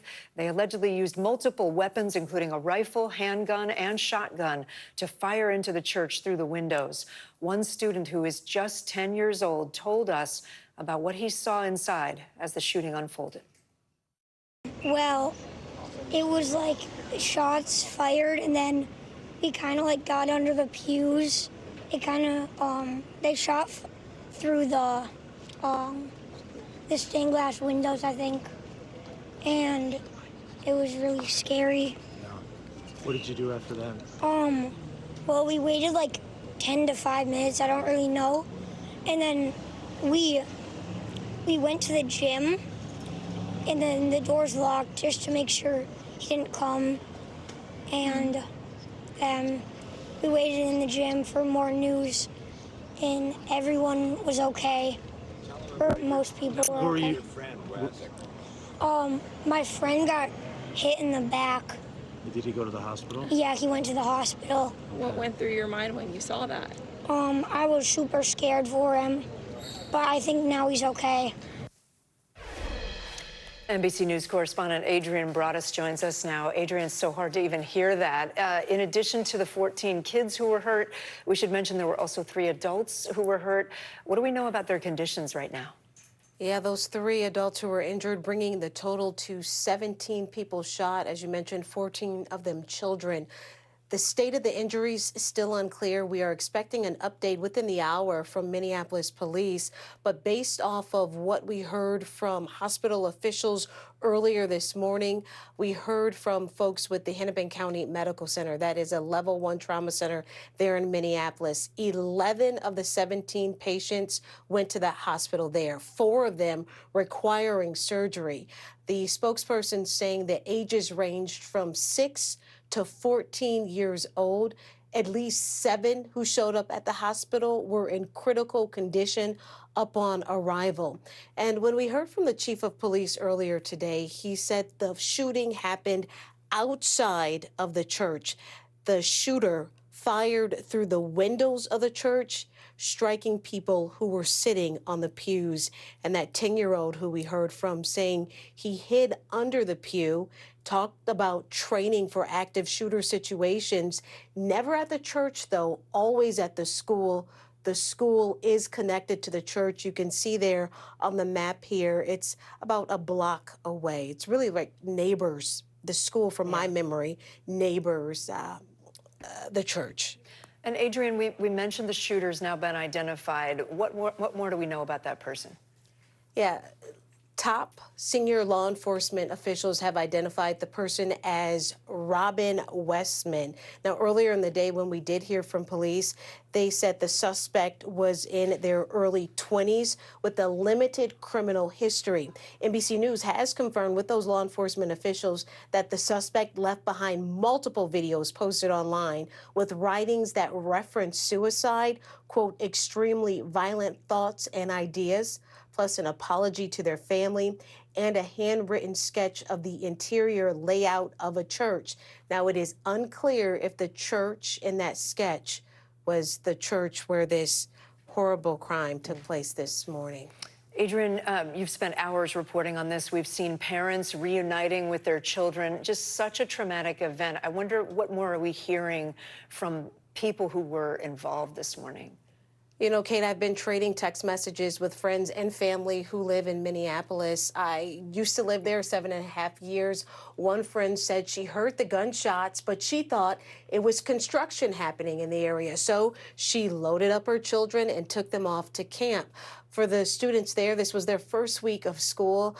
My friends describe this as a wonderful neighborhood. It's known as Tangletown. It's on the south side of Minneapolis, but there's a Starbucks right across from the school. It's a place where a lot of students go after the school day. There's a grocery store right down the street there. Folks are just shocked and, quite frankly, terrified. One woman telling me she's still rattled and cannot believe what happened this morning, letting me know that her children are okay. It's been a rough few days for folks there in Minneapolis, not only members of law enforcement, the first responders, as well as the doctors at the hospital. Before we found out about this shooting, they were already investigating another mass shooting that happened where 7 people were injured and 1 person was killed.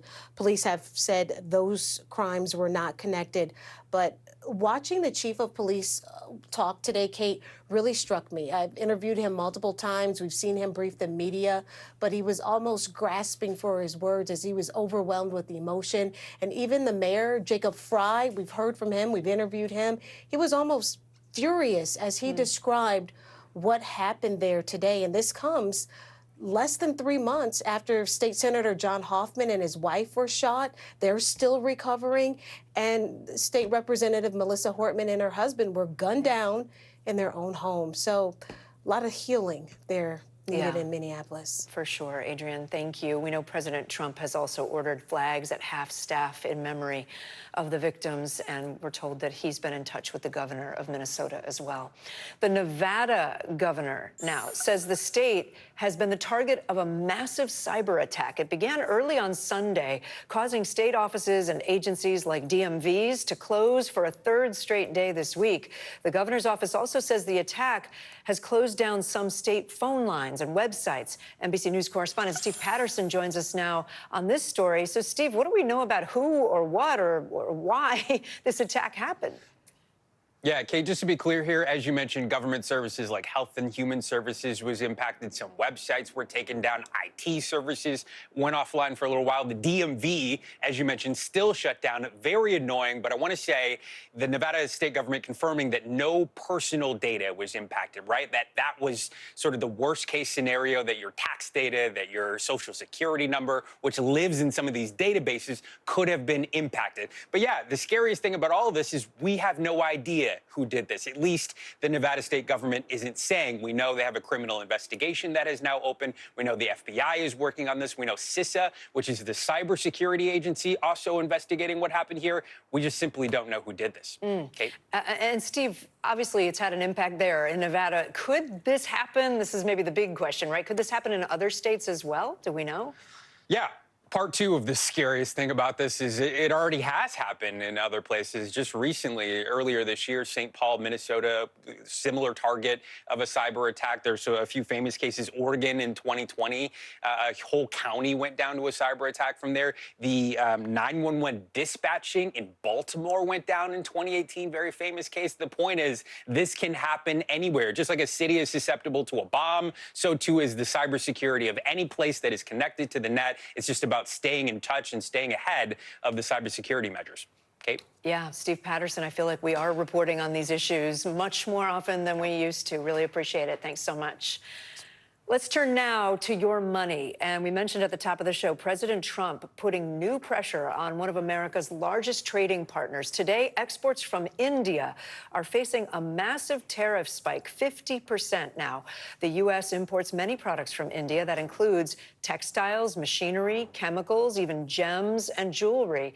India has also become a major manufacturing hub in the last decade, producing more consumer electronics. Notably, Apple assembles iPhones in India, but smartphones are exempt from these new tariffs. Let's bring in NBC News senior business correspondent Christine Romans with us. Christine, good to see you. So why are these tariffs, remind us, going up to 50% today? And what kind of impact could they have on all of us on the prices? That is a big, big border tax, 50%, the highest in the region. And it matches Brazil, the other country with a 50% tax. It's because the president says that India is buying Russian oil, and that is helping fuel Putin's war machine in Ukraine. And he wants them to stop buying Russian oil. Notably, China is the biggest purchaser of Russian oil. And this tariff is actually larger than the tariff that's on China right now.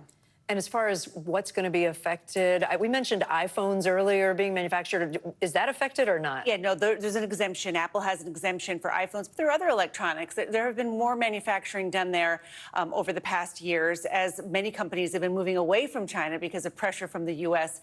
On Chinese production. But I think genes and medicine and things like that that you might not know are really prolific, right? You don't know they're even coming from exactly. India. And a 50% tax, that's an extreme, that's a very big number. So it's likely to show up in prices you pay. It's just a matter of like when. And that has been the whole thing, the lag, Kate. Mm-hmm. A lot of people have been saying it hasn't happened overnight because a lot of companies have been trying to absorb those costs. Christine Romans, always great to have you. Thank you. Let's stay on some consumer news. YouTube is dominating the world of television and streaming, and Apple users, mark your calendars for the company's next big event. Mackenzie Sigalos joins us now with today's CNBC Money Minute. Hi, Mackenzie. Hey there, Kate. So YouTube has spent the past 6 months this year as America's top TV distributor, and it widened that lead in July, according to Nielsen. This streaming platform had 13.4% of all TV usage for the month. That's 4 points ahead of the second place Disney, which had 9.4% of all TV viewing last month. Now, another story we're watching is a hacker used an AI chatbot to hack at least 17 companies. Anthropic, the company behind the chatbot Claude, said in a report that the hacker convinced Claude Code to automate the whole operation, from finding targets, hacking them, and then writing ransom notes. Anthropic didn't say which companies were targeted or how the hacker was able to take advantage of the chatbot, but noted that it added more safeguards to Claude Code. And Apple is holding a launch event next month, which it says will be awe-dropping.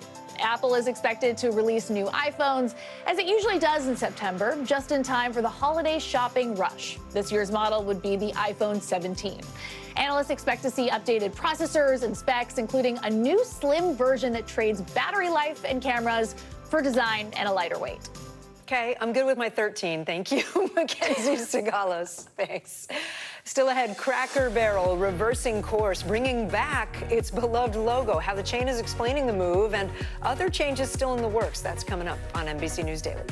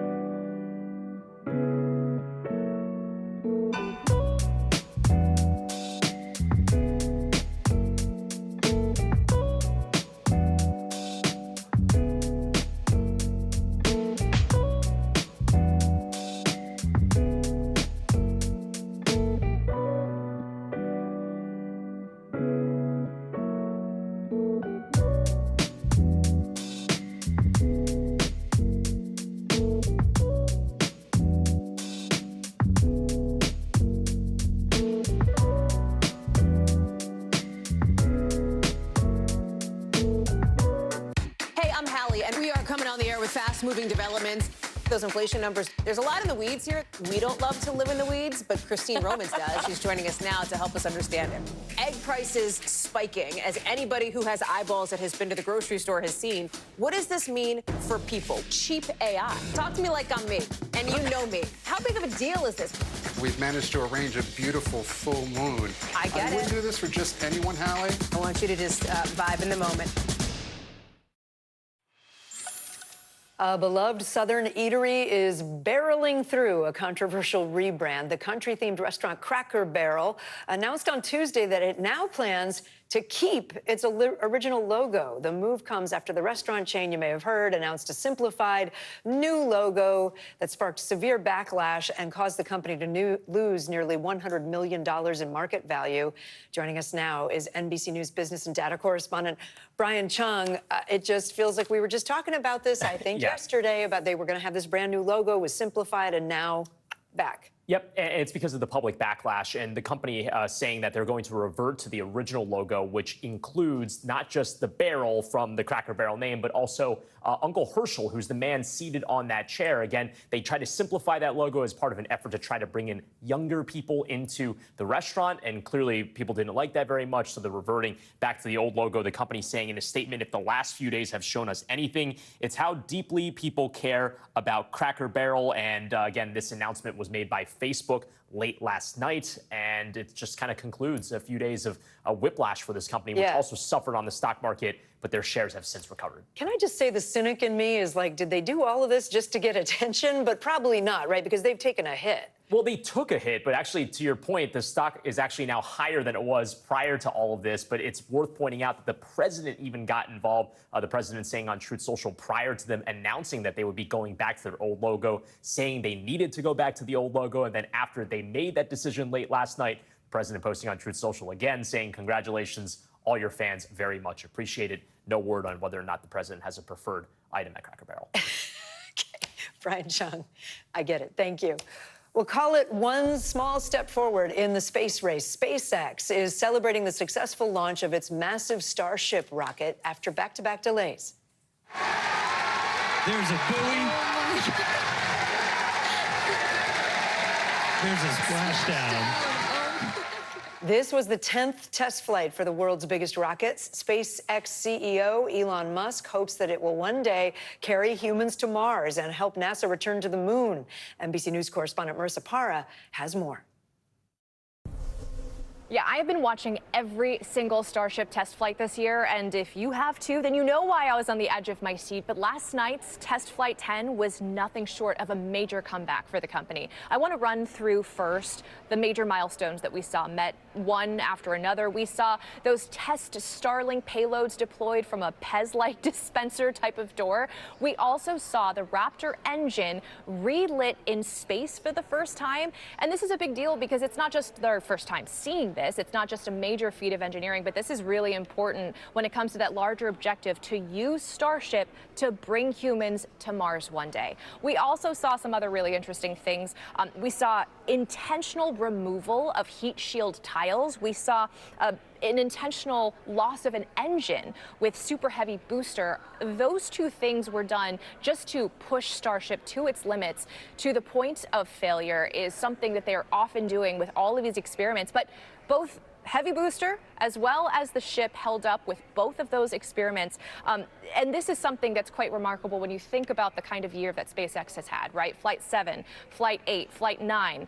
We saw explosions happening when they were not supposed to. We did not see Starship make it as far as we saw last night. So when it comes to those larger missions, such as bringing humans to Mars, but then, of course, SpaceX's involvement with the Artemis missions to bring humans to the moon, this is a major step forward when it comes to those respective timelines. All right, Marissa Parra for us, thank you. Still ahead, massive protests erupt across Israel. What thousands are demanding? You're watching Daily.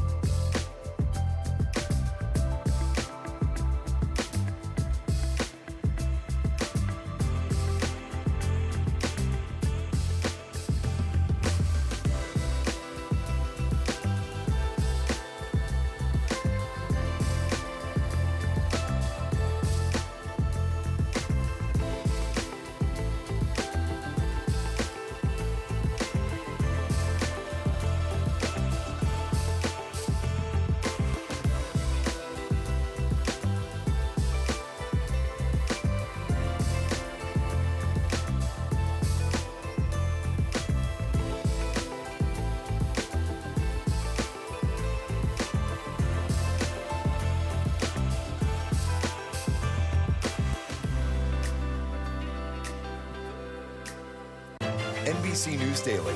Weekdays from 12 to 4 on NBC News Now. What do you say to Americans who say they voted for you because they won and they need relief? Do you think that the country is currently in a constitutional crisis? Bottom line, is it safe to fly in the United States right now? If it's Sunday, it's Meet the Press. News lives in the now. Look at this.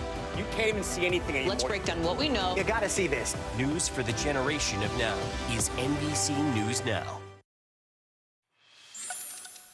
20 years after Hurricane Katrina made landfall, it remains the most destructive storm in U.S. history. But as climate change causes ocean temperatures to climb, the potential for far more devastating storms looms large. NBC News meteorologist Chase Kane has a closer look at the new challenges facing people bracing for the next big storm.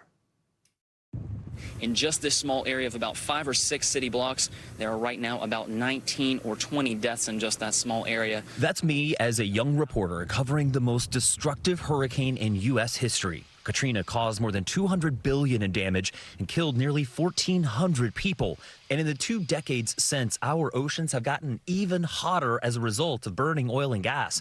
This illustration shows how fast ocean temperatures are rising, nearly a full degree hotter since 2005, which is a big deal because heat is what fuels hurricanes. And unfortunately, yes, there is more of that jet fuel that these systems, tropical cyclones, can tap into and lead to rapid intensification. When a storm's winds increase 35 miles an hour in less than 24 hours, that's rapid intensification. And that's happening more often. But so is an even newer term, extreme rapid intensification. But look at what Milton did, 92-mile-an-hour increase, and that is one of the hallmark signatures of what climate change is doing to hurricanes, Hallie. A Climate Central analysis found that since Hurricane Katrina, extreme rapid intensification is happening nearly 50% more often. And if that intensification occurs near land, it basically cuts off any lead time and leads to a community being, in many cases, unprepared. And that's why investments in hurricane research are so important,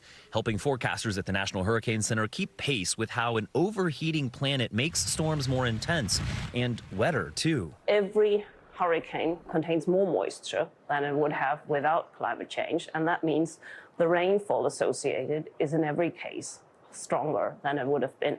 And so the flood damage from hurricanes is larger because of climate change. Numerous studies show that link. Researchers found Hurricane Helene dumped 10% more rain because of climate change, 18% more rain from Hurricane Ian, and up to 36% more rain during Hurricane Harvey, likely flooding twice as many homes because of climate change. And looking back to Katrina, Climate Central found the water which fueled the storm was, even at the time, 5 times more likely to be that hot because of climate change. Fast forward to today, and the Gulf is even hotter. Folks need to realize that the 21st century climate and the type of weather extremes that we're seeing in the 21st century climate are nothing like we've lived through before. People need to be ready for these extremes and think more often than not that if there's a chance for something bad happening, yeah, it's a much bigger chance than it was in the 20th century.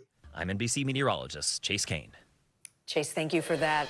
Let's turn to some good news today about a love story, and we're not talking about Taylor and Travis. A couple from upstate New York recently tied the knot, exchanging vows in front of some extended family who were rooting for them from the very beginning. NBC's Steve Patterson takes us to the ceremony. Newlyweds Taylor and Jason Orlando met when they were just teenagers. Instead of the hallways of high school, the couple fell in love while working together at Baywin Senior Living Community. After several years of dating, Jason needed a little courage from his pals to pop the big question. I know a lot of the residents there, and a lot of them has been pushing for me to ask Taylor to marry her, and I really wanted to as well. The Orlandos officially got hitched earlier this month, but quickly decided they needed a second ceremony at the place where it all started. I was like, we're already married, we shouldn't be nervous, and I still had butterflies in my stomach. I was still crying when I was around them because it was just so special to me that I got to have that moment with them. What'd you think about this guy? Is he good enough for your girl? Never. Well, hopefully he'll get there. Taylor became especially close to residents Jack Colhern and Angelo Campisi, who had the honor of walking her down the aisle. When she asked me, I was so proud. I felt like I was walking my granddaughter down the aisle. The bride, now Baywin's dining services director, says she had to share the moment with her second family, their 200 teary-eyed grandparents and residents filled with pride. I just loved having them all be a part of it. Steve Patterson, NBC News. Oh, that is just beautiful. Love the community all around them. Best of luck to the new couple. Coming up, dining out in plain sight. Al Roker dishing with some top food critics about their decision to make themselves more noticeable in the restaurants. You're watching Daily.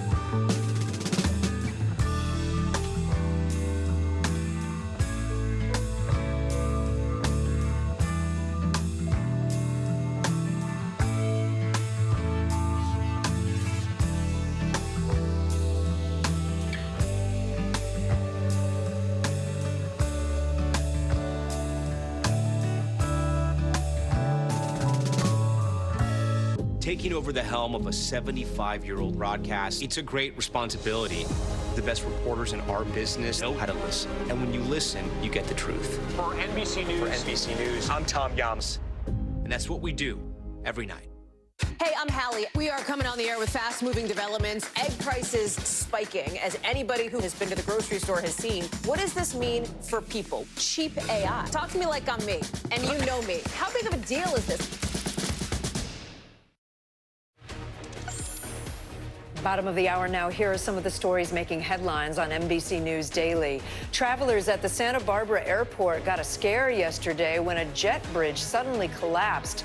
Thankfully, nobody was on the jet bridge at the time. It was undergoing routine maintenance.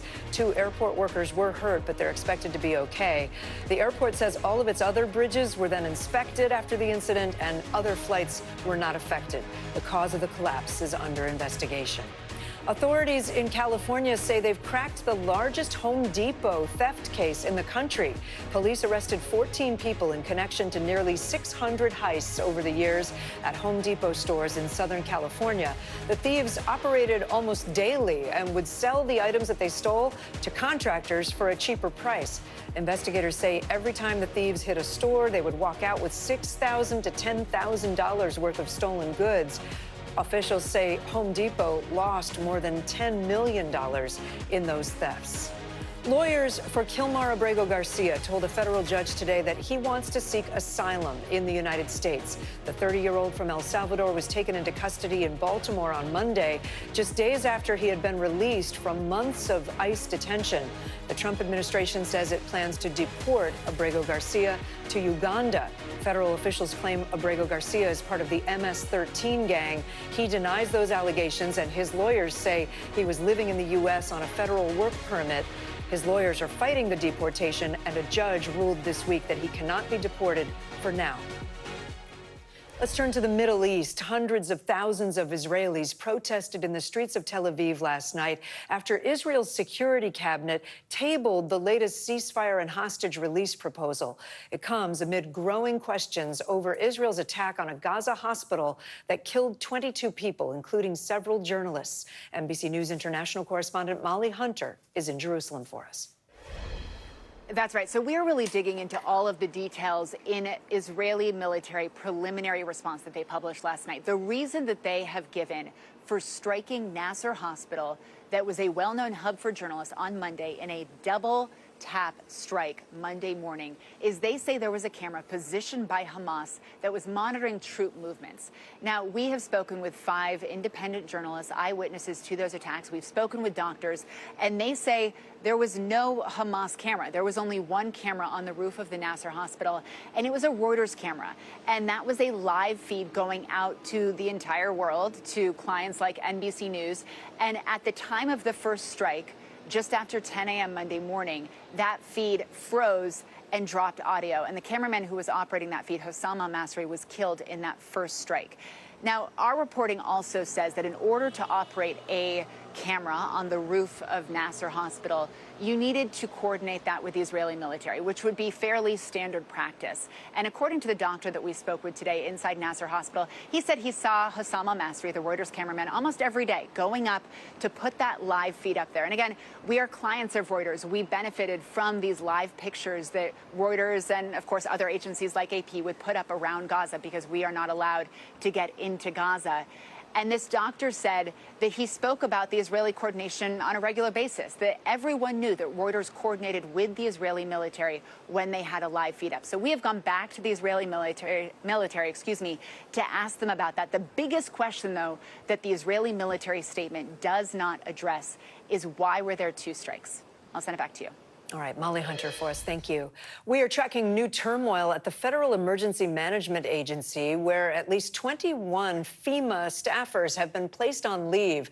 That move comes just one day after those same employees signed an open letter, along with many others, warning that the Trump administration was gutting disaster response programs and dangerously undermining the agency's ability to respond to extreme weather events. Joining us now, NBC News senior investigative reporter Laura Strickler. Laura, tell us more about that letter that we just showed. What was in it, and what is FEMA saying about why these workers were placed on leave? So, Kate, this letter was signed by almost 200 people, but most were anonymous, except for 36 who chose to sign their names. They sent the letter this week because it was the 20th anniversary of Hurricane Katrina. And these employees said they were concerned about budget cuts and a lack of a permanent administrator. They also noted that a third of FEMA's disaster workforce has left. And as we've reported, that represents the loss of hundreds of years of disaster response expertise. Now, Hurricane Erin was thankfully not as severe as was feared, but I have been hearing from FEMA sources that they worry the agency doesn't have the expertise it needs for a large multi-state hurricane. The organization that's representing these FEMA workers, called Stand Up for Science, says the federal government is retaliating against civil servants.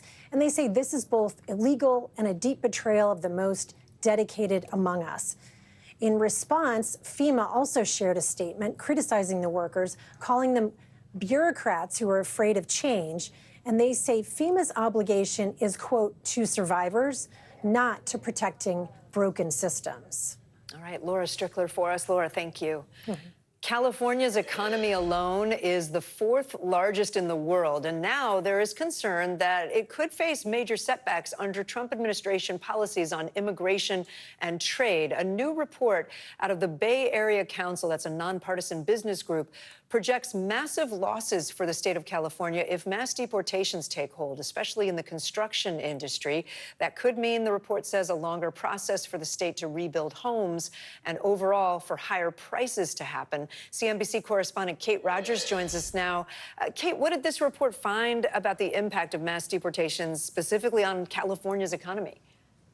Kate, well, you said it. California's economy is the 4th largest in the world, aided in large part by immigration. So that study from the Bay Area Council's Economic Institute found that more than a fifth of our 10.6 million immigrants here in the state are undocumented, and mass deportations could cause up to $278 billion in lost GDP for the state. The construction sector, we should note, it's facing a shortage of workers both nationwide and in the state of California. And the industry does have one of the highest populations of immigrant workers, of construction laborers. More than a quarter are undocumented, and 60% of workers are immigrants in that sector, according to the Bay Area Council's analysis, Kate.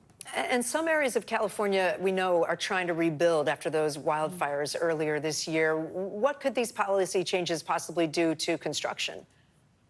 So Associated Builders and Contractors, their chief economist, told us that because of the nature of California's economy, it needs construction workers constantly. You mentioned the Pacific Palisades wildfires. That's just one example of the type of labor project that workers are going to be needed for as that area tries to rebuild. The chief economist also mentioned things like Silicon Valley, data centers, accommodating the technologies of the 21st century, and Hollywood movie production and more. We're always changing. We're always in need of workers. And we should note there's also a severe housing shortage here, so more residential units also need to be built. Well, and I'm thinking it's not just California impacted by this, right? It's consumers all over the country, I would think. Yeah, there are a few factors at play here. So in California, as mentioned, we are facing this housing shortage. We're the most populous state. Housing just won't necessarily get built here. People could wind up migrating out of California. It can also lead to supply constraints and higher costs for consumers and laborers, put upward pressure on prices and more. Now, we should note, for its part, the White House told us in response to our reporting, quote, there's no shortage of American minds and hands to grow our labor force, and President Trump's agenda to create jobs for American workers represents this administration's commitment to capitalizing on that untapped potential while delivering on our mandate to enforce our immigration laws. Kate, back over to you. Kate Rogers, thank you. There's big news today for people who use Amtrak. They're launching a new high-speed train service. It's known as Next Gen Acela.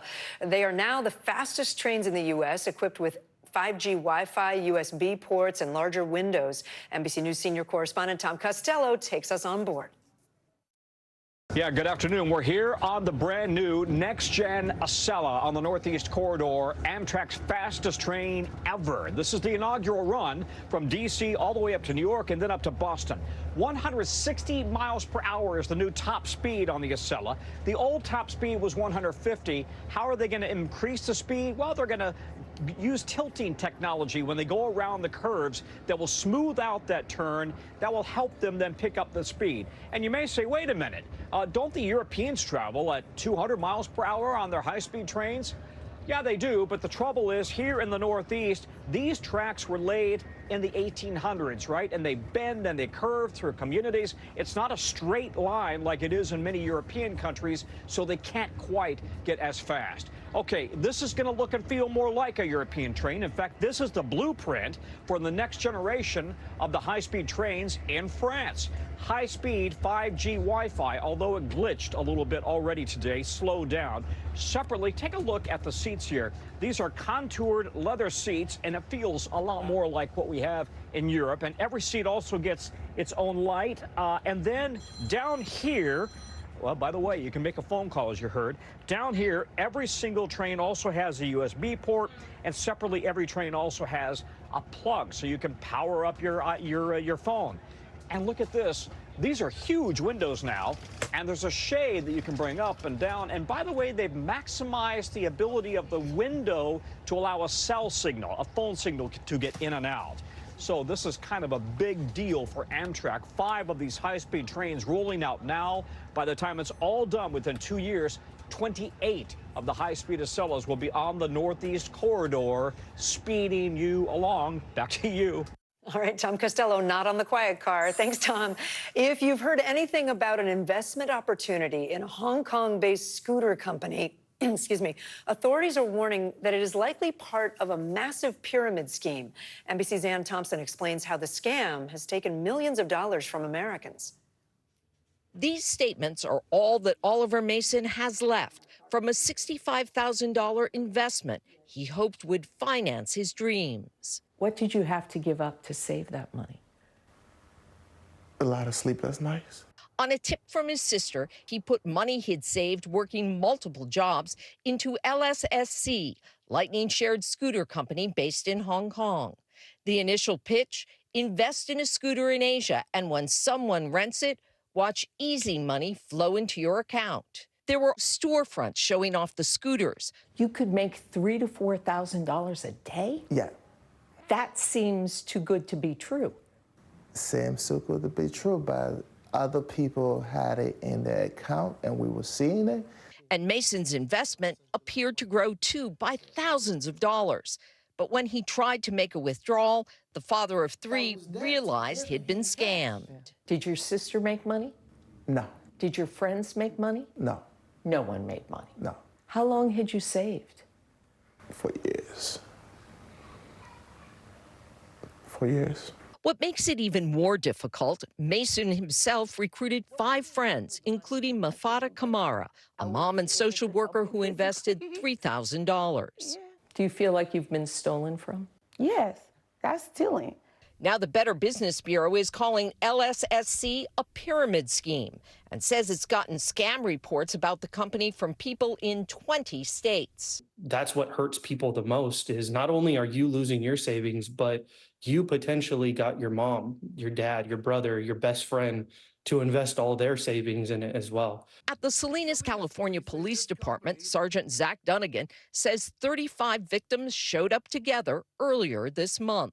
It's ballooned up to 62, about 62 victims, and just under $371,000 lost in our city. The origin of the LSSC scam is opaque. NBC News reached out to phone numbers, email addresses, and social media accounts associated with the scam, but got no response. I would like to see some type of justice, be done. Still as elusive as the promised profits. Ann Thompson, NBC News, Newark, New Jersey. Ann, thank you. Up next, job hunting can be demoralizing, especially after you're laid off. An expert shares her tips for navigating the process ahead on NBC News Daily.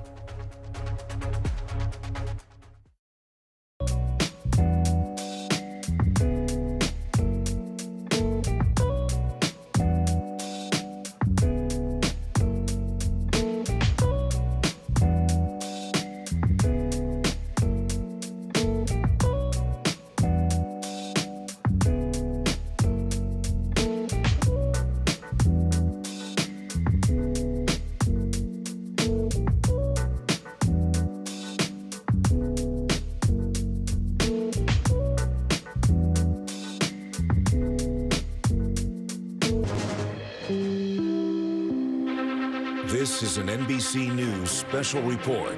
Here's Tom Yamas. We are coming on the air with an update from Minnesota right now, where Governor Tim Walz and Minneapolis officials are about to hold a news conference on this morning's mass shooting at a Catholic school during a church mass. He has started. Let's listen in. That no one wants to be at. A community behind us, Annunciation Church and School, committed to academics, service, and Catholic values, filled with the first days of school of beautiful children going to learn those values, share with their teachers and their classmates. And instead of that joy and that curiosity and that learning, they were met with evil and horror and death. And we often come to these and say, these unspeakable tragedies, or there's no words for this. There shouldn't be words for these types of incidents because they should not happen. And there's no words that are going to ease the pain of the families today. On behalf of all the people of Minnesota, our deepest sympathies. A wish that any of these words would make what you're feeling now better, but it won't. A place that's founded on community, founded on service, founded on family. I'd like to give special thank you to the mayor and the team in Minneapolis, the Minneapolis Police Department, Hennepin County Sheriff's Office, Minnesota State Patrol, the BCA, so many agencies, our federal partners in the FBI, the first responders, and the heroic work that's happening now as we speak at multiple medical locations, including Hennepin County Medical Center, where most of our children were transported to receive the life-saving care. The thoughts and prayers and the hopes and the support that we need to give them in this moment, too, is critical. Speaking with all the people here and grateful to our federal partners, Senator Klobuchar speaking early this morning and receiving a call from President Trump, who was with his leadership team of the Attorney General and the Vice President, expressing their deep condolences amongst the horror that happened and an offer to provide the support to the folks here in Minnesota of what's needed. So there's a lot of cameras here, and unfortunately, we have been through these types of things. They will be gone at some point. All of you, you have to do your jobs. But what happened here today will not be gone. Minnesotans will not step away. We'll stand with this community. We'll redouble ourselves to do the best we can to understand what we can do to prevent any parent from having to receive the calls they received today, from any school dedicated to children having to respond to a situation that, as we said, is unthinkable, but that's all too common, not just in Minnesota, but across this country. It's Minnesota's day today, and it's my strongest desire that no state, no community, no school ever experiences a day like this. So I ask the rest of the folks around the country who are watching, keep us in your thoughts and prayers, but also keep us in the thoughts for action together. And it's on these days like this, I think, and I hope we can hold on to it. We are unified as a community. Everybody across the country today is part of the Annunciation Parish, and they're with those families. With that, Minneapolis Mayor Jacob Frey. Thank you, Governor. Throughout the morning, we have seen this extraordinary Minneapolis family step up in thousands of different ways. People with strength, resilience, compassion, and love for the families that have been forever impacted by this heinous act. We want to make sure that we're doing everything possible for them right now, and I want to give a special thank you, and we are so grateful to all of the faculty and the teachers at Annunciation.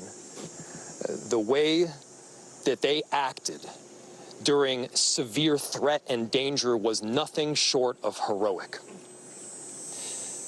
This is a tragic and horrible event that should never occur, and it would have been all the more tragic and horrible had they not stepped in, at times perhaps put themselves in danger to protect others.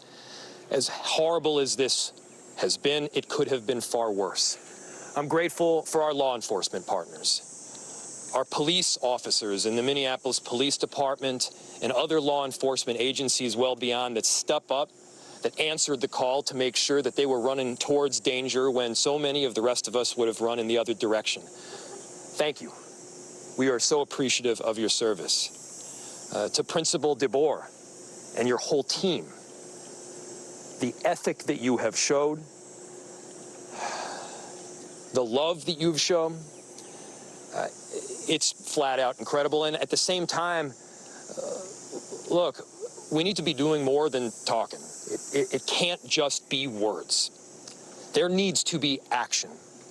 And when we have seen school shooting after school shooting, when we have seen churches get shot up by horrible actors, I think the impetus has to be on all of us as leaders to do a whole lot more, to recognize that we've got more guns in this country than we have people. And it's on all of us to recognize the truth and the reality that we can't just say that this shouldn't happen again and then allow it to happen again and again beyond that. It's on all of us. And I have heard about a whole lot of hate that's being directed at our trans community. Anybody who is using this as an opportunity to villainize our trans community or any other community out there has lost their sense of common humanity. We should not be operating out of a place of hate for anyone. We should be operating from a place of love for our kids. Kids died today. This needs to be about them. This needs to be wrapping our arms around these families with every bit of love that we can possibly show. And I know that our Minneapolis family and well beyond is prepared to do exactly that. And so my message to everyone out there is, again, these families are experiencing some acute pain right now. But don't just think of these as somebody else's kids. Think of your own. Let's make sure that we're acting now to not just say it's never happening again, but ensure it doesn't. Our chief of police, who's been working tirelessly throughout the day, along with, again, a number of different law enforcement agencies, investigators, federal partners, state partners. Thank you, Senator Klobuchar, for being here. Been working tirelessly, and I'd like to invite him up to give some more of the details that have come up. Chief. My name is Brian O'Hara, B-R-I-A-N, O''H-A-R-A. I am the Minneapolis Police Chief. Good afternoon, and thank you all for your patience as we continue to gather the facts in this investigation into this truly unthinkable tragedy that happened here earlier today. I want to make sure that we are providing the most accurate information possible, particularly as we speak around our victims. At this point, we know we have a total of 19 victims from this tragedy. 2 were young children, ages 8 and 10, that were sitting in the pews at Mass when they were shot and killed. They were pronounced deceased on the scene. There were another 14 children between the ages of 6 and 15 that were injured by gunfire. There were also 3 adults in their 80s that were parishioners here attending Mass that were also shot in this incident. The families of all of the children that have been affected have been notified.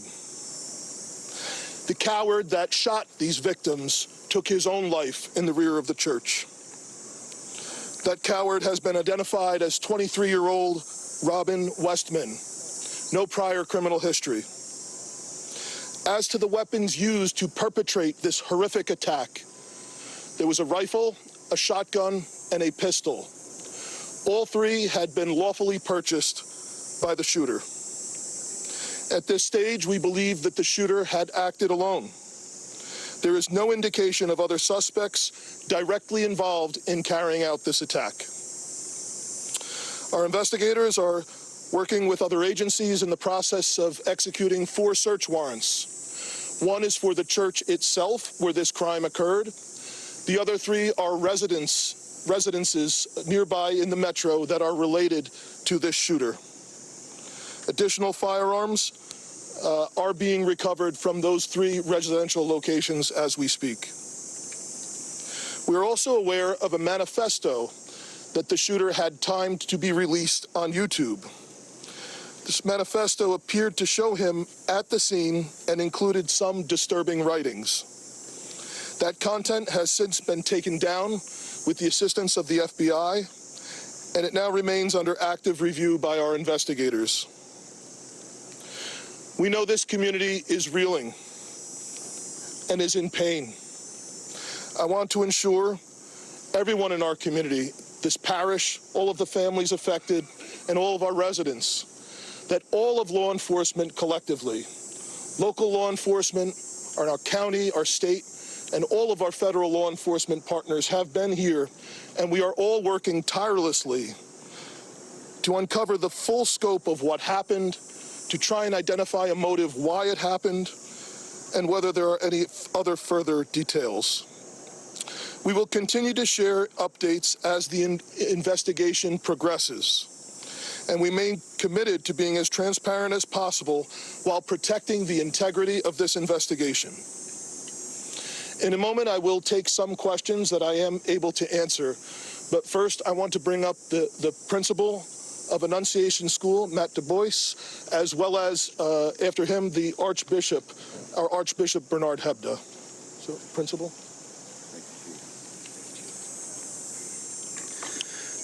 Good afternoon, everyone. To any of our students and families and staff watching right now, I love you. You're so brave, and I'm so sorry this happened to us today. Within seconds of this situation beginning, our teachers were heroes. Children were ducked down. Adults were protecting children. Older children were protecting younger children. And as we heard earlier, it could have been significantly worse without their heroic action. This is a nightmare, but we call our staff the dream team. And we will recover from this. We will rebuild from this. When we planned for this school year, we intentionally chose a theme from the prophet Jeremiah chapter 29, a future filled with hope. There's nothing about today that can fill us with hope.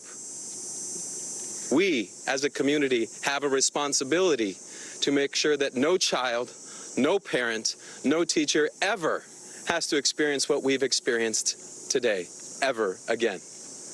I need everybody to commit those words to your speech patterns, never again. We lost 2 angels today. And please continue to pray for those still receiving care. We can't change the past, but we can do something about the future. There's an African proverb that says, when you pray, move your feet. So I beg you, I ask you to please pray, but don't stop with your words. Let's make a difference and support this community, these children, these families, these teachers. Never again can we let this happen. I love you, Annunciation family. We're with you, and we will be stronger when this is done. Archbishop Hebda will be coming next.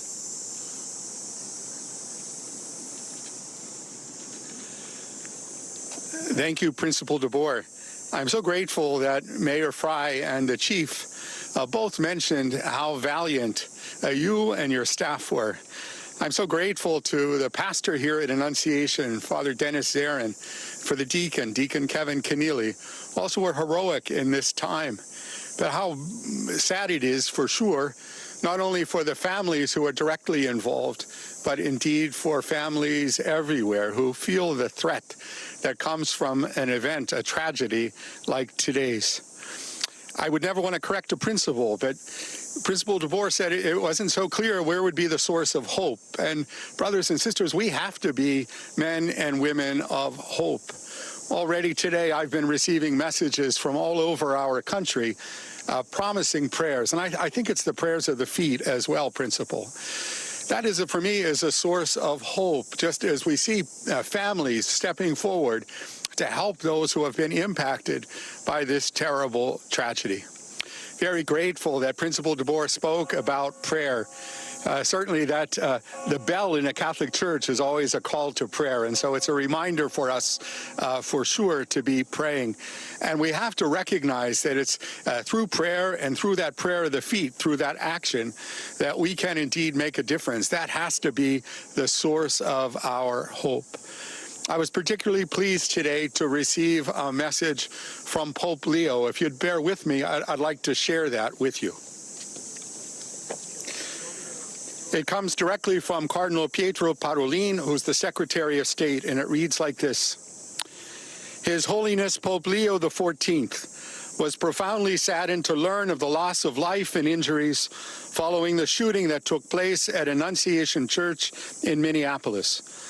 And he sends his heartfelt condolences and the assurance of spiritual closeness to all those affected by this terrible tragedy, especially the families now grieving the loss of a child, while commending the souls of the deceased children to the love of Almighty God. His Holiness prays for the wounded as well as the first responders, medical personnel, and clergy who are caring for them and their loved ones. At this extremely difficult time, the Holy Father imparts to the Annunciation Catholic school community, the Archdiocese of St. Paul and Minneapolis, and the people of the greater Twin Cities metropolitan area, his apostolic blessing as a pledge of peace, fortitude, and consolation in the Lord Jesus. My brothers and sisters, that gives me some hope. We know that the Holy Father, Pope Leo, did his hospital training right here in Minneapolis, so he knows our community, and he's been reminding anybody visiting from Minnesota that he spent some time here. We're very grateful for his blessing, but I, like those who have spoken before, ask that you would continue to look for those ways of supporting those who have been impacted today, not only with your prayers, but also with your action. Thank you. And Chief, I now turn this back to you for your questions.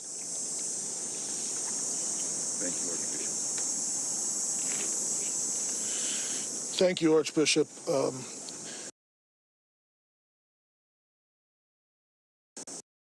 And additionally, we will let you know when we can provide some updated information.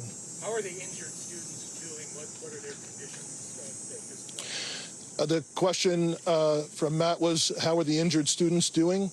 I believe all of them have their parents with them now, and they are all expected to survive. All of the remaining victims are expected to survive. There is a range of injuries, however. Chief, you said the weapons were acquired legally. Do we know when Yes. and where they were acquired? I can tell you they were purchased recently. Chief, can you tell us anything more about a possible motive here? We've also heard reports that the suspected shooter's mother was employed here at some point. Can you confirm that as well? Okay. So the question was on a possible motive and a relationship to the church or to the school. I have no information to share on a motive other than saying again that there was some sort of manifesto that was timed to come out on YouTube. It's been taken down, and our investigators are going through that to try and develop a motive from that. Additionally, there are these 3 search warrants happening in residential locations, and we may very well, find more information or writings that could give some sense to that, but we don't have that now. And I cannot confirm a relationship between the suspect or his family and this church at this time, but that's obviously something we're looking very closely at. Can you confirm at this point whether it was in fact by the suspect, or you believe at this point that it is in fact from him? And second question. What was by the suspect? I'm sorry. Manifesto that you've been talking about. Yep. So the question was about the manifesto. We do believe it was by the suspect, yes. And we understand that we've seen some documents about the name change that somebody with the same name as the suspect has filed for a few years ago. Yep. Do you believe this to be the same person, that Robin Westman was in fact born with a different name at this point? And can you speak a little bit more about the identity? Yep. So the question was about the suspect, and he had a name change at some point in the past. I cannot confirm that other than confirming the identity, the name that I gave you, the age. That is the suspect. That's the person that we believe has caused this. Chief, you mentioned these videos posted on YouTube, presumably scheduled to be posted right after the shooting. Is there anything that the suspect posted days prior, months prior, that could shed any light on your mindset? Yep. So the question was, we mentioned that the YouTube videos were scheduled to be posted. Is there anything else in social media that may shed some light into this? We do not have information on that at this time that I'm able to share. However, our investigators and our law enforcement partners are definitely looking at that. About how many children and parishioners were in the church when this happened? So the question was how many children and parishioners were in the church when this happened. This was towards the beginning of Mass, so some of the children were already filed into the church and were seated. Others were coming in. I've heard estimates, but we will release a more definitive number. Chief, Minneapolis police officers have had a tough couple of days. I know we're talking about the children Yep. in this incident, but there were several shootings yesterday. Yep. How is the resourcing going for you? Are you getting help from other places? Yep. So Sue's question was resources for Minneapolis police due to the other challenges we've had the last 24 hours. Obviously, this has been the most difficult. The dozens of officers that responded to this scene, many of them are deeply traumatized by what they saw, as are obviously all of the children, all of the staff members, Father Dennis, everyone who was at Mass this morning. So obviously that has been our number one priority, is to care for the health and wellness of the officers that responded here.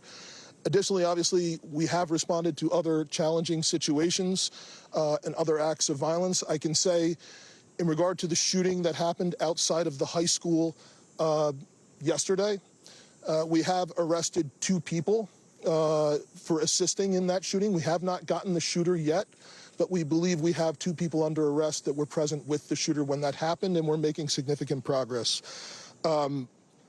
There was an additional arrest at a homicide last night that happened on the 2700 block of 3rd Avenue South. That person has not been booked specifically for being responsible for that murder, but we believe that is the person who caused that. So, no, unfortunately not. Yep. A lot of the politicians here, the principal and others have said that this can never happen again. I'm just wondering if you have a suggestion for where we start to make sure it doesn't ever happen again. Yeah, so the question was, where do we start to make sure this doesn't happen again? I don't have an answer for that at this time. Chief, we understand from the federals that there is an idea that this might be investigated, maybe it already is, I'm not sure my information, as a hate crime against Catholics. I'm asking you, perhaps, Archbishop, is this a line of investigation that you have open? Can you comment on that? So the question is this an investigation into a hate crime against Catholics?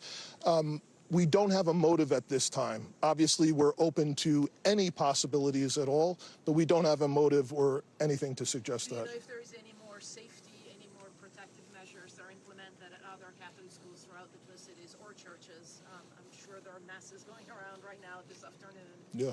It's just a week out from, or a few days before the start of school. Yeah. So the question is the concern for other churches, other schools around the metro. Unfortunately, this is something that our community has been dealing with for some time. The threat of active shooters, the threat of hate crimes at houses of worship, unfortunately, is not something new here. And of course, our precinct inspectors, our crime prevention specialists are available to work with both houses of worship, churches, and schools that do reach out to assist in any additional security measures or advice that we can offer them. About that to follow up. Are you aware if this is the first time that actually a Catholic mass has been targeted and there have been victims inside a Catholic church during mass? In the Twin Cities, not in the Twin Cities? I'm unaware of any other. Yeah, from the the question was, is this the first time that there's been attack of Catholics at Mass in the Twin Cities area? The Archbishop is unaware of any other attack.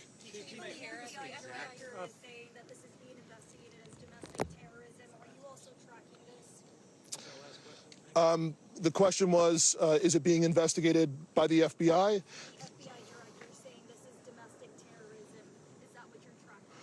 Well, the FBI is here with us and has been a part of this entire investigation, as well as the ATF, other law enforcement. It's being led right now by the Minneapolis Police Department, and we are looking at, obviously, any possibilities from wherever the evidence will lead us from what we recover. Absolutely. Thank you all again so much for your time today, for your support. Thank you. Yes, I think there's probably 2 names you would like spelling for. We've just heard from police there. We just heard from police there in the Twin Cities that there are 17 injured victims. They are expected to survive. That was a bit of good news on such a dark day there in Minneapolis. From what we understand, 14 children were hurt in the shooting as well. We know that 2, unfortunately, have died, 8 and 10 years old.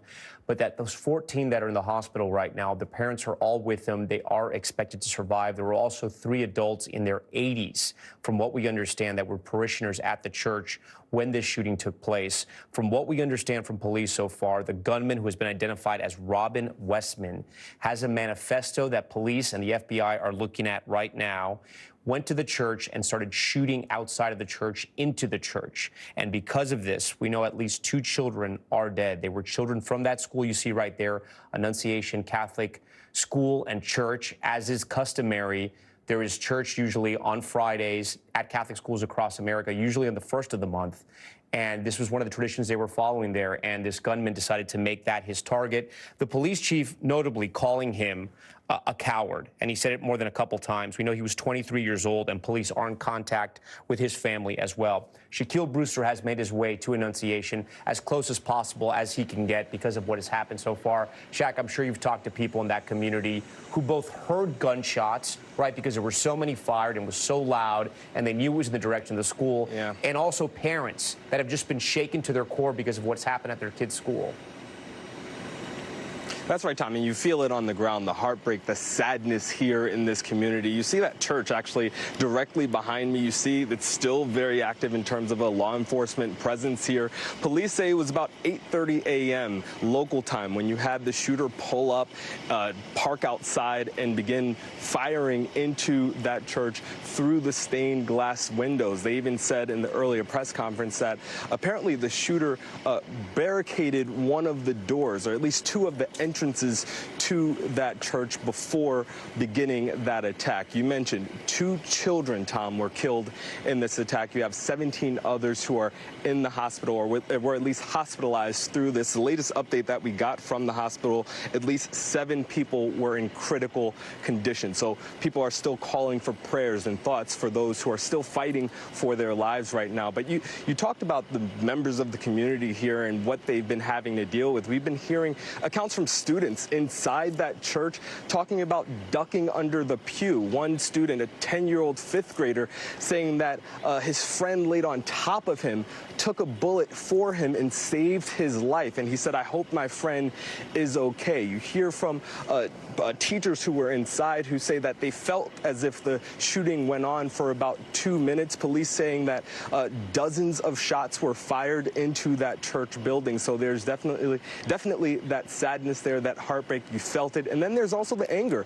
You heard it from the principal of the school. You heard it from the mayor of Minneapolis, saying that thoughts and prayers are not enough, saying that in an earlier press conference, the children were literally praying. They were in school at the time when this attack happened. So there's a lot of frustration and hope that the community, yes, will come together, but that there will be something that happens after this devastation, Tom. Shaq, stand by for us. Our affiliate CARE spoke to that 5th grade boy you mentioned named Weston, who was sitting near the windows where the shooter fired through. He said he was so close to the shots that he got gunpowder on his neck, at least that's what it felt like, and that his friend was wounded while trying to protect him. Here's what Weston had to say. The first one, I was like, what is that? I thought it was just something, then when I heard it again, I just ran under the pew, and then I covered my head. My friend Victor, saved me, though, because he laid on top of me, but he got hit. Your friend laid on top of you? Yeah, and he got hit. Is this something that you've practiced before? Yeah, we practice it, every month, or I don't know, but, yeah, we've never practiced it in the church, though. Only in school, so it was way different.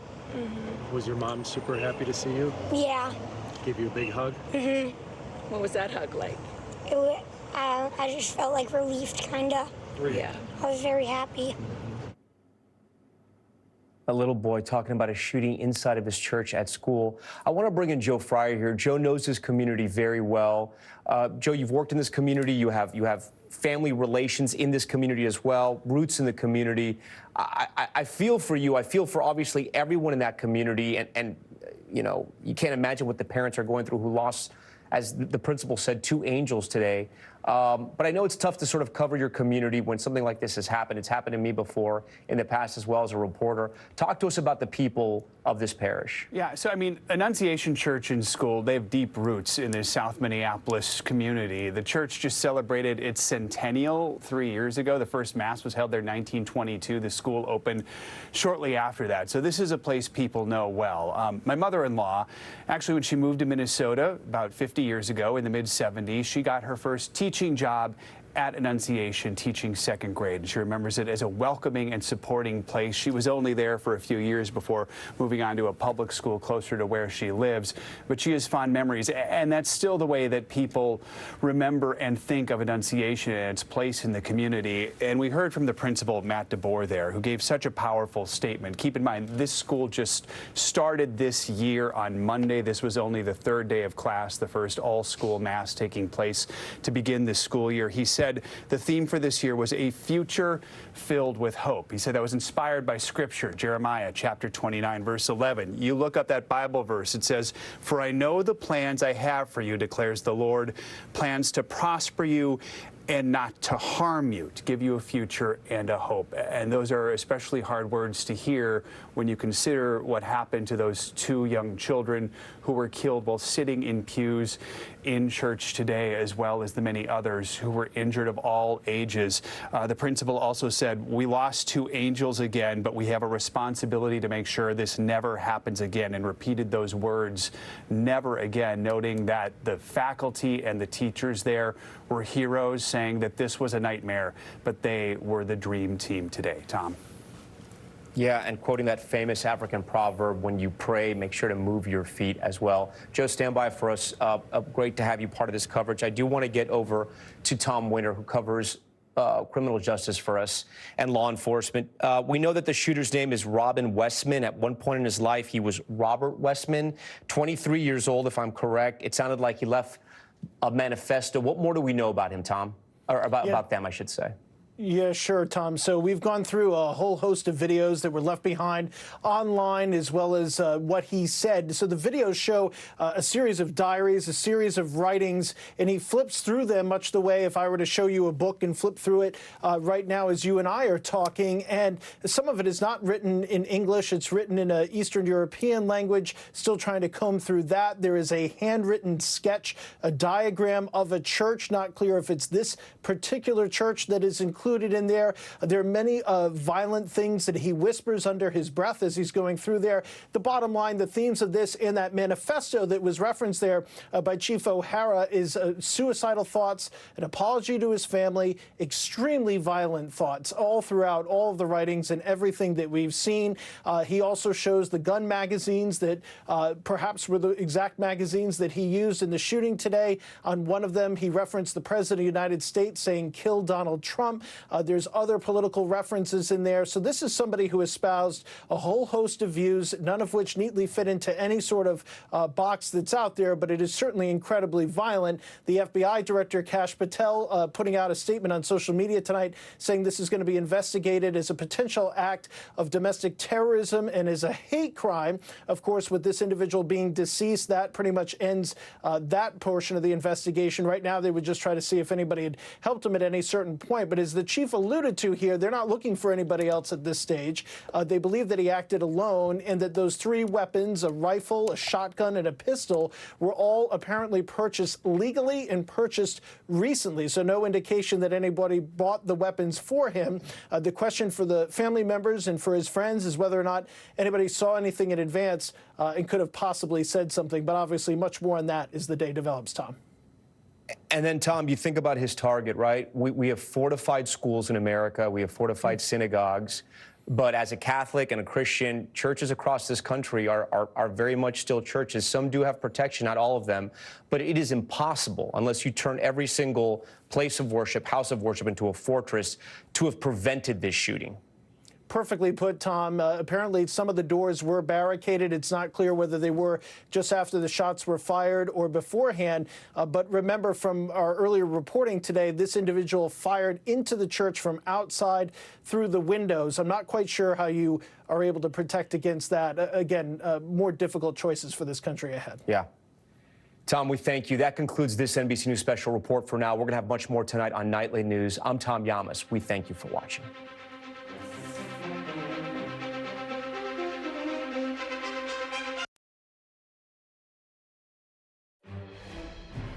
Welcome to Meet the Press Now. I'm Gabe Gutierrez in Washington as we continue our breaking news coverage of that deadly mass shooting at a Catholic church full of elementary and middle school students. As you just saw, we just got an update from Minnesota elected officials, clergy, and law enforcement officers. 2 children were killed in this shooting, and 17 other people, including 14 children and several elderly parishioners, were injured. Police say the shooter was armed with a rifle, a shotgun, and a pistol, and that the shooter fired from outside of the church through a window at the children attending the school mass. Here's the police chief in this morning's briefing, and then just moments ago. This was a deliberate act of violence against innocent children. and other people worshiping. The sheer cruelty and cowardice of firing into a church full of children is absolutely incomprehensible. Police officers from the Minneapolis Police Department immediately responded, entered the church, and attempted to provide first aid and rescue some of the children that were hiding throughout the building, while other first responders came and EMS responded to rush victims to nearby hospitals. 2 young children, ages 8 and 10, were killed where they sat in the pews. The coward that shot these victims took his own life in the rear of the church. That coward has been identified as 23-year-old Robin Westman, no prior criminal history. As to the weapons used to perpetrate this horrific attack, there was a rifle, a shotgun, and a pistol.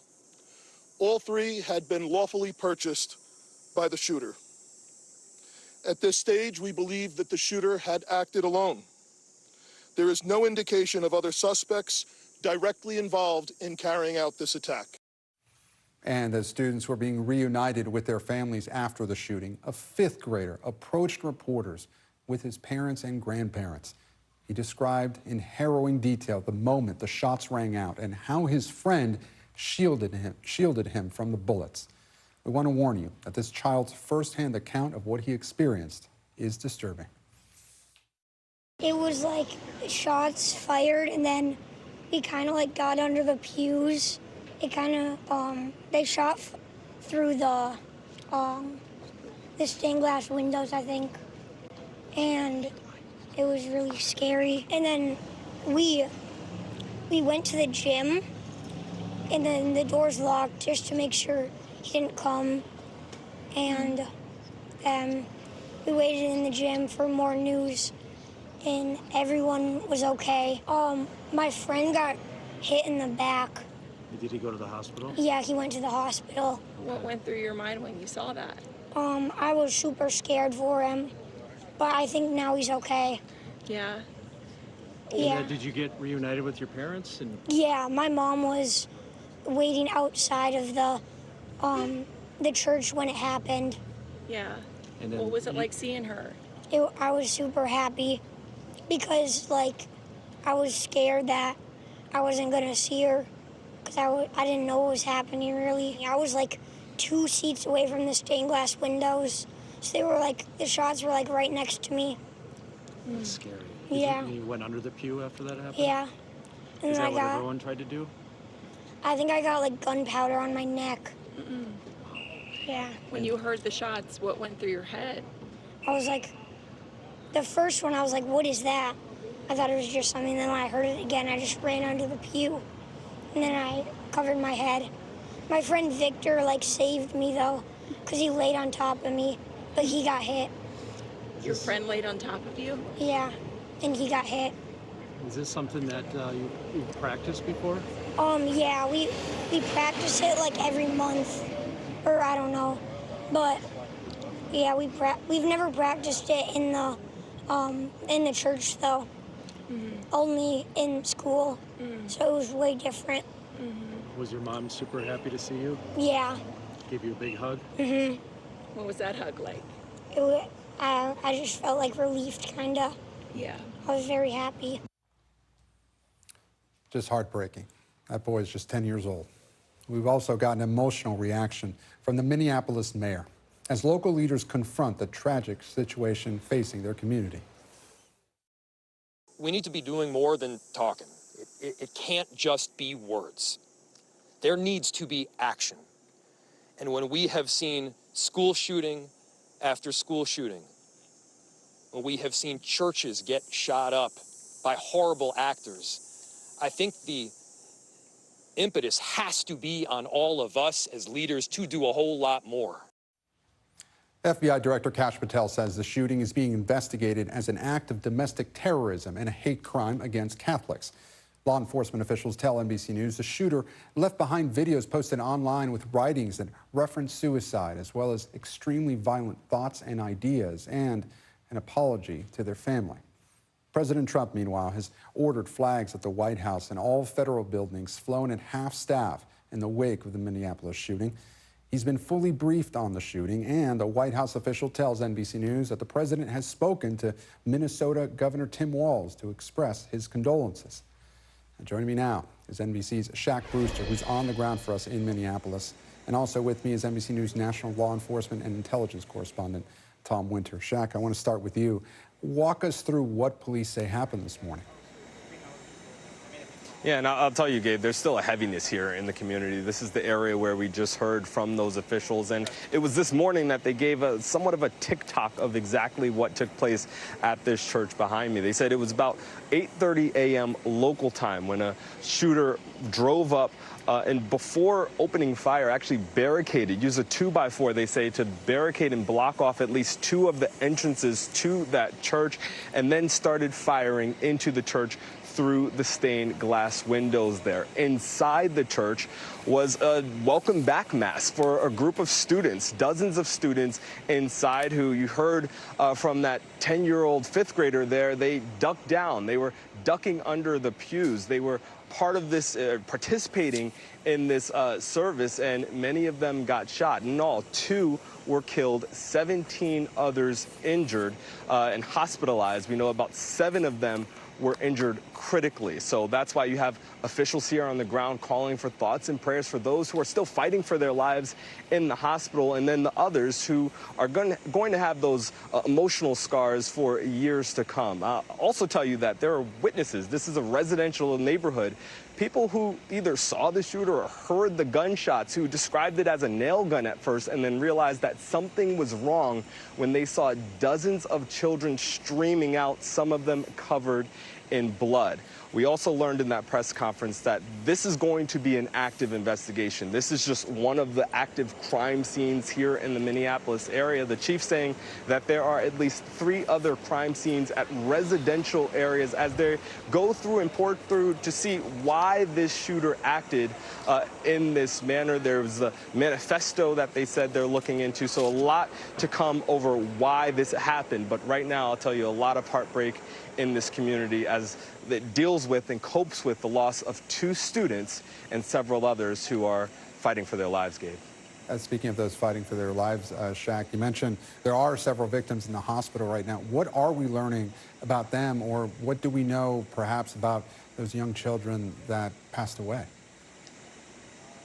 Yeah, the vast majority of those in the hospital are children, 7 who were in critical condition. Each of them were children. They were sent to 3 different area hospitals, 2 of them children's hospitals. So hospital officials aren't giving us any more details. We know that at least 1 has been released from the hospital. 1 child has been released from the hospital at this point, but we're still waiting to learn more about those who lost or those who are still fighting for their lives. As for the 2 who were killed, the 8-year-old and 10-year-old, we don't know the names of those 2 students, but that's definitely something we're hoping to learn more in the next couple of hours, Gabe. And Shaq, of course, the community facing so much heartbreak today. I understand we're also learning more about a potential gathering tonight. What more can you tell us about that?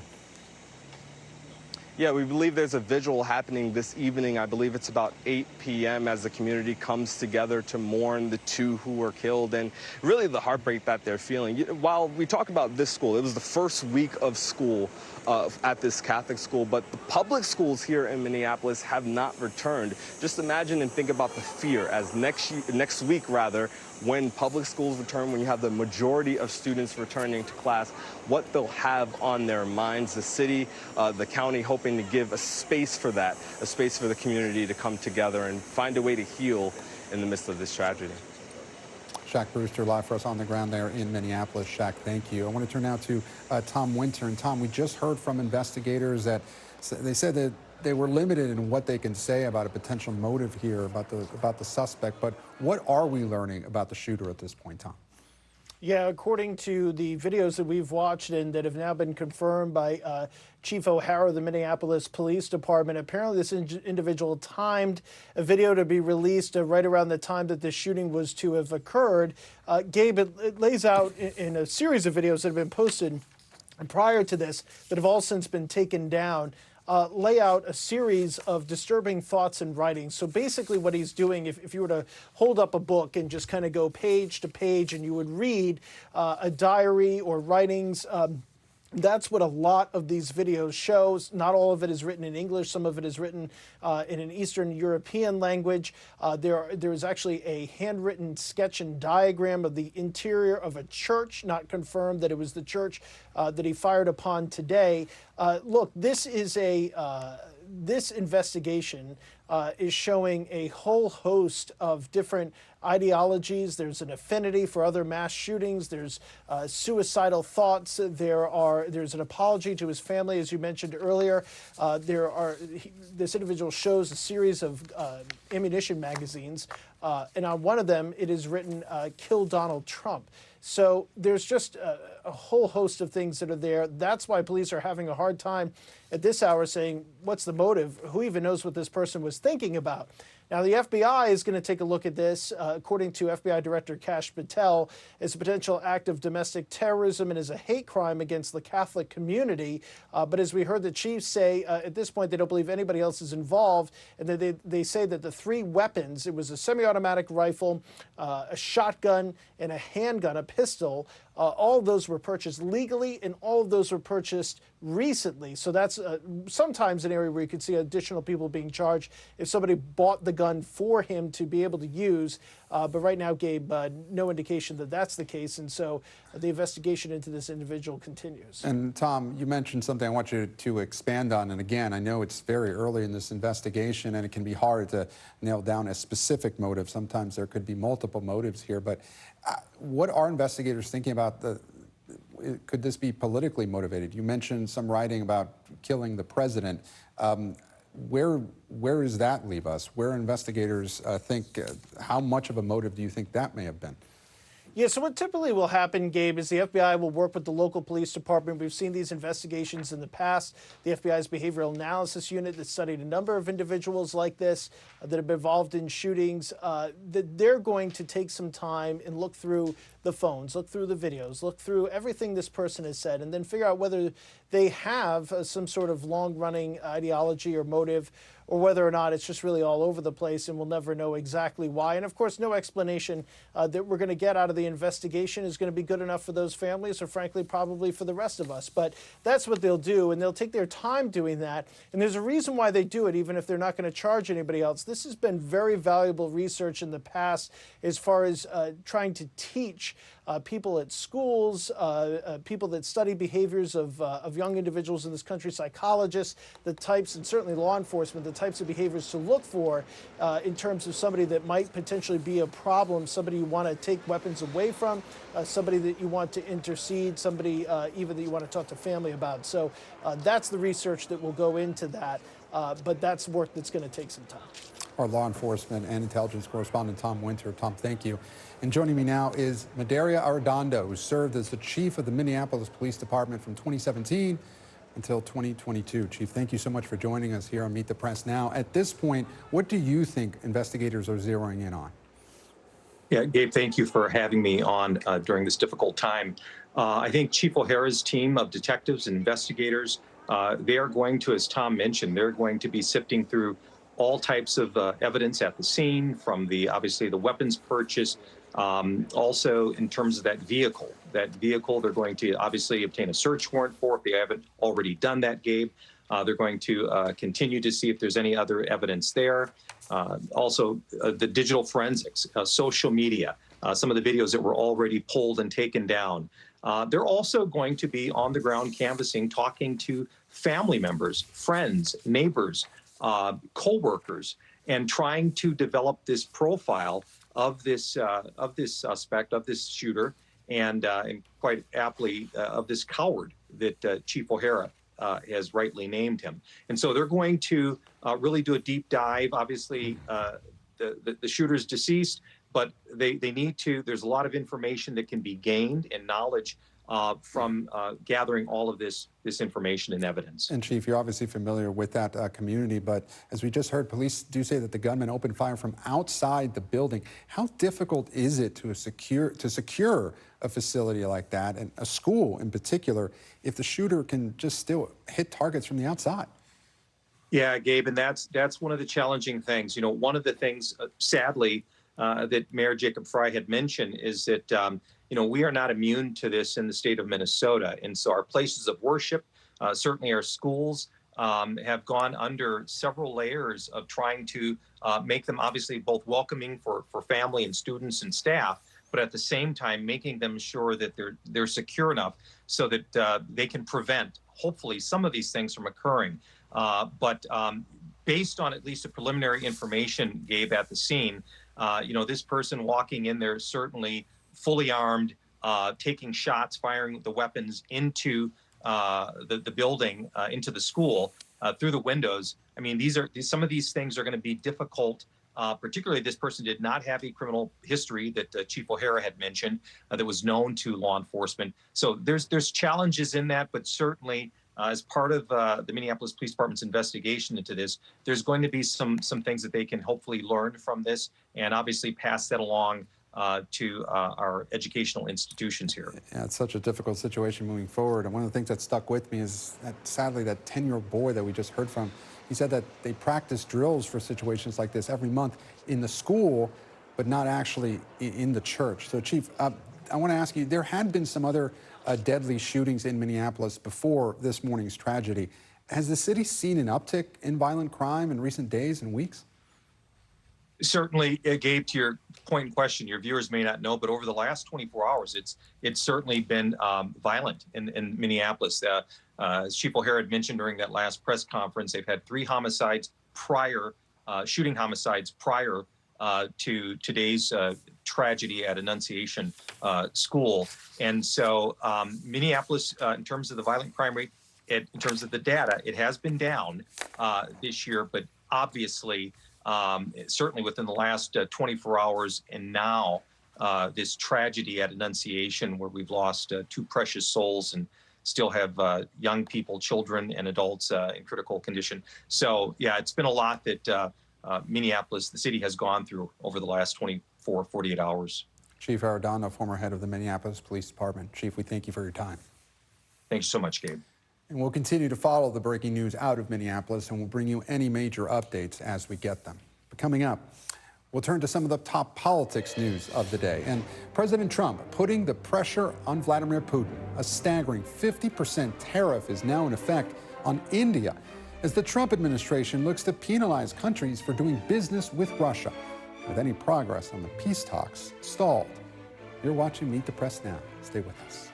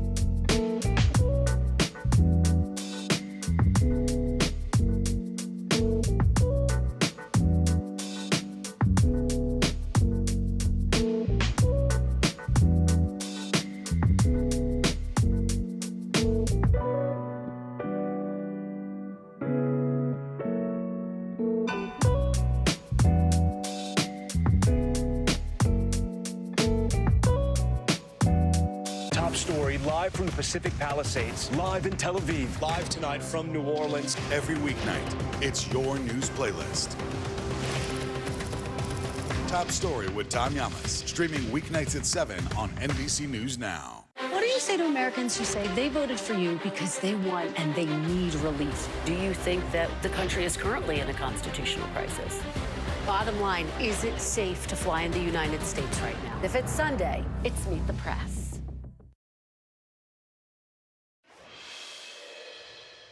And welcome back. President Trump's sweeping tariff hike on imports from India officially took effect today, with goods from the country now facing a 50% levy, one of the highest in the president's tariff toolkit. The rate was initially set at 25%, but was doubled to punish the country for purchasing Russian oil, as the White House tries to ramp up pressure on the Kremlin economically to reach a peace deal with Ukraine. Here's National Economic Council Director Kevin Hassett earlier today. And the bottom line is that we've had long trade negotiations with India. They haven't been particularly productive, and so it's still a work in progress to see where it's going to end up. But it's part of a program to put pressure on Russia to get a peace deal. Well, the U.S. and India have yet to reach a bilateral trade deal despite holding 5 rounds of negotiations. And joining me now is NBC News business and data correspondent Brian Chung and NBC News correspondent Danielle Hamamdjian. Thank you both so much for joining me. Brian, I want to start with you. What effect can we expect that this tariff increase will have on the economy and the cost of goods? Well, Gabe, certainly going up from 25% to 50% is going to mean more staggering price increases on the many things that we bring in from India. This is not necessarily one of our top 5 trading partners, but as one of the more significant, especially fast-growing economies in the world, there are a number of imports that we get from India that now could be subject to these tariffs. When you think about things like textiles, electronics, machinery, as well as gems and jewelry. But I do want to point out there are 2 things that are not on this list that are worth mentioning as well. These are major exports from India to the United States, and that's pharmaceutical products as well as smartphones. So many drugs are made in India at a generic level, and the iPhone in many cases is made in India and then shipped to the United States. Those will not be subject to the 50% tariffs, and I want to point out that is because not necessarily of negotiations with India, but because of separate industry-specific tariffs that the Commerce Department is weighing on both of those industries, meaning that tariffs could be coming later, but they are not part of the tariffs that are being applied today. You know, Brian, over at the White House, officials say that the president is always open to striking new deals, but really, are trade negotiations between the U.S. and India still ongoing? Could we see a reversal of this high tariff rate?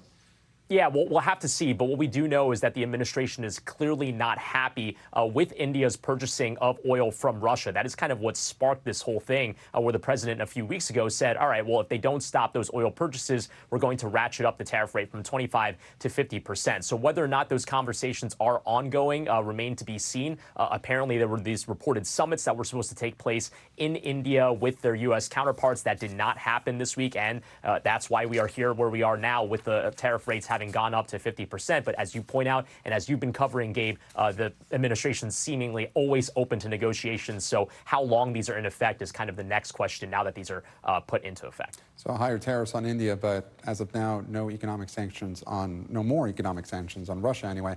Well, Brian, the U.S. has for years been working to improve relations with India as it sought to mitigate the rise of China. So does this tariff hike risk pushing India closer to China?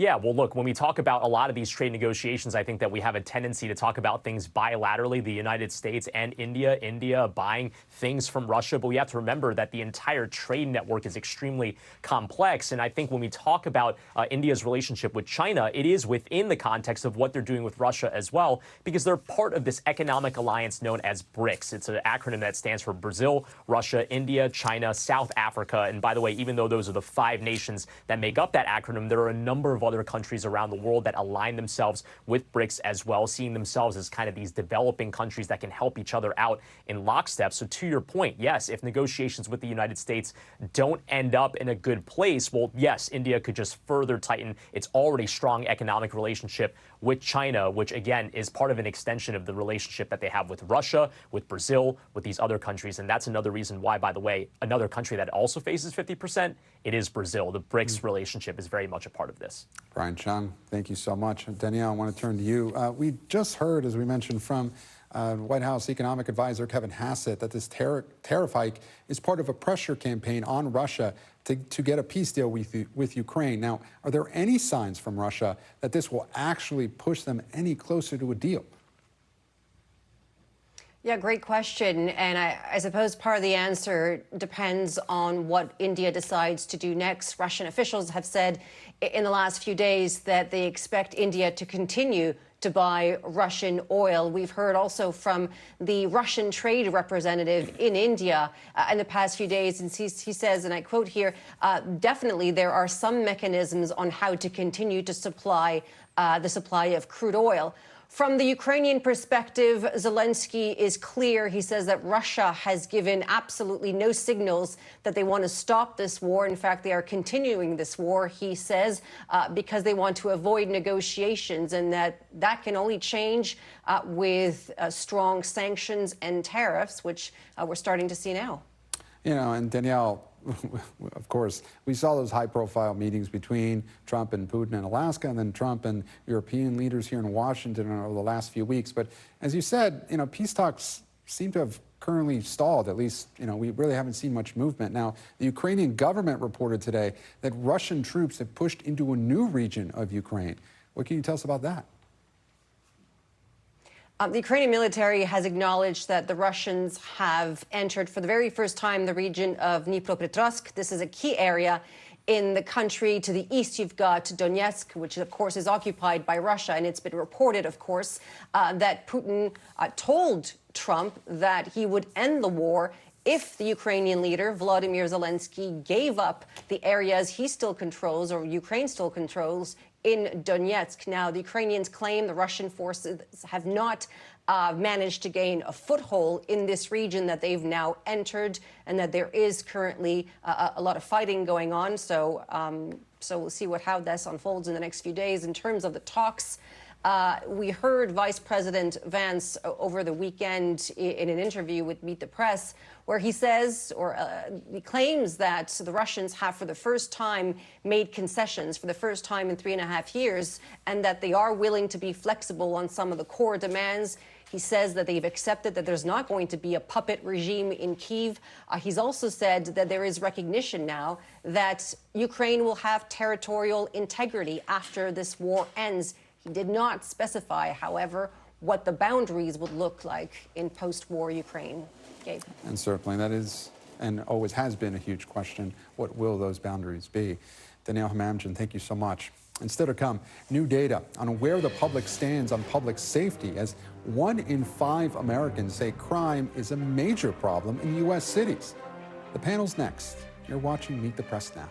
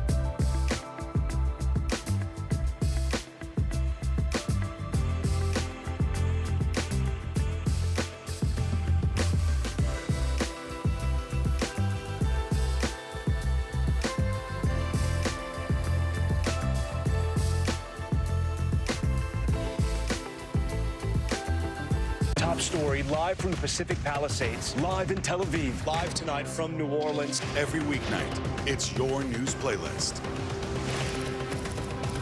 Top Story with Tom Llamas, streaming weeknights at 7 on NBC News Now. Here's The Scoop, a new podcast from NBC News, where our journalists take a deep dive into the day's top stories, bringing you closer to the headlines and conversations that are shaping our world. From the front page to the zeitgeist in 15 minutes or less. Listen daily wherever you get your podcasts.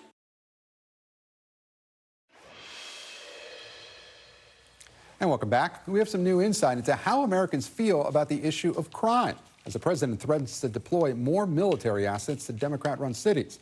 81% of respondents in a new AP poll say crime is a major problem in large cities. A majority approve of Trump's handling of the issue, 53% in total, though his approval on crime was underwater in a Quinnipiac poll today. And 55% say the federal government's use of the military and the National Guard to assist police is acceptable. But the same share of Americans say it is unacceptable for the federal government to take control of local police departments. And the new Reuters Ipsos poll asked specifically about the National Guard's deployment to D.C., and 46% say they believe troops should not be deployed in the nation's capital, compared to 38% who support the move. Joining me now is the panel. Here on set with me is Daniela Diaz, congressional reporter for Notice. Simone Sanders Townsend, former senior advisor to President Biden and Vice President Harris, and she is also co-host of The Weeknight on MSNBC. And Mark Bednar, former advisor to House Speaker Kevin McCarthy and a principal at Monument Advocacy. Thank you all so much for joining me. Danielle, I want to start with you. What'd you make of those poll numbers? It's not surprising. It's clear that Americans are very frustrated with crime across the country, especially in major cities. You know, we've seen Los Angeles and Chicago and in D.C. We're D.C. residents. We've seen what has happened post-pandemic here. But what I found interesting, too, is if you really delve into those numbers, Gabe, you see that there's a major divide between Republicans and Democrats and how they feel on this issue. Democrats saying that they oppose a lot of what President Donald Trump is doing on this issue, and Republicans largely praising him. Now, it's going to be very interesting to see how this plays out when Congress comes back into session next week. They've been gone the last couple of weeks in recess, but they've been hearing from their constituents in town halls, the few that have been having them when it comes to this issue. And you're seeing that constituents across the country are seeing what's happening in D.C. and sharing concerns, especially with Republicans, about where they are on this issue. So this is not going to go away anytime soon. Yeah, and pointing out the Reuters poll has people not on board with what's going on in D.C. with the National Guard. But what do you think these poll numbers mean for, if the president, as he's threatening to do, is threatening to send more federal resources into other cities across the country? Well, if he sees that there's support in this, and especially blue states where he does not have a lot of support, and he can try to do something good, it seems like he's very open to this. I mean, we're seeing that he wants to send troops to Chicago. He's very open to that. Of course, Chicago and Illinois are very opposed to that idea. But it's not an issue that he is backing away from, and he's seen, as we've seen here in D.C., 12 days after, obviously not after yesterday, of no homicides. It seems to be working. Well, Mark, I want to play some of what we heard from President Trump at yesterday's cabinet meeting. Let's listen. So the line is that I'm a dictator, but I stop crime. So a lot of people say, if that's the case, I'd rather have a dictator. But I'm not a dictator. I just know how to stop crime. I have the right to do anything I want to do. I'm the president of the United States. If I think our country's in danger, and it is in danger in these cities, I can do it. So Governor J.B. Pritzker is calling this authoritarian creep. Is there a limit to how much the president of the United States can talk about one-man rule? Well, is there a limit to what Pritzker would call President Trump as a way to fundraise to potentially run for 2028? I think what's also striking within regards to Washington, D.C., a poll conducted by WAPO a week or so ago showed that 17% of D.C. residents actually supported it, which sounds really low, but President Trump got 6% of the vote in D.C. So in addition to me, that's probably all the contacts on my phone who voted for the president. We did hear, Simone, you're laughing. I'll let you respond to that, Simone. But that many more people support it, even in a liberal hotbed city like D.C. What is first of all, our founding fathers, they thought about this, about the quartering of troops, about using the military to do domestic policing. And across the board, they did not agree. The Federalist Papers number 9 and number 29 talk about this. Literally, the Second and Third Amendments grew out of this debate about who should have control over militias or armies and troops, and civilian control at that, and keeping it away from one man. So what the president is doing is actually the opposite of what our Constitution sets out. But here's what's interesting about the polling numbers and the internal debates and people living in this city saying, well, yeah, maybe it's not that bad what Trump is doing because, I haven't seen a carjacking this week. The president is not The people around the president are being strategic, in my opinion. And I say that to say there's just enough there to have well-meaning people who otherwise would not agree with what he is doing say, oh, okay, well, maybe it's not that bad. Same thing on immigration. That does not mean that he cares about crime, because what we are seeing, particularly here in the city, is that this pretext of crime is actually being used as a crackdown by ICE. Right. There are, prior to this federal surge in D.C., Uber delivery drivers were not being snatched up by Metropolitan Police Department.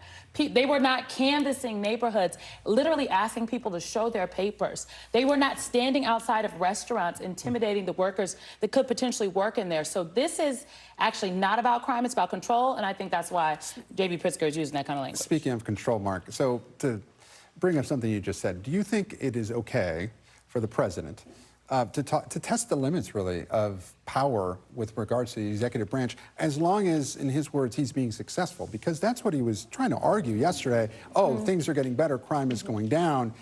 I can basically do whatever I want if that happens. He said, oh, I'm not a dictator, but then in the same breath, he kind of jokes about being a dictator. Is that okay to use that type of rhetoric, even if some of his supporters would say he's doing a good job? Well, what we've seen in D.C. thus far, he's had a pretty good relationship with Mayor Bowser. She actually had a press conference today touting the crime statistics that have gone down in the previous 20-day block a year ago. And basically, she was saying about how she's having a good working relationship with him. So in terms of how things are really navigating throughout D.C., he seems to be doing a really good job with a large support of the population broadly. What this means for law enforcement interactions in other cities, in other states, that's yet to be seen. Okay, so Daniela, we heard from Republican Congressman Mark Alford. He said at a town hall yesterday that he's not exactly okay with Trump sending National Guard troops to other states without the consent of governors. Could we see Republicans start to push back on this, or nah? Well, to know, he is actually one of the few Republicans that is holding town halls. It's really interesting. He's doing 12, while a lot of his colleagues are not holding town halls. So just want to note that. He tried to distance himself from Trump in these town halls, and that was one of the ways he did it.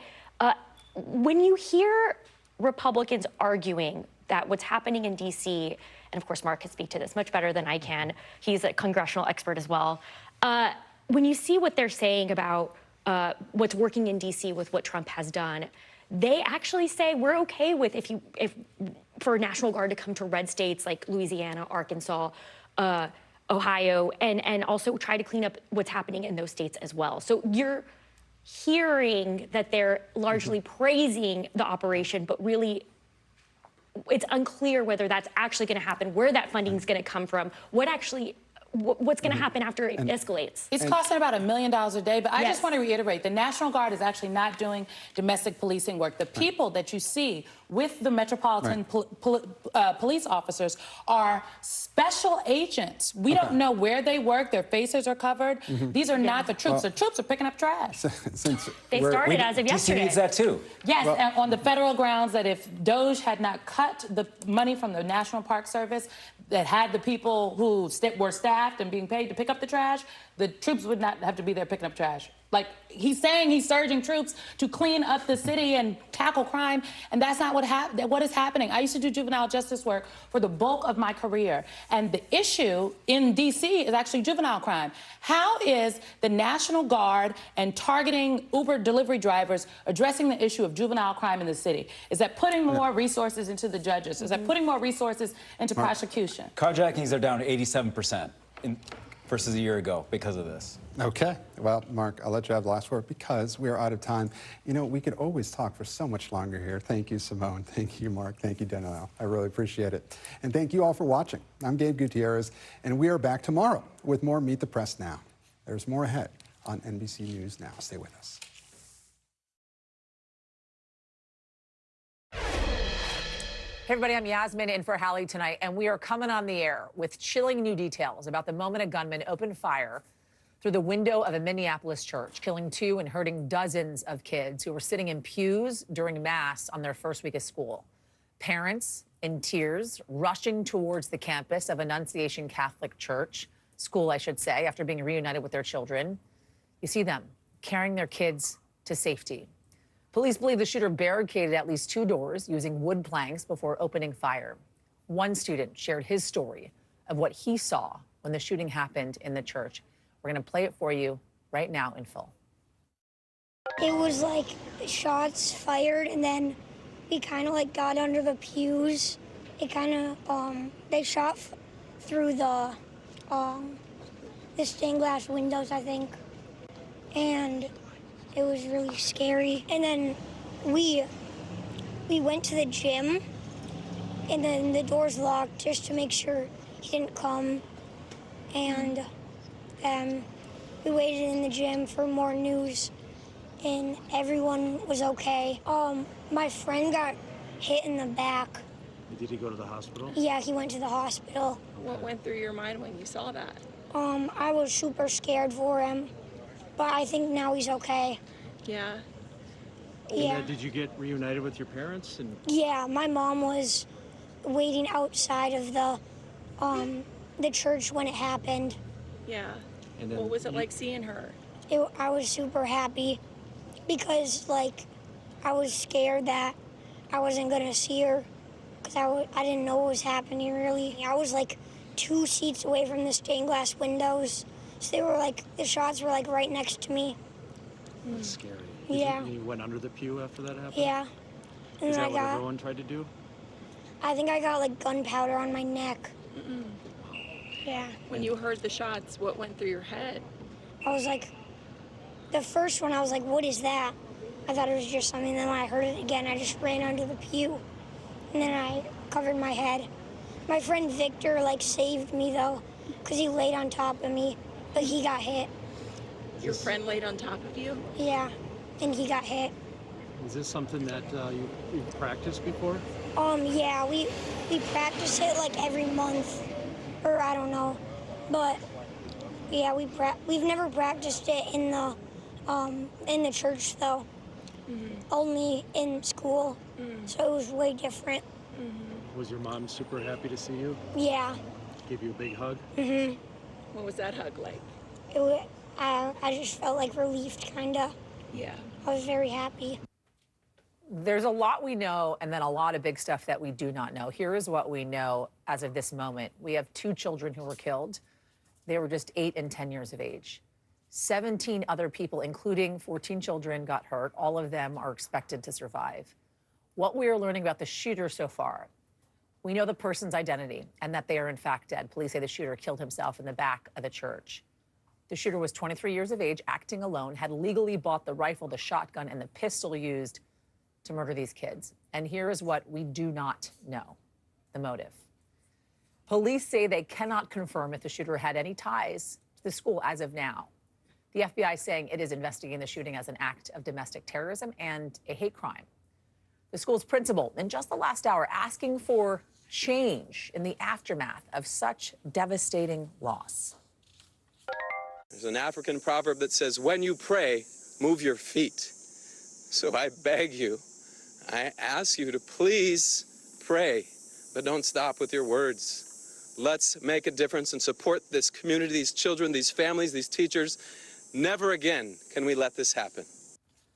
So President Trump has been briefed on the situation in Washington, spoke to Minnesota's governor following the shooting. According to a White House official, we've got team coverage on this entire thing tonight. We got Sahil Kapoor on the ground for us at the Hill in Washington, Yamiche Alcindor near the White House, Tom Winter on set with me following developments on the investigation. We want to start, though, with Shaq Brewster, who's on the ground for us in Minneapolis. To get more of the details of what is happening, Shaq, on the ground, you've been there now for the last couple of hours or so. Walk us through what you've been seeing and hearing so far. A lot of heartbreak, a lot of pain. It was in this area where we heard from those officials just about an hour or so ago, and you heard it was an emotional press conference. The governor, his voice cracking at one point. You heard the principal also becoming emotional. What we learned this morning at the school behind me is that about 8:30 a.m. is when the shooter arrived at the school, got out of the car, and before opening fire, apparently barricaded 2 entrances to the church that you see behind me, and then opened fire through the stained glass windows. And you just heard from that 10-year-old, that 5th grader, who described what it was like inside, having to duck, his friend essentially saving him by falling on top of him. We just got a statement from the school. I want to pull it up on the screen right now, and they are praising the members of the faculty. They say within seconds, our heroic staff members move students under pews. Law enforcement responded quickly and evacuated all of our children and staff to safety in a matter of minutes when it was safe to do so. We heard from a parent teacher who said that it felt as if the shooting went on for a matter of minutes. I want you to listen to what we heard from the governor just a few minutes ago. And we often come to these and say, these unspeakable tragedies, or there's no words for this. There shouldn't be words for these types of incidents because they should not happen. And there's no words that are going to ease the pain of the families today. In addition to that sadness that you're hearing, you also hear frustration. We heard from the mayor, Jacob Fry, mayor of Minneapolis, come out and say this is not necessarily the time for thoughts and prayers because these students were literally praying as they were in school. It was a mass celebrating the first week of classes. So what do they follow that up with, Shaq, when they're saying this isn't a time for thoughts and prayers? What do they want? What do they want to see change? It's that call for action. They want to see something, while they're not getting specific into the politics of it, they want to see something else other than a cycle that goes away. The governor looked at us. It was a big group of reporters assembled, and he said, look, we know you're going to have to move on from this and do your jobs, but this is a community that's going to be hurting for a very long time. I want you to listen to what we heard from a witness, someone who is here, and I want you to listen to it because it talks not just about the impact that it has on the students, but the ripple effect that it's having on the entire neighborhood. She called me hysterical, and the first thing she said is, "Mom, I'm safe, but something really bad is happening, and I don't know what it is, but something really bad has happened, and there's police everywhere, Mom, and I don't know what to do." You hear the heartbreak in that mother's voice. One thing we should also note, you see it's still an active crime scene behind me, but we learned in that press conference that there are multiple crime scenes in this area. There are 3 residences that police are going through and searching as they try to figure out exactly why this shooter acted this way this morning. Shaq, just quickly here, did the school have a direct line to law enforcement? Because I think a lot of times with situations like this, right, other law enforcement agencies around the country will look at situations that happen to learn from them, right? So that maybe it doesn't happen the next time, or they respond even quicker the next time. Did they have a direct line to law enforcement in contacting them, saying that they needed help?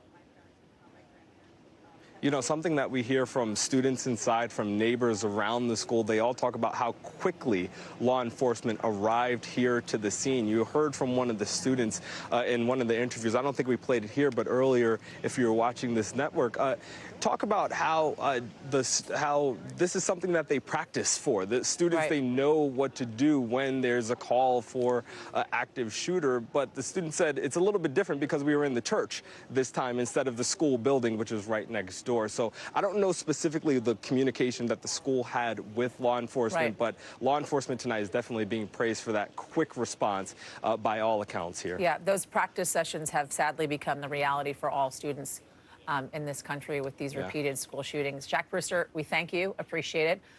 Want to turn now to Tom Winter to talk more about what we're learning about this shooter. Right, there's this manifesto, there's now videos emerging online speaking to the possible motive here. Of course, the big question mark is what was the motive when it comes to the shooter? What do we know? What are we learning?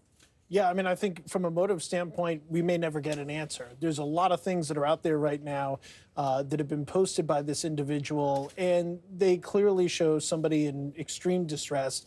They're suicidal. They're talking about extreme violence. They're praising other mass shooters.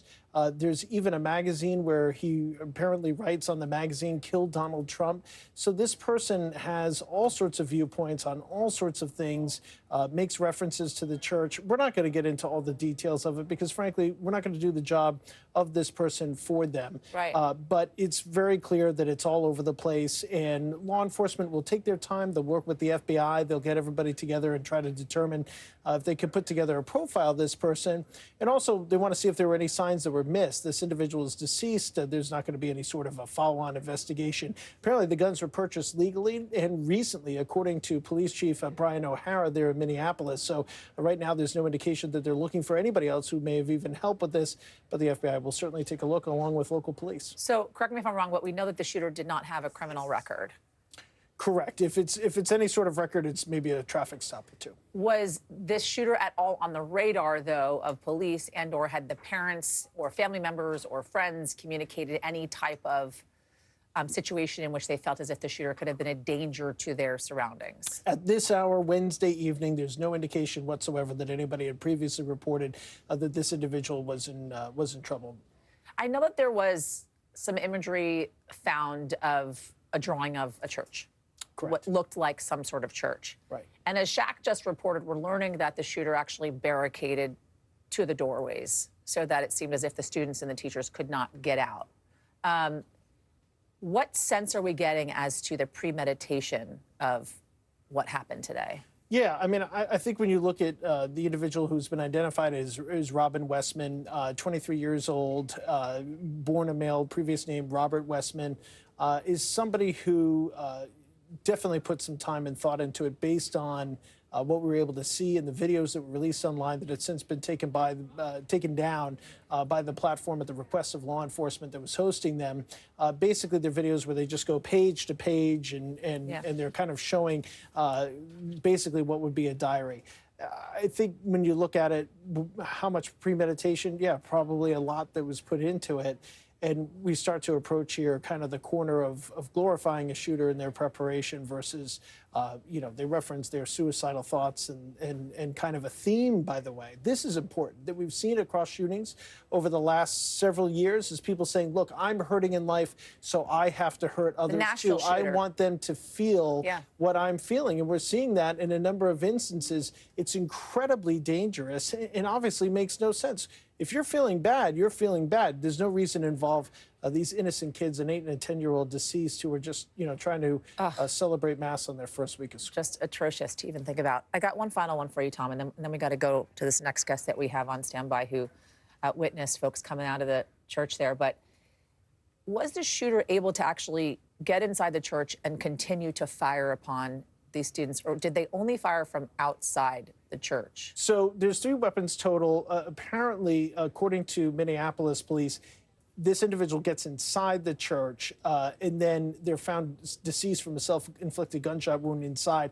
There was no initial indication, preliminarily, when they did their investigation, that there were any rounds fired from inside the church. Again, it speaks to kind of the depravity of this, but also speaks to really the security concern. I mean, say all those doors were locked by the school, there was no chance for anybody to get inside, or by the church. Then you've got somebody firing through the windows. I mean, what's next? So it does underscore the challenge. Tom Yamas and I were talking about that earlier. Yeah, Tom Winter for us, as always. Thank you, my friend. Appreciate it. I want to bring in someone, as I just mentioned, who witnessed the scene outside the church as it unfolded. Pat Scallon, who lives just down the street from Annunciation Catholic School and is joining us now. Pat, thanks for joining us. Appreciate it. Well, I don't want to say glad to be here, but I'm happy to help. My understanding is you were driving down past the church, past the school, and you saw what was happening. You heard gunshots, and you raced there. No, I need to correct that a little. Okay, go I was ahead. working out of my home office. I live a half a block from the school. Okay. And I heard the shots as I was working from my home office. At first I thought it was like a roofing job or something. Then I realized it was gunshots and I knew where it was coming from. And I immediately just ran up to the school and wanted to get up there and help. Well, the church and school. I didn't know which one it was at that time, but I knew it was probably not good. And I wanted to get up and help in any way I could. So how many blocks did you have to run to get to the school from your home? Well, like I said, I'm about a half a block. I was there within a minute. And what did you see when you got there? So it was kind of an eerie calm when I first approached. I came up by the side of the east side of the church. I did see a magazine on the sidewalk next to the church. I just looked at that, and then I immediately looked around. I didn't see anybody there. I was looking maybe if the shooter was trying to leave or something. But then I went around to the front of the church and I saw all the kids coming out. The EMTs and police were not there yet. And I immediately focused on two girls and then a boy who were injured. The boy had a superficial injury on his arm. He wasn't too bad, but the two girls were badly hurt. And I just stayed with them until the EMTs came because they were pretty distressed and there was no one there to really help, and they wanted someone, and I thought that's where I needed to be. How old were these kids, would you guess, and what was their kind of state of being, their emotional state when you saw them? Sure. So between fifth and seventh grade, I'm estimating. So the one girl, the one that was shot in the head, actually was very coherent, and she came out and I had her sit down, but she was crying and she said, "Please just hold my hand," and I did the whole time. Wow. The other girl that was hit in the neck, I was really worried about. Wow. But she wasn't bleeding much and she could speak. She claimed she could breathe. So I just kind of watched her, and it would seem like an eternity before the police came. But again, that's in the moment. That's not a criticism of the EMT or police response. It's just like when I heard those sirens, it was just a great sense of relief. And then, interestingly, the young man that was with me was so brave. I kept saying, "Are you okay?" And he said, he'd look me right in the eye. He says, "Yeah, I'm just fine. I'm just fine." And I know in his heart he was looking out for those other girls and wanted me to focus on them and not him. He was such a brave boy. And the girls were very brave, especially the one whose hand I held under the circumstances. I mean, she had a bad injury to her head, and thank God she didn't see it at the time. I just gave them aid and comfort. I'm not a medical professional, and I just tried to do the best I could to keep them calm until. Do you know how they're doing now, Pat? Emergency people. I have heard that the girl that was shot in the head was in surgery. They've inserted a plate. I think she's going to be okay, but I don't know much more than that. I think she was very fortunate based on the trajectory of the bullet to be alive. The girl in the neck, I don't know, and the boy, I have not heard. Well, they were lucky to have you. I did speak to the girl's mother right afterwards because all of them wanted me to try to get a hold of their parents. They just really, that was the most important thing right then, is to get to their parents. And I think one of them said, "Well, why is this happening? Why did this happen today?" or something like that. And what did the mom tell really you sad. when you spoke to the mom? What'd she tell you? Well, she mainly listened because I briefed her on the situation. She said, "How bad is she?" And I tried to assure her, and I believe I told her the truth. I said, "I think she's going to be okay based on what I saw." But I told her what hospital she was going to be in, what the condition was when she left me, and that she was never alone and all that. And the mother said, "Thank you," but obviously she was on to the hospital where she was needed.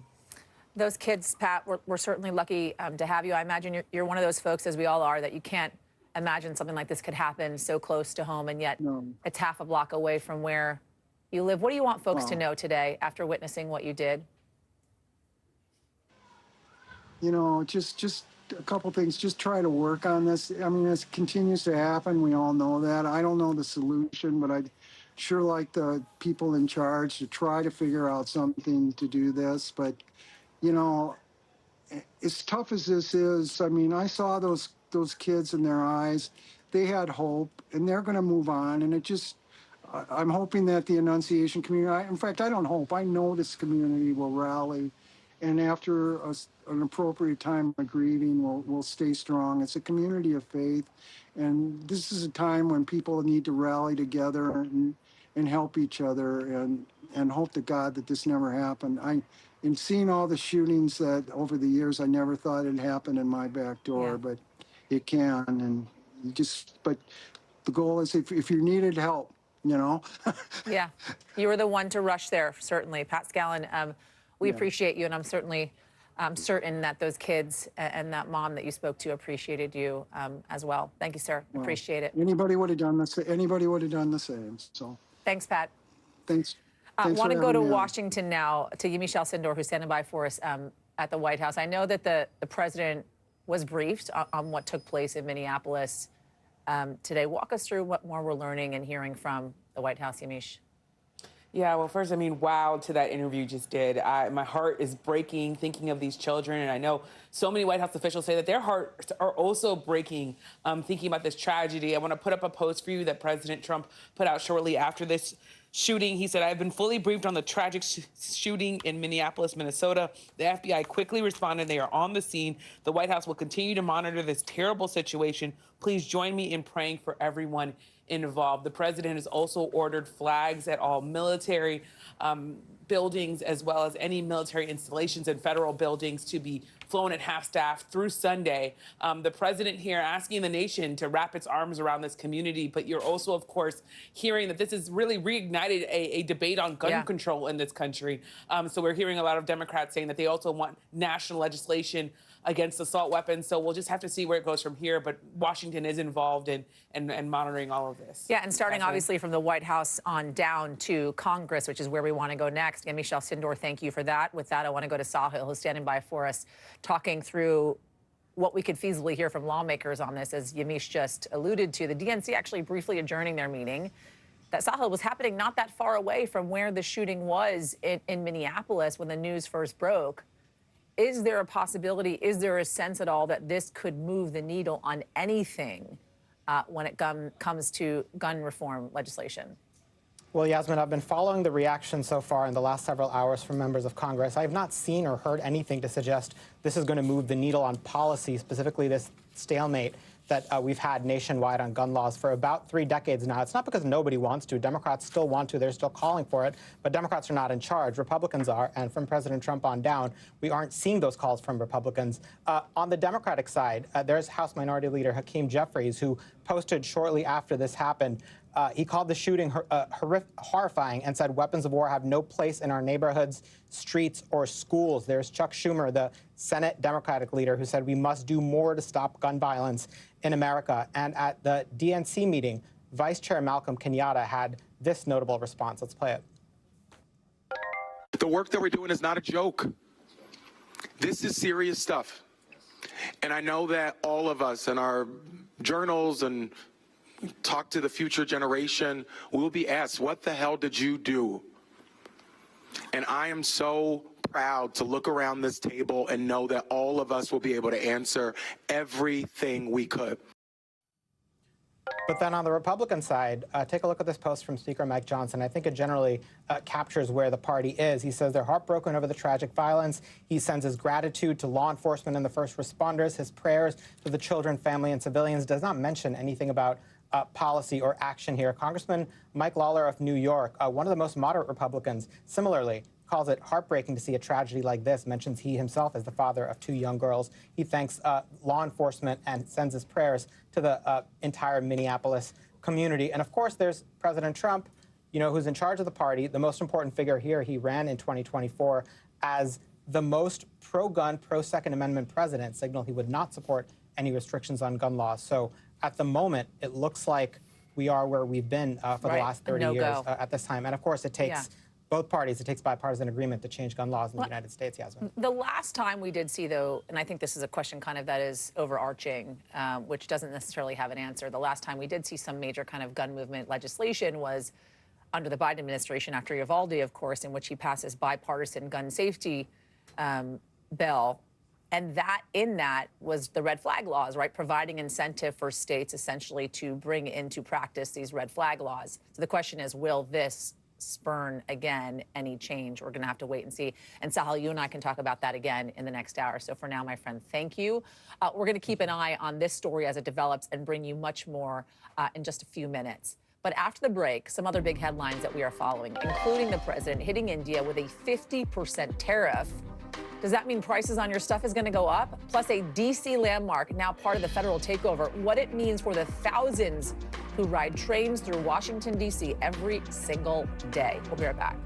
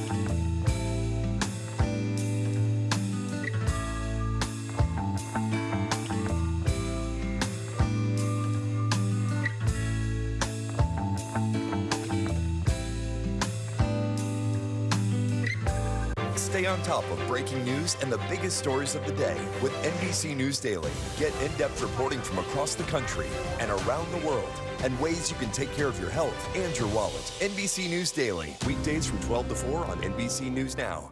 NBC News Daily, weekdays from 12 to 4 on NBC News Now.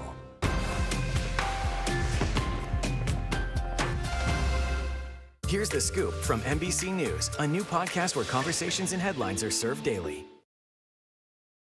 All right, let's talk finance for a moment. NVIDIA, the AI titan, largely seen as the most valuable company in the world, putting out a better than expected earnings report. Revenue soaring some 56% compared to last year. At the same time in Washington, the White House is hitting India with a blistering 50% tariff, punishing that country for buying Russian oil, one of the highest for any country in the president's global trade fight. And that could impact the price that we are paying for clothes, for laptops, for drugs, for gems, for jewelry. The list goes on and on. So with that, who do we bring in? Christine Romans, as always, as we are watching all this stuff happen. There's a lot going on. I mean, you're the one in the building watching it, so why not have you on? So NVIDIA makes up like 8% of the S&P. Right? We have this pretty major earnings report, but the stock is down a little bit. A little bit for now. Make sense of this for me. So look, NVIDIA makes the chips. NVIDIA makes the tools that power the AI revolution, right? And so NVIDIA is this behemoth, this $4 trillion company. We've never seen a company this big. We've never seen a company grow this fast. It's just been gobsmacking what this company has been able to do. It is the biggest weight in the S&P. So you might look at this and say, I don't even know what you're talking about. Artificial intelligence, NVIDIA, why do I care? You care because if you have stocks in your retirement portfolio, you probably got a lot of NVIDIA because there's a lot of NVIDIA in the S&P 500. Okay, so then that happens, and then you have this, okay, by the way, India, 50% tariff, right? The largest we have seen across the board. How is this going to affect the goods that we are buying? That's really what it comes down to It's right really now. the biggest border tax we have here on an ally. This is a Democratic ally, right? For a long time, the U.S. position had been, we work with India as a counter to China. Now we are taxing India 50% for what it's sending to the United States that we buy. And is there any sense this is a temporary thing? Because the president is like, listen, you're buying Russian oil. This is temporary. I'm going after you. But in a week, I'm going to back off. They've had 5 rounds of talks. Okay. So that's been part of it here. But the Russian oil thing is interesting because China buys more Russian oil, a lot more Russian oil than India does. India is the ally, but India is getting punished. So a lot of people are like, well, what is that supposed to mean? And does this drive India closer to Putin and closer to China to try to make alliances so that it can secure cheap resources for its growing population? So there's a lot kind of at play here. It's growing economy and it's growing population. So there's a lot at play here. But I keep telling people that people are like, what is it going to mean to me? Well, medicines and genes. This is what probably right now all of us have this necessities from India. And whoever's buying that, the companies in America buying that from India will either have to find new sourcing for it, right?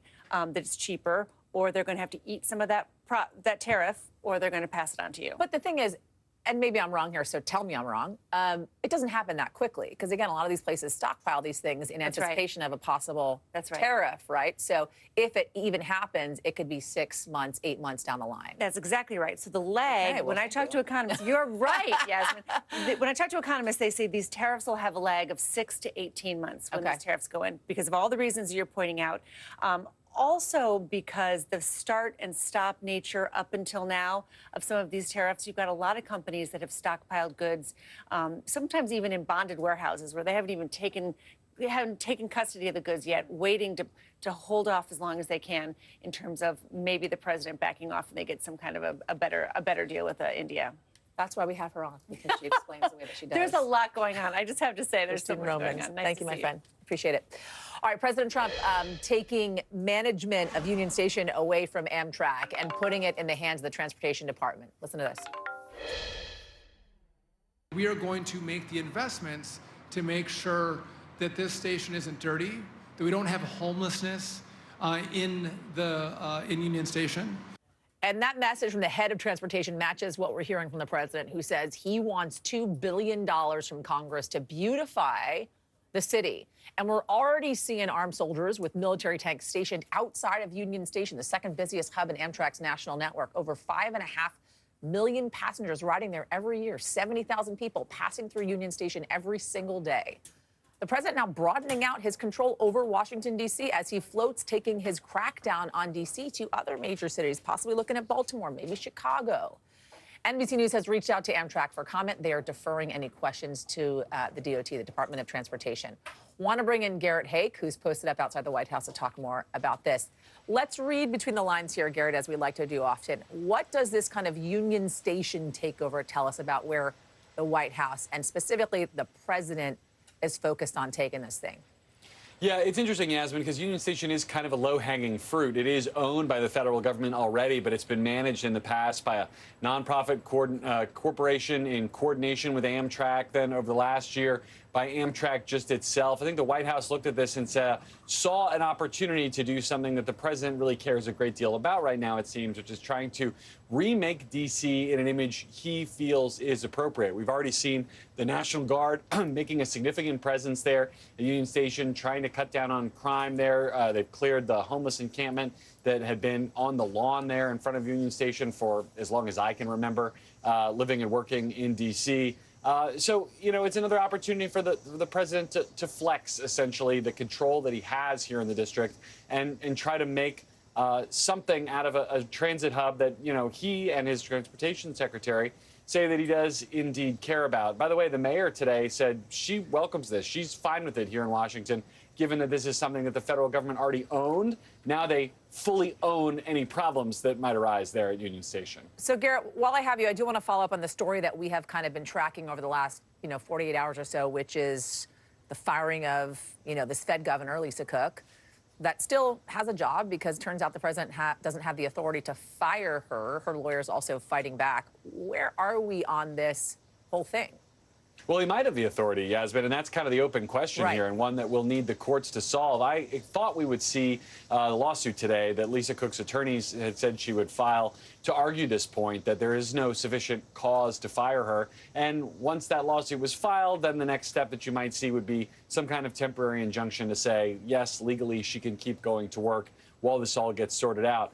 It's our understanding that it is at least likely that she is still going to work. We've been trying to stake out the Fed building to find out for sure, because she believes that there is no cause for her to be fired here. Obviously, this was not priority one at the White House today, given everything that's been going on in Minneapolis and all the other issues around the world. But, the president's desire to, once again, exert his control over a nominally independent entity here in Washington in the form of the Federal Reserve Board of Governors showing up in this way. And by the way, it may show up in that lawsuit. What he said yesterday in the cabinet meeting, that one of the things about firing Cook was that you might have a majority in favor of his plan to cut rates on the board. That's the kind of thing that could presumably show up in evidence in a trial, or if it gets that far in front of a judge, to say this is not about cause. This is about the president trying to lean on this politically. Exactly. Yeah, and I just think it's important to remind folks, right? The president essentially said he believes that maybe there could have been mortgage fraud by Lisa Cook. And in fact, Lisa Cook and her attorneys essentially saying there wasn't mortgage fraud, hence why you wouldn't have cause. Yeah, she's not been charged with the crime. Yeah, fire me. Garrett Hake, as always, thank you. Want to get you over the 5 things our team thinks you should know about tonight. Number 1, a federal judge today blocking the Trump administration from deporting Kilmar Obrego Garcia until at least October, postponing his removal until his latest legal challenges are resolved, after which he could be sent by the Trump administration to Uganda. His lawyers also filed a motion for Obrego Garcia to seek asylum in the U.S. Remember, the Trump administration mistakenly deported him to El Salvador back in March. He's now accused of being an MS-13 gang member, which his lawyers deny. He was retaken into custody on Monday, just days after getting released from months of ICE detention. Number 2, Health Secretary Robert F. Kennedy Jr. announcing that the FDA has approved the next round of COVID shots for the fall. But this time, the vaccines are only approved for seniors and adults or kids with at least one high-risk medical condition. The previous U.S. policy recommended an annual COVID shot for all Americans 6 months and up. We got number 3 for you, a time capsule that Princess Diana buried at a London hospital over 3 decades ago, unsealed today. 2 kids who won a TV competition had picked the items inside and helped her bury it. It revealed a bunch of throwback 90s memorabilia, including this Kylie Minogue CD, a solar-powered calculator, and a newspaper clipping. Number 4, a federal grand jury declining to indict the man who threw a sandwich at a federal officer in D.C. Remember, a former Justice Department employee was arrested for felony assault after hurling a salami sub at one of the officers President Trump deployed to the Capitol. He is still set to appear in court next week, even though it is unclear if prosecutors will try or be able to get another grand jury to indict him before then. And number 5, Lego reporting record revenue for the first half of the year in its new earnings report. Guarantee half of that is coming from my own kid. The company says it saw a 12% spike in sales, almost $5.5 billion at the beginning of 2025. They opened over 24 new stores around the world this year and rolled out more than 300 new Lego sets, including more of those popular Lego flowers and Formula One race cars. All right, let's talk weather for a moment. Right now, some heavy rain across parts of the West is leaving some more than a dozen states under major flood threats tonight. It is all kicking off, especially around the Four Corners, Arizona, Utah, Colorado, and New Mexico, where we are seeing this water just pouring down and the deluge getting worse there in the last 24 hours or so. Another concern in these areas is the lightning that could be coming their way, potentially fueling more of those wildfires that we have been telling you about. Want to bring in, of course, meteorologist Bill Karen standing by with more on this. How much of this rain and flooding is a threat or could become a threat, Bill?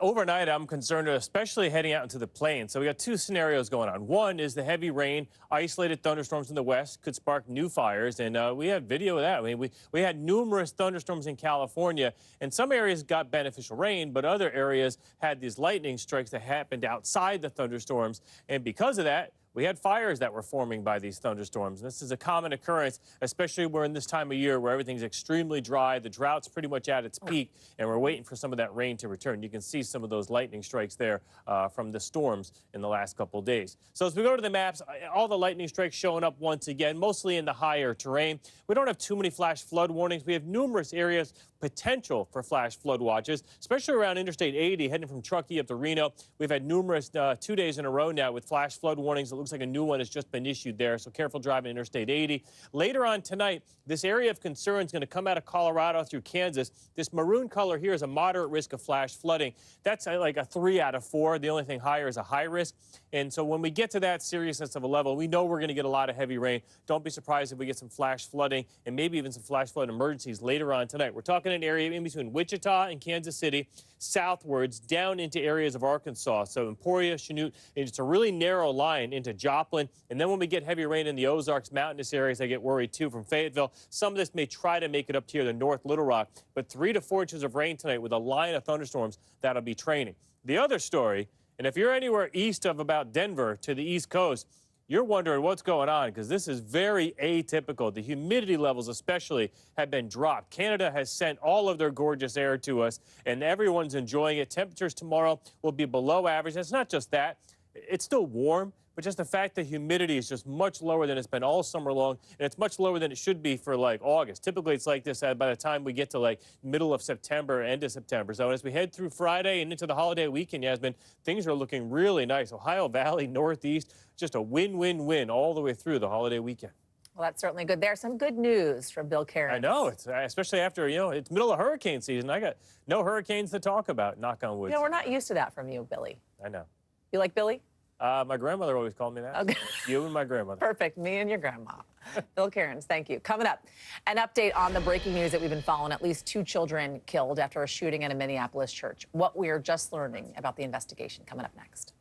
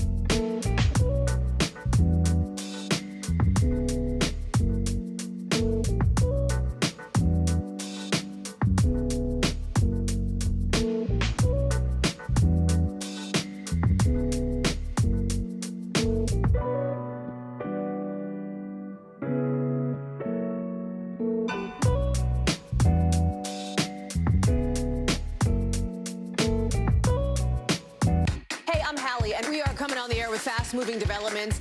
Those inflation numbers, there's a lot in the weeds here. We don't love to live in the weeds, but Christine Romans does. She's joining us now to help us understand it. Egg prices spiking, as anybody who has eyeballs that has been to the grocery store has seen. What does this mean for people? Cheap AI. Talk to me like I'm me, and you know me. How big of a deal is this? We've managed to arrange a beautiful full moon. I get it. Wouldn't do this for just anyone, Hallie. I want you to just vibe in the moment. All right, getting back to our top story tonight, the shooting at a Catholic school in Minneapolis, where a gunman opened fire through the window of a church, killing 2 and hurting dozens of other kids who were sitting in pews during Mass on their first week of school. We are joined now by Jen Unstead. She lives nearby the Annunciation Church in Minneapolis and was on the scene in the aftermath of this shooting. Jen, thanks for joining us on this. I appreciate it. You were driving by Thank you. The scene. You were on your way to having what seemed to be a fun day. Had nice plans on this, summer day, and then you happened upon what was taking place at the church. What did you see?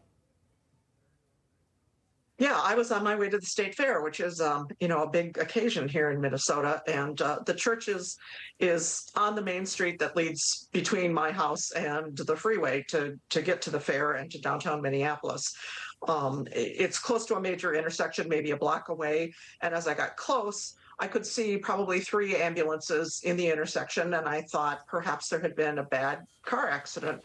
And as I drove up on it, it was very clear once you started to see the rest of the law enforcement response that something major had happened. And the church and the school are immediately adjacent to each other. So I did my best to try and get around the scene. We are hemmed in on one side by a creek that winds through the city, and so there weren't many places you could go. And unfortunately, what that brought me into were side streets immediately adjacent to the school that were filling up with parents stopping their cars just in their tracks, really, and getting out and running toward the school to see what had happened. I ended up being just in front of the church because there was no way to get around it, and there's sort of a semicircle entrance area for a drop-off point. And at that point, there were stretchers with people on them being tended to by EMS, which gave you a clue as to what had taken place there. I managed to go down the street, probably a mile, to get to the freeway, and the entire time, squad cars were streaming at me, additional ambulances, a SWAT vehicle, what appeared to be the bomb squad, and it was for blocks and blocks and blocks. I felt like every bit of law enforcement response that was possible was streaming toward Annunciation. And then as I continued on the freeway, sadly, in my rearview mirror, I could see ambulances following me on their way down to the level 1 trauma center to Hennepin Healthcare downtown. So obviously loaded up with patients and victims who needed that kind of assistance. At what point did you get a sense, Jan, that this was something major, aside from the police presence, seeing the stretchers coming out, the parents? At what point did you realize this could be a school shooting, that kids could be involved? Did you see children coming out of the church? Did you see any of that? I saw kids on the sort of semicircle pad in front of the church. Yeah. And so, it was hard to say, just because the school and the church are so close to each other, whether or not this had taken place at the school or at the church. But clearly, kids are back in school. That if you live in the neighborhood, normally parents will drop their kids off at Annunciation, and just kitty corner from church, there's a Starbucks, and you'll find a bunch of parents sitting in the Starbucks after they drop off their kids at school. So it is an active corner when kids are in school, and it was just obvious from the kind of response that there was something really, really major, and seeing people on stretchers implied very strongly it was not just a threat. What is this community like? You know, it's a great community. We are lucky to live in a part of Minneapolis that has this creek, as I said, that winds through the neighborhood, and we're close to a couple lakes. People walk, they bike, they hang out together. There's a grocery store about a half a block away from the church and school. And so my next door neighbor's 4 kids all went to Annunciation and graduated from there. It is the local parish school. And even though, you know, I am not a member there, everybody knows about it. It is on a very main street. And when you drive by above the entrance to the church, the multiple doors where you enter the church, there's an inscription carved in that says, "This is the house of God and the gate of heaven." And you see that, and then see the scene in front of it. And there's something pretty jarring about that. Jan Unstead, we thank you, and we appreciate that you are doing well, and we are hopeful that your community is able to rise up again from all of this. Thank you, Jan. We'll be right back, everybody. Thank you.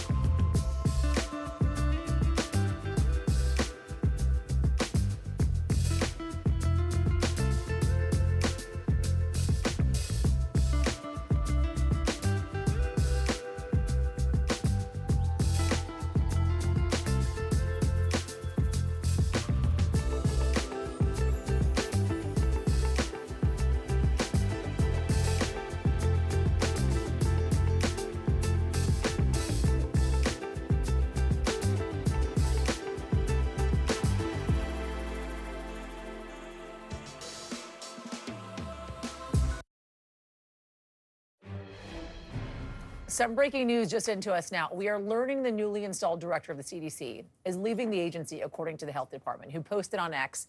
Susan Monarez is no longer director of the Centers for Disease Control and Prevention. We thank her for her dedicated service to the American people. She has only led the agency for about a month. And remember, the agency is going through a lot of changes that we have been telling you about here under Health Secretary RFK Jr. I want to bring in Berkeley Lovelace Jr., who's been following this for us and joining us now. Do we know why, Berkeley, she is suddenly leaving the agency? Yeah, so we haven't been given a reason other than this tweet from HHS that she is no longer at the agency. And this just comes just weeks after a gunman opened fire at the agency's headquarters in Atlanta, which left 1 police officer dead. We were told that she did plan a meeting, an agency-wide meeting for Monday, but then that was abruptly canceled as well. And this also comes today when RFK Jr. announced that there would be restrictions for the upcoming COVID shots for the fall as well. So we're not exactly sure why she was ousted. She did join, she was confirmed in late July, and she's been a longtime government scientist. So walk us through how this kind of fits into all the changes that we have been seeing happening at the health department. Yeah, so Health Secretary Robert F. Kennedy Jr. has been criticized over his moves on vaccines. And also in June, he replaced all members of the Centers for Disease Control and Prevention Vaccine Advisory Panel. That's what makes recommendations for vaccines, and insurance companies are forced to recover. So it's unclear whether or not Monarez agreed with those decisions as well. Of course, there will be some upcoming decisions about the COVID shots in the next few weeks as well. There are also some research going on about potential links of autism. There are some rumblings that Kennedy will either could find potential links between vaccines, which have been thoroughly debunked. So right now, it's very unclear. Also, our source, Erica Edwards, our colleague, has also just discovered that 3 other CDC leaders have also just resigned as well following Monarez's ouster. Berkeley Lovelace, thank you. Appreciate it. Thanks for being on this, Berkeley. So NBC covers hundreds of stories every day. And because it's tough to read, watch, or listen to all of them, our bureau teams have done it for you. This is what they tell us is going down in their regions in a segment that we call The Local. Out of our Western Bureau, government services in Nevada slowly coming back online after a cyber attack that closed many state offices on Monday and Tuesday. The state says no personal information was leaked, but some services like the DMV and certain websites still aren't up and running. State and federal authorities are investigating the hack. From our Northeast Bureau, heart-racing moments as an 8-year-old is saved from a burning New Jersey home. Police body cam footage showing the boy in a second-story window screaming for help. The house was engulfed in flames. Officers were able to encourage him to leap from the window, landing safely in one of their arms, and he is now doing well. And then another story out of our Western Bureau. Shocking news for one Bay Area high school football team. Their newly renovated turf field torched. Firefighters extinguished the smoldering field over the weekend, but the midfield logo was already destroyed. Police are now investigating the fire, releasing this surveillance footage of several people setting off fireworks on the field the night before. But there is more we're following tonight, including the California crime ring accused of stealing millions of dollars worth of goods from Home Depot. How police say these guys pulled it all off. We'll be right back.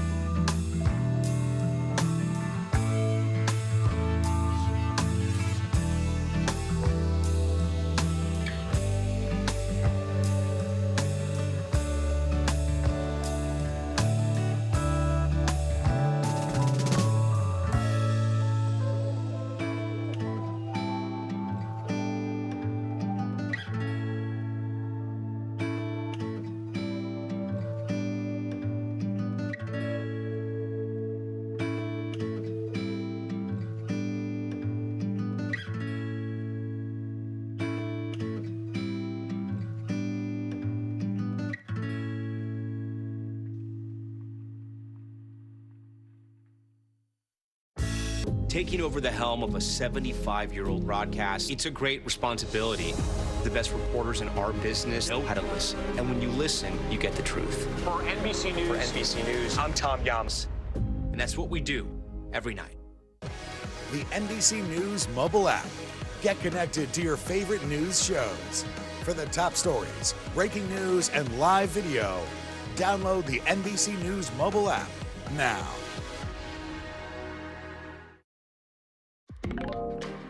All right, welcome back. Tonight, police in California say they've arrested 14 people in connection with Home Depot's largest retail theft ring ever. You can see in this security cam footage some of the suspects just stuffing their pockets with items, at one point even scaling the shelves to grab even more. And get this, they hit over 70 Home Depot stores across Southern California for years, stealing at least $10 million in merchandise. Pulling this off without getting caught until now, police are saying. I want to get right to Liz Kreutz, who's standing by for us in LA to talk more about this. We are learning some of these kind of wild details on this crime ring, Liz, how sophisticated they were, that it was a family affair in part. What more do we know about how police were actually able to catch them? Yeah, hey, Yasmin. Well, several law enforcement agencies across multiple counties work together to bring down this crime ring, and that is because this group targeted the 71 Home Depots across multiple counties here in Southern California, LA, Riverside, San Bernardino, Ventura, among others. And police called this whole thing Operation Kill Switch. They did ultimately arrest 14 people, and they say the ringleader of all of this was a man named David All, who faces 45 felony counts. He could face up to 32 years in prison. Organized retail theft, grand theft, stolen property, money laundering. These are all some of the things that he has been charged with, including conspiracy. Take a listen to what authorities said. Organized retail theft is not a victimless crime. We all suffer from it. It puts retail workers at risk, raises prices for consumers, and threatens the health of our local businesses. Today's message is clear and simple. If you're out there running booster crews, selling stolen goods, and profiting from organized retail theft, we will find you and hold you accountable. And according to authorities, the ringleader, the people who worked for him, would sometimes hit every single Home Depot in a county in one day, at times stealing up to $10,000 a day in merchandise. And this was a family affair here. He worked apparently with his brother-in-law, who was assisting him, as well as his ex-wife, who then went on to create her own fencing operation that was nearly identical. All of them have been arrested. Yasmin. We've also seen this increase in retail thefts recently. Were they actually reselling some of these products? How big of a loss is an operation like this for stores? It's a huge loss. In this case, you said it before, that they stole up to $10 million in merchandise, and they were reselling these items both online and also, in this case, in an actual business that ringleader operated called Aria Wholesale, based here in Los Angeles. We do know that this has a huge impact on consumers. Oftentimes, the companies have to pass the cost then of merchandise on to people who are, just good citizens trying to buy these products to make up for the losses. And it's a bigger problem, with the Retail Federation saying that retail theft and shoplifting is up 93% since pre-COVID, and there has been a 90% increase in dollar loss. And in this case, we know that they were really targeting high-priced and high-value items such as breakers, dimmers, switchers, and outlets. Liz Kurtz for us. Thank you, Liz. Appreciate it. Thank you for being on this. That is a wrap for this, everybody. Coverage picks up right now.